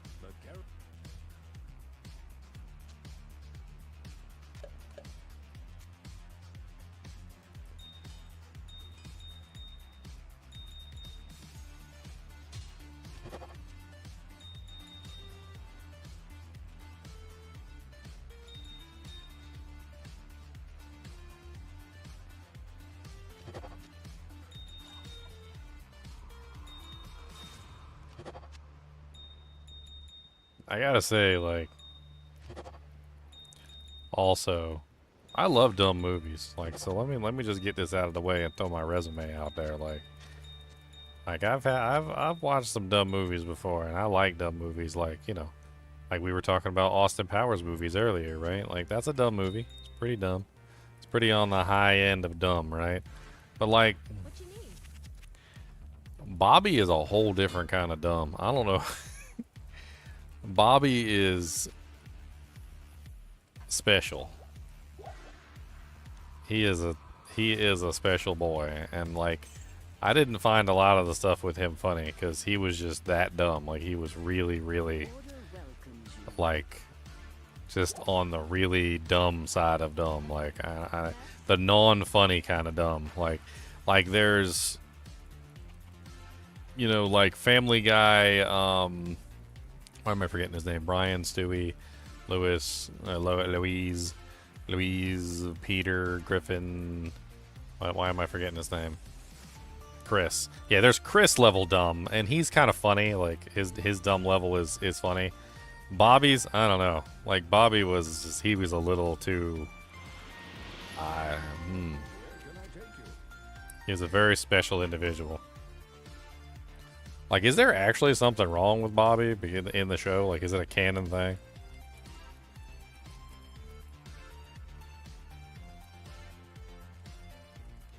Is he autistic?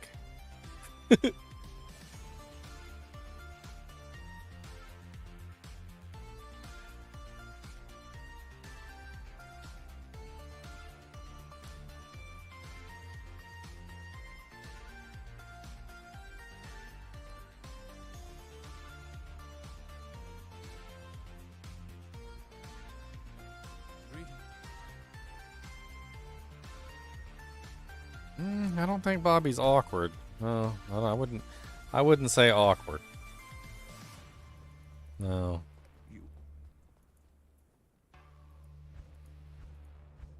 I wouldn't say awkward. I would put him a lot worse than awkward.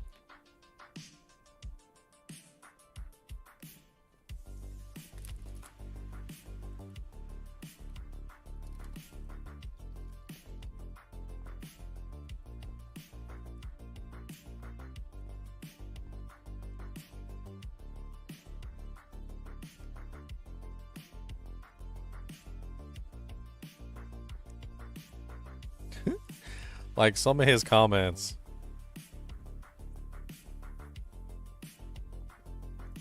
Like, here's some quotes. Here we go. Oh, will you quit talking about your tile? It's so dirty, go clean it. And if it's clean, you can shut up. I'm gonna be a prop comic, and I don't know, Dad. You're the one who hates soccer. My sloppy Joe is all sloppy and no Joe. I'll never use toilet paper in anger again. I'm gonna wear this when I get older. I didn't go looking for trouble. Trouble came a knocking, and Bobby Hill's foot answered the door. He's a special individual for sure. I think he's borderline autistic.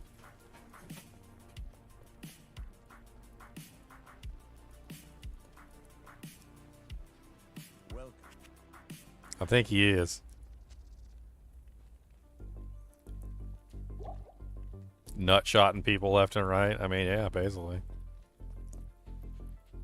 Alright, I want my +1 skill, but I also don't want to fight for it. So, everything's immune to fire down here, and I know it. This is the immune to fire zone. I know they're immune to fire, yeah, and I don't like that they're immune to fire. I just got cursed and I don't like it. I want to go to town and clear it.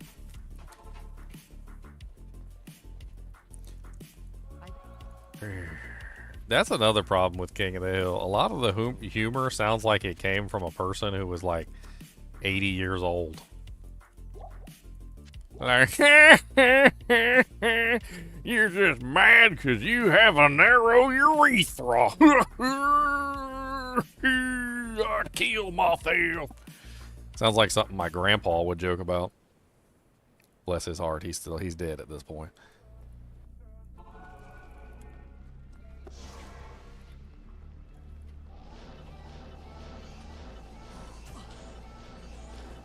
I'm gonna be Bobby when I'm older, you watch.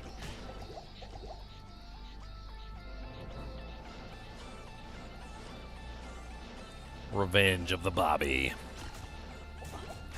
Ow, my face.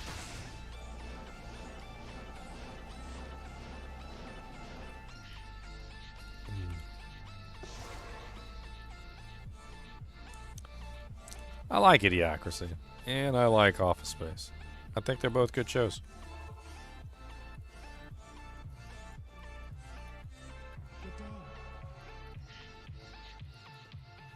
I mean, I'm not saying I hate King of the Hill. I can't say that. And it definitely got me a good chuckle now and then. I'm just saying that some of the humor in there is a little weird.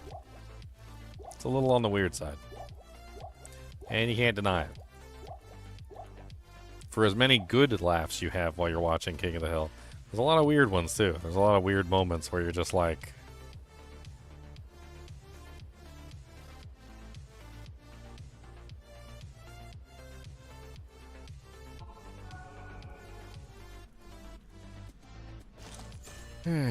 Poor Bobby. Like, I don't even know what the hell's going on with Bobby. Like, he's just...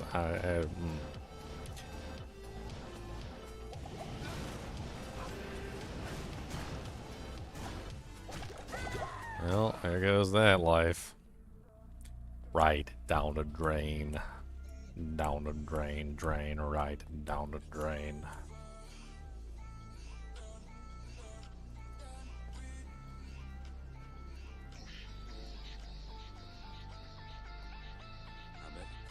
It's funny because, like, now that you just mentioned Gex, and it just reminded me of another show that I just couldn't really get the humor of either. It was that one space show that my brother used to watch all the time. It was that one with the living ship, not the good one, not Farscape. It was the other one, the weird one. That one had a lot of humor, very similar to the way that Bobby's humor, or like King of the Hill's humor, is. I wonder if those were made by the same people. Kind of makes me wonder.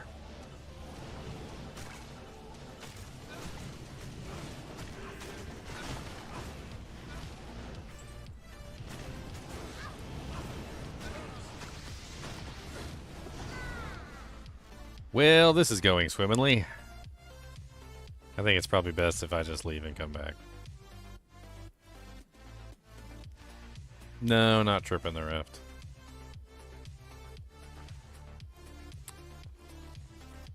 It was a really freaking weird, like, almost comedy style, like, space show. Where, like, a janitor, I'm not even joking, a janitor somehow binds himself to an organic ship. It's apparently one of the most powerful ships in, like, the known universe. And everybody's trying to kill him to take the ship from him or something like that. I can't remember. I can't remember right off the top of my head. It's been a little while.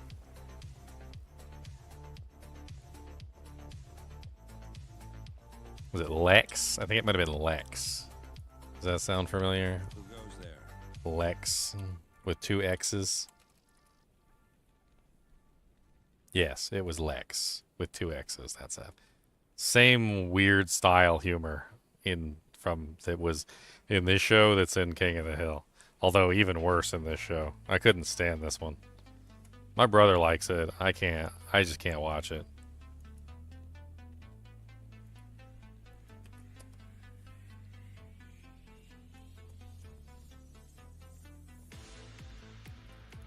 I can't stop my kid. It's a little too weird for me. And I love space shows, man. I'm like a space show fanatic. That's why I said, there's my brother right there. He loves Lex. I can't stand it.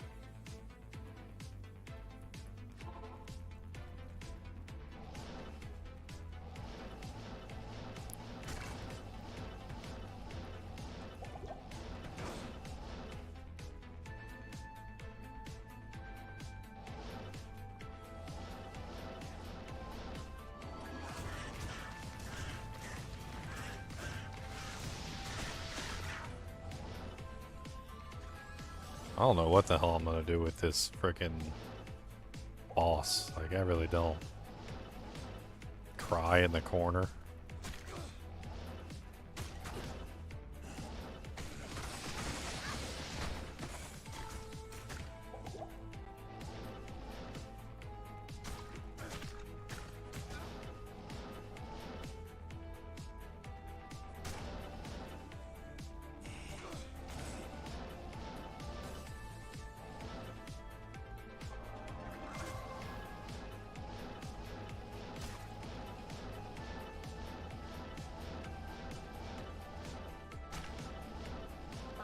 Gotta be down here. It's the only place left.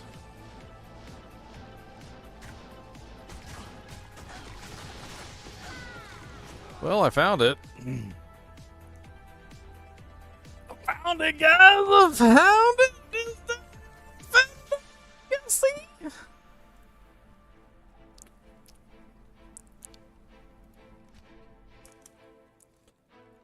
Teleportation is dangerous.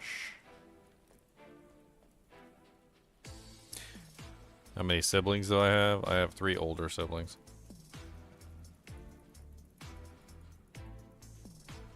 Three older siblings, so many of them.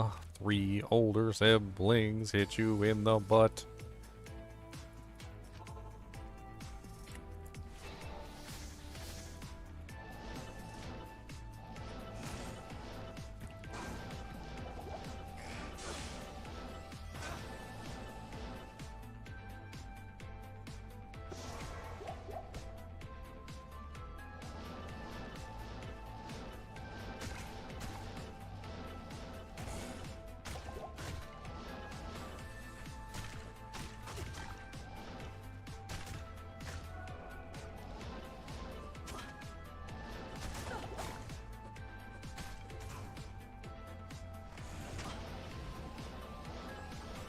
Ooh, I managed to get out.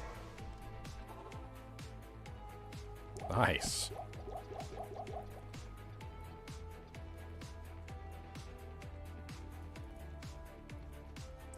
Radioactive cookies. What are you doing up so late, Teddy? I was talking about you. I told everybody about you like it. I told them you like it. Don't worry. I let everybody know that you like the show. I did not leave it out.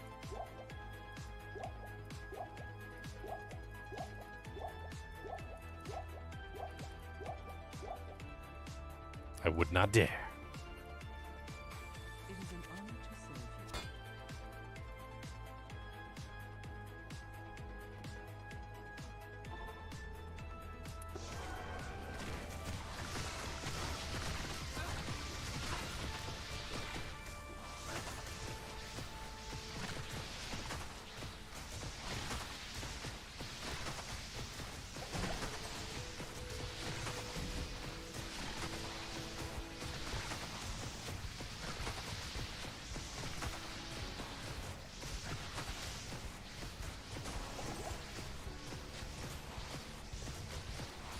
Slowly working my magic away.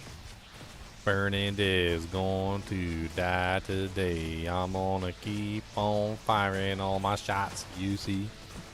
Don't tell me what to do, tell me what to see. We got the burning day going down the highway fire. Don't know what to do, it's a ugly liar.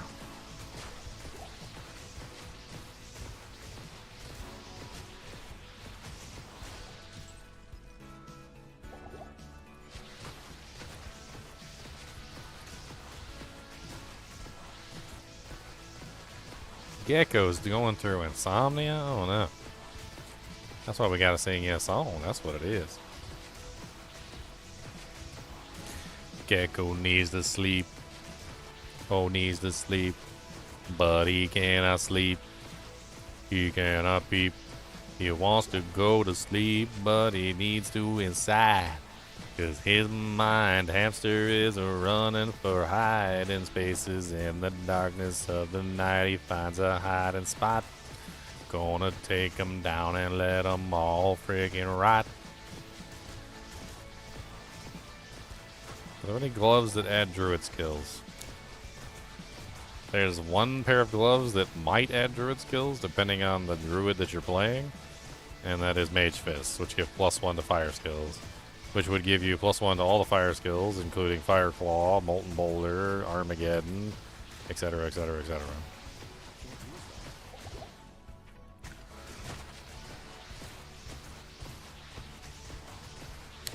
The summon skills? No.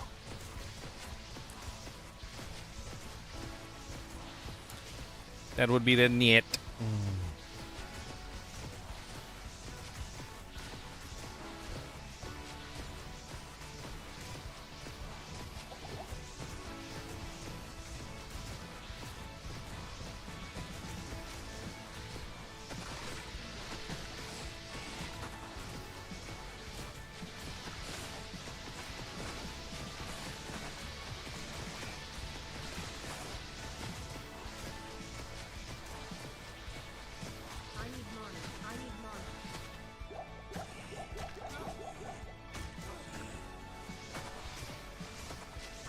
I'm trying to shatter them, which is what's going on right now. I'm not trying to kill them.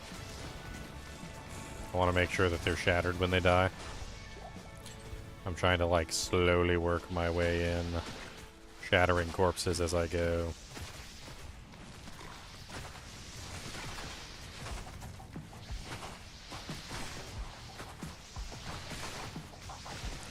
It's no use to kill them if they just get rezzed again, so I'm trying to make sure they don't get rezzed again.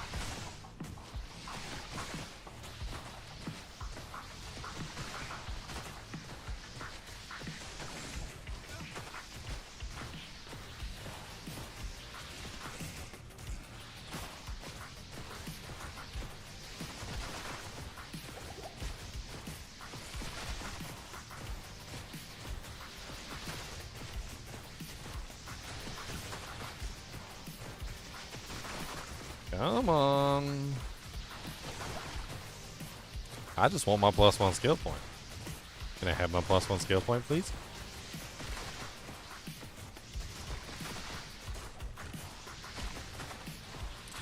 Not to try and, like, dissuade you from your goal, the Swazzer, but,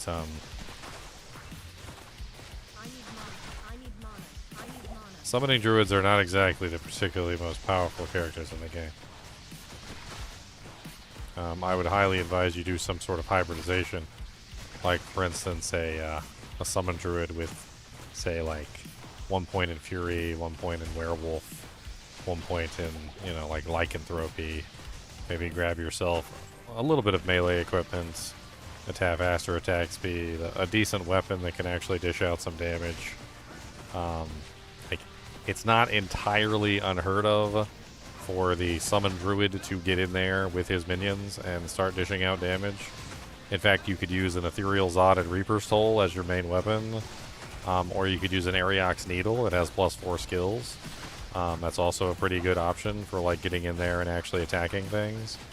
I mean, there's a lot of various, like, you know, choices that you could potentially make, but I would not completely eliminate the idea of getting in there and helping out your minions, because they're not going to be able to do everything on their own. Like, it's definitely a build, and the build functions, but that doesn't mean that the build is good or clears at a really high speed or anything. Like, it's going to be something that you're going to have to work at. Even with, and this is the telling part, even with the best equipment known to man. So even if you have, like, god tier equipment, it's still a subpar build.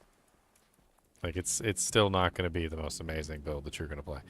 Like, it's not going to outperform even some, like, mediocre lesser builds, because it just doesn't have the damage output.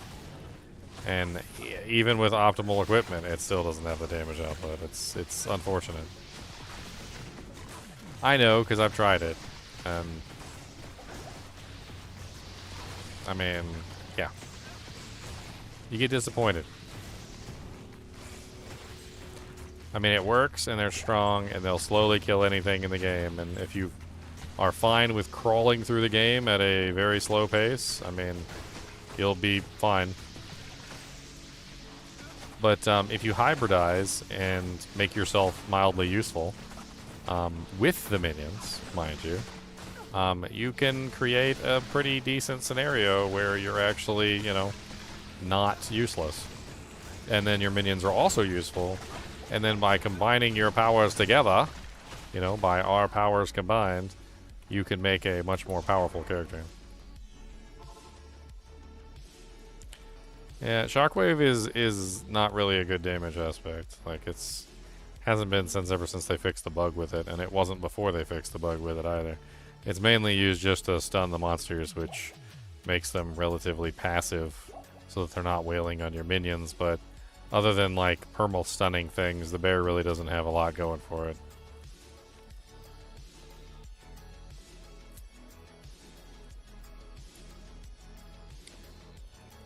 I mean, the general idea is that he wants to do summon, so I feel like that's the exact wrong way to push it, Gecko, is to be like, well, why wouldn't you just not do summon? Like, if he wants to do summon, let him do summon. I'm just telling him that, like, being useless when you stand behind your minions isn't exactly a good strategy, and that's what a lot of summon druids do.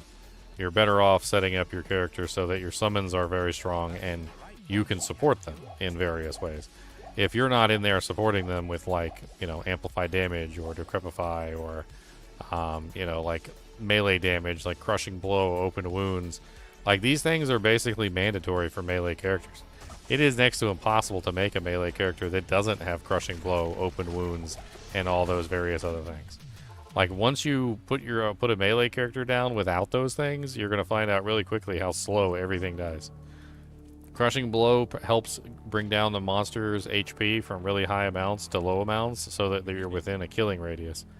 And that's one of the things that you can do as the player, is you can apply open wounds, you can apply Crushing Blow, you can apply prevent monster wound heal, you can apply the various things that are needed to make that build function.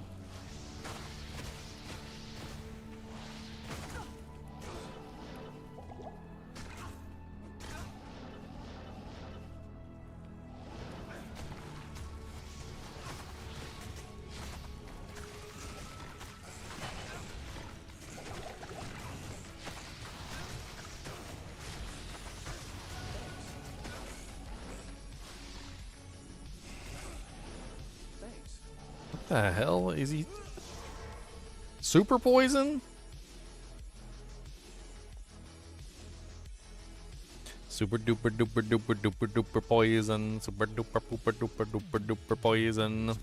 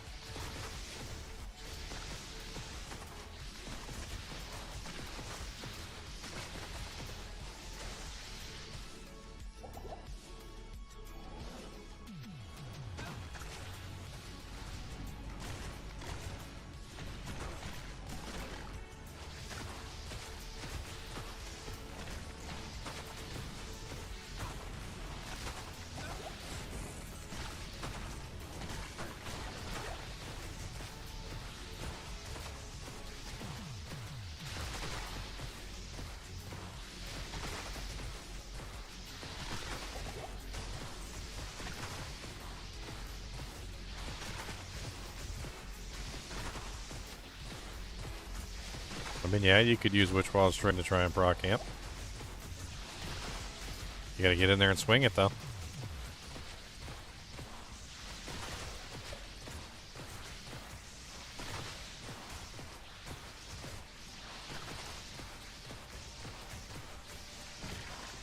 I need mana.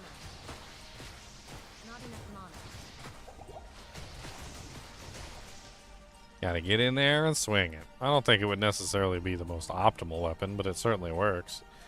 Put 2 Shale Runes in it, or 2 Eth Runes in it, or whatever. It depends on what your attack rating is. If your attack rating is really bad, then probably 2 Eth Runes. And then focus on getting the attack speed elsewhere. Eth Runes will make it so that you can get away with relatively low attack rating, and since you're a summon druid, you might not necessarily have very high attack rating, so 2 Eth Runes will help you tremendously to actually hit the targets.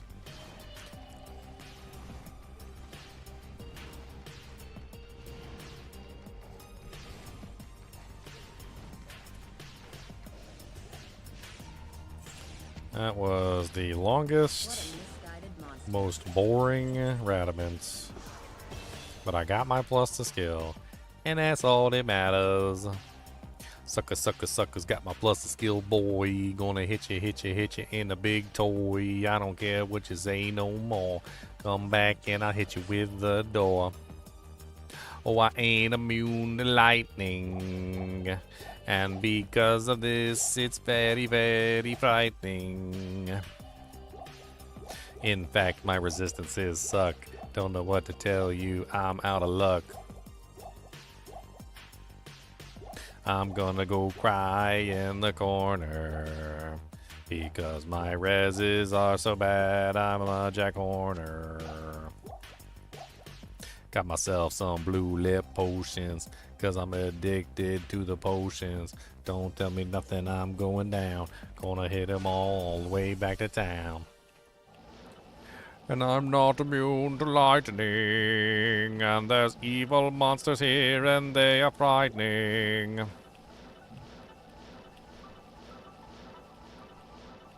Womp womp womp womp womp womp womp womp womp womp womp womp womp womp womp womp womp womp womp. Teleport, teleport, port, gonna teleport, porty, port. Ow, porty, port.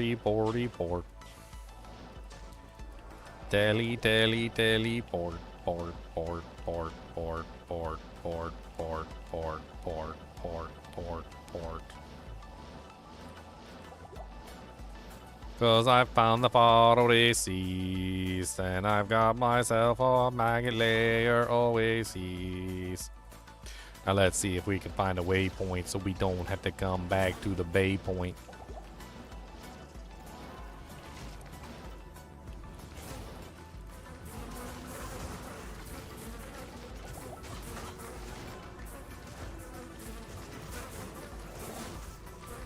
Immune to fire?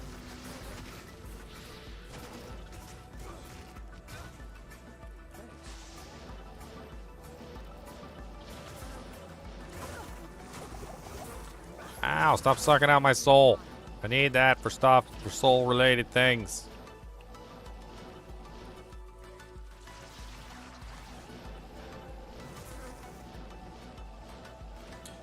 I just wanna find a waypoint, but I do not see the waypoint. Oh god, no.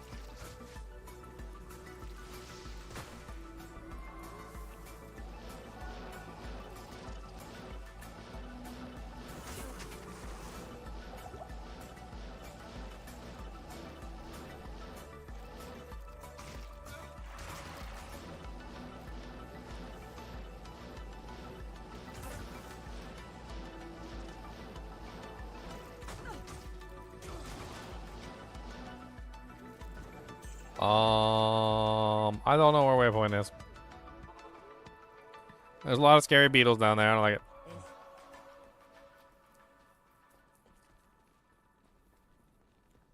Ask and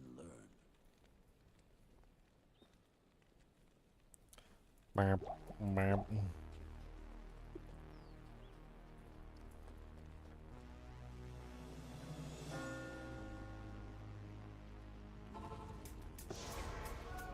Okay, where did I not check?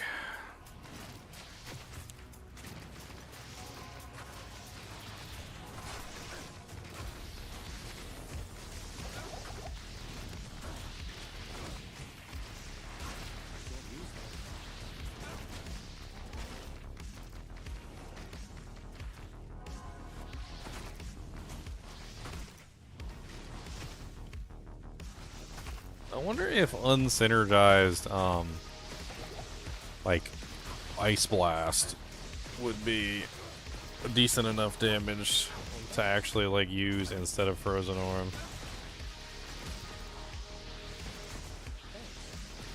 Frozen Orb is regrettably kind of poop. I'm kind of curious, like, how much damage we would potentially get out of, like, I mean, if we were to respec into, say, Ice Blast, which is we'd have to do Ice Blast because it's a single target ability. Glacial Spike does half the damage, so it's not really as good, but it is very nice because it will, you know, hits multiple targets. But if we did Ice Blast specifically, I'm curious, like, Ice Blast, Amazon Basin.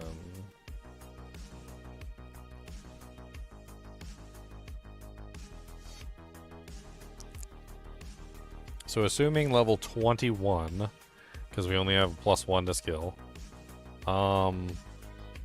it would be a damage of 288 on the maximum end. It has synergy bonuses of Ice Bolt, Glacial Spike, Blizzard, and Frozen Orb. Assuming that we double that with Cold Mastery, so if we have plus 100%, that still means it's only going to be hitting for, like, what, 576 per shot, unsynergized. I don't know if 576 per shot is enough.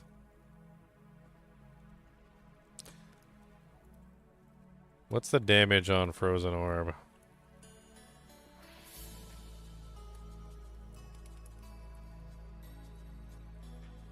So Frozen Orb has a total number of projectiles of... Actually, it doesn't matter about the ones that... It doesn't matter about the total number. It matters about the number they can hit a target.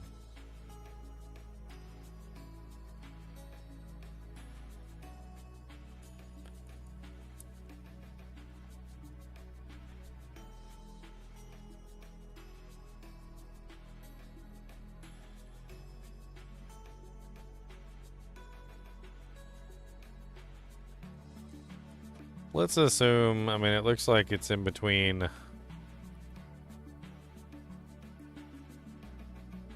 What is it like? Let's do an average. So let's do an average. So the maximum number of projectiles is 46 plus, let's say, 1 projectile hits the target, divided by 2.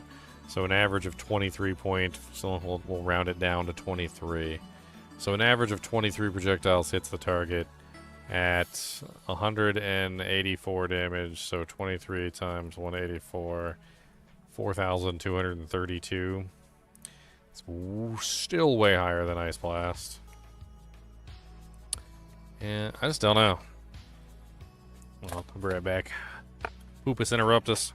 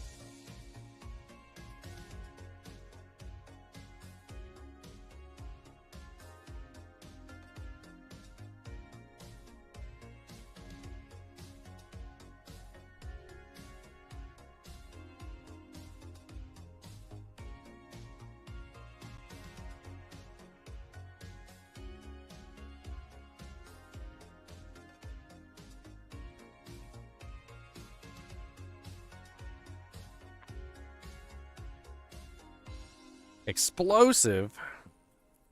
I mean, I'm not going to say it's not explosive, but...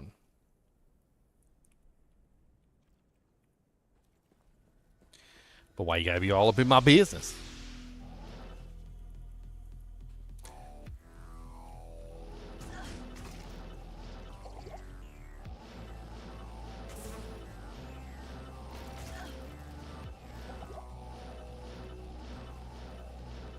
Not enough mana. Dude, where the hell is this waypoint at, man?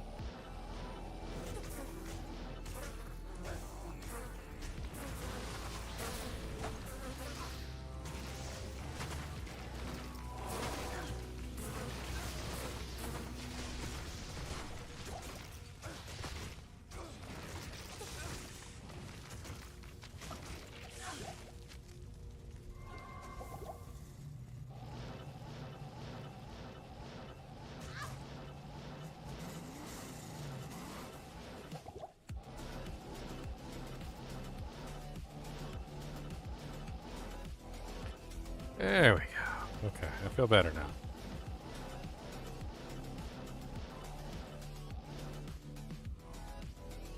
You were bored without me? That's okay. Wind Fury dropped enough gold for everybody.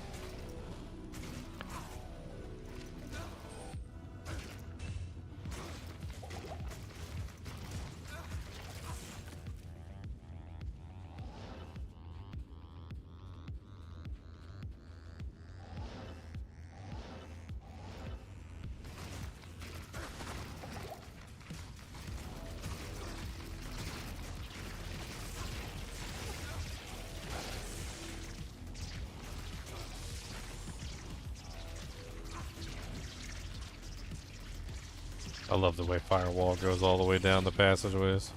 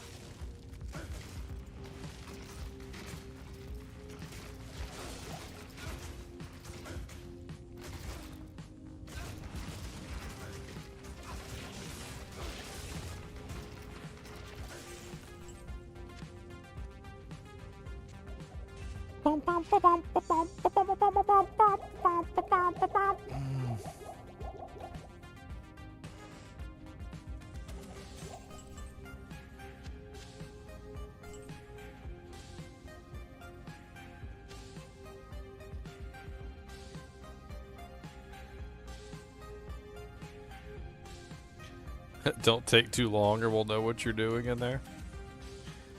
Winter. He's playing with his winter.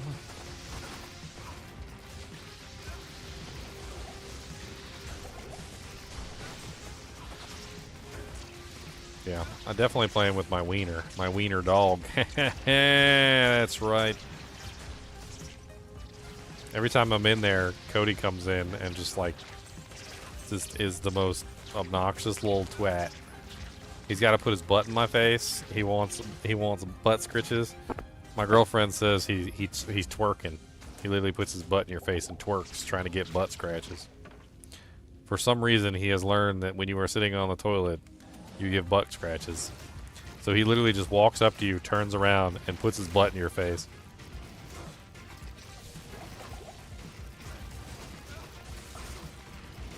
That's what he liked to do.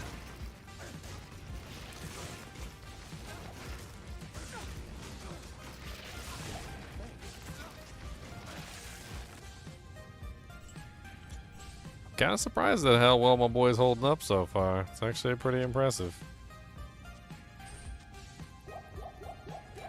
He is holding up quite well indeed.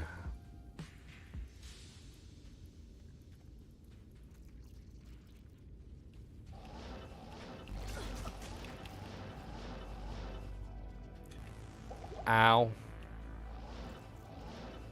I cheated.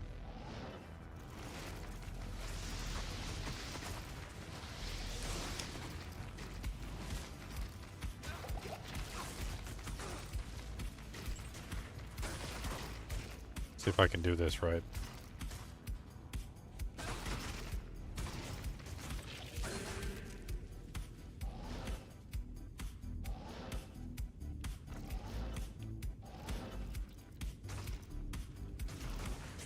Oh God.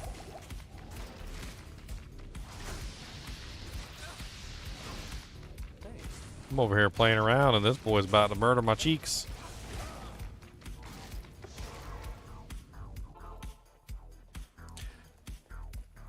I didn't see the elite beetle with the cursed modifier who was Skeetles, and he Skeetles good daddled all over my merc.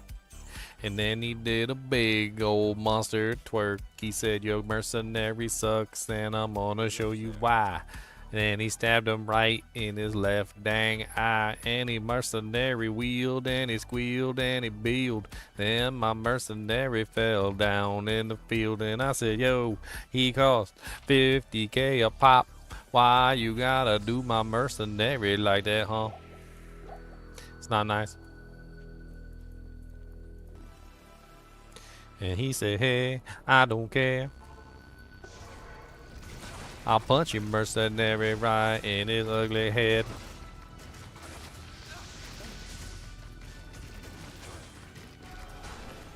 And shatter goes the mercenary yet again.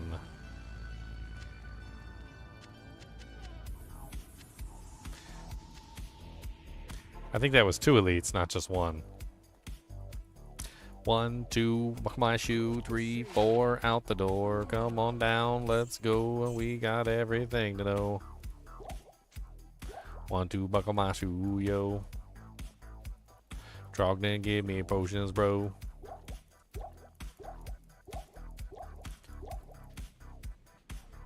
I'm glad I saved a lot of money for resurrecting my merc over and over again.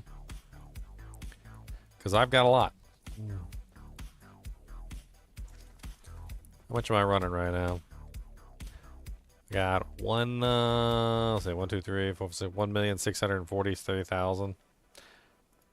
So I can keep resurrecting for quite some time. And I'm gonna need to too. I'm gonna run out of money by the time I'm in hell difficulty, so or like Act 5. I need to make sure that I keep resurrecting repeatedly.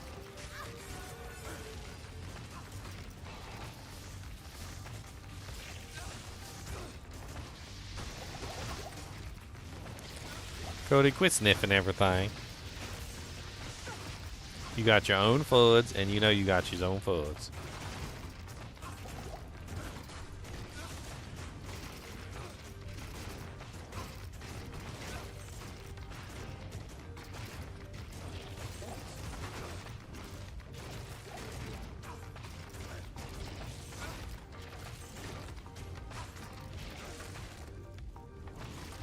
Oftentimes when I'm coming back through, I'll get stuck on packs like this. Like, for instance, if I die, which isn't necessarily impossible. And like one of the things I like to do is just get this stuff cleared out in advance so I don't accidentally find myself in a bad situation.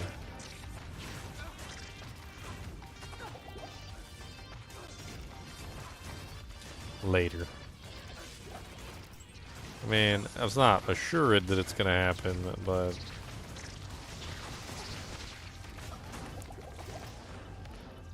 it's a very dang near possibility. Dadgummit, Bobby.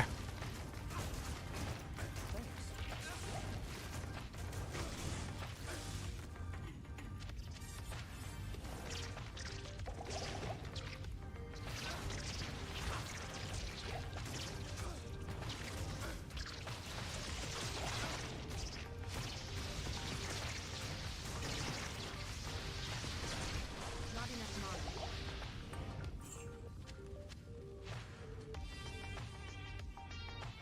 Did he go under? He went under, right? Doesn't matter. I got it clear enough. It should be fine. Alright. Portal up here.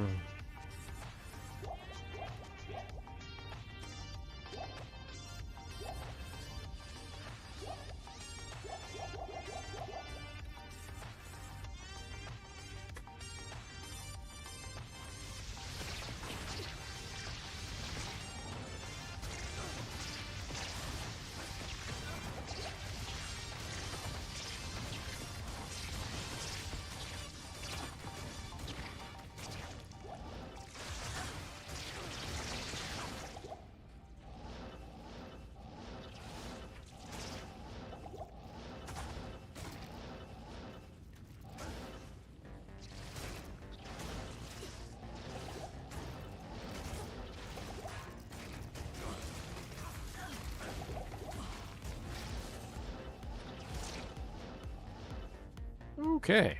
Pain, pain, lots of pain. Oh my god, there's lots of pain. Look at all that freaking pain. So many painy pains. Oh, pain, pain, pain, pain, pain, pain, pain. Everywhere we go. Pain, pain, pain, pain, pain, pain, pain, pain, pain, don't you know? We're just looking for the level 3 door. But we didn't find it. We found pain, pain, pain. We found some lovely pain. Look at all the pain. No, not Naruto's pain. We just found the pain.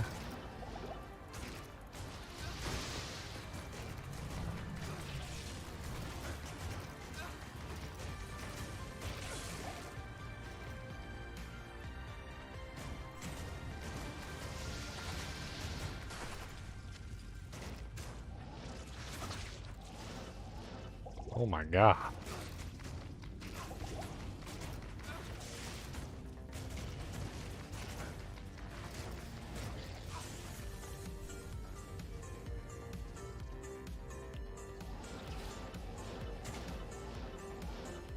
I deduced where it was by looking at the map. Still painful. Pain, pain, lots of pain. Everywhere we're going's pain. Oh my god, there's so much pain. Why is there so much pain?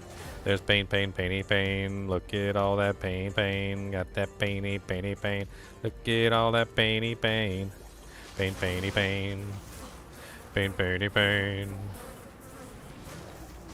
Pain, pain, pain, pain, pain, pain, pain.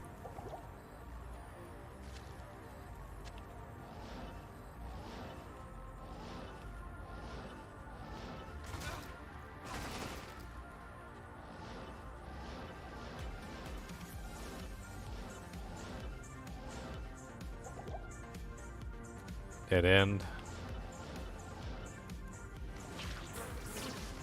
Crossroads.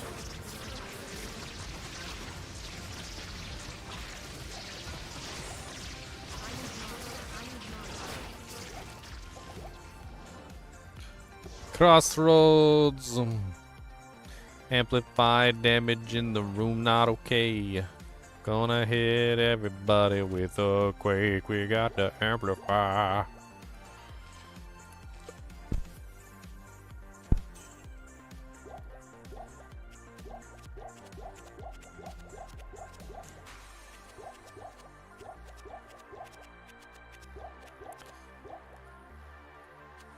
Wait, it's 900 for the mana pots?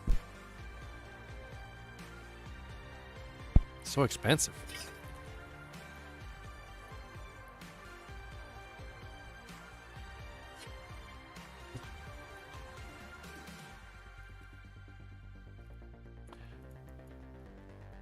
Not in town.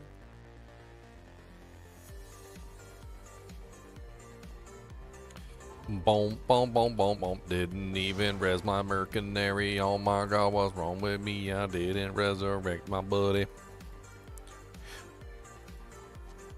Buddy, buddy, buddy, buddy, come on down, buddy, buddy. We got resurrection money. Come on down, buddy, buddy. Resurrection money.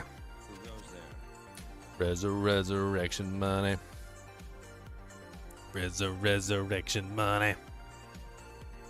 Resurrection honey.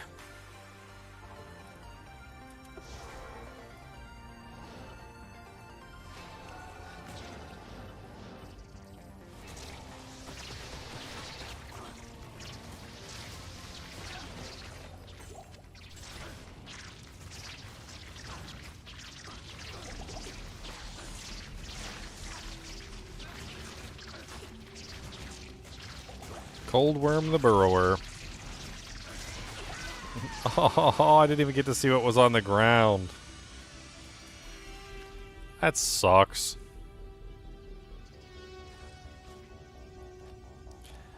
Didn't even get to see what was on the ground.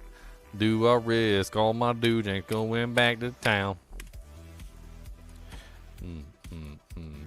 Give it a try. I think we might be one shot.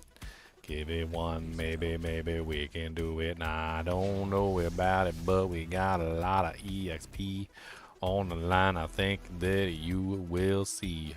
And if I go down, I'm probably gonna lose it all. But maybe I'll be trying. That's a lie. No. Boom, boom, boom, boom, boom, boom, boom, boom, boom, boom, boom, boom, boom, boom. A Cantor trophy. Well, I got my EXP back. Dead. I'm waiting for somebody to pop up and ask me if I'm playing hardcore. Are you playing hardcore, man? No. I mean, yes. That's right. We decided my answer would always be yes to that question from now on, right? Yes. Yes.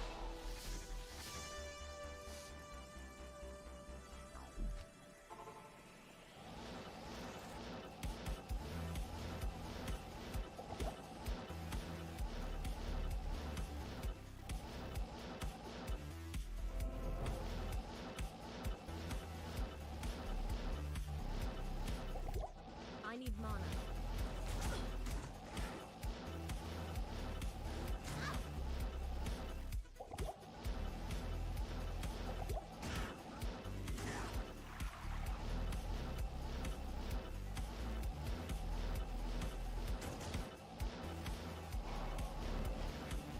Oh my god. Might extra fast. Oh man. That's a pain in the butt cheeks, yo. Can't believe that I let that flow. Extra fast, might enchanted, instant dead. Yes, citizen. Don't let him see me? Oh man, okay, I'll try that next time. Don't let him see you, or then you will be dead. Don't let him see you, or they'll hit you in the head. Not very smart to let him hit your man. Not very smart. Let him hit you, do woo woo woo.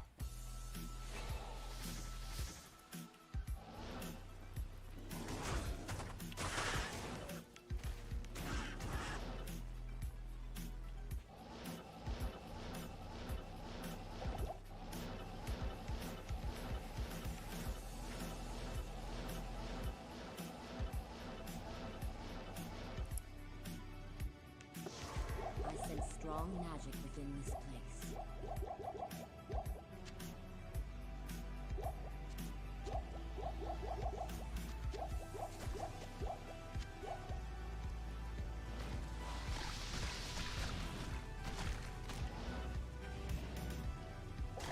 Ugh.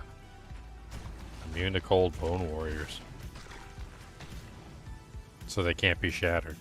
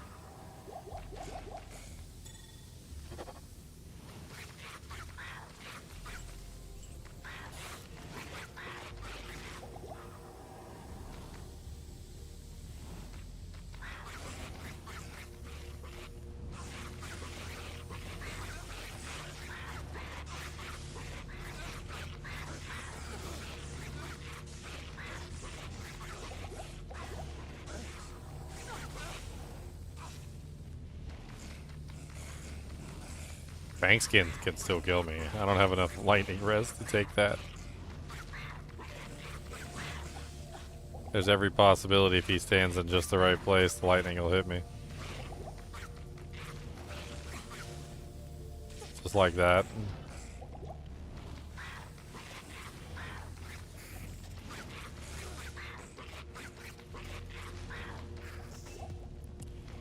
Oh man, nothing good.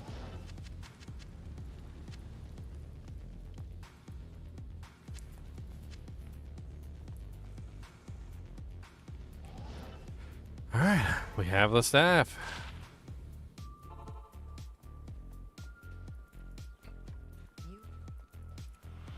Almost level 75 too. Excellent, you have the heroic staff. Excellent. What's going on? Yo, excellent. You got that lovely excellence. Come on, baby, give me some. Oh, excellent, excellent, excellence. We got some excellent excellence. We gonna take it down and give you a rub. Alright, we're almost leveled, so I think we should probably get our level first before we start doing, like, reckless maneuvers. Reckless. Reckless maneuvers. Reckless maneuvers. Reckless maneuvers. Into the harem with the hoochie's dead. Oh my goodness. I think she lost her head.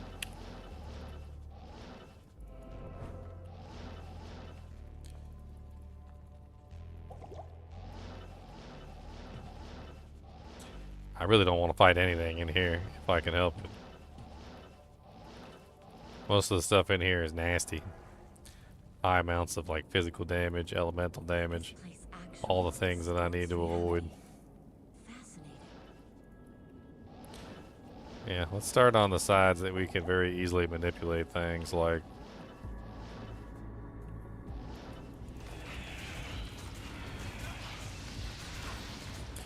Spectres should be super easy. Like, there's nothing special about them at all.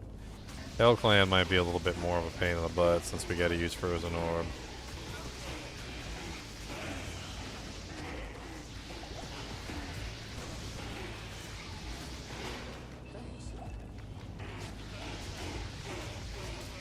Hell Clan are usually one of the easier ones.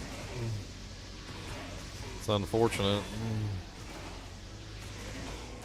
I think I might want to beef up my Frozen Orb at this point, or do I just finish off? I'm like 1 point from Firewall. Let's just finish Firewall.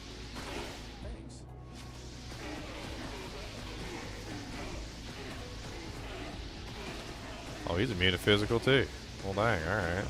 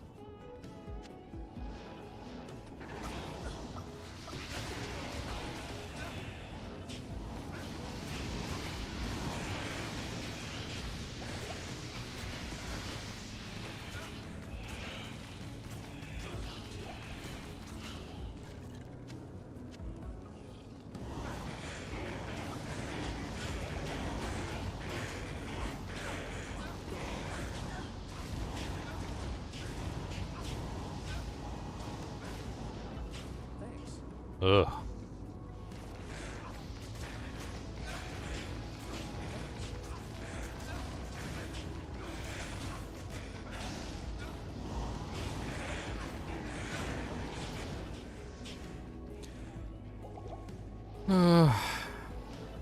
I think we're going to teleport through this one.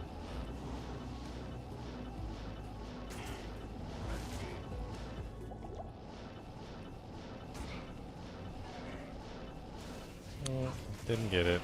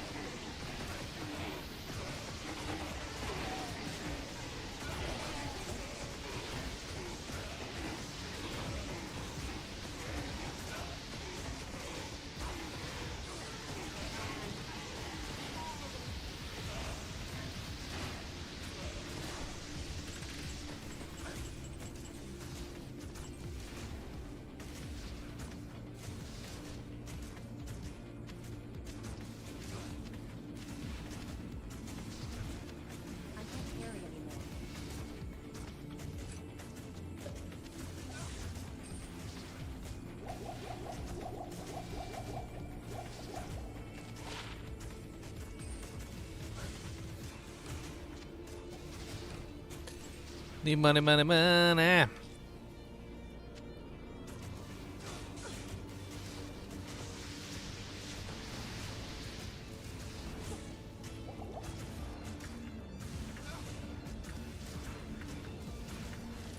Get my EXP. Doesn't look like the firewall's hitting it.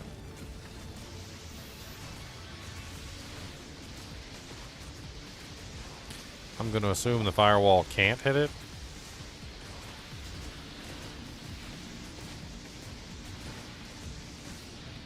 Okay.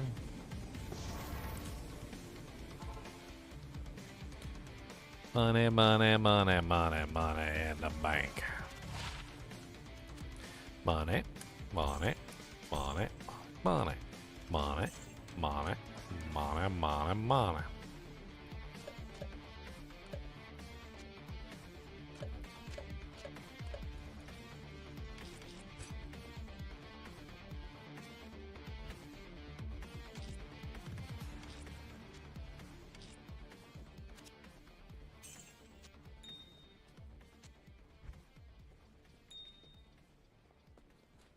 Alright, time to teleport again.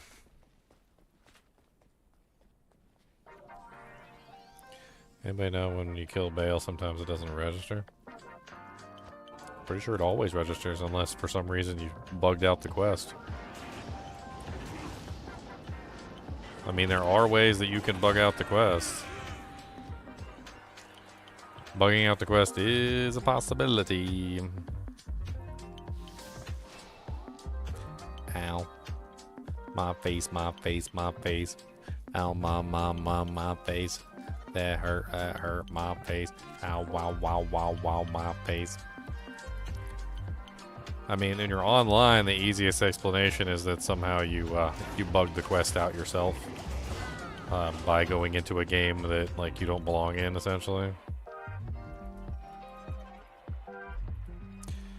Yeah, well, I don't care about the EXP because I just leveled up, so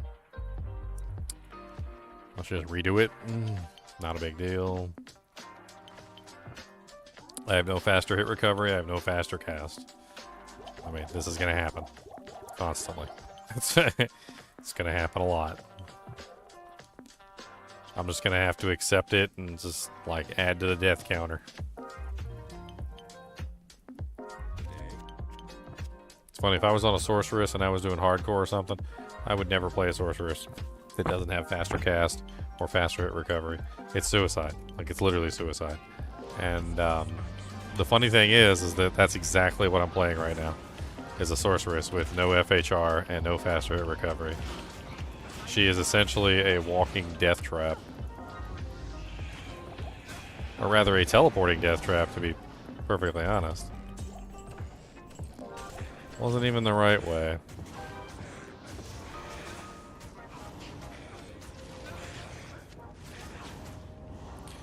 Take items back to town for selling for monies.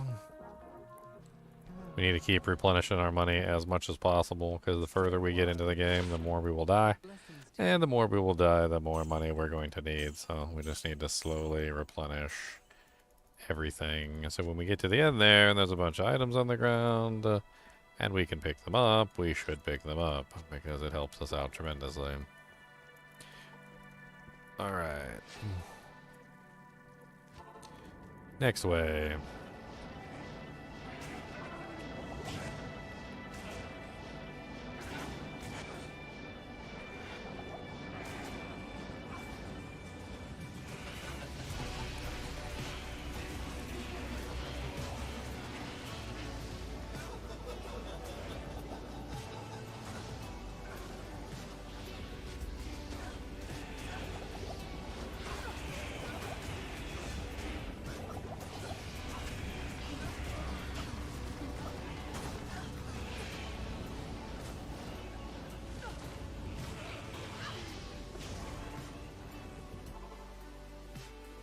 That's a lot of ghosts. I found it, though. Found it, found it, found it.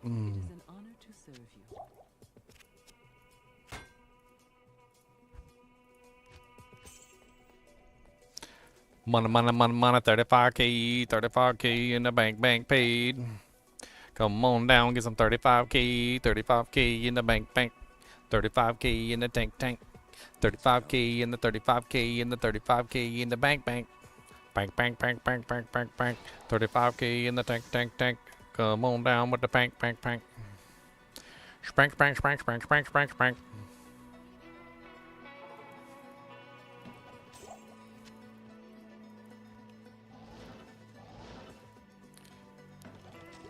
It's gonna be a tough one. I'm going back down there with the aura, not without the aura. That would be nice. Wouldn't be bad if I had a shrine too. Maybe I can find a quick shrine that actually has like, maybe like Defiance or something. I need him, oh, not Defiance. He needs to cast Defiance.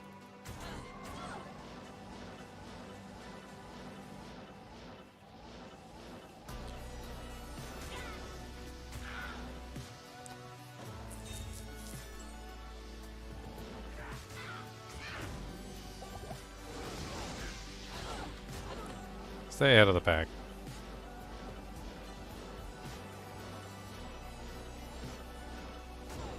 Not enough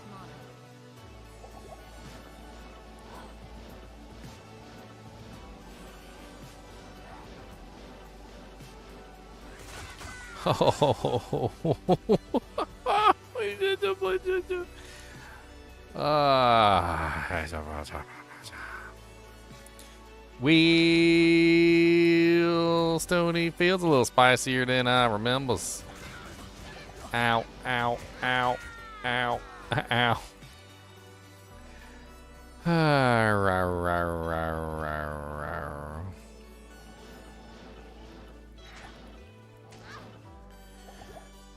FHR sucks.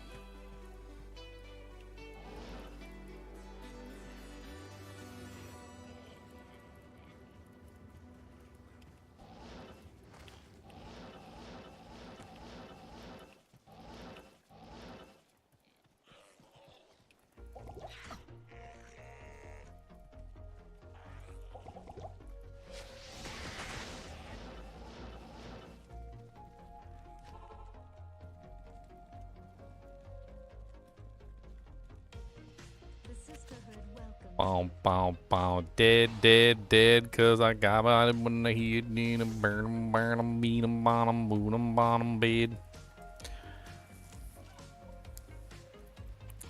Since full towels? Okay, full towels, let's go.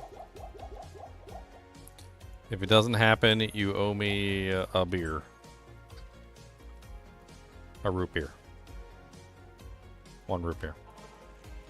1 root beer for me, sir. That's what I need is a root beer in the world. Some really good ones too, not that yucky crap. Give me something good so I has a heart attack. I need a good beer, yes I dearly do. And not a bad beer that smell like poo. A rooted beer, one of those. I need a root beer really, really good.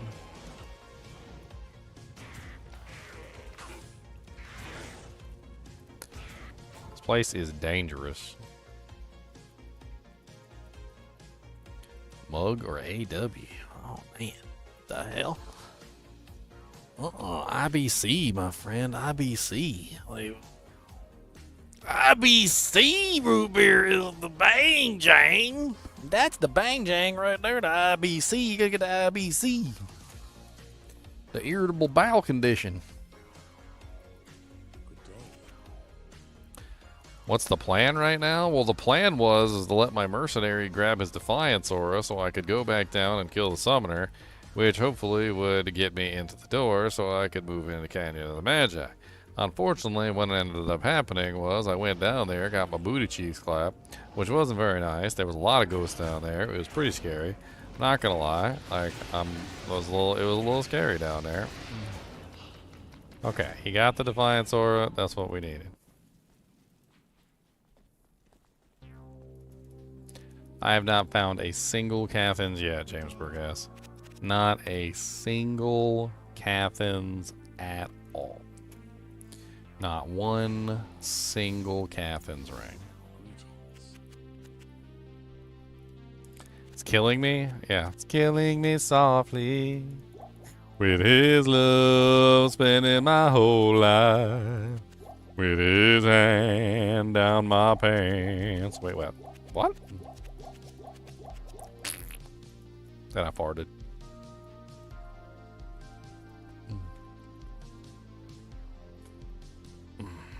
This is a scary portal. Okay, hold on.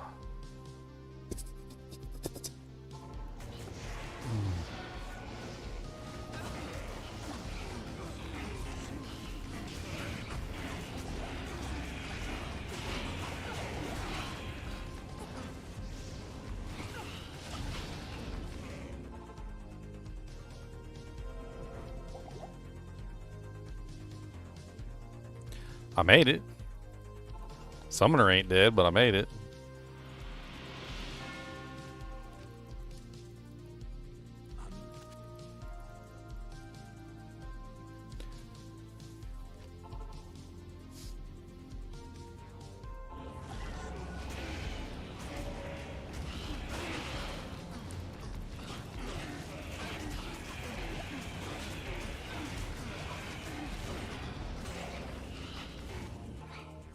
There you go. Now he's dead.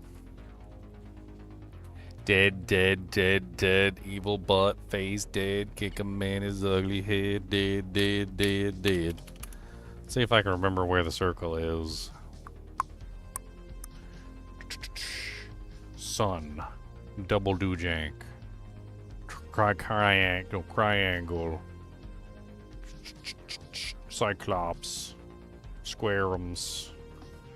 I can't remember. Is it this one over here? Hey! I knew the thing. I did the thing. Oh god. I didn't expect that to actually work. Now I'm scared for my life.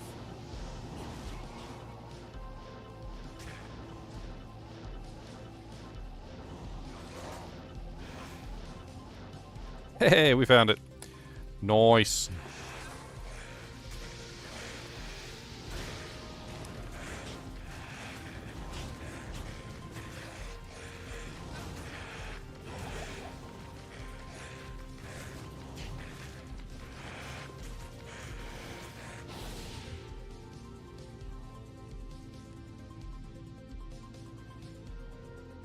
Yeah, dead, kick you in the head. What's wrong with that?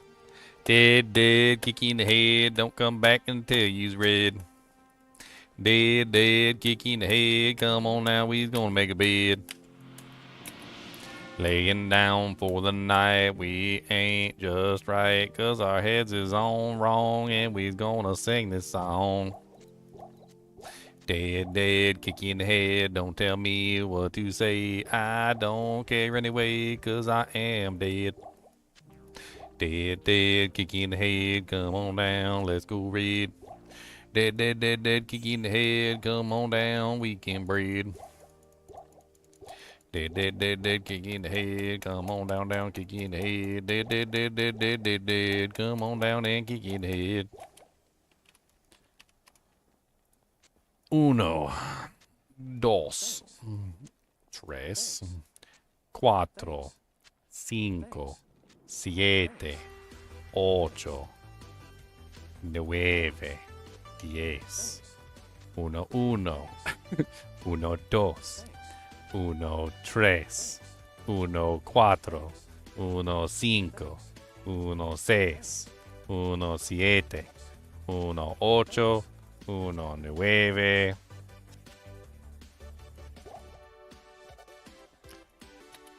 Uno. Wait, no. Dos. What's zero? I don't know what zero is. Dang it! Uno, nueve. Wait. No, wait, no, wait. Diez. How about diez? There you go. Ha! I overcame. Diez. Yes, diez. Diez. No. Diez. I did it. 10. Diez.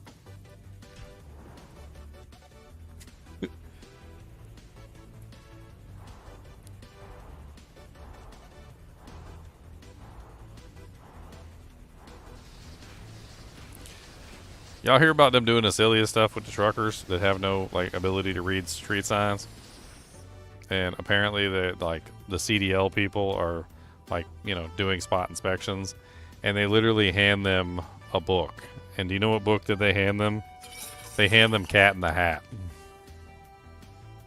Like, the bar is really low, my friend. It's really low, okay?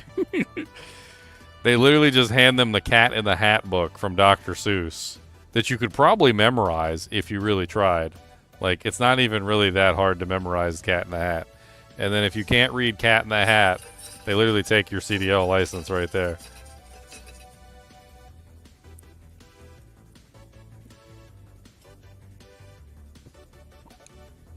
You know, Cat in the Hat is not exactly a particularly hard book to read.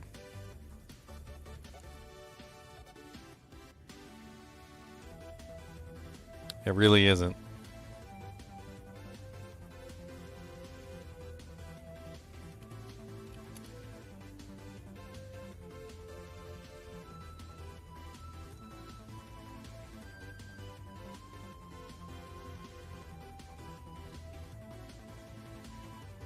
Most of them are just rhymes, though. So all we could do was sit, and we did not like it, not one little bit. I sat there with Sally, we sat there, we two, and I said how I wish we had something to do.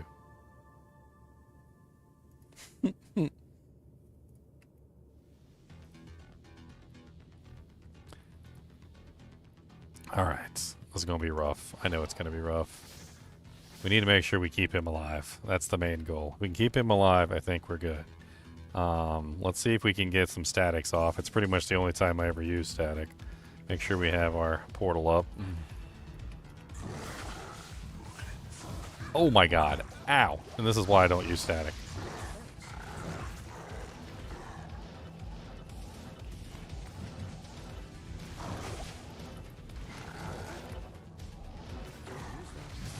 Unfortunately, the mercenary is not staying alive.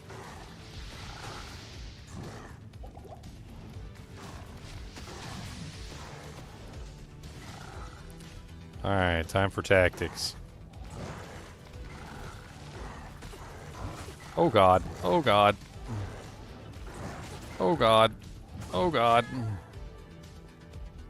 The real slapping, all them booty chickens slapping everywhere. Come on down, some booty chickens, we be clapping with them hair. I don't know what you say, the real clapping away. He clapped them cheeks every single day. Oh, clapping cheeks. He's doing good. He's clapping cheeks all day long while he's singing songs. He clapping cheeks all day long. He clapping cheeks while he's singing songs.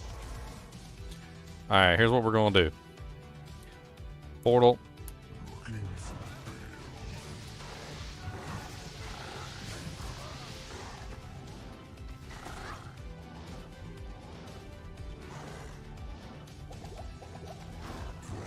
I think this is going to be a lesson in futility. I think we pretty much need the mercenary to stop him from chasing us. Unless for some reason we can, like, cause him to abandon us somehow.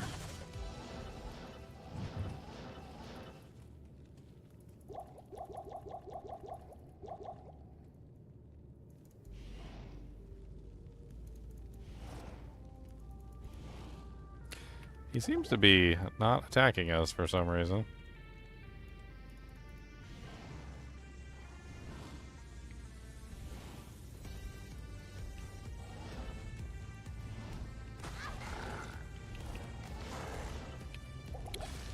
Alright, time to go sacrifice the Merc about 20 times.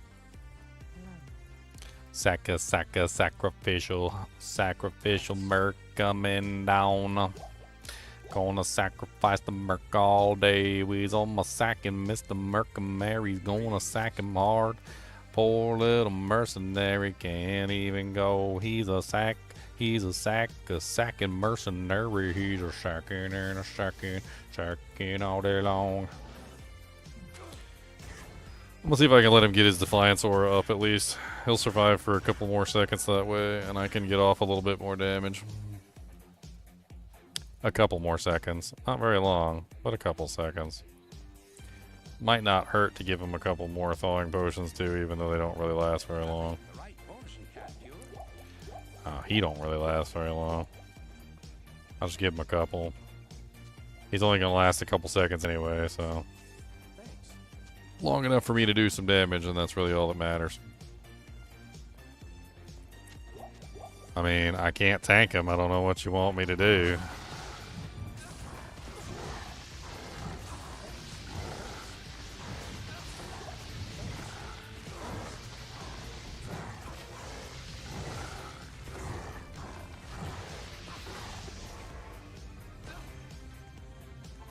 Okay, he managed to survive. That was pretty impressive.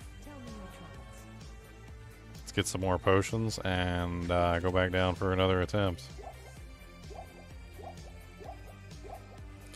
If you survive, you survive. But did you die? I think it's a combination of his high defense combined together with some other effects. I think that's the only thing that's keeping him alive. Extremely high defense combined with other things.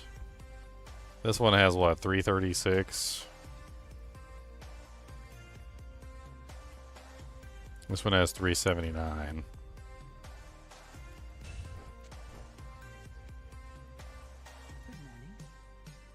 It's not much of a difference. So I was thinking about imbuing this, but I was hoping I was going to find something better. That was the general premise.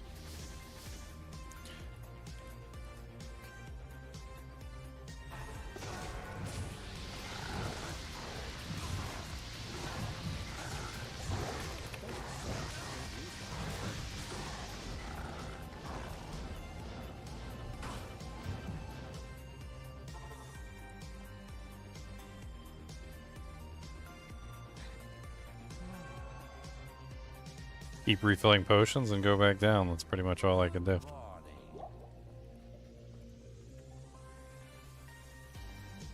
Four scrolls left. Hold on. Eh.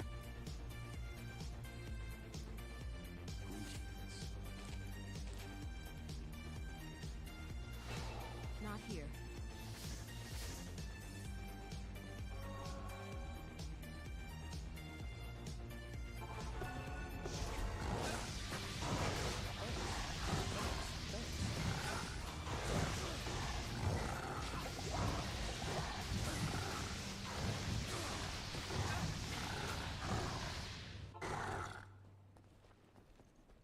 Tell me your troubles. Basically just feeding him all the potions. Every single time. Just give him everything, see if he can survive.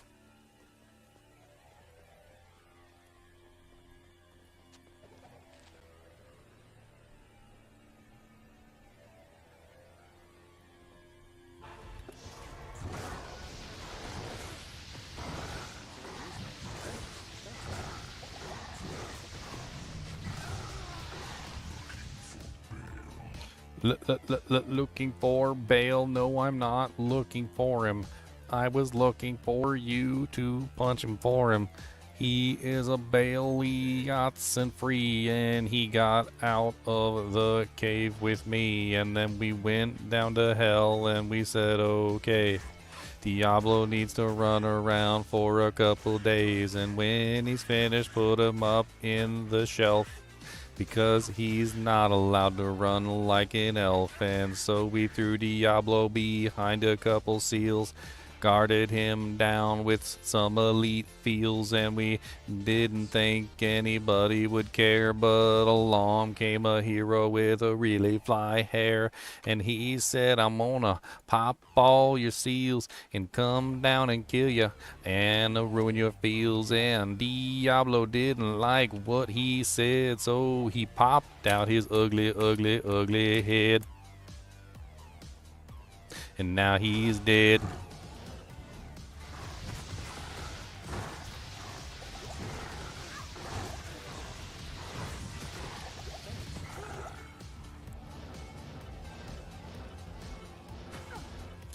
Dang it, I forgot to click a portal.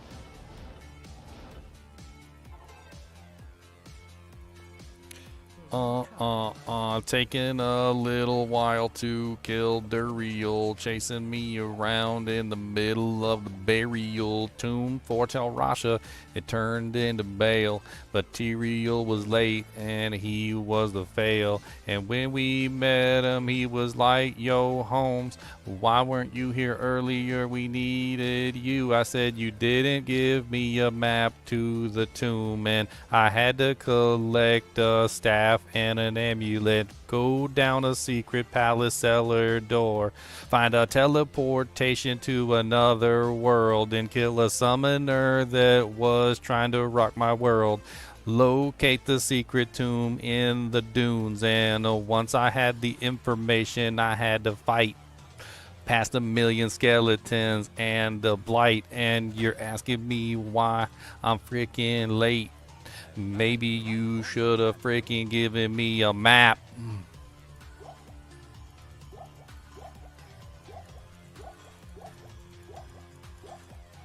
Maybe you should have told me the way. Said, hero, here is the day. The tomb's over here, maybe shown a light. Sent a little whisper from a pigeon in flight. But no, nothing. Nothing. He said nothing. You know what he did? Nothing. That's what he did. Nothing. Nothing. He's a jerk face. Though I did expect you sooner. You know what? You know what? You know what? I expected your mom sooner. How about that? I expected your mom a little sooner. Okay? Just a little sooner. But she wasn't here. Alright, she was supposed to be. She was supposed to be here. On time. But no. No bad, no bad, no bad, no bad, no bad, nope, nope. No bad, no bad, no bad, no bad, no bad, joke, joke. I mean, he's doing a halfway decent job. Like, I can't get mad at him. Like, my Merc is hanging in there pretty dang well for something that is cobbled together with some, like, baling wire and twine. Baling wire and twine is putting it nicely.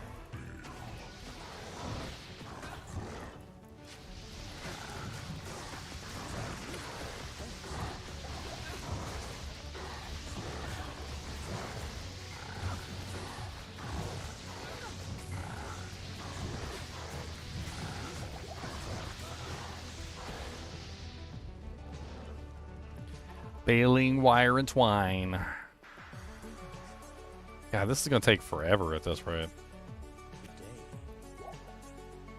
I'm gonna run out of gold before I kill Duriel, guys.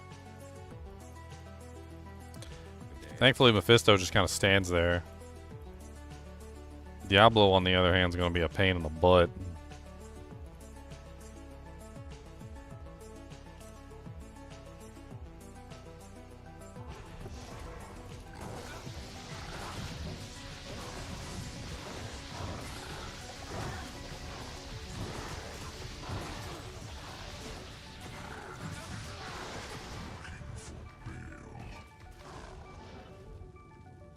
Almost there.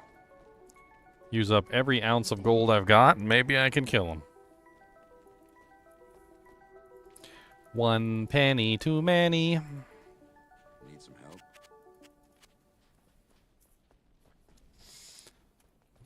help? I like Pepperjack, but Pepperjack doesn't always like me. I like some of the more delicate cheeses too, like Havarti and... Depends on the cheese. Provolone is weird. Provolone is weird. Like, it kind of has like an odd... When you cook it, it has like an odd flavor to it.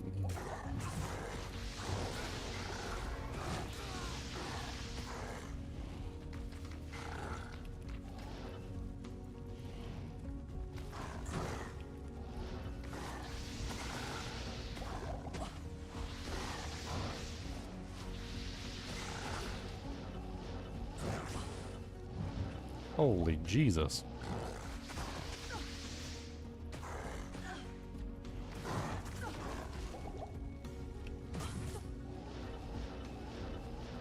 I forgot this place is like hexed and it's very difficult to teleport around in.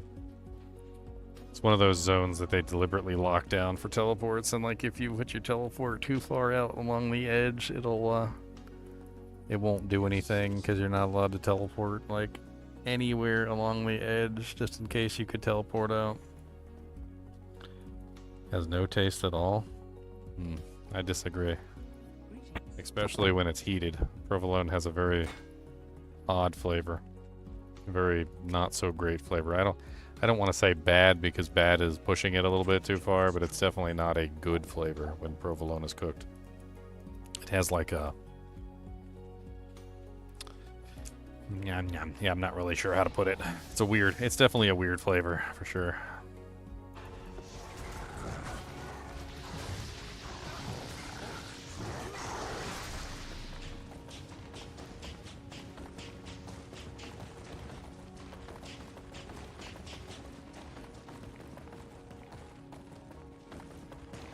Bruh.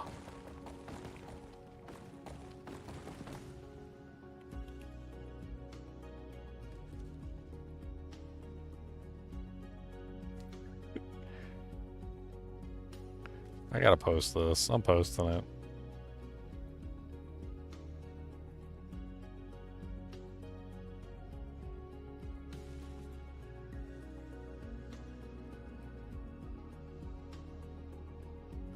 I'm posting this. I gotta post this. This is too good. Dude, you can't make this stuff up, man. Duriel, what a troll.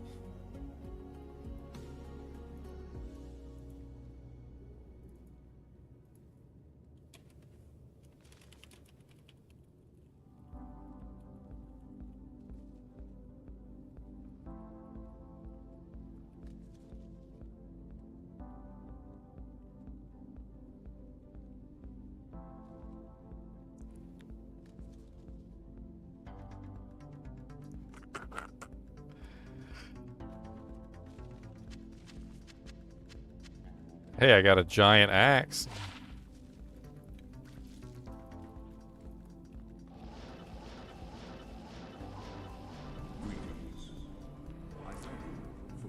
But I did expect you earlier. I'm your angel Tyrion. I came here to prevent Diablo from freeing his brother Bane.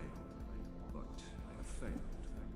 Now terror and destruction roam free throughout your world.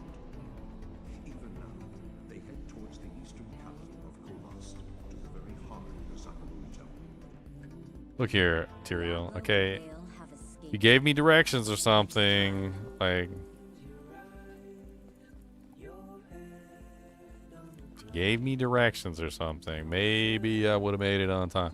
It's not like he gave me directions or anything. Okay. Alright.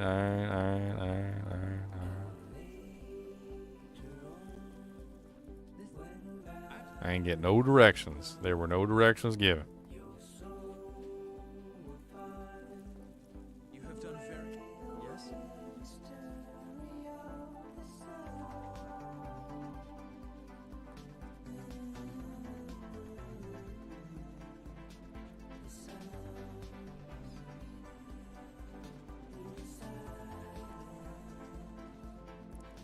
Good to see you.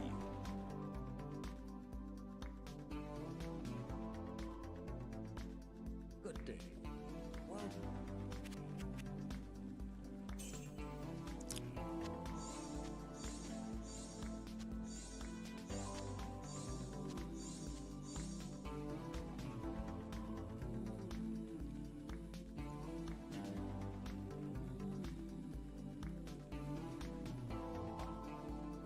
We gotta summon the special juju sauce.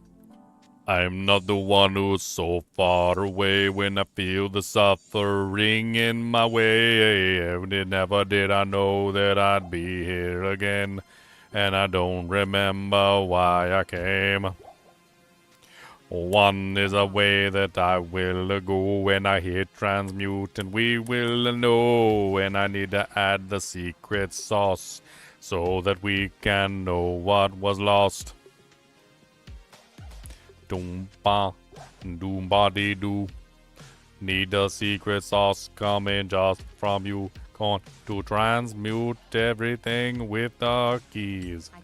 Don't tell me what to do, it's not fleas. I going to take little bit of keys and make the secret doohickey. And he is never where I need him to be. Always in the wrong spot, dear Lord G. Voodoo hoodoo voodoo doo. Voodoo doo doo voodoo hoo. Voodoo doo doo voodoo hoo. Voodoo doo doo voodoo doo. Doo doo doo doo doo doo doo. Voodoo doo doo doo doo doo. Voodoo doo doo doo doo doo. Voodoo doo doo doo doo doo. Then we gon' do it, look it, we got the sauce. Come on down, gonna make it Ross.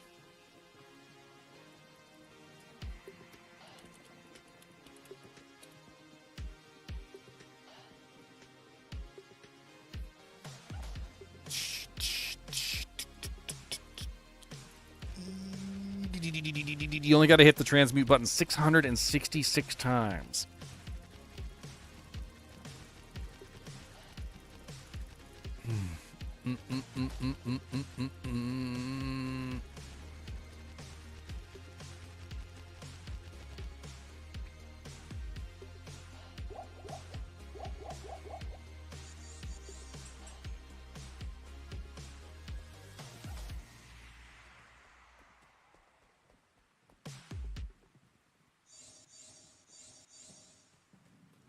Alright, guys and gals. It's been 10 hours, and it's like 3 a.m. at night. I'm going to get myself some sleep.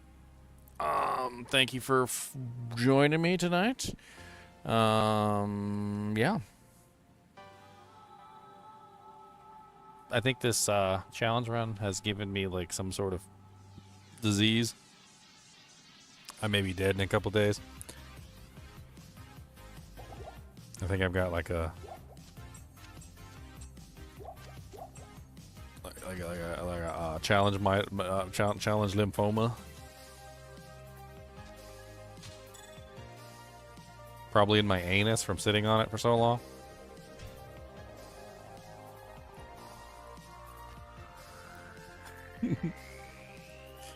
Alright, guys and gals, it's been fun. It's been 10 hours. I appreciate you guys and gals joining me. Be sure to hit the like button and the subscribe button if you enjoy the content. I appreciate you guys hanging out with me. And as always,